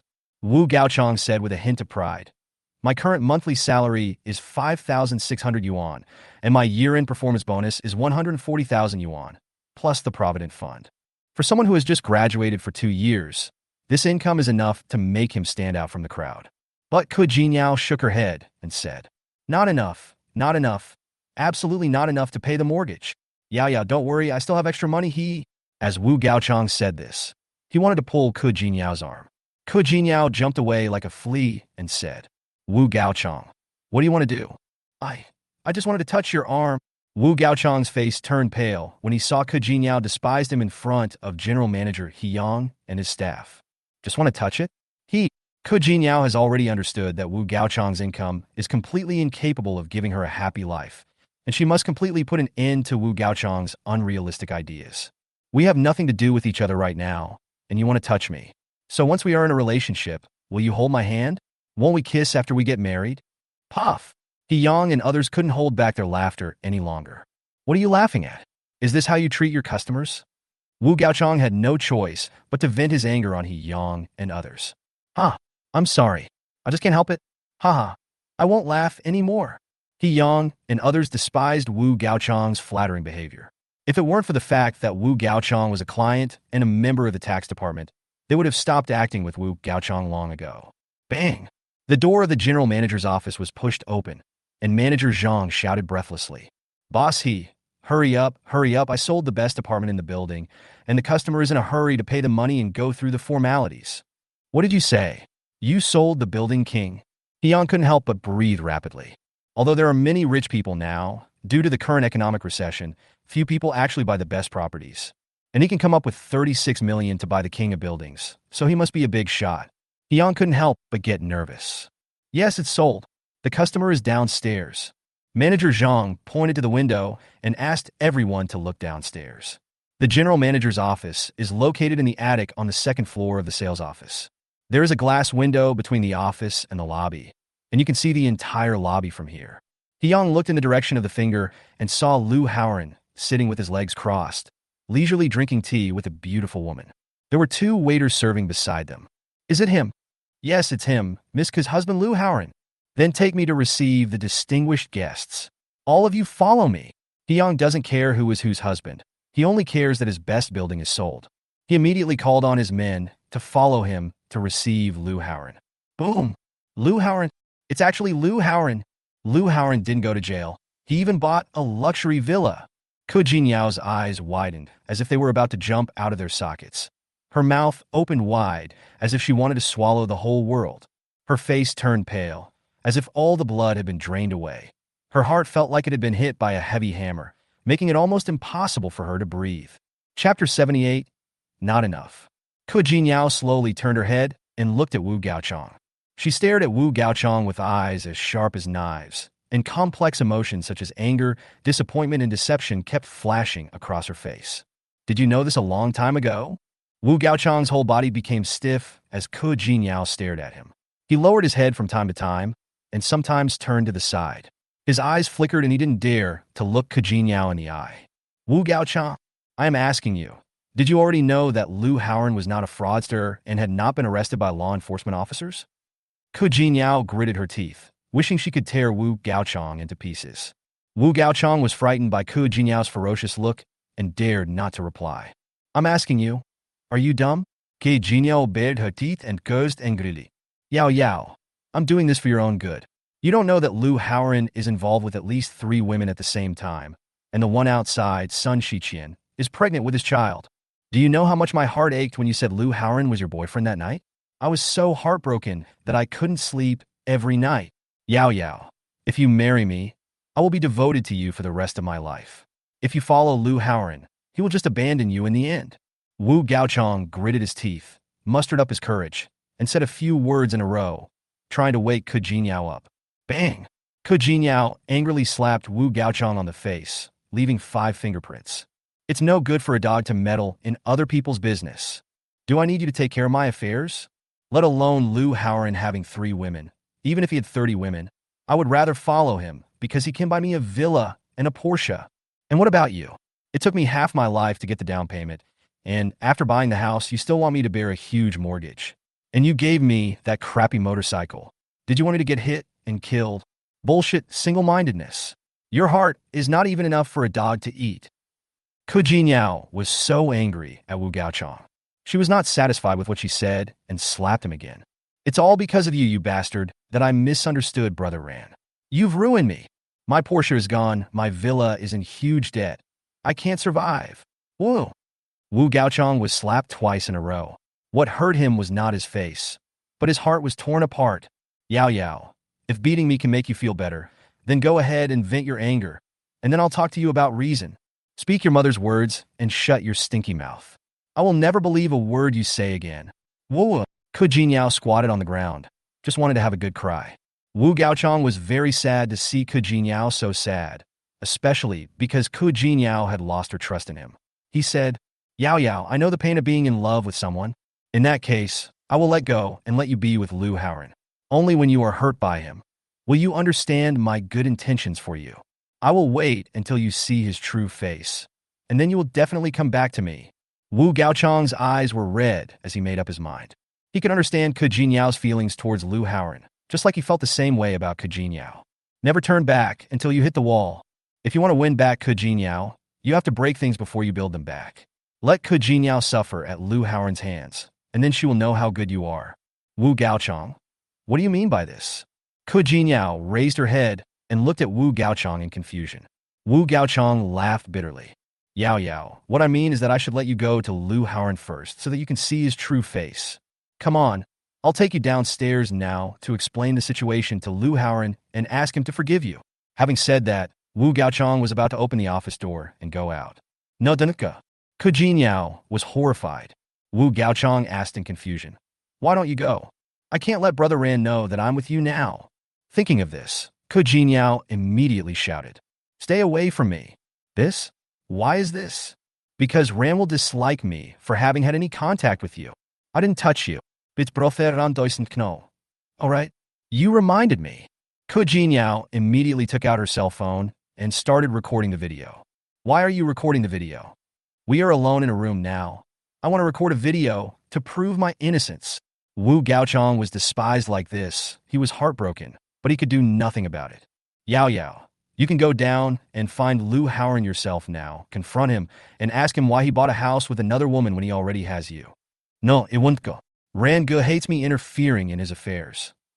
Well, Ke Jinyao cared so much about Liu Haoran that Wu Gaochang was so excited that he could not even vomit blood. Hey, there's surveillance video here. Let's listen to what they're saying. Ke Jinyao suddenly discovered that the surveillance camera next to the general manager's office was facing the sales office lobby. This is the monitor that the general manager usually uses to monitor the work status of his employees.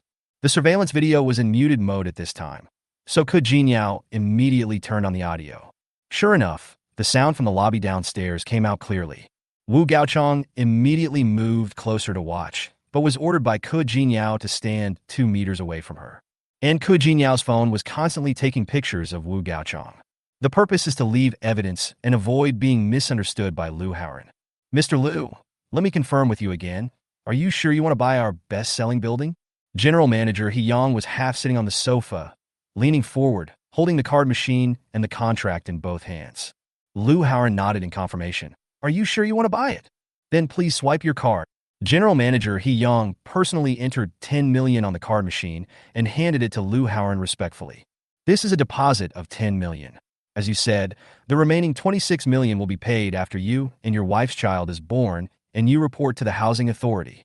Okay, swipe the card. Lu Haoran swiped the money without hesitation. Card swiping successful. As a reminder sound of 10 million cash arriving rang out, Ke Jinyao, who was eavesdropping in the general manager's office on the second floor, suddenly felt a mouthful of blood rushing up her throat. She hurriedly clenched her fists and pounded on her chest, making a thumping sound. Only then was the dirty blood that was about to erupt suppressed. Ke Jinyao's pupils were red, and she felt very unwilling. This 10 million should have been given to me, not to Sun Shiqin's child. She was filled with remorse at this moment, and she deeply regretted her decision and behavior last night. She stared at Lu Haoran on the surveillance screen, her eyes revealing pain and self-blame, and her heart felt like it was in the 18th level of hell. Thinking that the 10 million that originally belonged to her was now given to that woman, and that this 10 million was just a deposit. At that time, Lu Haoran also let her choose, and she also took a fancy to Lu Wang. But she didn't have the courage to take that one. But now, this building has been snatched away by that pregnant woman. Thinking of this, Ke Jinyao turned around and glared at Wu Gaochang with hatred. All this was caused by Wu Gaochang. When Wu Gaochang saw Ke Jinyao's murderous expression, he was so heartbroken that he couldn't breathe. Downstairs, after Lu Haoran swiped the 10 million yuan, he didn't have much cash left. He prayed that the system would be more humane and reimburse the money for buying the villa in advance. Otherwise, he would have to find money to pay the balance, which would be quite troublesome. Umitba, please bless me. The fertility reward system understands the difficulties of this host, and give me the reward in advance. Just as Lu Haoran finished praying silently in his heart, the system prompt sounded. This voice made Lu Haoran very angry. Chapter 79, I am innocent. Ding. The host is detected to be purchasing a villa. Do you want to use the villa voucher? Hearing the system prompt, Lu Haoran silently said in his heart, Use. Ding. Congratulations to the host. The villa voucher has been used successfully, and the villa payment of 36 million yuan will be reimbursed. Just as Lu Haoran guessed, the system was indeed very generous. As long as the intention to purchase was signed, the purchase would be successful. You can get reimbursed in advance. After the cash reimbursement, Lu Haoran's bag suddenly became bulging again. His back straightened up as well. However, the next sound made him very depressed. System, why didn't I get cash back when I spent money on my child's purchase? Lu Haoran had some guesses in his mind, but he was still not sure. Remind the host that the monthly cumulative cashback limit for the host's consumption for his offspring is 4 million yuan, and repeated purchases and repeated cashbacks are not allowed. Only when the offspring actively consumes, there is no limit on the cashback amount. At the same time, the host must also be careful not to let his offspring know about the existence of the system, nor actively guide his offspring to consume at will. Okay, I got it. Lu Haoran was also mentally prepared for this. The system will not allow you to easily concentrate wealth in yourself. The maximum cashback is 4 million per month, and this amount of money can only be used to ensure that the living standards of ordinary wealthy people are not affected. If you really want to make big money, you have to find a woman and have children yourself. Only when children grow up and have their own spending power will there be a steady source of money. Although Lu Haoran immediately received a cash rebate on the villa voucher, he did not plan to pay off the remaining 26 million yuan now. The child is still a few months away from being born, and if the money is kept in the bank and earns interest for a few months, it will be a very considerable income. After paying the deposit, He Yang and others received the money, and everyone was in a very happy mood. Sales manager Zhang and the financial staff packed up the documents to create the files and return the contract, leaving He Yang here to chat with Lu Haoran. At this time, sales manager Zhang was standing in the far corner waving at Lu Haoran. Brother Lu, please come over here. There is a place I need you to confirm.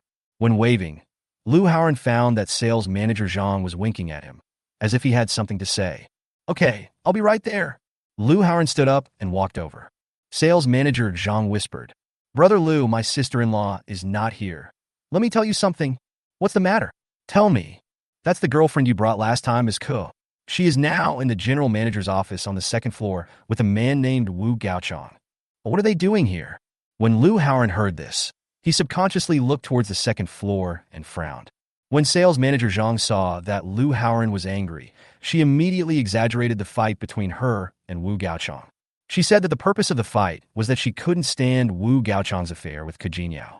Although Lu Haoren knew that sales manager Zhang was probably trying to take credit for himself by saying this, he did not expose her.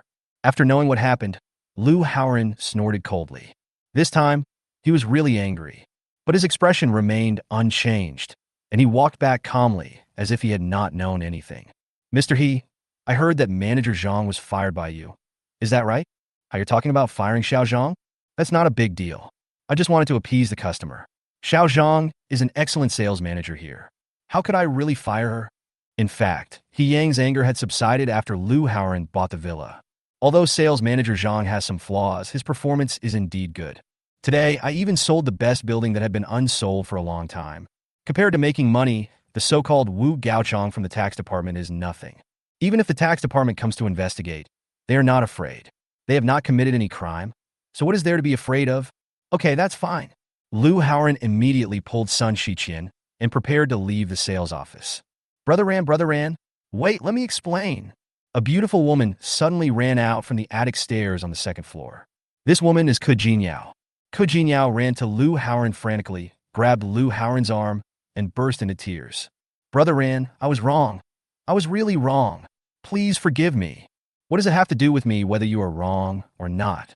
Humph, get out. Lu Haoren waved his hand and pushed Ke Jinyao back a few steps. At this time, Wu Gaochang also rushed out.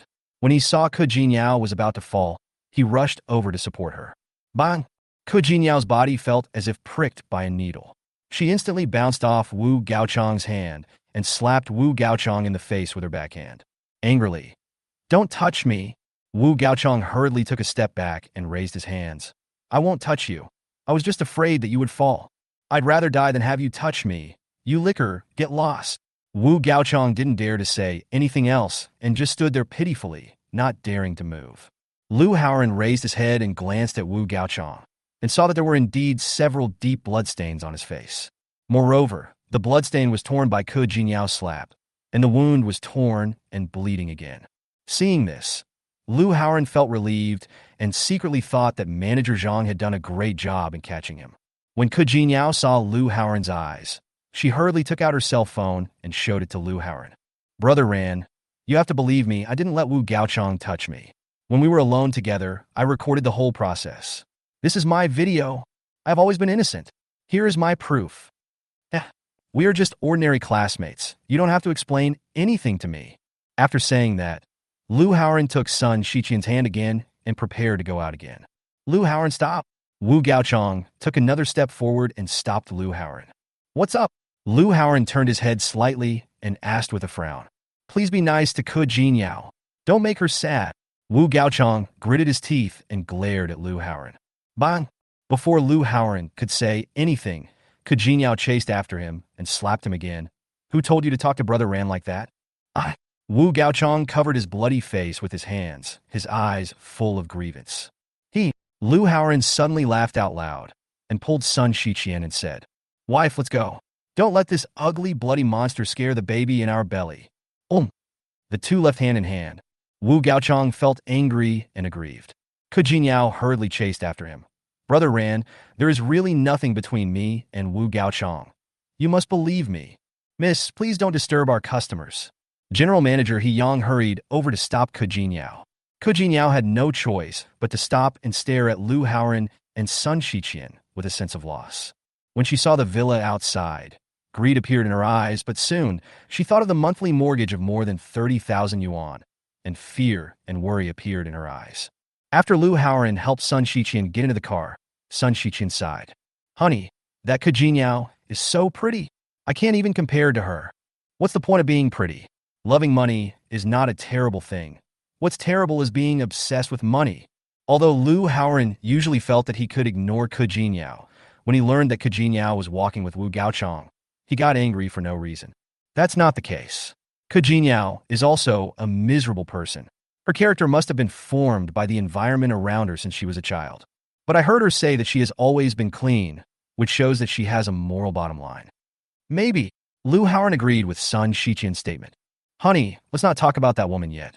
I'm going to make a phone call." Sun Shiqian stopped talking, and Lu Haoren immediately called Fang Qian.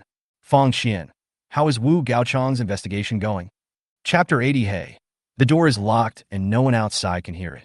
Brother Ran, I hired a detective agency to work overtime last night.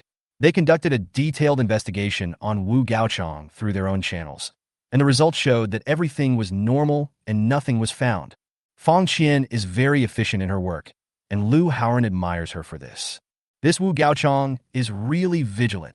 There was disappointment in Lu Haoran's tone. He was indeed very vigilant. He never accepted any bribes online, nor did he leave any traceable evidence of bribery. If we want to find evidence that can kill him, it will probably take some time. Time can't wait. You go to the company this afternoon. We'll meet there and think of a solution. Okay, Ran brother. After hanging up the phone, Lu Haoran sent son Shiqian home. Wife, our newly bought villa still needs some soft furnishings. You can decorate it according to your favorite style, and we will move in once it is done. Well, I'll go study it in a moment. By the way, the house is too big, and your belly is getting bigger and bigger, so you need to contact the housekeeping company to find a reliable nanny for us. Money is not a problem. The most important thing is to be reliable and efficient. Okay, I'll take care of this. Sun Shiqian knew that Lu Haoran was very busy and couldn't be with her every day, so she really needed a reliable nanny to take care of her. Okay, then I'll go to the company. When Lu Haoran went out, he held Sun Shiqian's pretty little mouth and kissed her. Hubby, Ke Jinyao is a poor girl. Don't always bully her. When leaving, Sun Shiqian couldn't help but give some advice. Why is my wife so protective of her? To put it bluntly, Ke Jinyao and I are actually the same kind of people. But who wants to be that kind of person? It's because we are forced by reality. I was just moved by the scene. Sun Shiqian smiled self-deprecatingly, her tone very depressed. Lu Haoran quickly hugged her and said, "You are much better than her. Hubby, if you give up on her, she might really be ruined from now on." Okay, I understand what my wife means. Bye-bye. Bye-bye. The two kissed again before breaking apart. After arriving at the company, everything was running normally. When everyone saw Lu Haoran, they greeted him very respectfully. The only thing missing was Hua Siyuan calling him boss with a smile. Lu Haoran was at the door now. He took out his phone and sent a message to Hua Siyuan. "What are you doing?" "Picture." Hua Siyuan sent a photo. The photo was one she had just taken. It showed a van with a few words on the body. "Honest man moving."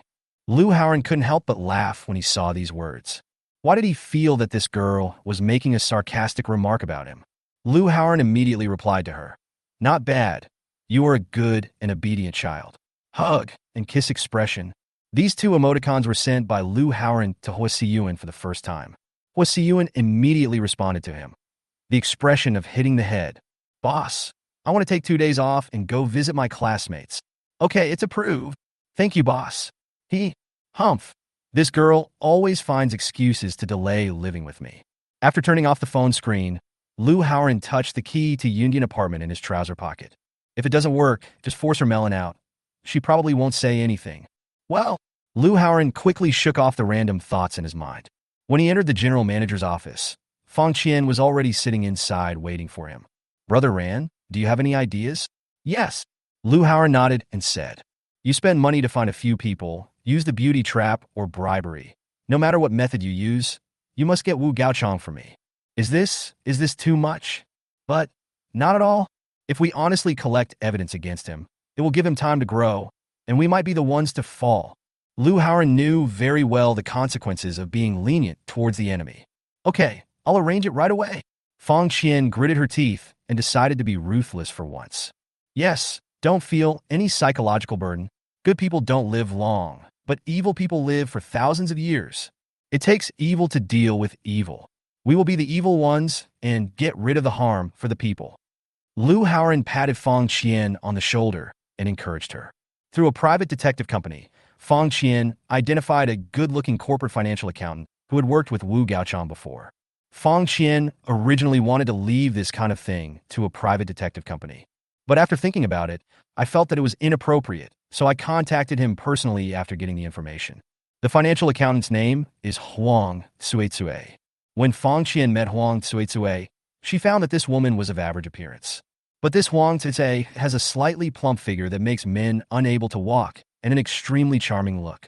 Isn't this inappropriate? Huang Cuizue was very nervous. When she first received the call from Fang Qian, she thought it was a headhunter who wanted to recruit her with a high salary, which made her excited for a long time. As a result, a person who was wearing a mask and unwilling to show his face asked her, to design Wu Gaochang. She wanted to get up and leave right then and there. But immediately, Fang Qian took out a stack of money and pushed it in front of Huang Cuizui. I don't need you to specifically target Wu Gaochang. That's illegal. I just need you to contact Wu Gaochang normally and let him find you. You just need to half-heartedly take the photo. It is not illegal to do so. This is the deposit. After I get the video, I'll give you another 10,000. Sure enough, no one can resist the temptation of money. Huang Cuizui stared at the 10,000 yuan, and her eyes brightened. She said with trembling hands, "Are you serious? I just need to have that with him and take a picture together? Just sleeping with Wu Gaochang and having fun can earn you 20,000 yuan. This is simply pie in the sky.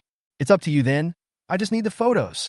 Fang Qian felt very contemptuous when she saw Huang Cuizui's greed for money. She thought that this woman was probably not a clean person. "Okay, wait for my news." Huang Cuizui happily put the money into her bag. Fang Qian was indeed right in her guess. Although Huang Cuizui pretended to be innocent in front of others, she was actually a bitch behind their backs. Her phone is full of apps like Dandan, Momo, and Linghan. After getting the money, Huang Cuizui immediately sent a message to Wu Gaochang. "Brother Wu, are you at work?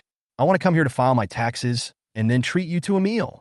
At this time, Wu Gaochang was full of anger and needed to vent. He saw Huang Cuizui's message and immediately said, "Pay your fucking taxes, get a good room, get clean, and wait for me." Okay. In fact, Huang Cuizui and Wu Gaochang have been unclear about each other for a long time. Wu Gaochang is very smart.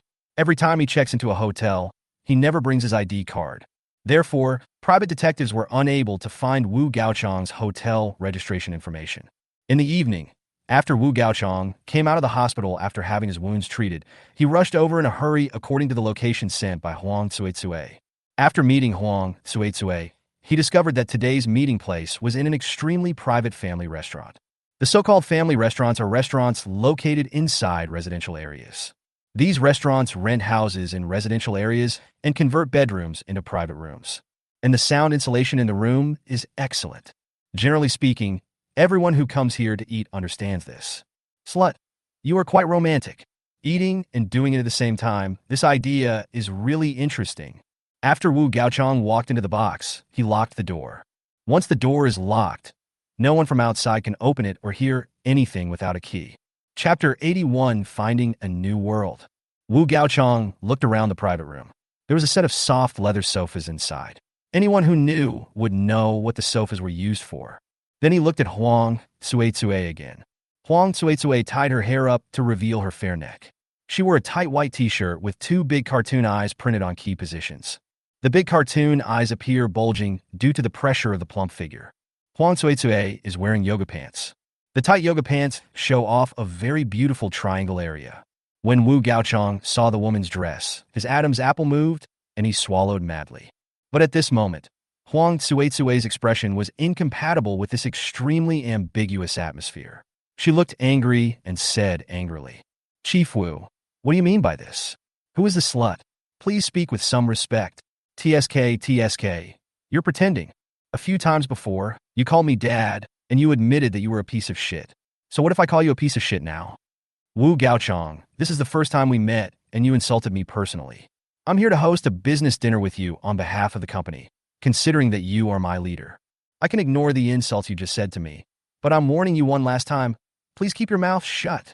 Huang Cuizui looked very serious, and her tone was very solemn. Wu Gaochang was furious when he saw this. In the sales office, he was scratched on the face by a shrew and slapped several times by Kejin Yao. His mood was extremely bad. At this time, the former slut Huang Cuizui actually made him unhappy, and he immediately scolded her. "Huang Cuizui, why are you so mad today? You're already dressed like this, and you are treating me to a meal at this kind of event, and you are still pretending to be innocent. What am I wearing? What's wrong with me being so dressed up? Also, this is a restaurant. Is there anything wrong with this situation?" When Huang Cuizui said this, she winked at Wu Gaochang and then threw him a coquettish look. "Oh, I see. Ah, you're playing a plot with me. Very interesting." When Wu Gaochang was hinted by Huang Cuizui, he understood it instantly. Then he curled his lips and smiled evilly. What Wu Gaochang didn't know was that there was a hidden camera inside the curtain behind Huang Cuizui that was recording every move of Wu Gaochang clearly. Wu Gaochang was emotionally depressed at the moment and had no intention of maintaining his usual vigilance. All he wanted in his mind was to take this opportunity to vent. Wu Gaochang grabbed the full glass of white wine beside him, tilted his head back, and poured it into his mouth. The wine spilled out and flowed down his neck and all over his body. Under the stimulation of strong liquor, he felt a little dizzy, and at this moment, Huang Te turned into Lu Haoran in his eyes. He suddenly ripped open his shirt, revealing his bloated upper body. He smiled evilly and walked towards Huang Tsuitsue step by step. Lu Haoran, fuck me. He decided that today he would treat Huang Tsuitsue as Lu Haoran and torture and ravage her severely. Wu Gaochang, what are you going to do? Are you crazy? When Huang Tsuitsue saw this scene, she was so scared that she stepped back.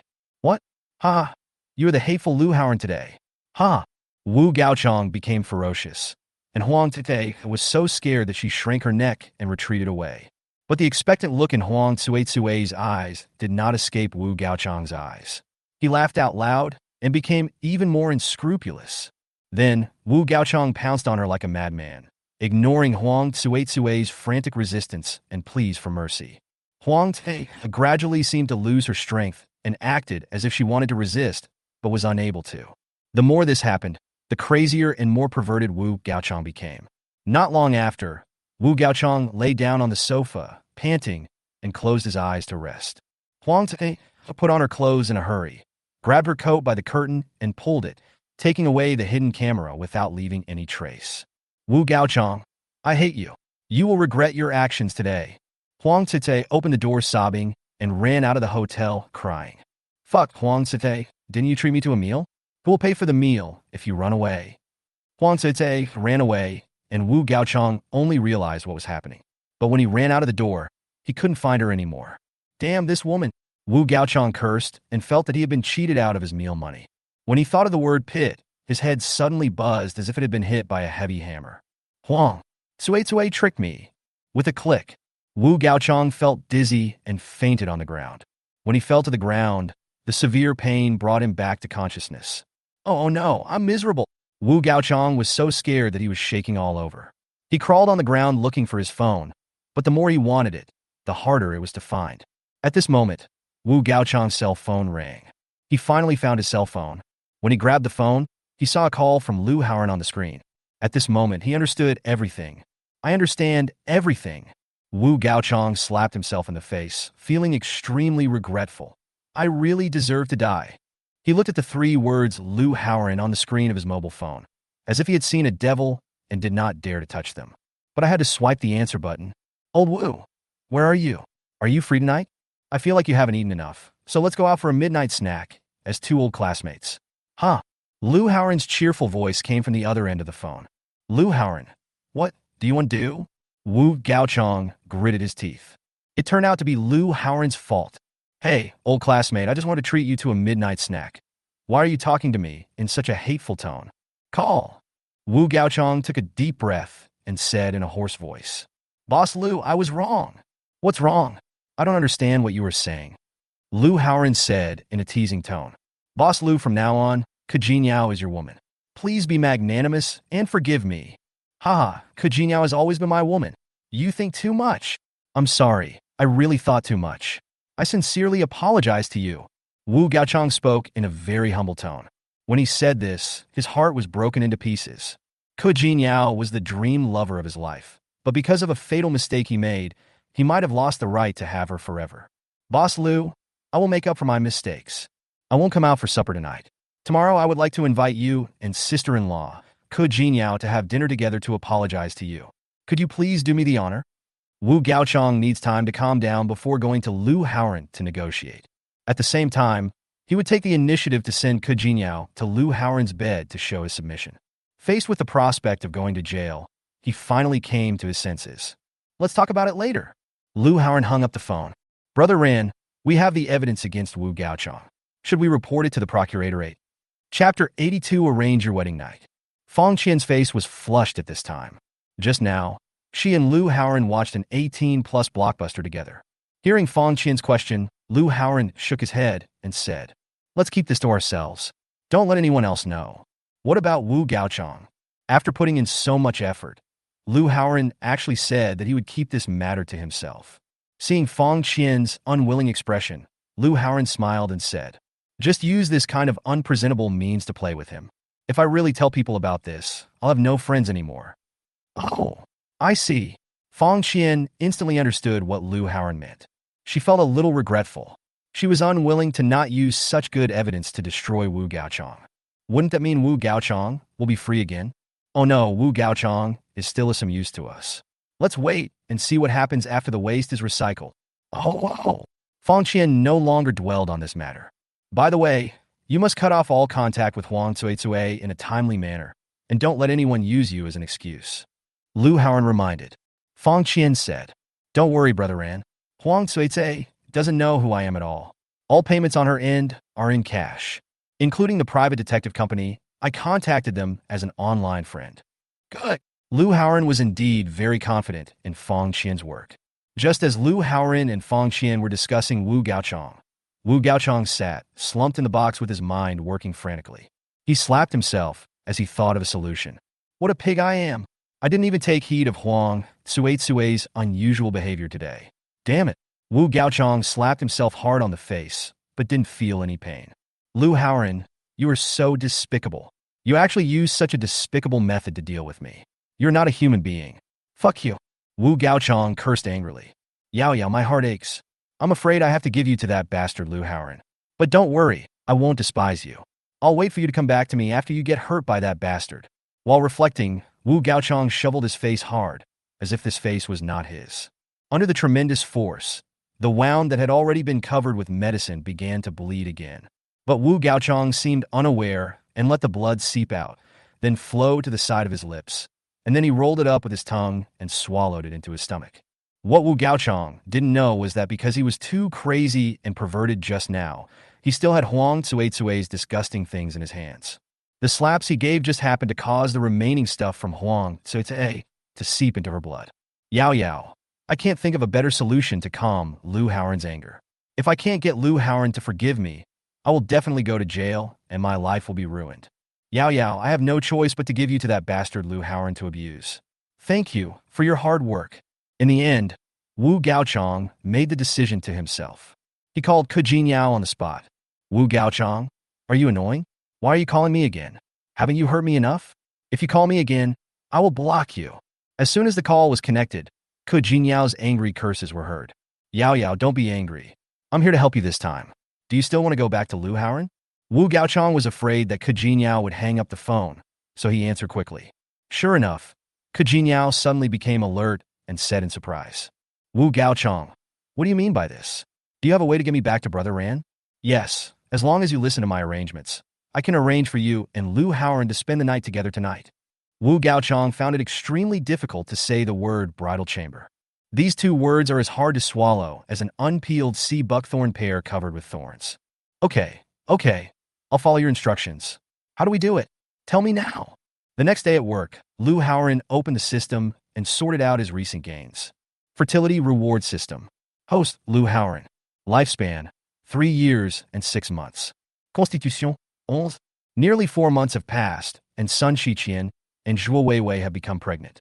Those who are expecting to get pregnant are Ke Jinyao and Hui Siyuan. Currently, the average pregnancy rate is 1 baby every 2 months. The efficiency is a bit low. In fact, according to the requirements of the system, Lu Haoran can completely let go and look at the beauties on Douyin. Within a month, he can make 8 or 10 women pregnant with his children. But Lu Haoran was afraid that he would contract an incurable disease because of the woman's uncleanness. At the same time, he also has to consider the subsequent education and upbringing of the child. Having a good mother is the greatest wealth in his life. In addition, Lu Haoran also wants to make every woman who gives birth to a child for him live a happy life to the best of his ability. Sun Shiqian has been completely convinced by herself. After she gives birth to the first child, she can have a second child. Zhuo Weiwei is a bit of a headache as her first pregnancy is still in suspense. This woman takes work too seriously. She acted as if nothing had happened even when she was pregnant and never missed working overtime. What a workaholic. Lu Haoran was really worried that the baby in her belly would miscarry due to exhaustion. It seems that the plan to acquire future edge games must move forward. In addition, we cannot relax with Ke Jinyao and Hui Siyuan. We need to make them pregnant as soon as possible. After taking down these two women, Lu Howard had four women. He planned to let these four women take turns to get pregnant and give birth to children, so that they could have 8 children within 2 to 3 years. Having 8 children basically solved his longevity problem. Everything was more relaxed at that time. No, this woman Ku Jinyao must be punished. Give birth to 1 child every year. Don't let her stop. Anyway, this woman is a second-class beauty, and the reward for giving birth to 1 child is equivalent to the reward for giving birth to 3 children. She must be allowed to continue giving birth. Of course, this is just a perfect imaginary plan. It is hard to say whether it can be realized or whether any accidents will occur. Just as Lu Howard was planning a bright future, his phone rang. It's Wu Gaochang. Lu Howard had expected this. Now that he had caught Wu Gaochang with such a huge handle, it was impossible for him not to be anxious. Mr. Lu, are you free tonight? I'd like to invite you to dinner at the Wyndham Hotel. Ku Jinyao will also be there. Ku Jinyao, and I sincerely apologize to you. Okay. Lu Howard hung up the phone directly. After Sun Shiqian's intercession yesterday, Ku Jinyao has remained pure. Based on the principle of good girls should not be let down, bad girls should not be wasted, Lu Howard decided to give Ku Jinyao another chance. It just so happens that I can use Wu Gaochang as a stepping stone to accept Ku Jinyao. Then, Lu Howard called Jia Mingxian, the boss of Future Edge Game Company, again. Who are you? Jia Mingxuan's tone was very impatient. He had been very anxious recently and was annoyed by any unfamiliar calls. Boss Jia, it's me, the family member of the employee who asked you to cancel overtime last time. Chapter 83, Lu Howard's Conspiracy. You again? I don't have time to waste on you. Jia Mingxian wanted to hang up the phone immediately. Mr. Jia, just hang up. You'll regret it if you hang up. Lu Howard's sneer floated into Jia Mingxuan's ears. Jia Mingxian was stunned for a moment, and he said in a gloomy voice, Who are you? Oh, Mr. Jia. Actually, we have met and we know each other, but Mr. Jia is very busy and only meets important people, so he can't remember my voice. Have we met before? Where? In your office? I met with you on behalf of Lycean Human Resources Company to discuss the candidate. My name is Lu Howard. Lu Howard and Jia Mingxian had indeed met. Before business director Feng Gang joined the company, Jia Mingxian met Lu Howard and asked Lu Howard about Feng Gang's situation. But at that time, we just had a brief chat. After hearing the name Lu Howard called out, Jia Mingxian felt a sudden surge of anger in his heart. Lu Howard said before that he was the family member of his employee, and Feng Gang, the business director who holds an important position in his company, was also recommended by this company. Also, after he received a call from Lu Howard last time, the company had frequent problems, the kind that couldn't even be repaired. At this moment, Jia Mingxian reacted. Someone has tampered with the company. There is a mole inside the company. His pupils suddenly dilated, his blood pressure rose, and he felt a fear in his heart. My company has been taken over by someone. Jia Mingxian bit his back teeth, took a deep breath, and tried to calm down. Mr. Jia, why are you silent? Boss Lu, why did you go to so much trouble to plot against me? Jia Mingxian was not in a hurry to get angry with Lu Howard on the phone. President Jia is really a smart man. You got it right. Actually, my purpose is very simple. I just want to cancel your company's overtime. Lu Howard actually didn't want to waste so much money to acquire this gaming company that seemed to have no prospects. Instead of wasting so much money, you might as well use it to marry 10 or 8 wives to give birth to children for you. Cancel overtime? Yes. As long as you cancel overtime, your company will return to normal. Hey, Mr. Lu, now that we've come to this point, there's no need to beat around the bush, right? If you have any real purpose, please speak directly. I told you, I really just want to cancel your company's overtime. Do you really take me for a fool? No matter how well-mannered Jia Mingxian was, he couldn't help but get angry at this moment. Boss Lu, are you humiliating me? I didn't humiliate you. I said that as long as you cancel overtime, everything will return to normal. Good. Jia Mingxian laughed in anger. He said good 3 times and then slammed the table angrily. Since Mr. Lu looks down on me so much, let's see who's the winner. As soon as the words fell, the phone was hung up. Lu Howard was speechless as he watched the phone being hung up. I've been talking to you for so long, but you just won't listen. Is this the real-life version of playing the lute to a cow? Are you really going to force me to waste money acquiring your crappy company? Lu Howard was also very depressed. Now the money to acquire the other company has not been found yet. In the general manager's office of Future Edge Game Company, Jia Mingxian was furious. He angrily smashed the teacup to the ground, making a loud noise. The assistant outside the door rushed in immediately. Boss Jia, what's wrong with you? Go. Call Zhuo Weiwei in right now. Okay. Okay. I'll be there right away. The assistant had never heard Jia Mingxian so angry, let alone seen Jia Mingxian so furious. Soon, Zhuo Weiwei knocked on the door and came in. When she saw the teacup broken pieces all over the floor and Jia Mingxuan's murderous look, Zhuo Weiwei suddenly felt panic in her heart and her scalp went numb. Boss Jia, what do you want to talk to me about? Zhuo Weiwei tried hard to suppress the anxiety in her heart. Let me ask you, how did Feng Gang get here? Jia Mingxian glared with his eyes. His gaze was like knives, piercing Zhuo Weiwei's eyes and causing pain. But Zhuo Weiwei did not avoid his gaze. Boss Jia, Feng Gang was hired by Lycian Human Resources Company. Didn't you know that a long time ago? Then let me ask you, why is it that other headhunting companies have been unable to recruit this person, but Lycian Human Resources Company sent him here as soon as he arrived? What's the reason? Hearing Jia Mingxuan's question, Zhuo Weiwei's heart skipped a beat, and she asked, is Feng Gang a commercial spy? But as far as I know, after Feng Gang came to our company, he vigorously reformed channel management, which not only improved channel efficiency, but also added many precise channels for us. He did a great job. More importantly, corporate spies wouldn't be so stupid as to obviously plan important personnel in our company, right?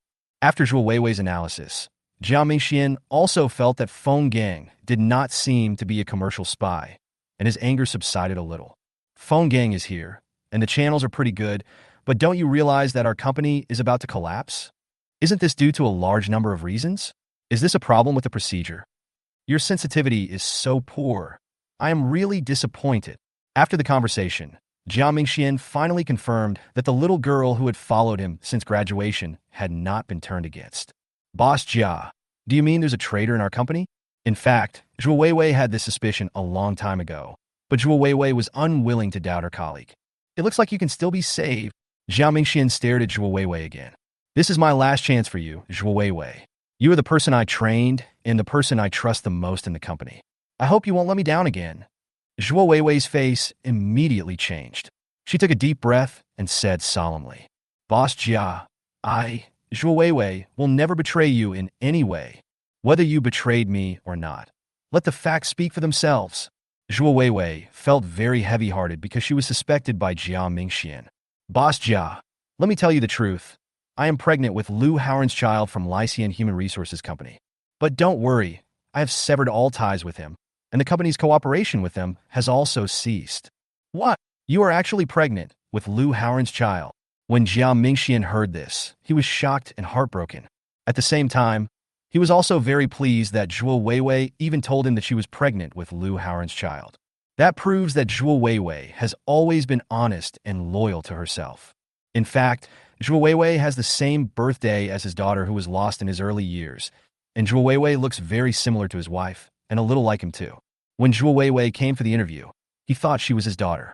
But later, he found an opportunity to take Zhuo Weiwei's hair for a paternity test, and the result proved that Zhuo Weiwei was not his daughter.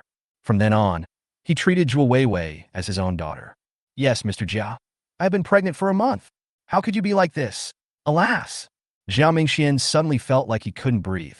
Disappointment, anger, hatred, and pity kept interweaving in his heart. Weiwei, you are so confused.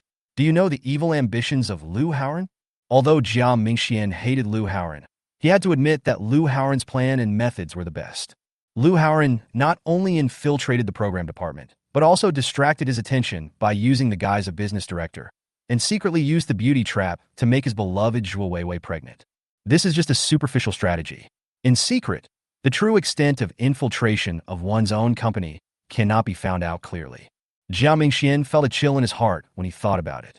Fortunately, Zhuo Weiwei was very loyal to him and terminated and severed contact with Lu Haoran in time. Otherwise, if it were any other woman, once she became pregnant with his child, wouldn't she follow him wholeheartedly? Chapter 84. You must protect yourself. When Zhuo Weiwei heard Jia Mingxian say that Lu Haoran had a conspiracy, her face changed and she asked, what evil ambitions does Lu Haoran have? This Lu Haoran is quite ambitious. I'm afraid he wants to take all the ownership of our company without any effort. He dares. Zhuo Weiwei raised her eyebrows and slammed the table in anger. Haha, this is no longer a question of whether or not to dare. Seeing Zhuo Weiwei so angry, Jiao Mingxian was very relieved that Zhuo Weiwei, whom he regarded as a daughter, did not make him sad. That Lu Haoran, he found a very lame excuse. He said he was a family member of our company's employee and his wife was pregnant, and asked me not to let our employees work overtime. At that time, I ignored his request, so he let the traders in the programming department create countless problems for us. His excuse is absolutely ridiculous. Lu Haoran is so despicable. Zhuo Weiwei recalled how she met Lu Haoran, and at this moment she was extremely disappointed with Lu Haoran. While feeling disappointed, Zhuo Weiwei was also shocked that she had been used by Lu Haoran and even became pregnant with his child. Zhuo Weiwei touched her belly, and from that moment on, she completely changed her understanding of Lu Haoran. Before, Zhuo Weiwei thought Lu Haoran was just a small boss. When it comes to Lu Haoran, she always thinks of herself as the client, thinking that her status is higher than Lu Haoran's. Even after their one-night stand that day, she regretted it deeply. She secretly regretted how she could have had a relationship with someone like Lu Haoran. But now she realized that she was the fool who was played around by the other party. Not only was he fooled, but even his most admired boss Jiao Mingxian was made overwhelmed by Lu Haoran and even faced the crisis of changing ownership of the company. Boss Jia, I'm sorry I've caused so much trouble to the company. From this moment on, Zhuo Weiwei never dared to underestimate Lu Haoran again. It's not your fault. Lu Haoran wanted to seize my company. Even if you weren't involved, he would have found other excuses. Jiao Mingxian waved his hands. After he got angry, he did not blame Zhuo Weiwei indiscriminately. In fact, Zhuo Weiwei was also a victim. Weiwei, what are your plans for the baby in your belly now? Although the child's father is very bad, the child is innocent, and I still want to give birth to him. Zhuo Weiwei felt sad when she thought that the father of her child was a bad man. Yes, the child is innocent. This child will definitely be very smart when he is born. After all, a good father will have a good son. I just hope that when this child grows up, he will not be like his father who has no bottom line in doing things. Jiao Mingxian glanced at Zhuo Weiwei's belly inconspicuously, and an imperceptible light flashed in his eyes. Of course not. I will never let that despicable person get in touch with the child. Zhuo Weiwei's eyes were very determined. Boss Jia, since that despicable Lu Haoran pretends to be worried that I am too tired from working overtime and affecting the child, why don't I call him and tell him that I won't work overtime anymore, and see if he will stop plotting against our company? When Zhuo Weiwei said this, she felt very ashamed. She thought she was being too sentimental. Lu Haoran has already made plans to this extent, so how could he give up the plan just because of her? But she still wanted to try to communicate. It's useless. I told you that his concern about whether you work overtime is just an excuse. In this world, is there anyone so willful that he would shut down an entire company just because he is afraid that his wife will be too tired from working overtime during her pregnancy? He already has the ability to do so why not just take his wife home to have a rest? Isn't that better? You are asking for humiliation by calling. All right. Zhuo Weiwei blushed. She felt ashamed of her own self-conceited behavior just now. Jiao Mingxian got back to the point and said, It is now clear that our game was all tampered with by insiders. I need you to quietly find the traitor, collect evidence, and bring them to justice. If we really can't find any evidence, we can persuade the suspicious people to leave one by one and bring in new people we can trust. Okay, Mr. Jia, I'll do it right away. Yes, this matter cannot be delayed. It must be done quickly. Don't worry, Mr. Jia. After you finish this, don't work overtime. Take a good rest and pay attention to the baby in your belly. Jiao Mingxian seems to be very concerned about the baby in Zhuo Weiwei's belly. But Zhuo Weiwei didn't take this sentence seriously. She thought Jiao Mingxian was just being polite. After Jiao Mingxian arranged Zhuo Weiwei's work, he took out the company's roster, matched the employees' names one by one, and wondered who the traitor was. As long as he finds the traitor and eliminates the person who created it, he is confident that he can fix the game quickly. Then release another wave of benefits to attract lost players back. He did not alert the person recommended by Lycian Human Resources Company, but he has already put him under personal surveillance. After get off work in the afternoon, Lu Haoran drove to the banquet as arranged by Wu Gaochang. He must take down Ke Jinyao as soon as possible. More system rewards means more money, and the time it takes for him to control Future Edge Game Company will be shortened. The Future Edge Game Company is really stubborn.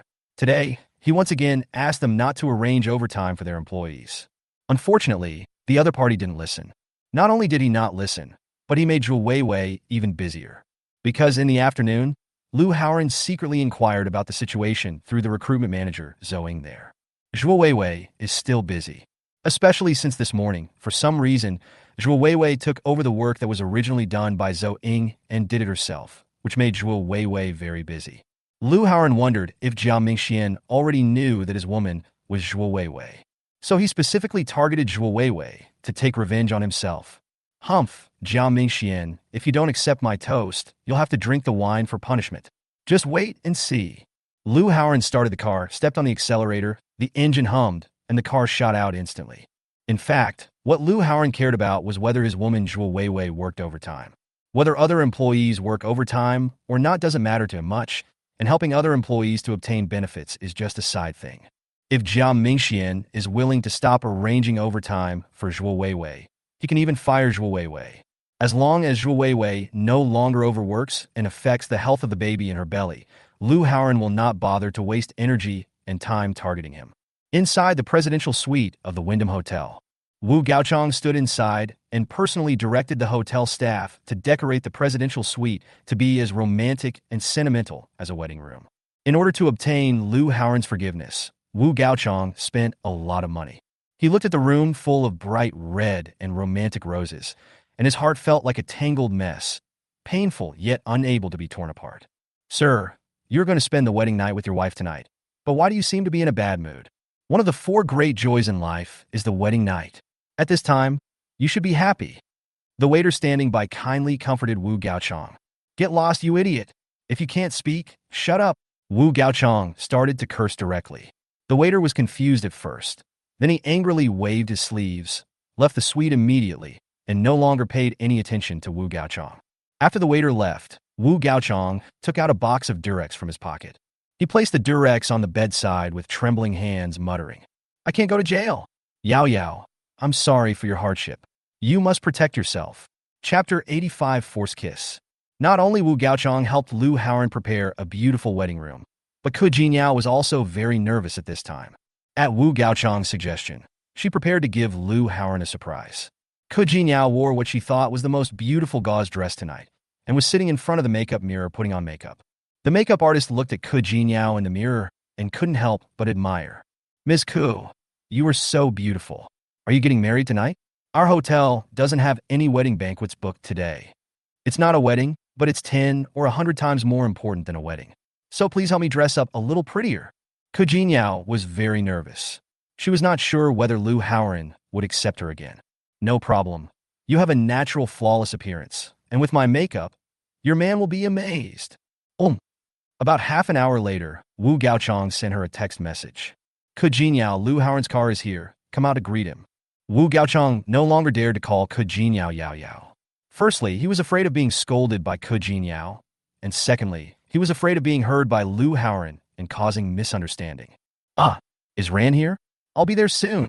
Ke Jinyao calmed herself down and hurried out to greet Lu Haoren. When the two were standing at the door, a car stopped at the hotel entrance. At this moment, Ke Jinyao no longer feels that domestic cars are low-end. On the contrary, in her eyes, this domestic car was magnified twice as much, and she believed that this was the symbol of true nobility. After Lu Haoren's car stopped, Wu Gaochang rushed over to help open the door. Mr. Lu, please get out of the car. Lu Haoren walked out of the car, glanced at Wu Gaochang, and smiled faintly. Wu Gaochang is indeed a person who often flatters his superiors. His flattering expression and humble actions make people feel happy. This guy finally behaved himself.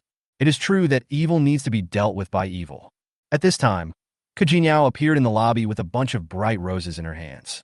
This bouquet of roses has an estimated 999 flowers and is wrapped very delicately. You can tell at a glance that a lot of care was put into it. When Ke Jinyao saw Lu Haoren, she took a deep breath, put on her most beautiful smile, and walked towards Lu Haoren with light steps. The moment Lu Haoren saw Ke Jinyao, his eyes lit up.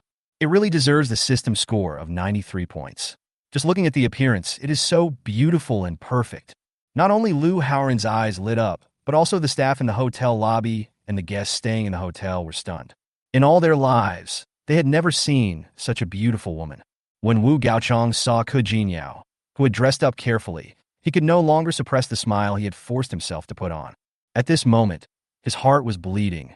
Brother Ran sends you a bouquet of flowers. Ke Jinyao shyly handed the flowers to Lu Haoren, but Lu Haoran did not take them. The situation suddenly became deadlocked. Everyone held their breath. Everyone was going crazy at this moment. Fuck, what is this guy pretending to be? Such a beautiful woman gave you flowers and you refused to accept them. Fuck, if you don't want to answer it, can I answer it for you? You beast! How could you have the heart to embarrass such a beautiful woman? Lu Haoran refused to accept the flowers sent by Ke Jinyao, and the hotel staff and guests who stopped to watch looked as uncomfortable as if they were constipated. Ke Jinyao immediately became anxious. Brother Ran, are you unwilling to forgive me? Shut up. Don't talk. You ruin my mood when you talk. Lu Haoran had thought it through before he came and stopped Ke Jinyao from speaking. It is best to book a room and take action to have a baby directly. Ke Jinyao was scolded and opened her mouth to speak, but she didn't dare to say anything, which made her feel very uncomfortable. Not only Ke Jinyao felt uncomfortable, the onlookers felt even more uncomfortable than Ke Jinyao. They all wanted to rush over and beat Lu Haoran up. Listen to me. Is this human language? A beautiful woman gave him flowers, but he told her to shut up and stop talking, and even said that other people's talking affected his mood. This is so pretentious, so hypocritical, and so disgusting. Go throw the flowers into the trash can. Flowers make me sick just looking at them. Ah, what? Just shut up and do as I tell you. That will make me feel better. Do you understand? After Lu Haoran finished speaking, Ke Jinyao's face turned red and she didn't dare to say anything.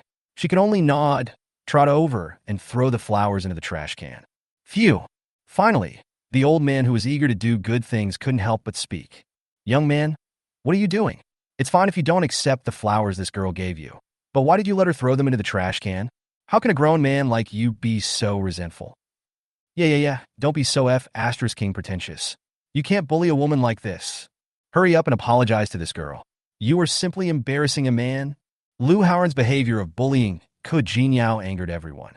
A group of people pointed at Lu Haoran, and Lu Haoran's expression fell, and he frowned in displeasure.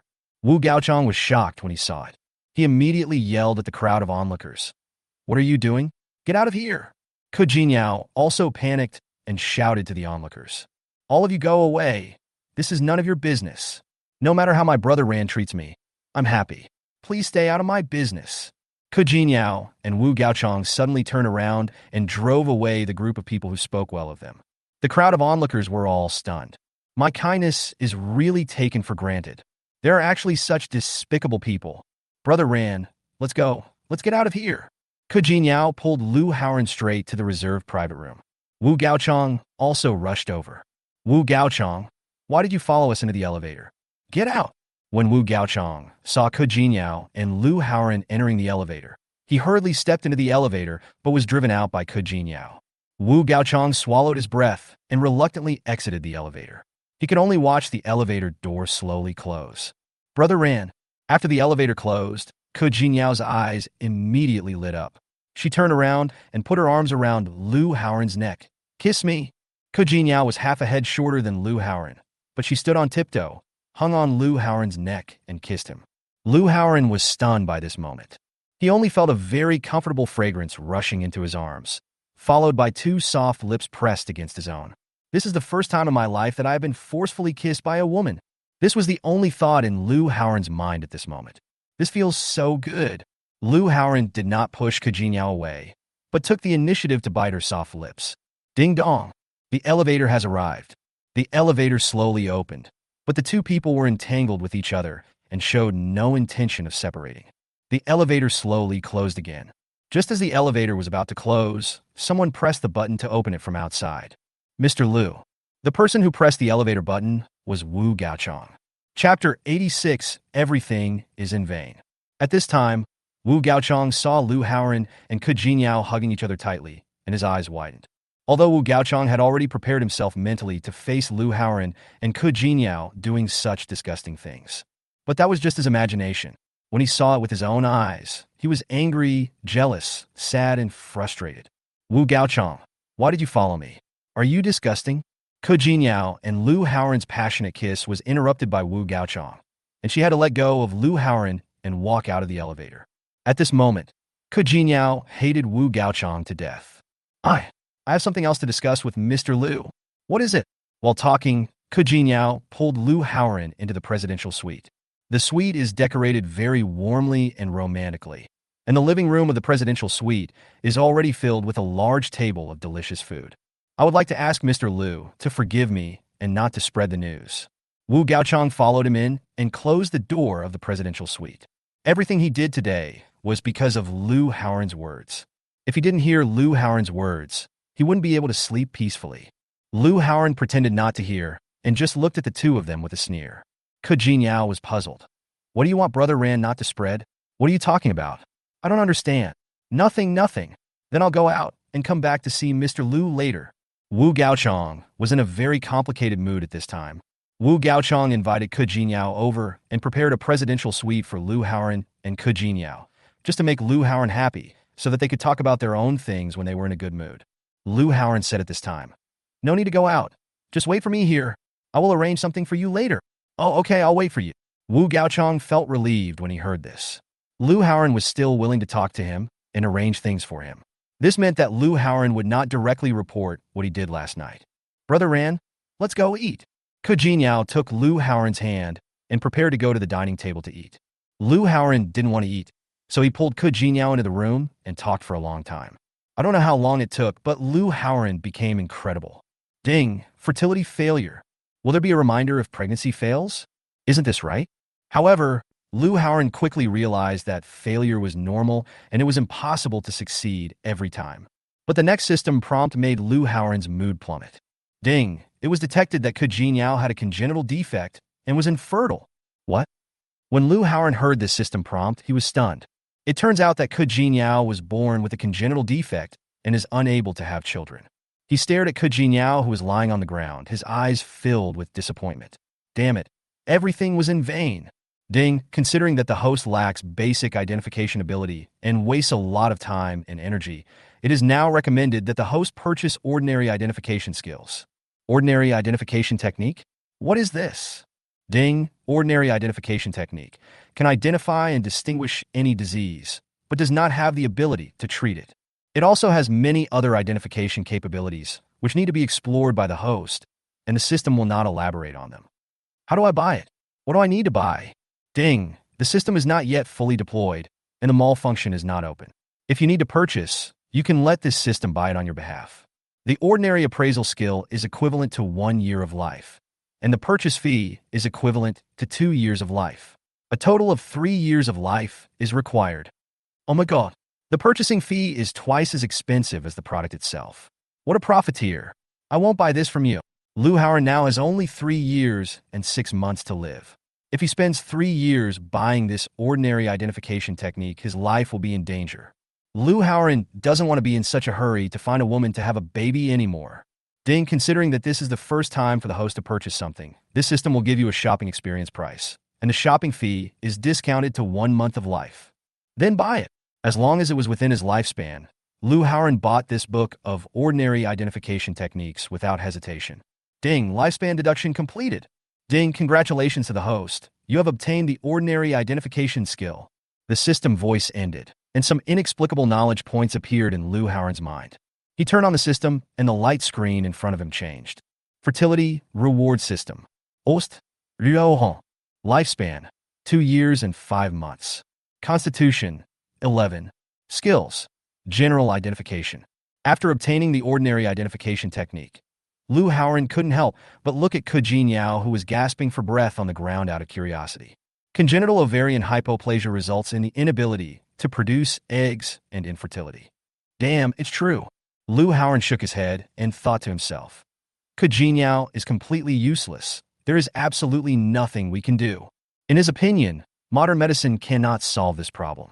But we will see if artificial insemination can be used later. Let's talk about this later. It's not that urgent now. Get up, get dressed, and go out to eat. Liu Haoran looked at Ke Jinyao's delicate face and perfect figure, and his heart felt cold. A few minutes later, Liu Haoran opened the door and walked out. Ke Jinyao followed him, walking in a very awkward manner. Bang! Wu Gaochang pounded his chest hard, his eyes red. Wu Gaochang, what's wrong? Why can't you figure out why you're hitting yourself? I am fine. Wu Gaochang took a deep breath and tried to keep himself calm. Okay then, sit down. Let's have a good reunion as 3 old classmates. Although Ke Jinyao was unable to get pregnant, Lu Haoran was in a good mood at the moment, because he only spent 1 year and 1 month of his life in exchange for ordinary identification skills. This identification technique sounds ordinary in its name, but its function is not ordinary at all. For Lu Haoran, this is more exciting than getting pregnant. All right, Wu Gaochang was in no mood to eat, but he had to sit at the dining table with Lu Haoran. Ke Jinyao's hair was messy at this time. Her face was excited, and she was in a very happy mood. She finally became Lu Haoran's woman. Ke Jinyao sat down next to Lu Haoran and helped Lu Haoran set the table. Lu Haoran had just acquired ordinary identification skills and was very curious. He couldn't help but use the identification skills on Wu Gaochang. Seeing the words appearing above Wu Gaochang's head, Lu Haoran was so scared that he quickly pushed away the chair and took a few steps back and suddenly lost his appetite. Brother Ran, what's wrong with you? Ke Jinyao was so nervous that she immediately stood up and grabbed Lu Haoran's arm, staring at Wu Gaochang fearfully, as if she saw the devil. Chapter 87b, My Little Sheep. Wu Gaochang was also shocked by Lu Haoran's reaction. He was terrified and kept checking and groping himself. Mr. Lu, what's wrong? Is there something on me? Wu Gaochang's voice was trembling a little. Ke Jinyao held Lu Haoran's hand tightly and hid behind him, feeling that Wu Gaochang was a terrifying devil. Ahem, it's okay, I just suddenly thought of something scary. It has nothing to do with you. Lu Haoran awkwardly made an excuse and sat down again. When he sat down, he deliberately moved further away from Wu Gaochang. Oh, Mr. Lu's reaction just now was a bit too big. It scared me. Since Lu Haoran didn't tell the truth, he had no choice but to smile apologetically. But he was worried in his heart, feeling that something was wrong with his body, and he felt uncomfortable all over. Wu Gaochang, your problem is nothing. As long as you listen, everything will be fine. Okay, I understand. Lu Haoran was willing to give Wu Gaochang this promise, and he was already very satisfied. At least in the short term, it will have no impact on me. Okay, if there's nothing else, let's go. Lu Haoran immediately stood up and prepared to leave. Wu Gaochang was confused by Lu Haoran's nonsensical reaction. Aren't we going to eat? This dinner is still very exquisite, and I also have the right to use this presidential suite for one night. Wu Gaochang hinted to Lu Haoran that the presidential suite, meal, and setting all cost a lot of money. Lu Haoran shook his head and refused. No, keep it for yourself and enjoy it. Goodbye. As soon as he finished speaking, Lu Haoran pulled the equally confused Ke Jinyao out of the presidential suite. Only Wu Gaochang was left alone in the presidential suite. Wu Gaochang looked back at his back, and he felt scared. Could it be that someone died in the suite, or that there's a ghost inside? Otherwise, why would Lu Haoran be in such a hurry to leave? Oh my god, it's a ghost. Wu Gaochang was so scared that he fled from the presidential suite. Inside the elevator, Ke Jinyao hugged Lu Haoran's arm tightly, feeling very happy. Brother Ran, where are we going now? Go to your villa. Ke Jinyao was even happier. In the car, Ke Jinyao asked curiously, Brother Ran, you seem to dislike Wu Gaochang just now. What's going on? By the way, don't meet Wu Gaochang anymore. I wouldn't have known anything if you hadn't told me. Why did you react so strongly just now? Because this guy has AIDS, and this stuff can be contagious to other people. Although Lu Haoran knew that AIDS could not be transmitted through food or air, which normal person would not be scared when seeing an AIDS patient. Oh my god, this Wu Gaochang is so dirty. When Ke Jinyao heard that Wu Gaochang had AIDS, she got goosebumps all over her body. Brother Ran, how do you know he has AIDS? I saw lymph nodes on his neck and large purple spots on his skin. This is most likely AIDS. Lu Haoran casually mentioned a few external manifestations of AIDS. In fact, Wu Gaochang had just been infected and did not have these symptoms yet. Oh my god, I didn't even notice it. It's so scary. This Wu Gaochang is so disgusting. Ke Jinyao decided to go to the hospital for a thorough checkup tomorrow. After all, she had met Wu Gaochang several times in the past few days, and she wanted to avoid getting infected. After arriving at the villa, the moment Ke Jinyao opened the door, Lu Haoran was moved by the warm decoration inside. Ke Jinyao is indeed an artist. Her appreciation level is quite good. Lu Haoran actually liked the soft furnishings inside. Seeing that Lu Haoran was very satisfied, Ke Jinyao moved her lips and wanted to talk to Lu Haoran about the villa loan. But she held back. If I say it at this time, I will just wait for Lu Haoran to get angry. Lu Haoran opened his eyes and looked at the decoration and layout of the villa very comfortably. The villa is really nice. The bathroom is even bigger than the bedroom I lived in before. Lu Haoran is actually a country bumpkin, and this is his first time living in a villa. Lu Haoran thought about Ke Jinyao. Although Ke Jinyao cannot give birth to children, she can bring him very good emotional value. Lu Haoran can enjoy emperor-like treatment from Ke Jinyao. When she woke up in the morning, Ke Jinyao woke up Lu Hao and then went to make breakfast. Lu Haoran was extremely satisfied with Ke Jinyao's enthusiasm. Even if this woman could not have children, she was still very worthwhile. Lu Haoran lay on the bed and looked around the bedroom. The bedroom is about 30 or 40 square meters in size, comparable to the size of an ordinary family's living room. Although he also bought a building with the highest floor plan, he had not officially moved in yet, so he did not have the same direct experience as he is now. It feels so good to be rich. Lu Haoran also knew the source of this villa. Ke Jinyao signed a huge loan and owed Wu Gaochang more than 2 million yuan in a down payment. Lu Haoran did not intend to help Ke Jinyao pay the down payment. Since Ke Jinyao has been inconsistent many times, she must bear the consequences herself. Of course, if Ke Jinyao continues to behave so well, it is not impossible to help her pay off the monthly mortgage of more than 30,000 yuan. At the same time, the conference room of Future Edge Games Company was packed with people as soon as work started in the morning. But they were not there for a meeting. Instead, everyone held a notice of dismissal in their hands. They are all waiting to go through the dismissal procedures collectively. Among these people, there is a programmer who has met Lu Haoran. I have to say that Zhuo Weiwei acted very quickly. In such a short period of time, she found out the cancer in the company. Most of the people here have received subsidies from Lu Haoran. They were mentally prepared to be fired. Of course, there are people who are misunderstood, but it's not unfair. Since they usually cheat and don't work seriously, it is acceptable to dismiss them.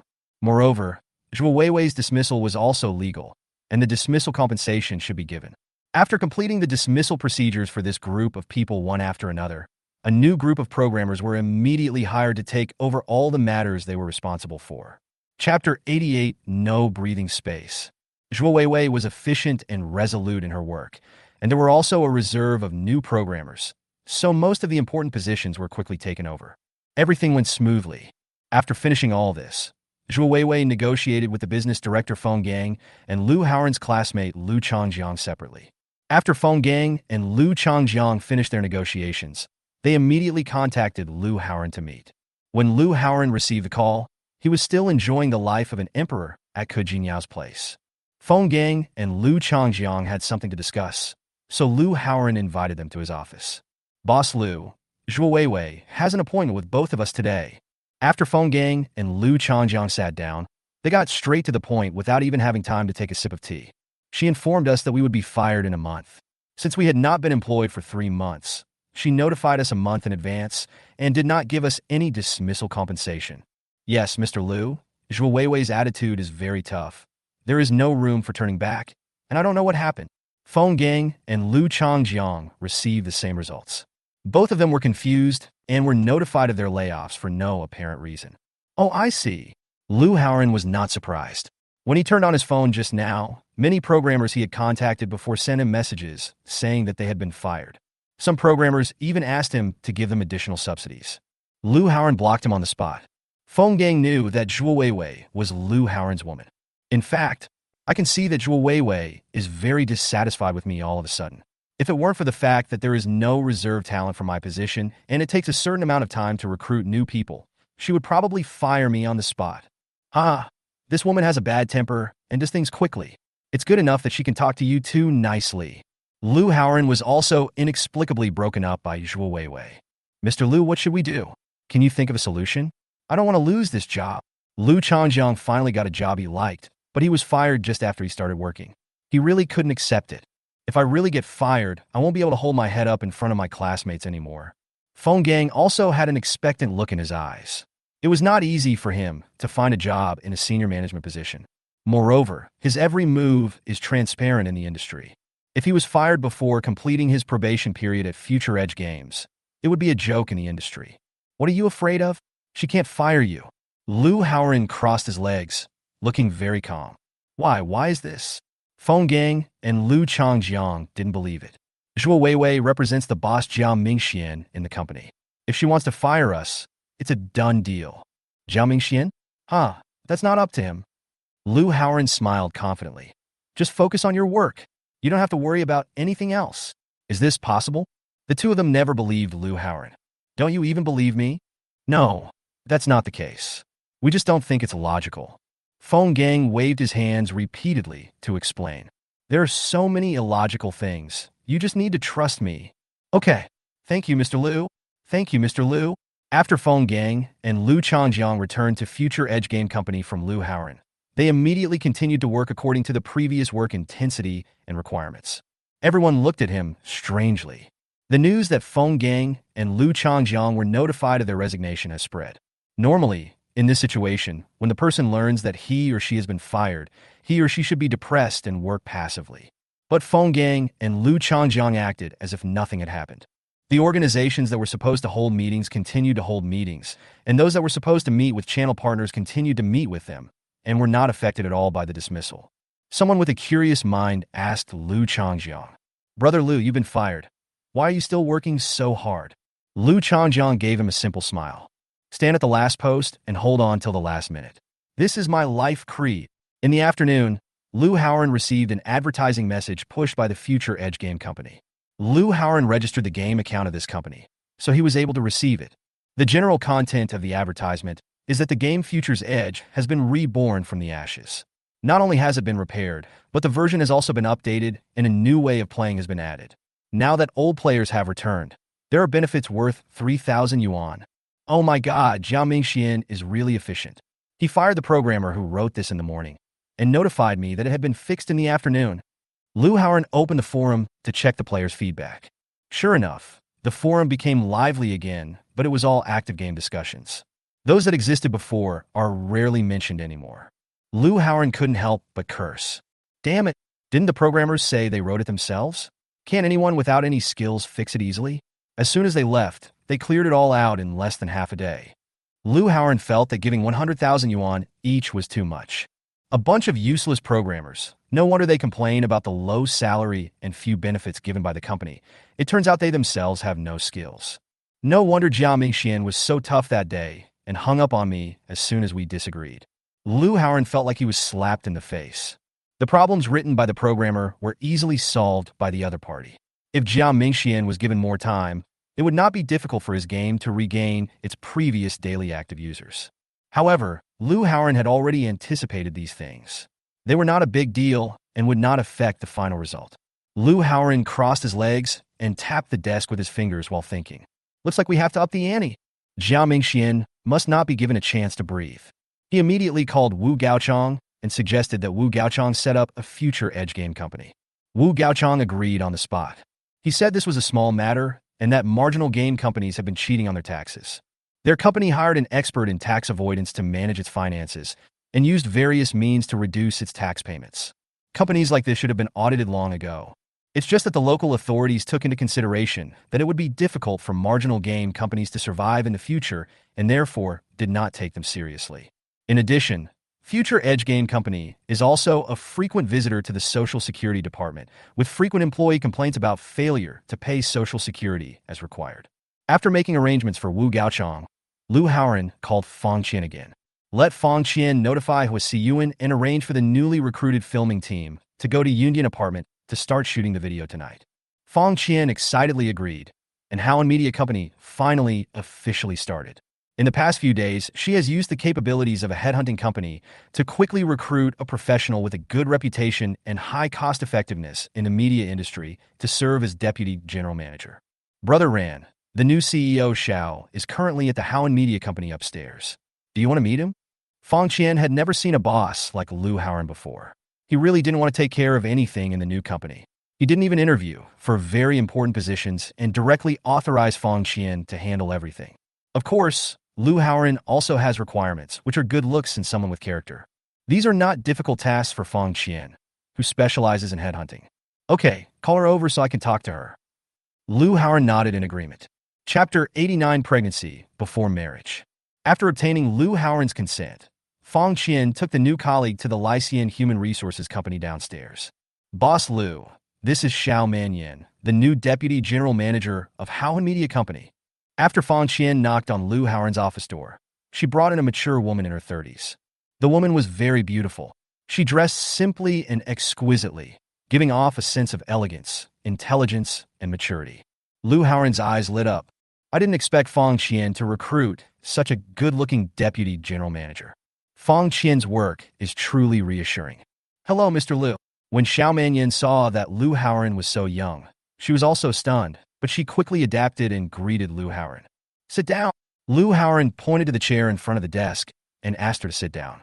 Xiao Manyan adjusted her skirt and sat down gracefully. Fang Qian introduced Xiao Manyan to Lu Hao, then left the office and closed the door. The two sat down, and Lu Haoren looked at Xiao Manyan. A line of words immediately appeared above Xiao Manyan's head. Appearance score 87. Healthy female, not a virgin. When Lu Haoren saw these words, his mood plummeted. Please introduce yourself first. Lu Haoren originally wanted to develop a relationship and have a child, but now he has to let go of this idea and just treat it as a normal employee. No problem, Mr. Lu. Have you read my resume? Xiao Manyan was not upset because of Lu Haoren's indifferent attitude. When a worker meets his boss, does he expect the boss to be friends with him? I haven't watched it yet. Introduce it from beginning to end. Lu Haoren has never seen it. Xiao Manyan was stunned again when she heard this. She felt that this boss was too casual.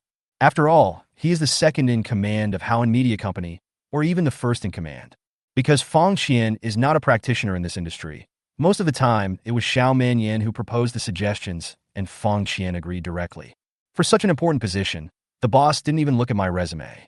Ahem, Mr. Lu. Let me first introduce my personal situation. Xiao Manyan adjusted her state and introduced herself in a serious manner. Mr. Lu, my name is Xiao Manyan, and I graduated from.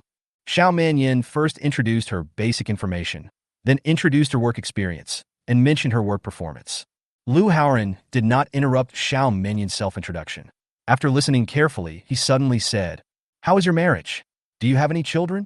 It is also normal to ask your employees about their family situations. Xiao Manyan had nothing to hide. I am unmarried, but I have a daughter who is over 3 years old and has just started kindergarten.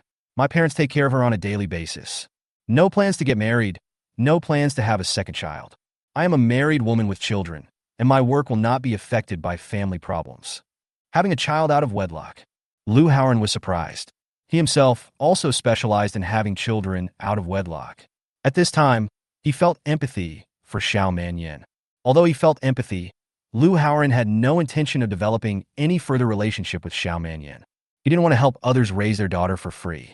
At the same time, Lu Haoren was also relieved because this kind of woman usually has a very strong personality. This is exactly the kind of woman Lu Haoren wants. Only a woman like this can scare Hua Siyuan. Yes, I hope Mr. Lu doesn't mind. Don't worry, no, I'm very open-minded and won't mind. On the contrary, I admire independent women like you. Thank you, Mr. Lu, for your understanding. What about your husband? Oh, where is your boyfriend? My boyfriend is my college classmate. He went abroad 3 years ago. He didn't know he had a daughter. Are you still in touch now? He hasn't contacted me since he went abroad. Okay, that's it. Lu Haoren was no longer interested in talking about his private life. He arranged. Hua Siyuan is my girlfriend, and I need you to arrange as many ambiguous scenes for us as possible. Even sex scenes are fine. At the same time, I also ask you not to relax your requirements just because she is my girlfriend. I need you to be strict with her, even stricter than other employees. I understand this. Don't worry, I will never treat anyone differently based on whether they are royal relatives or ordinary employees. After hearing what Lu Haoren said, her impression of him increased several times. For Xiao Manyan, what the boss said was exactly in line with her personality. Okay, then go make some arrangements and come with me tonight to shoot a test segment. No problem. Lu Haoren and Xiao Manyan chatted briefly and then stopped talking. In the afternoon, Lu Haoren, Fang Qian, Xiao Manyan, and other newly hired photographers of Haoren Media went to Yundian apartment together.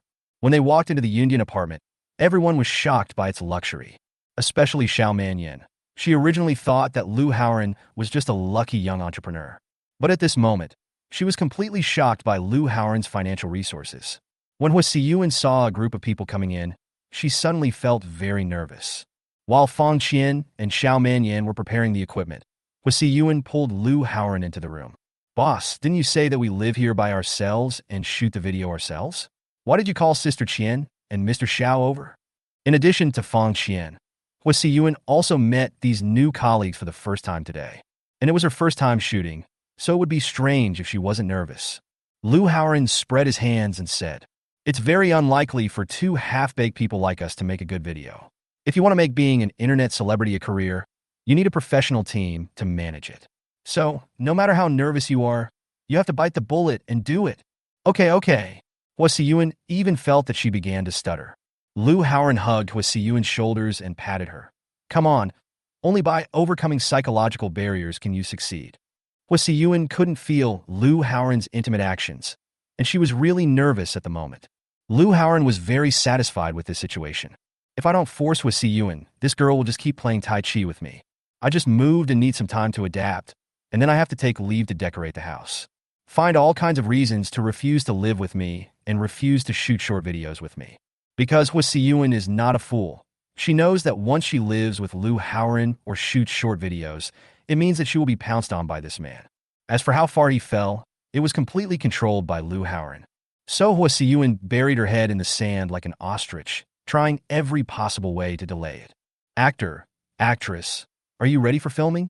Outside the house, Xiao Manyan personally served as the director. Today was her first time performing in front of her boss, and she had to demonstrate her professionalism. After preparing the shooting equipment and setting up the scene, she got into work mode. Xiao Manyan became a completely different person when she entered working mode. Hearing the shout, Lu Haoran replied from inside the house, "Ready, come out right away." Then he said to Hua Siyuan, "Go out, this is work. Don't think too much." Okay. This was the only reply Hua Siyuan had. She was really nervous.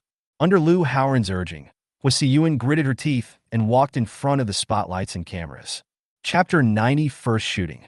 "Don't we need to wear makeup?" Lu Haoran asked. Xiao Manyan shook her head. "You two both look great, especially the female lead, who far exceeded my expectations. Today is just a test shoot, no need to put on makeup. So, what are we going to shoot? Let's play freely and talk about some daily cohabitation things. Today I will mainly look at the basic qualities of the actors, and then arrange the plot for you later." "Okay, let's start shooting." Lu Haoran said he understood. At Xiao Manyan's command, everyone pressed the shutter button. "Boss, what should we do?" Hua Siyuan was completely confused and stood there at a loss as to what to do. Seeing this, Xiao Manyan frowned and called a halt. "What's wrong with the leading actress? Doesn't she have any filming experience at all?"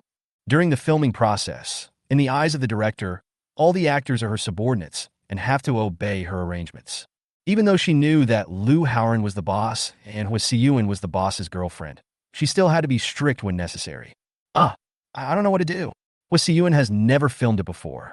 She was suddenly yelled at by Xiao Manyan, and she felt so aggrieved that she almost cried. But Lu Haoran seemed not to hear or see anything, and did not help Hua Siyuan explain. Fang Qian couldn't stand it anymore and helped to speak up. Yuan Mei just graduated, and she didn't study acting. She is usually quite reserved, so she needs to adapt well. "What? You dare to give this person who just graduated and has no ability to do anything 5 million yuan a year?"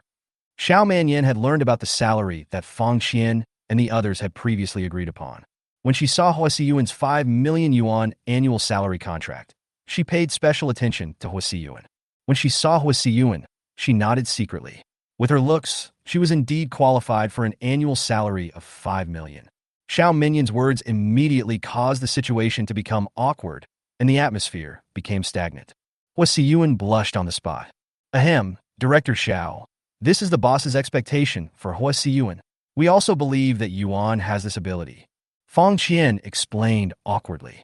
Xiao Manyan stared at Lu Haoran, and seeing that Lu Haoran didn't say anything, she had to accept this reality. "Okay, heroine, then just forget about our existence and go cook for the hero." Okay, I'll go right away." Hua Siyuan ran to the kitchen. The group of people were speechless, but they just followed him in. After Hua Siyuan entered the kitchen, she touched things here and there, completely forgetting the order of cooking. Because he was too nervous, he almost broke a bowl, which made everyone feel embarrassed. Xiao Manyan had to stop again. "Mr. Lu, let's suspend today's filming. The leading actress is too nervous and can't get into the role at all. We can't film." Oh well. Lu Haoran didn't care, as he had basically achieved his goal today. What Lu Haoran wanted was for Xiao Manyan to criticize Hua Siyuan and put pressure on her. The first shoot ended in failure, and Hua Siyuan stood by feeling very guilty. Fang Qian hugged her and comforted her. "Sister Qian, am I not cut out to be an internet celebrity?" Hua Siyuan felt very aggrieved, and the self-confidence that Lu Haoran had forced upon her was completely lost. Fang Qian comforted. How could that be? You are in such good condition. It's just because of your personality that you need to train yourself and let go. How do I train myself? I also want to change my personality, like you, and deal with every situation calmly. These are easy for you social experts, but they are really hard for an introvert like me. Huasi Yuan is telling the truth. Fang Qian didn't know what to do. Personality is not something that can be changed just by saying so. Huasi Yuan, if you want to change your personality, I have a suggestion for you. That is, don't care about any comments and opinions of outsiders, and don't care too much about other people's feelings. If you care too much about others, you will be the one who gets tired. After Xiao Manyan packed up her equipment, she came over to guide Huasi Yuan. Okay, Mr. Xiao, I will work hard to change myself. When Huasi Yuan saw Xiao Manyan, she couldn't help but become nervous. This woman's aura was too strong. Okay, what a great talent. Don't waste your beauty. Xiao Manyan stared at Huasi Yuan carefully and admired her appearance very much. How about this? I will personally guide your character development. Okay, please let Mr. Xiao arrange it. Huasi Yuan's attitude is very good. How about this? Your task tomorrow is to go to People's Square with a loudspeaker and sing a song. Ah, how can this be possible? Why not? Look at those internet celebrities. They sing and live stream while walking on the street. These are the basic qualities of an internet celebrity. You must overcome this hurdle. Xiao Manyan stared at Huasi Yuan's eyes, leaving Huasi Yuan with no way to refuse. Huasi Yuan stood there in a daze, not knowing how to answer. At this time, Lu Haoran came over and helped Huasi Yuan to promise. I will go with her to complete this task tomorrow. Okay, then I'll trouble you, Mr. Lu. Huasi Yuan is a very talented talent. If you train her well, she will bring back 6 million yuan in sales for the company in a year. Okay, leave it to me. Also, this is a video I secretly filmed in the past few days. Ahem, please don't mind it. No matter how thick-skinned Lu Haoran was, he still felt a little embarrassed about taking secret photos. Take these videos home and see if you can edit them into something outstanding. Lu Haoran gave Xiao Manyan the videos he had secretly recorded with a hidden camera over the past few days. When Huasi Yuan and Fang Qian heard that Lu Haoran had secretly recorded the video, they looked at Lu Haoran with strange eyes. Lu Haoran laughed. You can take a look at it yourself when the time comes. If it involves your privacy, you can delete it. If you don't want to be on camera, you can also ask Mr. Xiao to delete it. All right. Xiao Manyan took Lu Haoran's memory card, inserted it into the computer on the spot, and opened a few videos to view. Huasi Yuan, Fang Qian, and others rushed over to check. The two of them saw their own videos, especially Huasi Yuan's little shyness and Fang Qian's sad crying. Both women covered their red cheeks with their hands, feeling very embarrassed. Xiao Manyan watched with great interest. She appreciated the videos. She believes that these videos of trivial things in daily life should be carefully edited and some appropriate clips should be added. You can make a series of wonderful short videos. Such a flesh and blood short video will definitely attract a large number of fans. At the same time, Xiao Manyan once again asked Huasi Yuan to take these daily life videos back and watch them carefully, and to be as natural when shooting the videos as in daily life. By the way, isn't this the house you and Mr. Lu share? From now on, I require you and Mr. Lu to produce at least 1 hour of daily life videos. Xiao Manyan assigned work tasks to Huasi Yuan on the spot. Huasi Yuan had no choice but to agree. She no longer had any reason to refuse to live with Lu Haoran. After arranging the work, Xiao Manyan, Fang Qian, and the photography staff said goodbye to Lu Haoran and left. Lu Haoran and Huasi Yuan were the only ones left in the room. Chapter 91, Actively Preparing for Pregnancy. Huasi Yuan looked at Lu Haoran pitifully. Boss, I suddenly feel so stressed. I'm afraid I can't do this job well. After all, Huasi Yuan is a young girl who just graduated. She suddenly has to bear the pressure of a performance target of 6 million yuan and is under the supervision of the strict and professional deputy general manager. It's normal for her to back down. Huasi Yuan, there is pressure in doing anything, and we need to turn pressure into motivation. If you think it's hard for you to adapt to commercial filming right away, I could tell Mr. Xiao that we can shoot it ourselves in the early stages. Yeah, let's shoot it ourselves. I'm really afraid of Mr. Xiao's stern look. Huasi Yuan quickly agreed. Seeing this, Lu Haoran secretly smiled and said, Then I will officially move in tomorrow, and we will film our daily lives ourselves. Anyway, Mr. Xiao also approved of the daily life videos I recorded before. Okay, move in. Huasi Yuan had to accept this fact. See you tomorrow then. Good night. Lu Haoran was not in a hurry tonight. Besides, he has better places to go. Last night, Lu Haoran had a great time, and he couldn't help but go to Ke Jinyao's place tonight. And Ke Jinyao wished that Lu Haoran would visit her every night. She had to get pregnant as soon as possible. Only because she was pregnant with Lu Haoran's child did she have a reason to ask Lu Haoran for money to pay off the mortgage. At night, Ke Jinyao did everything she could to make Lu Haoran feel comfortable. The next day, after Lu Haoran went to the company, Ke Jinyao immediately decided to take a taxi to the hospital. She originally had a car, but she sold it to buy a villa. When taking a taxi, Ke Jinyao walked for nearly half an hour before reaching a location far away from the villa. She was embarrassed to take a taxi near the villa area, worried that her neighbors would see her and laugh at her. Living in a villa without a car is a huge joke. She, Ke Jinyao, can't afford to lose face. She regrets it very much now. She could have easily owned a villa and driven a Porsche. It's all my own fault. I don't trust Lu Haoran.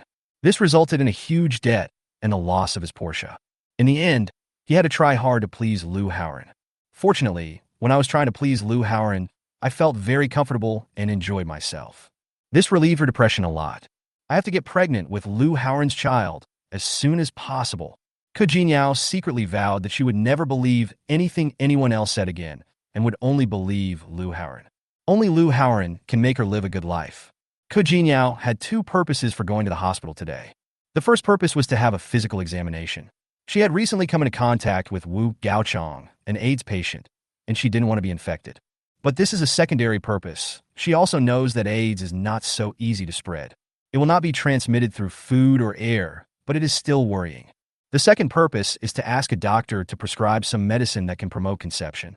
After Ke Jinyao went to the hospital and had a physical examination, she found that she was not suffering from any illness, which made her breathe a sigh of relief. She held the report with lingering fear and decided never to see Wu Gaochong again. Wu Gaochong was suffering from the terrible AIDS, and she felt it was very dangerous to live under the same sky with Wu Gaochong. Miss, may I ask which doctor here is good at conditioning the body? Ke Jinyao came to the obstetrics and gynecology department and randomly found a window to ask.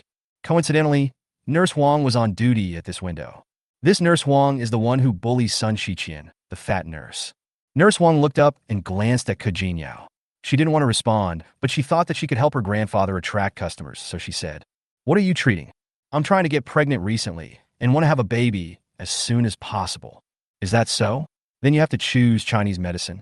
Western medicine is not only ineffective, but also has great side effects. In serious cases, it can even affect the health of the child. Yes, so I came to the obstetrics and gynecology department to ask, can you recommend an old Chinese doctor for me? Thank you. Sure, go find Professor Huang from the Chinese Medicine Hospital. He's an expert in this area, especially in infertility, and has done extensive research. Okay, I'll go find Professor Huang right away. Thank you very much. Ke Jinyao was overjoyed and thanked him repeatedly. When I arrived at the Chinese Medicine Hospital, I saw that Professor Huang's registration fee was 98 yuan per visit. Ke Jinyao was stunned. However, in order to get pregnant with Lu Haoran's child as soon as possible, she gritted her teeth and made an appointment with Professor Huang. After coming out of the hospital, Ke Jinyao's heart was bleeding. Just the bag of medicinal materials in her hand cost her more than 3,000 yuan, which made her already tight pockets even more stretched. Moreover, Professor Huang said that drugs are only auxiliary, and whether one can get pregnant as soon as possible depends on one's physical condition. Ke Jinyao couldn't force the other party to give a guarantee, but in order to get pregnant as soon as possible, she gritted her teeth and bought it back. After returning home, Ke Jinyao sent a message to Lu Haoran. She used very seductive words to get Lu Haoran to visit her at night. Lu Haoran agreed without hesitation. He had tasted the sweetness of Ke Jinyao's presence these past 2 days. Sun Shiqian had not returned, and Hu Siyuan was no longer as active as before. He had said he would move in with Hu Siyuan today, but he sent her a message and made an excuse saying that he had something to do and couldn't go today. When he returned home in the evening, Lu Haoran smelled the scent of Chinese medicine. "What are you doing?" Lu Haoran checked Ke Jinyao's health condition and found nothing wrong with her. "This is the medicine I asked an old Chinese doctor to prescribe for me to regulate my body. You are in good health. Why do you need to take care of it?" Ke Jinyao said shyly with a charming voice. "I just want to get pregnant with your dragon child as soon as possible." Lu Haoran was speechless. "You, a woman who is born unable to get pregnant, will not be able to get pregnant even if you eat dragon meat. But Lu Haoran didn't know how to remind her. So I could only say, don't believe what those charlatans say. It's useless and a waste of money. The person I'm looking for is not some charlatan, but Professor Huang, a professor in the Department of Traditional Chinese Medicine at the People's Hospital. What? Professor Huang from the People's Hospital? Lu Haoran was even more speechless. Then you can't believe it. You've been deceived. Although he had never met Nurse Huang's grandfather, through Nurse Huang, he subconsciously had a bad impression of the so-called Professor Huang of the Traditional Chinese Medicine Department. No way. I see people coming and going there, so he must be really capable. And I spent a lot of money on this medicine, nearly 5,000 yuan. Ku Jinyao spoke with exaggeration. Forget it, let's not discuss this matter. You can do whatever you want. Serve me quickly, little lamb. Yes, master. At this tense moment, Ku Jinyao's phone rang. The two of them glanced and saw that it belonged to Wu Gaochang. Master, should I answer the phone? Take it. In order to avoid suspicion, Ku Jinyao turned on the speakerphone. Wu Gaochang, why are you calling me? Ku Jinyao couldn't help but bring in other voices. Wu Gaochang couldn't tell what Ku Jinyao was doing at the moment. His heart was bleeding, and the fingers holding the phone turned pale from holding too hard. Yao! Ku Jinyao, can you please help me find Mr. Liu? Chapter 92, The Child is a Sin. You're looking for the Lord. Mr. Liu, he's right on top of me, beside me. Ku Jinyao simply couldn't speak properly. Lu Haoran then remembered that because he was interrupted when he was kissing Hu Siyuan last time, he had habitually turned his phone to silent mode since then. Wu Gaochang must have found Ku Jinyao because he failed to get through to himself on the phone. Lu Haoran picked up Ku Jinyao's phone and asked coldly, Wu Gaochang, what do you want from me? Mr. Liu, I'm very sorry to disturb your interest, but this matter is urgent, and I need you to set the tone for me. Wu Gaochang started by apologizing. Explain. Lu Haoran was concise and to the point. Mr. Liu, you arranged for me to inspect the future Edge Game Company. I've already arranged it. I would like to ask you if we should go there tonight or tomorrow. Wu Gaochang completely treated Lu Haoran as his leader when talking to him. This made Lu Haoran feel that Wu Gaochang was quite aware of the current situation and knew how to advance and retreat. Tonight, when Lu Haoran thought about how he had to go to the company in the middle of the night to deal with things, he couldn't help but develop a distorted mentality. He also wanted Jia Mingxian to enjoy the feeling of getting up in the middle of the night to go to the company to be investigated. Okay, we'll set off right away. This time, we have some evidence and have obtained the judgment order. So, Mr. Liu, please rest assured that tonight's actions are all legal and compliant. Wu Gaochang has learned his lesson. Okay, let's go. After hanging up the phone, Lu Haoran continued to work hard. I turned into the wind and traveled thousands of miles across the sea to find you. You are like a rain that fell into my heart. Everything about me is sunny and bright because of you. How could you be so cruel as to leave me in the dark? I turn into the wind and fly across thousands of mountains to find you. You are like a moon hanging high in the distant sky. While he was sleeping, Jia Mingxuan's phone rang. This is Jia Mingxuan's favorite song. He picked up the phone and swiped the answer button. When he heard that his company was raided by a tax raid, he suddenly jumped up. Jia Mingxian was not as calm as Lu Haoran. Instead, he felt cold inside. In the past 2 days, Future Edge Game Company finally eliminated the internal traitor and resolved the crisis. With the distribution of game benefits, players of the game Future Edge are gradually returning. Everything is getting better. He finally relaxed and had a good sleep. But I just fell asleep, and the phone call woke me up completely from sleep. After hanging up the phone, Jia Mingxian hurriedly got dressed and prepared to go to the company to deal with it. Jia Mingxuan's wife was also woken up. She rubbed her sleepy eyes and complained. Lao Jia, what's wrong with you? The company was raided by a tax raid, and I have to go to the company to deal with it. Just check it. What are you afraid of? His wife doesn't understand much about the company's operations. Jia Mingxian said unhappily. Just check it? Do you think our company can withstand the investigation? Didn't you hire a professional accountant? Didn't you do a lot of legal tax avoidance measures? Legal tax avoidance? If it is really legal, why would we need to hire a professional accountant to do tax avoidance? This is all skirting the law. If the tax department is not serious, they will just turn a blind eye. If the tax department wants to fight hard, even if there is no criminal responsibility, they will still face huge fines. Jia Mingxian is very familiar with the situation of his company. Hey, why don't you run your game company well? His wife was very puzzled. I also want to do a good job. You know that all our money has been used to look for our youngest son, and the remaining liquidity is only enough to run the company. If it wasn't for the search for our little one, our company wouldn't be in this state. It's not that I am blindly confident. If I put in the effort and really run the business well, our company will have no problem ranking first in the industry, but at least in the top 5. But this is all for my little one. It is worth it. I don't regret it. Jia Mingxian is indeed a genius in computer science, but his fate is not in his control. Okay, I just feel bad that you haven't been sleeping well lately. Jia Mingshuan's wife suddenly burst into tears, blaming herself. It's all my fault. I lost our youngest child. Woohoo! If our youngest daughter hadn't been lost, she could help you share the company's pressure now. Lao Jia, I miss my youngest son so much. When Jia Mingxian heard his wife crying, he immediately turned around and hugged her, his voice choked with sobs. This is not your fault. It's all the fault of the damn human traffickers. Don't worry. I will definitely find our little one. Lao Jia, why don't we just recognize Wei Wei as our daughter? Every time I go to your company, I think Wei Wei is our daughter. It's not that I don't want to, but I'm afraid that if I acknowledge Wei Wei as my daughter, I'll hypnotize myself and gradually forget about my youngest son. I can't forget. Even if I have to search the ends of the earth, I must find our little one.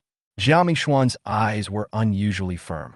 Yes, we will definitely find the youngest one. Jia Mingshuan's wife sobbed softly. But my wife, Zhuo Weiwei, is pregnant. Ah, she's pregnant? She's married to someone else. Why didn't she inform me? Jia Mingshuan's wife's voice suddenly became nervous. She grabbed Jia Mingshuan's arm and couldn't believe what she heard. She felt extremely lost. Zhuo Weiwei got married and had a baby without consulting her, let alone informing her, which meant that Zhuo Weiwei didn't have her in her heart at all. It is hard to imagine how much of a blow this is to a mother who has already lost her daughter. Don't be nervous, my dear. Weiwei got pregnant accidentally after drinking. Pregnant after drinking? How could Weiwei be so self-deprecating?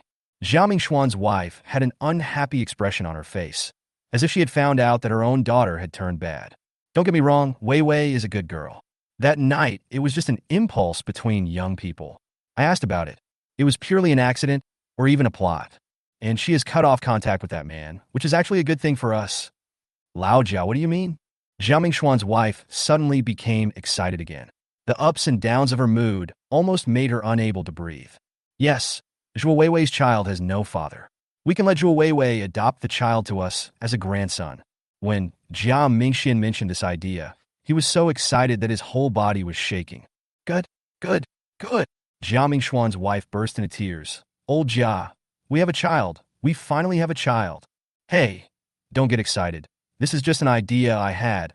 I haven't dared to mention it to Zhuo Weiwei yet. I'm afraid she won't agree. How can that be possible? Lao Jia, you must think of a way. When Jia Mingshuan's wife heard this, her heart dropped to the ground, and she almost fainted. Don't worry, I will find out what Weiwei thinks when the time is right. Yeah, this must succeed. I dream of having a child. Jia Mingshuan's wife was completely awake. She got up with Jia Mingxian and paced back and forth in the room, her hands tangled and still shaking. Her mind was in a mess. Wife, this child is also our sin. Jia Mingshuan's words almost made his wife fall down. Jia Mingshuan's wife grabbed Jia Mingshuan's hand and said, Old Jia, don't tell me good news and bad news one after another. My heart can't take it. I can't help it either. What an injustice to this child. God always plays such jokes on us. Jia Mingshuan's mood was also up and down. Chapter 93. You are so cruel. What's going on? Tell me. Jia Mingshuan's wife glared at him and urged him. Jia Mingxian sighed and said, The father of the child in Weiwei's belly might be the one behind the tax audit of our company. What hatred does he have against us? Why would he want to harm us? By the way, you said before that Weiwei's pregnancy was a plot by someone. Could it be related to this matter? Yes. Jia Mingxian told his wife everything about his company's recent developments. After hearing this, his wife was stunned and murmured, Are you saying that the father of the child is plotting to take over our company, and that Weiwei's pregnancy is part of his scheme? It's like this. This guy has evil intentions. He bought the Lycian Human Resources Company to cooperate with us, and then quietly arranged his people into our company, cutting off our financial resources. When Jia Mingxian said this, cold sweat broke out on his back, and he felt fear and relief. Fortunately, we have treated Weiwei well over the years, and Weiwei did not betray us. Otherwise, the consequences would be disastrous. Hey, yes, Weiwei is such a good girl. Even though she was pregnant with that bad guy Lu Haoran's child, she decisively cut off ties with him and stood on our side. Jiao Mingxuan's wife patted her chest, also feeling scared. So, I am hesitant about the child in Wei Wei's belly. We can't help our enemies raise a child, right? This is really a headache. Both of them fell into confusion and silence. Lao Jia, maybe you're overthinking it? What if Lu Haoran really just cares about Wei Wei and the baby in her belly, and simply doesn't want Wei Wei to work overtime? Jiao Mingxuan's wife was unwilling to give up the child, and she tried to think positively about the situation. Oh, you woman, your ideas are too naive. If he really cares about Wei Wei, wouldn't it be better to just let Wei Wei not go to work? That's true. Jiao Mingxuan's wife agreed with Jiao Mingxuan's opinion very much, but she still had hope. I think you can accompany Wei Wei to meet with Lu Haoran and explain everything clearly. What if they really don't want Wei Wei to work overtime, and we are overthinking it? Wouldn't it be a big misunderstanding, making a simple matter complicated? Women's opinions. It's already so obvious, and you still have to lick my face and be humble. Is this necessary? I won't humiliate myself. Jiao Mingxian was a programmer and a genius. His early entrepreneurial career went smoothly. However, his personality changed after his child was lost. But the genius and arrogance in his bones always exist. Sometimes he is too tough in doing things and will only respond to soft words and not hard ones. Even though the problem could be solved through communication, he insisted on confronting it head-on. It just so happened that Jiao Mingxian had never suffered any loss in this regard, which led to him always holding on to the fact that Lu Haoran was plotting against him and being unwilling to meet with Lu Haoran to negotiate. What's the big deal?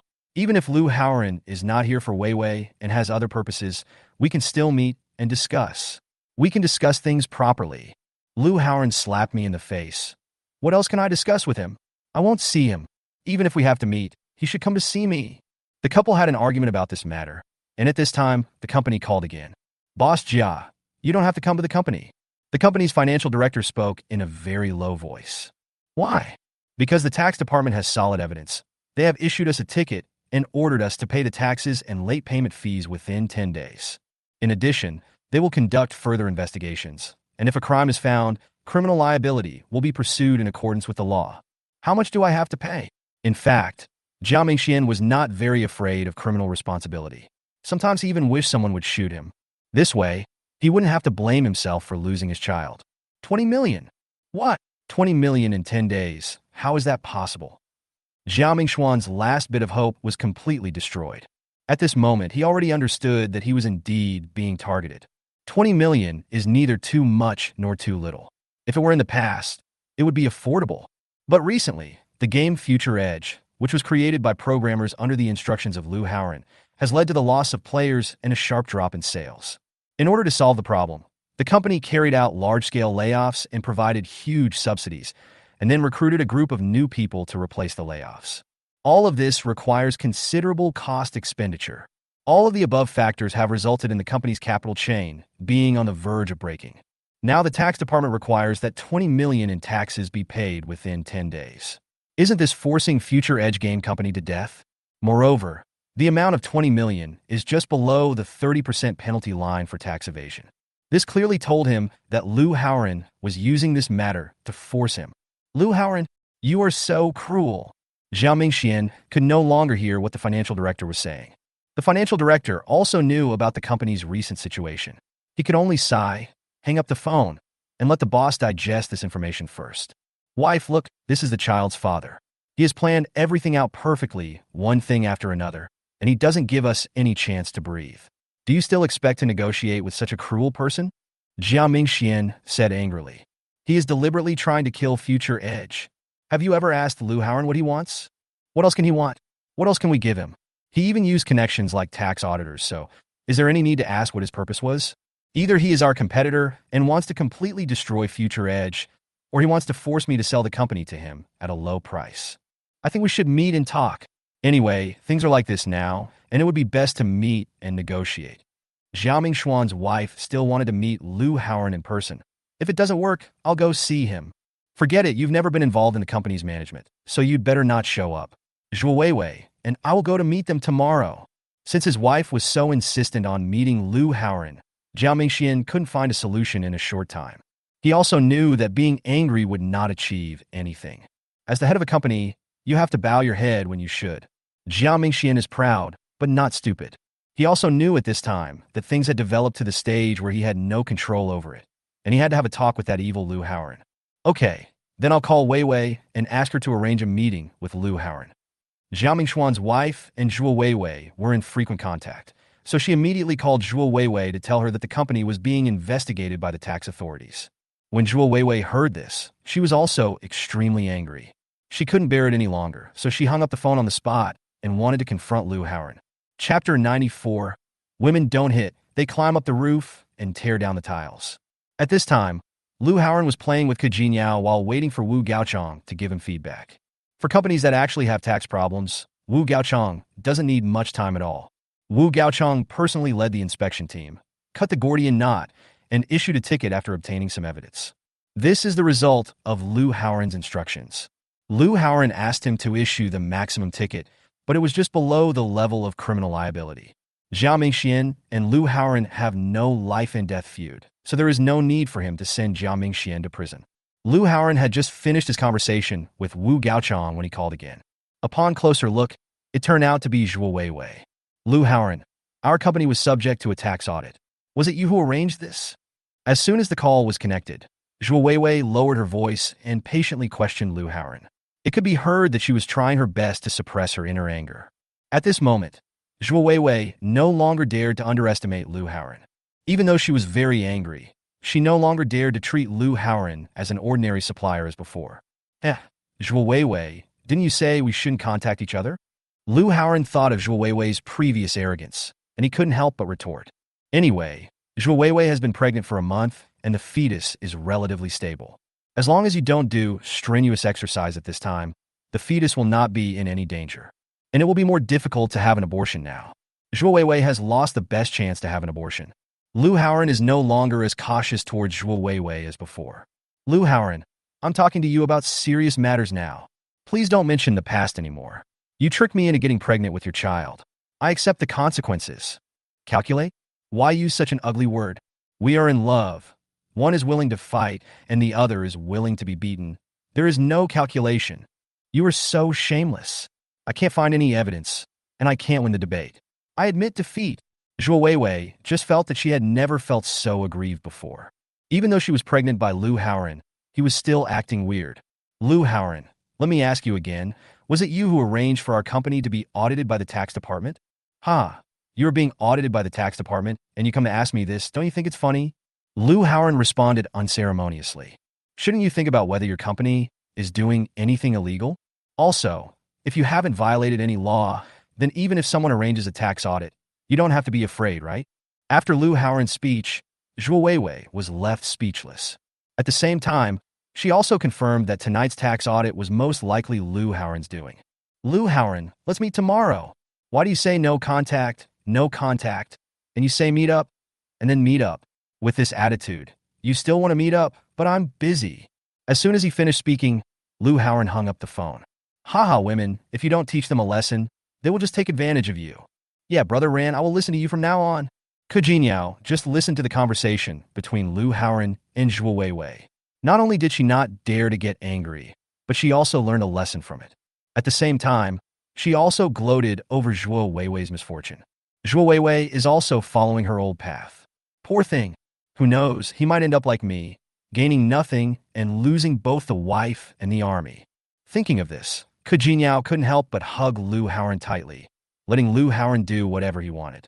Zhuo Weiwei was almost driven crazy when the call was hung up. Lu Haoran, you bastard, you bastard. Zhuo Weiwei hated herself for being blind. She didn't see Lu Haoran's true face at that time, and was seduced into bed by him after a few meals. She even got pregnant with his child. Zhuo Weiwei touched her belly, feeling angry and helpless. At this point, the embryo has grown to about 1 centimeter and the heart has taken shape. If she were asked to have an abortion now, she wouldn't be able to do it. This is a real life, and it is the life that I have conceived. Even if the child's father was a wicked man, Zhuo Weiwei would never destroy an innocent life. Aunt Zeng, Lu Haoran doesn't want to meet us. Zhuo Weiwei had no choice but to call Jiao Mingshuan's wife to tell her what had just happened. Jiao Mingshuan's wife is Zeng Wan. How come? What did you tell him when you called? Zhuo Weiwei was speechless and didn't know how to explain. Zheng Wan understood something when she heard the tone. Wei Wei, did you have a bad tone when you called? Well, I guess so. Men all need face. As his woman, you still have to give him some face. And Zheng, I'm not his woman. I have nothing to do with him. Okay, it's not true, but our company is in trouble now, so you need to communicate with him properly. Zheng Wan knew Zhuo Weiwei's mood at the moment, she said. Weiwei, you know the company's situation well. It's best to settle this matter through negotiation. And you're pregnant with his child, so it will be easier if you step forward. So I'll leave this matter to you. Hey, I'll call him and talk to him again. Zhuo Weiwei sighed softly, still feeling aggrieved. Soon, Lu Haoran's phone rang again. No need to guess, it must be Zhuo Weiwei. Lu Haoran hung up immediately. After I hung up, the phone rang again. For several times in a row, Lu Haoran had to pick up the phone. Mr. Lu, I apologize for my attitude towards you before. Zhuo Weiwei's first words were apology. She had decided to talk to Lu Haoran as an equal stranger. No longer have a condescending attitude. Otherwise, this matter will never be resolved in the best way. Oh, that's more like it. Lu Haoran finally felt relieved. This kind of woman was the one he wanted. Mr. Lu, are you free tomorrow? Mr. Jia, and I will come to visit you personally. Zhuo Weiwei took a deep breath and pretended not to hear Lu Haoran's teasing tone. After resolving this matter, she will directly change her phone number and never see Lu Haoran again. Sure, let's talk. I'll be waiting for you at the company. Lu Haoran also hopes to resolve the issue of overtime work at marginal game company in the future through negotiations. From his true thoughts, Lu Haoran was really reluctant to spend so much money to control the future edge game company. At the beginning, Lu Haoran was worried that Zhuo Weiwei would be too tired and affect the fetus, so he planned to acquire the company. But at that time, he was full of vigor, emotion, and impulsive. Now, after more than a month, the fetus in Zhuo Weiwei's belly has stabilized, and the risk of abortion is almost zero. He calmed down. Instead of spending hundreds of millions to buy a game company with no prospects, it is better to squander the money. With such a huge amount of money, you can have 10 Zhuo Weiweis. In the early morning, Ke Jinyao acted as both a concubine and a maid. Not only did she gently wake up Lu Haoran, she also personally made a delicious breakfast and even helped feed Lu Haoran. This allowed Lu Haoran to truly enjoy the treatment of an emperor. Lu Haoran came to the company in a happy mood, and he finally saw Hua Siyuan. Hua Siyuan hadn't been harassed by Lu Haoran for several days in a row, and she felt a little uncomfortable. When she saw Lu Haoran again, there was a hint of resentment in her eyes. Boss, the boss and HR director of Future Edge Games are waiting for you in the conference room. Chapter 95. The two sides had a pleasant negotiation. Lu Haoran nodded to Hua Siyuan, indicating that he understood. Make me a cup of tea. It's already soaked. Okay, then ask them to come in. In less than a minute, Hua Siyuan walked into Lu Haoran's office with a man and a woman. Boss Jia, Boss Shua, this is our general manager Lu Haoran. Jia Mingxian is about 1.8 meters tall. He looks tall, wearing a simple and elegant suit with a dark tie, showing a calm and mature temperament, but also with an inexplicable vicissitudes of life. Zhuo Weiwei wore a well-tailored business suit, which was simple yet stylish and looked capable and neat. The woman looked rounder and prettier than before. Lu Haoran was extremely satisfied. He had always been worried that Zhuo Weiwei's lack of attention to her health would affect the fetus, but it seemed that he was overthinking it. Zhuo Weiwei also cares about the fetus. From her appearance, it is obvious that she has been nourishing her body recently. Lu Haoran stared at Zhuo Weiwei and felt very comfortable. After Jia Mingxian entered the office, he nodded to Hua Siyuan to express his gratitude. Then he looked at Lu Haoran. Boss Jia, Boss Shua, please sit down. At this time, Lu Haoran did not put on airs. Instead, he stood up and greeted them to sit down, giving Jia Mingxian and the others enough respect. Sister Yuan, serve the two guests some good tea. Okay. Hua Siyuan agreed and prepared to go out. Come back and pour boiled water for this lady. Lu Haoran hurriedly called Hua Siyuan again. Hua Siyuan didn't understand, but she still responded. Snort. Zhuo Weiwei hummed slightly, and she finally felt relieved. Although Lu Haoran was a bad guy, he still remembered that she was pregnant and it was not suitable for her to drink tea. At the same time, she kept looking Hua Siyuan from top to bottom, pretending to be casually looking at her. After reading it, Zhuo Weiwei's eyes became sharp. Her eyes pierced Lu Haoran fiercely, and she felt very unhappy. This guy actually found such a beautiful young girl to be the receptionist. Lu Haoran seemed not to notice Zhuo Weiwei's fierce gaze. He exchanged a few words with Jia Mingxian with a smile. Then, Jiao Mingxian looked around the office environment and sighed. Boss Lu is really young and promising. At such a young age, he already has the ability to control the situation and make plans. Before Jiao Mingxian came, his wife Zheng Wan reminded him that no matter what Lu Haoren's purpose was, he should not be impatient and should discuss it properly. More importantly, Wei Wei was pregnant with Lu Haoren's child. No matter what, Lu Haoren is the child's father. Building a good relationship with the child's father will make it more likely that the child will recognize them as grandparents. Since Jiao Mingxian was able to build such a large business, he must have great ability to control his emotions. The moment he stepped into Lycian Human Resources Company, he deeply felt that no one should be underestimated. Such a small headhunting company actually caused him so much trouble. When he saw Lu Haoren, he was already calm and collected. Mr. Jia, you are too kind. I'm just doing a small thing. How can it compare to your company's market value of hundreds of millions? Lu Haoren naturally followed suit and said a few humble words. I wonder why President Jia and President Zhua are looking for me today. Boss Lu, I already know about you and Wei Wei. The first 2 times you called me and asked me to stop arranging Wei Wei to work overtime, I didn't know the situation at the time and didn't take it seriously. When Lu Haoren asked Jiao Mingxian about his intention, he went straight to the point. In fact, I have always treated Wei Wei as my own daughter. If I knew she was pregnant, I would definitely not allow her to work overtime. Jiao Mingxian did come with sincerity today, and he lowered his tone and attitude. Lu Haoren nodded repeatedly after hearing these words. So, I have issued an order that Wei Wei is not allowed to work overtime anymore. After Jiao Mingxian finished speaking, Zhou Weiwei was very moved, and Lu Haoren also agreed. He felt that Jiao Mingxian was quite sensible. In this case, it is not impossible to find a way to help him overcome this difficulty. Okay then, thank you, Mr. Jiao, for stopping arranging overtime for my wife. Who is your wife? Zhou Weiwei raised the corner of her mouth slightly and retorted, but there was not much anger in her tone. Lu Haoren laughed and didn't care. When Jiao Mingxian heard Zhou Weiwei's voice, he looked over and smiled with kindness in his eyes. At this point, the atmosphere in the office was very harmonious. Things went very smoothly today. Both parties are very satisfied. Lu Haoren secretly sighed that if Jiao Mingxian had done this earlier, there wouldn't have been so many twists and turns. Fortunately, the hundreds of millions of funds that he had prepared to control the future Edge Game Company were saved. Mr. Lu, I'm sorry to bother you with my company's matters. Jiao Mingxian stopped talking halfway through his words and stopped at the point. He was too blunt, and everyone lost face. Lu Haoren naturally understood it as well. He nodded. Please rest assured, Mr. Jia, my only purpose is to solve the problem of my wife working overtime. Once this problem is solved, other problems will be easy to solve.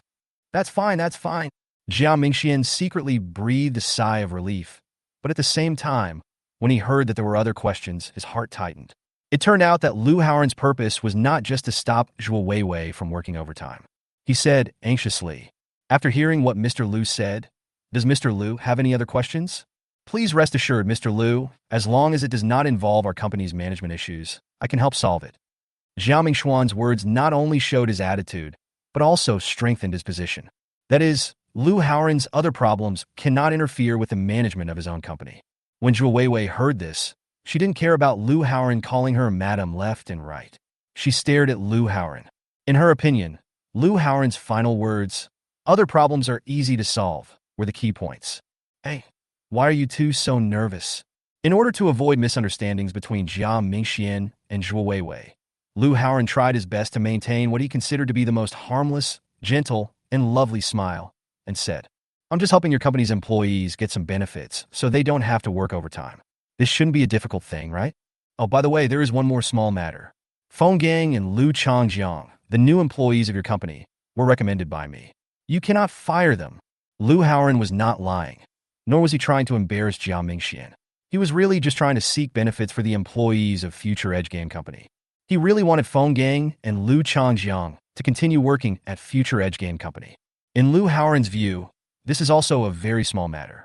But for Jiao Mingxian, this is a very serious matter, even involving issues of dignity. Jiao Mingxuan's eyes became sharp. He stared at Lu Haoren and said in a deep voice, Boss Lu, you are determined to interfere with the internal management of my company, right? Zhou Weiwei's expression completely disappeared at this time. Just now, Even if Lu Haoran called her madam, she would not care, but now she was really angry. Chapter 96. Your husband gives you deep love. No, Mr. Jia. Why are you so angry now? Lu Haoran spread his hands, very confused and a little angry at the same time, but he still explained.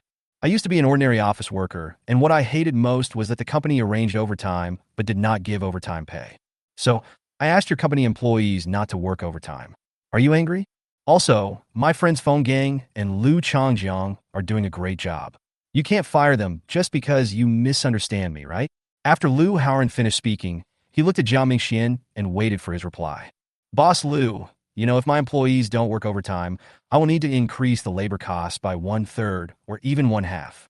Do you think our company can survive in the market with such high costs? Jiao Mingxian tried hard to control his emotions. After hearing this, Lu Haoran immediately responded with sarcasm. That's your own business problem. If you give your employees enough salary, benefits, and rest time, your employees will naturally improve their efficiency and make innovations, which will make your games even better. Not only will your company be more competitive, you will also make a lot of money. You are idealizing this, but in reality, who can do it? I can do it. My company's employees never work overtime, and we are still profitable. Lu Haoran is very proud of this. After he took over the company, under Feng Qian's leadership, the company has been profitable and everyone's income has been increasing. How can this be the same? The industries are different. The situations are different. How can we compare them? And can your company be compared to my company? Are your employees' income as high as ours? I'm sorry, although our company is small, our employees don't have to work overtime and they feel very happy. And the average salary of your company's employees is indeed not as high as our company's average salary. Your company's average salary is the average of several executives. Otherwise, your salary level will be even worse. Lu Haoran is very confident about this. If you don't believe it, you can go and ask our employees in person to see if they are always smiling and the office atmosphere is lively. The less Lu Haoran cares about the company's profitability, the more creative these employees will be and the more profit they can bring to the company. Especially for the recently established Haoran Media Live Broadcasting Company, the employees have already spontaneously started shooting videos for live broadcast before the office has been renovated. I heard that some employees have exceeded 20,000 fans in just a few days. With such employee enthusiasm, as long as it continues, Haoran Media Company will surely make a profit and even gain a foothold in the live broadcast industry. This is nonsense. Jiao Mingxian was so choked that he was speechless. When Zhuo Weiwei heard these words, she lowered her head and became very embarrassed. As the Human Resources Director, she has a very keen professional sense. When she first arrived at Lycian Human Resources Company, she found that these employees had a genuine enthusiasm for work and the working atmosphere in the office was very good. At Future Edge Games Company, there is little laughter in the office and the atmosphere is dull. The contrast between the two forms a sharp gap. This aspect proves that her human resources work was not done well. Boss Lu, you bought a headhunting company and pretended to cooperate with my company, looking for people to make games for my company, but you didn't let my employees work overtime and reduced our company's competitiveness. He also placed people in important positions and did not allow me to resign. He even made my beloved General Zhuo Weiwei pregnant and finally launched a tax audit. What is your purpose in being so deliberate? Tell me directly. Jiao Mingxian couldn't win the argument, so he could only glare at Lu Haoran and open the door to talk. Lu Haoran, our CEO Jia has come to your company to negotiate with you in person. Just speak frankly, and there's no need to play dumb with some weird excuses. Zhuo Weiwei followed up with another comment. Her impression of Lu Haoran completely hit rock bottom. When Lu Haoran heard Jiao Mingxian describe his conspiracy and methods in this way, he was stunned. I just wanted your employees to stop working overtime, but you misunderstood me so much. I can't explain this clearly. Lu Haoran didn't know whether to laugh or cry. He tried to sound indifferent and repeated his purpose. My current goal is very simple. There are only two. One is that employees cannot work overtime, and the other is that my two friends cannot be fired. At this time, the good impression Lu Haoran had just accumulated towards Jiao Mingxian was gradually consumed. This Jiao Mingxian is really a stingy capitalist. Isn't it a legal requirement and a matter of course that employees should not be allowed to work overtime without pay? In order to exploit his employees, he actually found so many high-sounding reasons. Lu Haoran made up his mind that today he would not rest until Jiao Mingxian stopped exploiting his employees and agreed to cancel their overtime work. What two simple purposes, haha. Jiao Mingxian was so angry that he laughed. If I agree with you on both of these matters, my company will fall into an even deeper, desperate situation, and you will be able to control it. You have a very good plan. In this case, I might as well just give the company to you. You don't need to give it to me. Just name a price. How much is it? I'll buy it. Lu Haoran doesn't mind spending some money to buy this company for fun. Oh, Lu Haoran, you can't hide it anymore, right? If you want to acquire my company, just say it directly. Why are you hiding it so much? Okay, then I'll be frank now. Sell the company to me. Name your price. 600 million. This is the valuation that PricewaterhouseCoopers did for us last year. Take it if you want it. Jiao Mingxian actually wanted to sell the company a long time ago. It's just that no one is willing to pay him that price to buy it.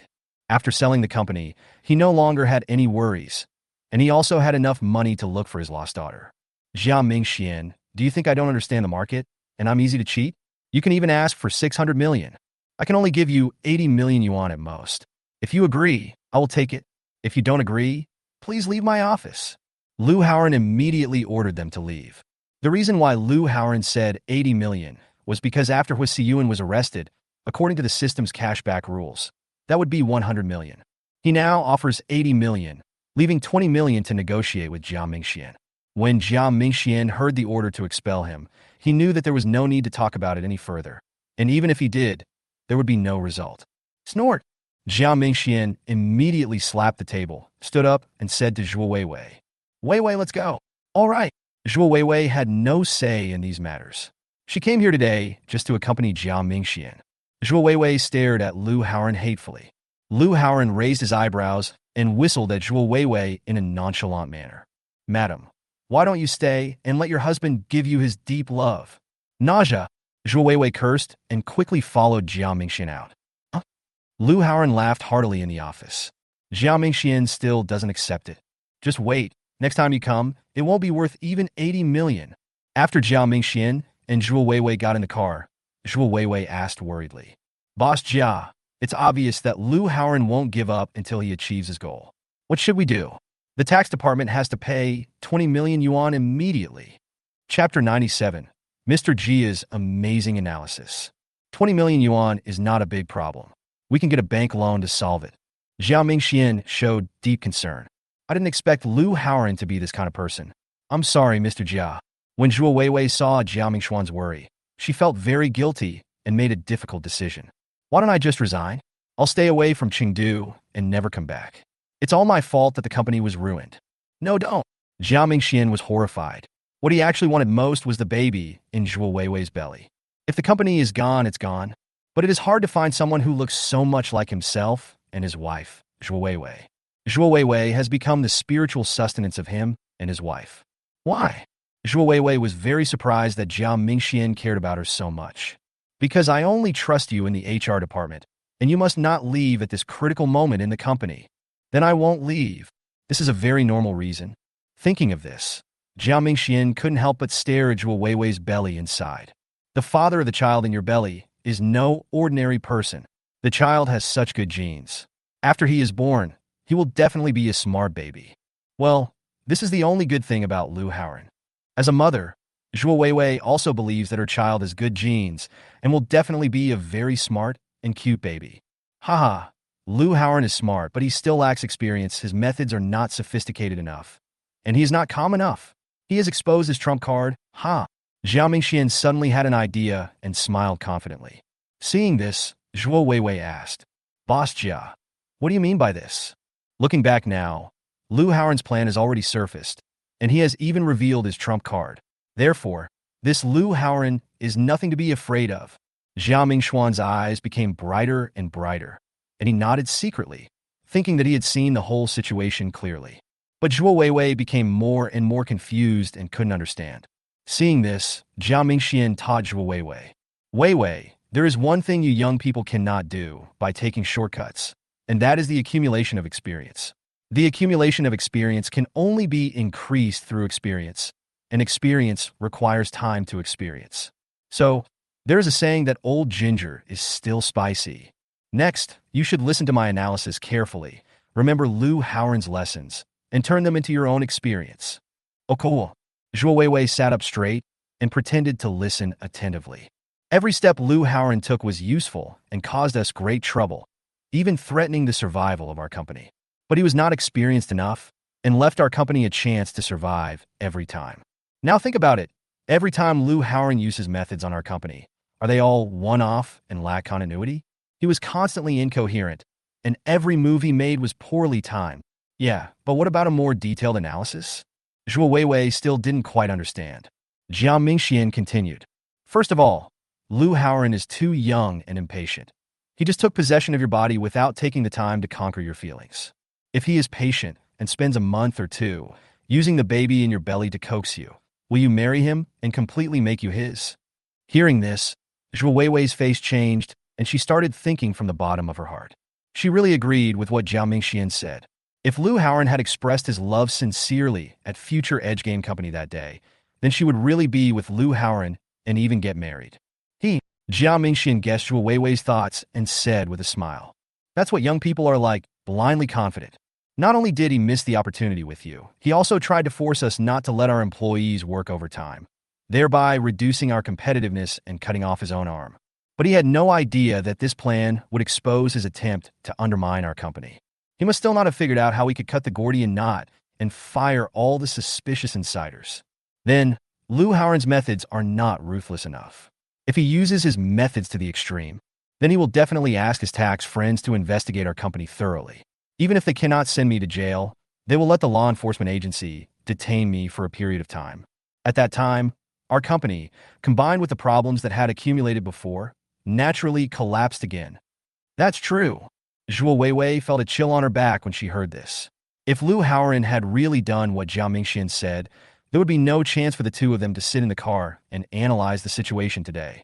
In addition, Business Director Feng Gang and Lu Changjiang from his department are also excellent chess pieces. He should not expose them. He thought that by exposing these two people he could confuse me and make me relax my management of personnel. In fact, it is really unnecessary. Anyone with a little experience will notice the problem. Therefore, this move he made was a terrible one, and even completely useless. Yes, if Feng Gang instigates the channel to stop distributing and promoting our game at a critical moment, we will lose more than half of our revenue, and cash flow will be even more difficult. Zhuo Weiwei was actually also wondering why Lu Haoren so obviously arranged Feng Gang and Lu Changjiang into the company through a headhunting company. Now I understand. He wanted to make a clear move to throw a smokescreen, but unfortunately, he didn't make the right move. You're right. Not only did Lu Haoren leave a lot of loopholes in front of him, but today he even exposed his trump card again. Jiang Mingxian was secretly proud of his analytical ability, as he could see every step of Lu Haoren clearly. Such a naive opponent is not worth getting so flustered about. He felt quite ashamed now thinking about it. He almost fell into Lu Haoren's trap. If he really lost the company because of Lu Haoren's childish and immature methods, he would become a laughingstock in the business circle. "What's his trump card?" Zhuo Weiwei asked, then immediately took it back. "Boss Jia, since you have already noticed Lu Haoren's trump card, you'd better not tell me to avoid inadvertent disclosure." Weiwei, don't be so sensitive. I still trust you very much, so it's okay to tell you. And to understand his trump card, I need your help. Jiang Mingxian really trusts Zhuo Weiwei, he said without hiding anything. "Lu Haoren's trump card is our company's financial director Dong Wenlin." How could it be him? Mr. Dong has always been dedicated to the company, and I have never felt that he has any selfish motives. Only people like this can be used as trump cards. This Dong Wenlin really hides it well. If it weren't for Lu Haoren's accidental words today, I would never have thought that Dong Wenlin had been turned against me until I died. When Jiang Mingxian mentioned Dong Wenlin, his eyes spit fire and his teeth itched with hatred. Dong Wenlin disappoints me so much. I treated him so well, but he actually betrayed me. Boss Jia, have you discovered anything? Chapter 98, Expelling a Great God. Of course, otherwise I wouldn't mention your name. Jiang Mingxian asked. Do you still remember how much money Lu Haoren said he would spend to acquire our company? 80 million yuan. Yes, it was this 80 million yuan that exposed his relationship with Dong Wenlin. Jiang Mingxian said bitterly. In fact, our company's market value is 600 million, and this is a fake account made by PricewaterhouseCoopers. The purpose is to make the company's shares more valuable, so that when we go public our share price will be higher and investors will be more confident. Having said this, Jiang Mingxian stopped talking, and the following words would sound unpleasant. Zhuo Weiwei naturally understood it immediately and knew the meaning behind it. At the same time, she finally understood why there were always occasional reports of fraud by the top international accounting firm PricewaterhouseCoopers. Turns out it's true. Such a well-known accounting firm actually helps companies to cook the books. This is a blatant violation of credibility and professionalism. Boss Jia, you mean that all this was orchestrated by Dong Wenlin? Yes, Dong Wenlin helped me with everything. Then how does this relate to the 80 million yuan Liu Haoren mentioned? That 80 million yuan is the real market value of my company. Only Dong Wenlin and I know the real market value, but now Liu Haoren also knows it. Do you understand now? I see. Zhou Weiwei was shocked. In fact, Zhou Weiwei was not the only one who was shocked.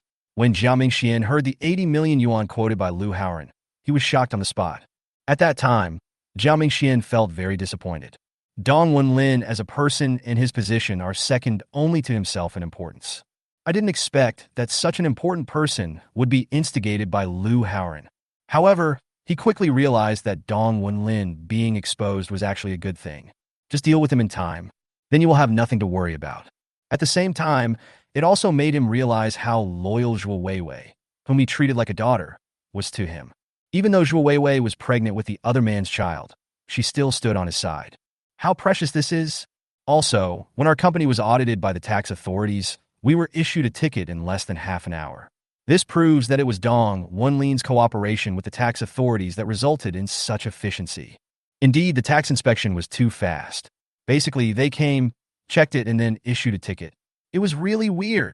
So, you understand, Liu Haoren's methods are indeed very clever, but he doesn't know how to use them, and he doesn't know how to seize the opportunity, which gives us plenty of opportunities to counterattack. Yes, that's true. After hearing this, Zhou Weiwei also understood how lucky the Edge Game Company would be in the future if Liu Haoren was as experienced as Jiao Mingxian. So before we knew it, things had changed for the future Edge Gaming Company. Boss Jia, do we have to go back and talk to Dong Wenlin now? Yes, let's go back. The two immediately drove straight to the company. After arriving at the company, Jiao Mingxian saw Dong Wenlin working seriously. Did he feel that his suspicion was wrong? But if his suspicion was correct, how could he explain why Liu Haoren said exactly 80 million? Also, the tax audit was completed in less than half an hour. There is no way to explain this. Although Jiao Mingxian was conflicted, he had no choice. He now felt that every employee in the company seemed to have been infiltrated by Liu Haoren. At this moment, it is better to kill by mistake than to miss out. The most important thing is that Dong Wenlin is now dispensable to him. After all that Liu Haoren has done, he has given up the fantasy of listing the company. Since the company is not listed, Dong Wenlin's salary does not match his position. Jiao Mingxian gritted his teeth and took this opportunity to fire him. Soon, Dong Wenlin was invited into the general manager's office. Jiao Mingxian and Zhou Weiwei were sitting in the general manager's office. They both had very serious expressions. This made Dong Wenlin feel uneasy and very nervous. Dong Wenlin, you disappoint me so much. As soon as Jiao Mingxian saw Dong Wenlin, he couldn't help but express his disappointment with Dong Wenlin. Dong Wenlin was stunned for a moment, with his mind full of question marks. Boss Jia, what do you mean? What do you mean? Don't pretend with me. I know everything. What did you know? Mr. Jia, why can't I understand what you were saying? Dong Wenlin was really confused. He graduated from a prestigious university and later studied abroad.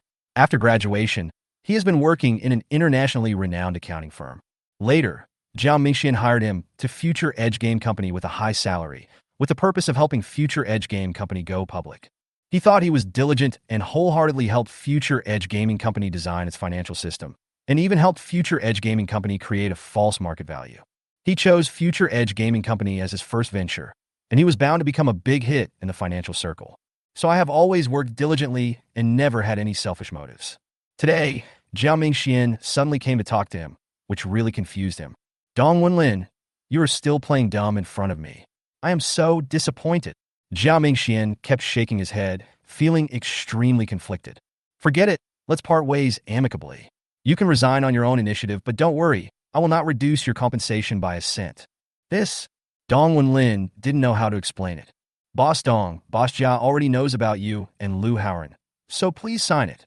Zhou Weiwei pushed over a letter of resignation. In fact, Zhou Weiwei also guessed that Jiao Mingxian intended to fire Dong Wenlin.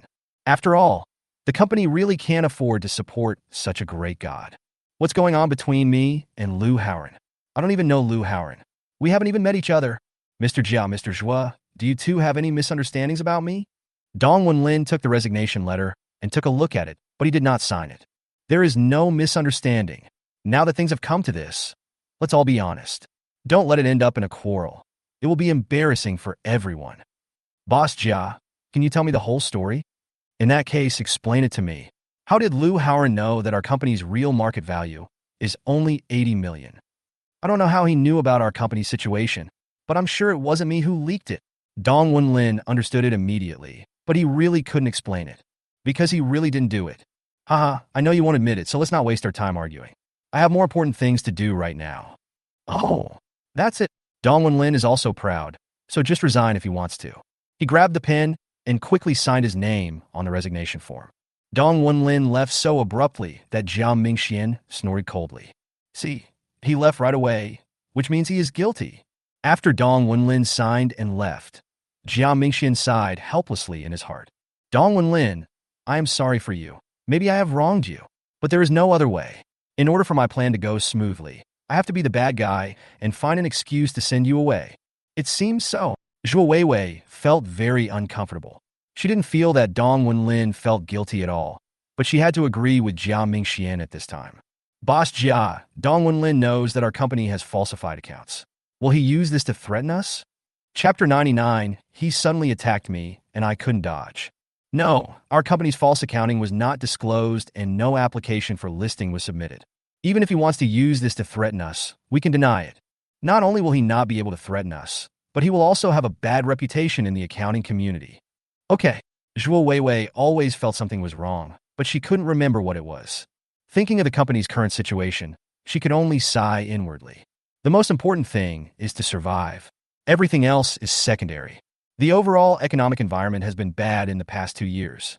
Even if Lu Haoran hadn't been making trouble, they would have considered layoffs. It is only a matter of time before people like Dong Wenlin, who are overpaid, leave the company. Weiwei, come to my house for lunch. Your great aunt has stewed an old hen for you. Oh, that's too much trouble, isn't it? It's no trouble. As you know, your great aunt and I don't have any children, so our home is quiet. Besides, you are pregnant now and have no one to take care of you, so you should come to our house more often. Aunt Zeng is bored at home anyway and has nothing to do, so she can take care of you. Well, thank you, Mr. Jia. Zhuo Weiwei did not refuse. Her parents are not in Chengdu, and she has experienced many inconveniences since her pregnancy, so she needs help. She planned to bring her mother to Chengdu to take care of her after some time. Jiao Mingxian was also very happy to see this. No one can understand the pain that comes from losing a child. No one can understand their obsession with their children. Dong Wenlin's dismissal immediately caused an uproar in the company. The news soon reached Fang Qian. Fang Qian's eyes lit up, and she immediately found Lu Haoran and told him about it. Fang Qian talked about Dong Wenlin's work experience and suggested that Lu Haoran recruit Dong Wenlin into the company. Let Dong Wenlin build a scientific financial management system for Haoran Media Company. Lu Haoran thought about it and nodded in agreement. Then you can find a way to convince him. Lu Haoran also gradually felt that the company was getting bigger and bigger, and Sister He, the financial manager with limited professional ability, could no longer support the growing business volume. Okay, Ran. With Lu Haoran's support, Fang Qian decided to run the company well and not let Lu Haoran down. At about 10 o'clock in the afternoon, Lu Haoran walked out of the office and prepared to go see Sun Shiqian. I've been hanging out with Kajiniao these days and have neglected this young woman. Boss, Huasiyuan stopped him. What's wrong? I have good news for you. Huasiyuan trotted towards Lu Haoran, exuding a youthful vibe. What's the good news? Ding, ding, ding, look. Huasiyuan opened her phone, clicked on Douyin, and an account appeared. The name of the account is The Sweet Daily Life of the Overbearing President and His Female Secretary. What a tacky name. This name was given by Huasiyuan. She was actually very ashamed of this name, but all other names were rejected by Xiao Manyan. The name isn't the point. The point is the number of fans. Huasiyuan blushed and quickly covered her name, only showing Lu Haoran the number of fans. Wow, 30,000 followers. Not bad. Lu Haoran had actually seen the number of fans a long time ago, but he still pretended to be shocked, which made Huasiyuan even more proud and arrogant. This account posted 3 short videos at one time. After investing in Douyin, all 3 videos went viral. Lu Howren randomly clicked on the video with the highest number of views to check the comments. There were all kinds of envy for Lu Howren, and they were all amazed at what kind of magical company this was and how there were so many beautiful women. At the same time, netizens were shocked by the authenticity of the plot and the acting skills of the actors. They don't know that these plots are real and not just stories. And everyone expressed their true feelings. After Lu Howren finished reading some of the comments, he turned to look at Hwa Si-yoon. "You're in trouble. Why? The starting point is too high. Netizens have too high expectations of you and me. If we can't make videos of this level in the future, we will be scolded to death." This seems to be the case. When Hwa Si-yoon thought about her own performance level, she suddenly felt under great pressure. "Boss, how about we go home and shoot a video? Mr. Xiao asked me to hand in my homework. And last time she arranged for me to sing in the square, but I didn't give it to her, and she was almost angry." Hwa Si-yoon frowned her beautiful eyebrows, looking so adorable that it made people feel distressed. "Okay, let's go then." Lu Howren thought that it would be okay to go to Sun Shiqian's place later. Hwa Si-yoon finally took the initiative to find me and go back to shoot a video, which is a big progress. Hwa Si-yoon got permission and excitedly followed Lu Howren out with her equipment. After they went downstairs, Lu Howren took her out for a delicious meal first. Hwa Si-yoon has become accustomed to eating and drinking with Lu Howren. After dinner, Lu Howren and Hwa Si-yoon came to People's Square. At this time, the square was already bustling with people. The Annies who were dancing in the square danced to the music. Their movements were in sync, their expressions were calm, and their faces were filled with happy smiles. The old men practicing Tai Chi were leisurely and contented. Their postures were vigorous and their breathing was even, as if they were competing with the air. Young couples walking together held hands, whispered to each other, or cuddled together, enjoying this peaceful time. The whole square is full of the breath and vitality of life, lively and harmonious. "Boss, I'm a little nervous." Hwa Si-yoon actually held a big loudspeaker to exercise her courage. "What are you so nervous about? Come on, I'll help you shoot, and you can sing a song quickly so that you can report to Mr. Xiao." Seeing that Hwa Si-yoon didn't dare to turn on the speaker to sing for a long time, Lu Howren couldn't help but urge her. "What shall I sing? You can sing anything you want. There are no requirements. Only Mom is good in the world. The 5-starred red flag flutters in the wind. The national anthem are all fine. But my mind is completely blank now. I can't remember a single word of the lyrics." Hwa Si-yoon had never done such a thing in public before. "As a good girl, I usually just play around in my own small circle and have never experienced a real big scene." Hwa Si-yoon's face turned red, and she just couldn't take this step. "Then yell a few words loudly and open your voice first. Cough." At this time, passers-by saw Lu Howren and Hwa Si-yoon's unusual behavior and stopped to watch. This kind of socially anxious person pays great attention to what others think of him or her. Especially when you have something to hide, you will pay more attention to the situation around you. Hwa Si-yoon had been looking around for a long time, and at this moment, she saw someone standing there staring at her. She was so shy that she ran straight to Lu Howren and buried her head in his arms. This move made Lu Howren very confused. Only then did Lu Howren realize that it was not easy to help a socially anxious person overcome obstacles. He didn't push Hwa Si-yoon away. Instead, he held her in his arms and comforted her. Seeing this, passers-by left. "Hwa Si-yoon, you are too restrained.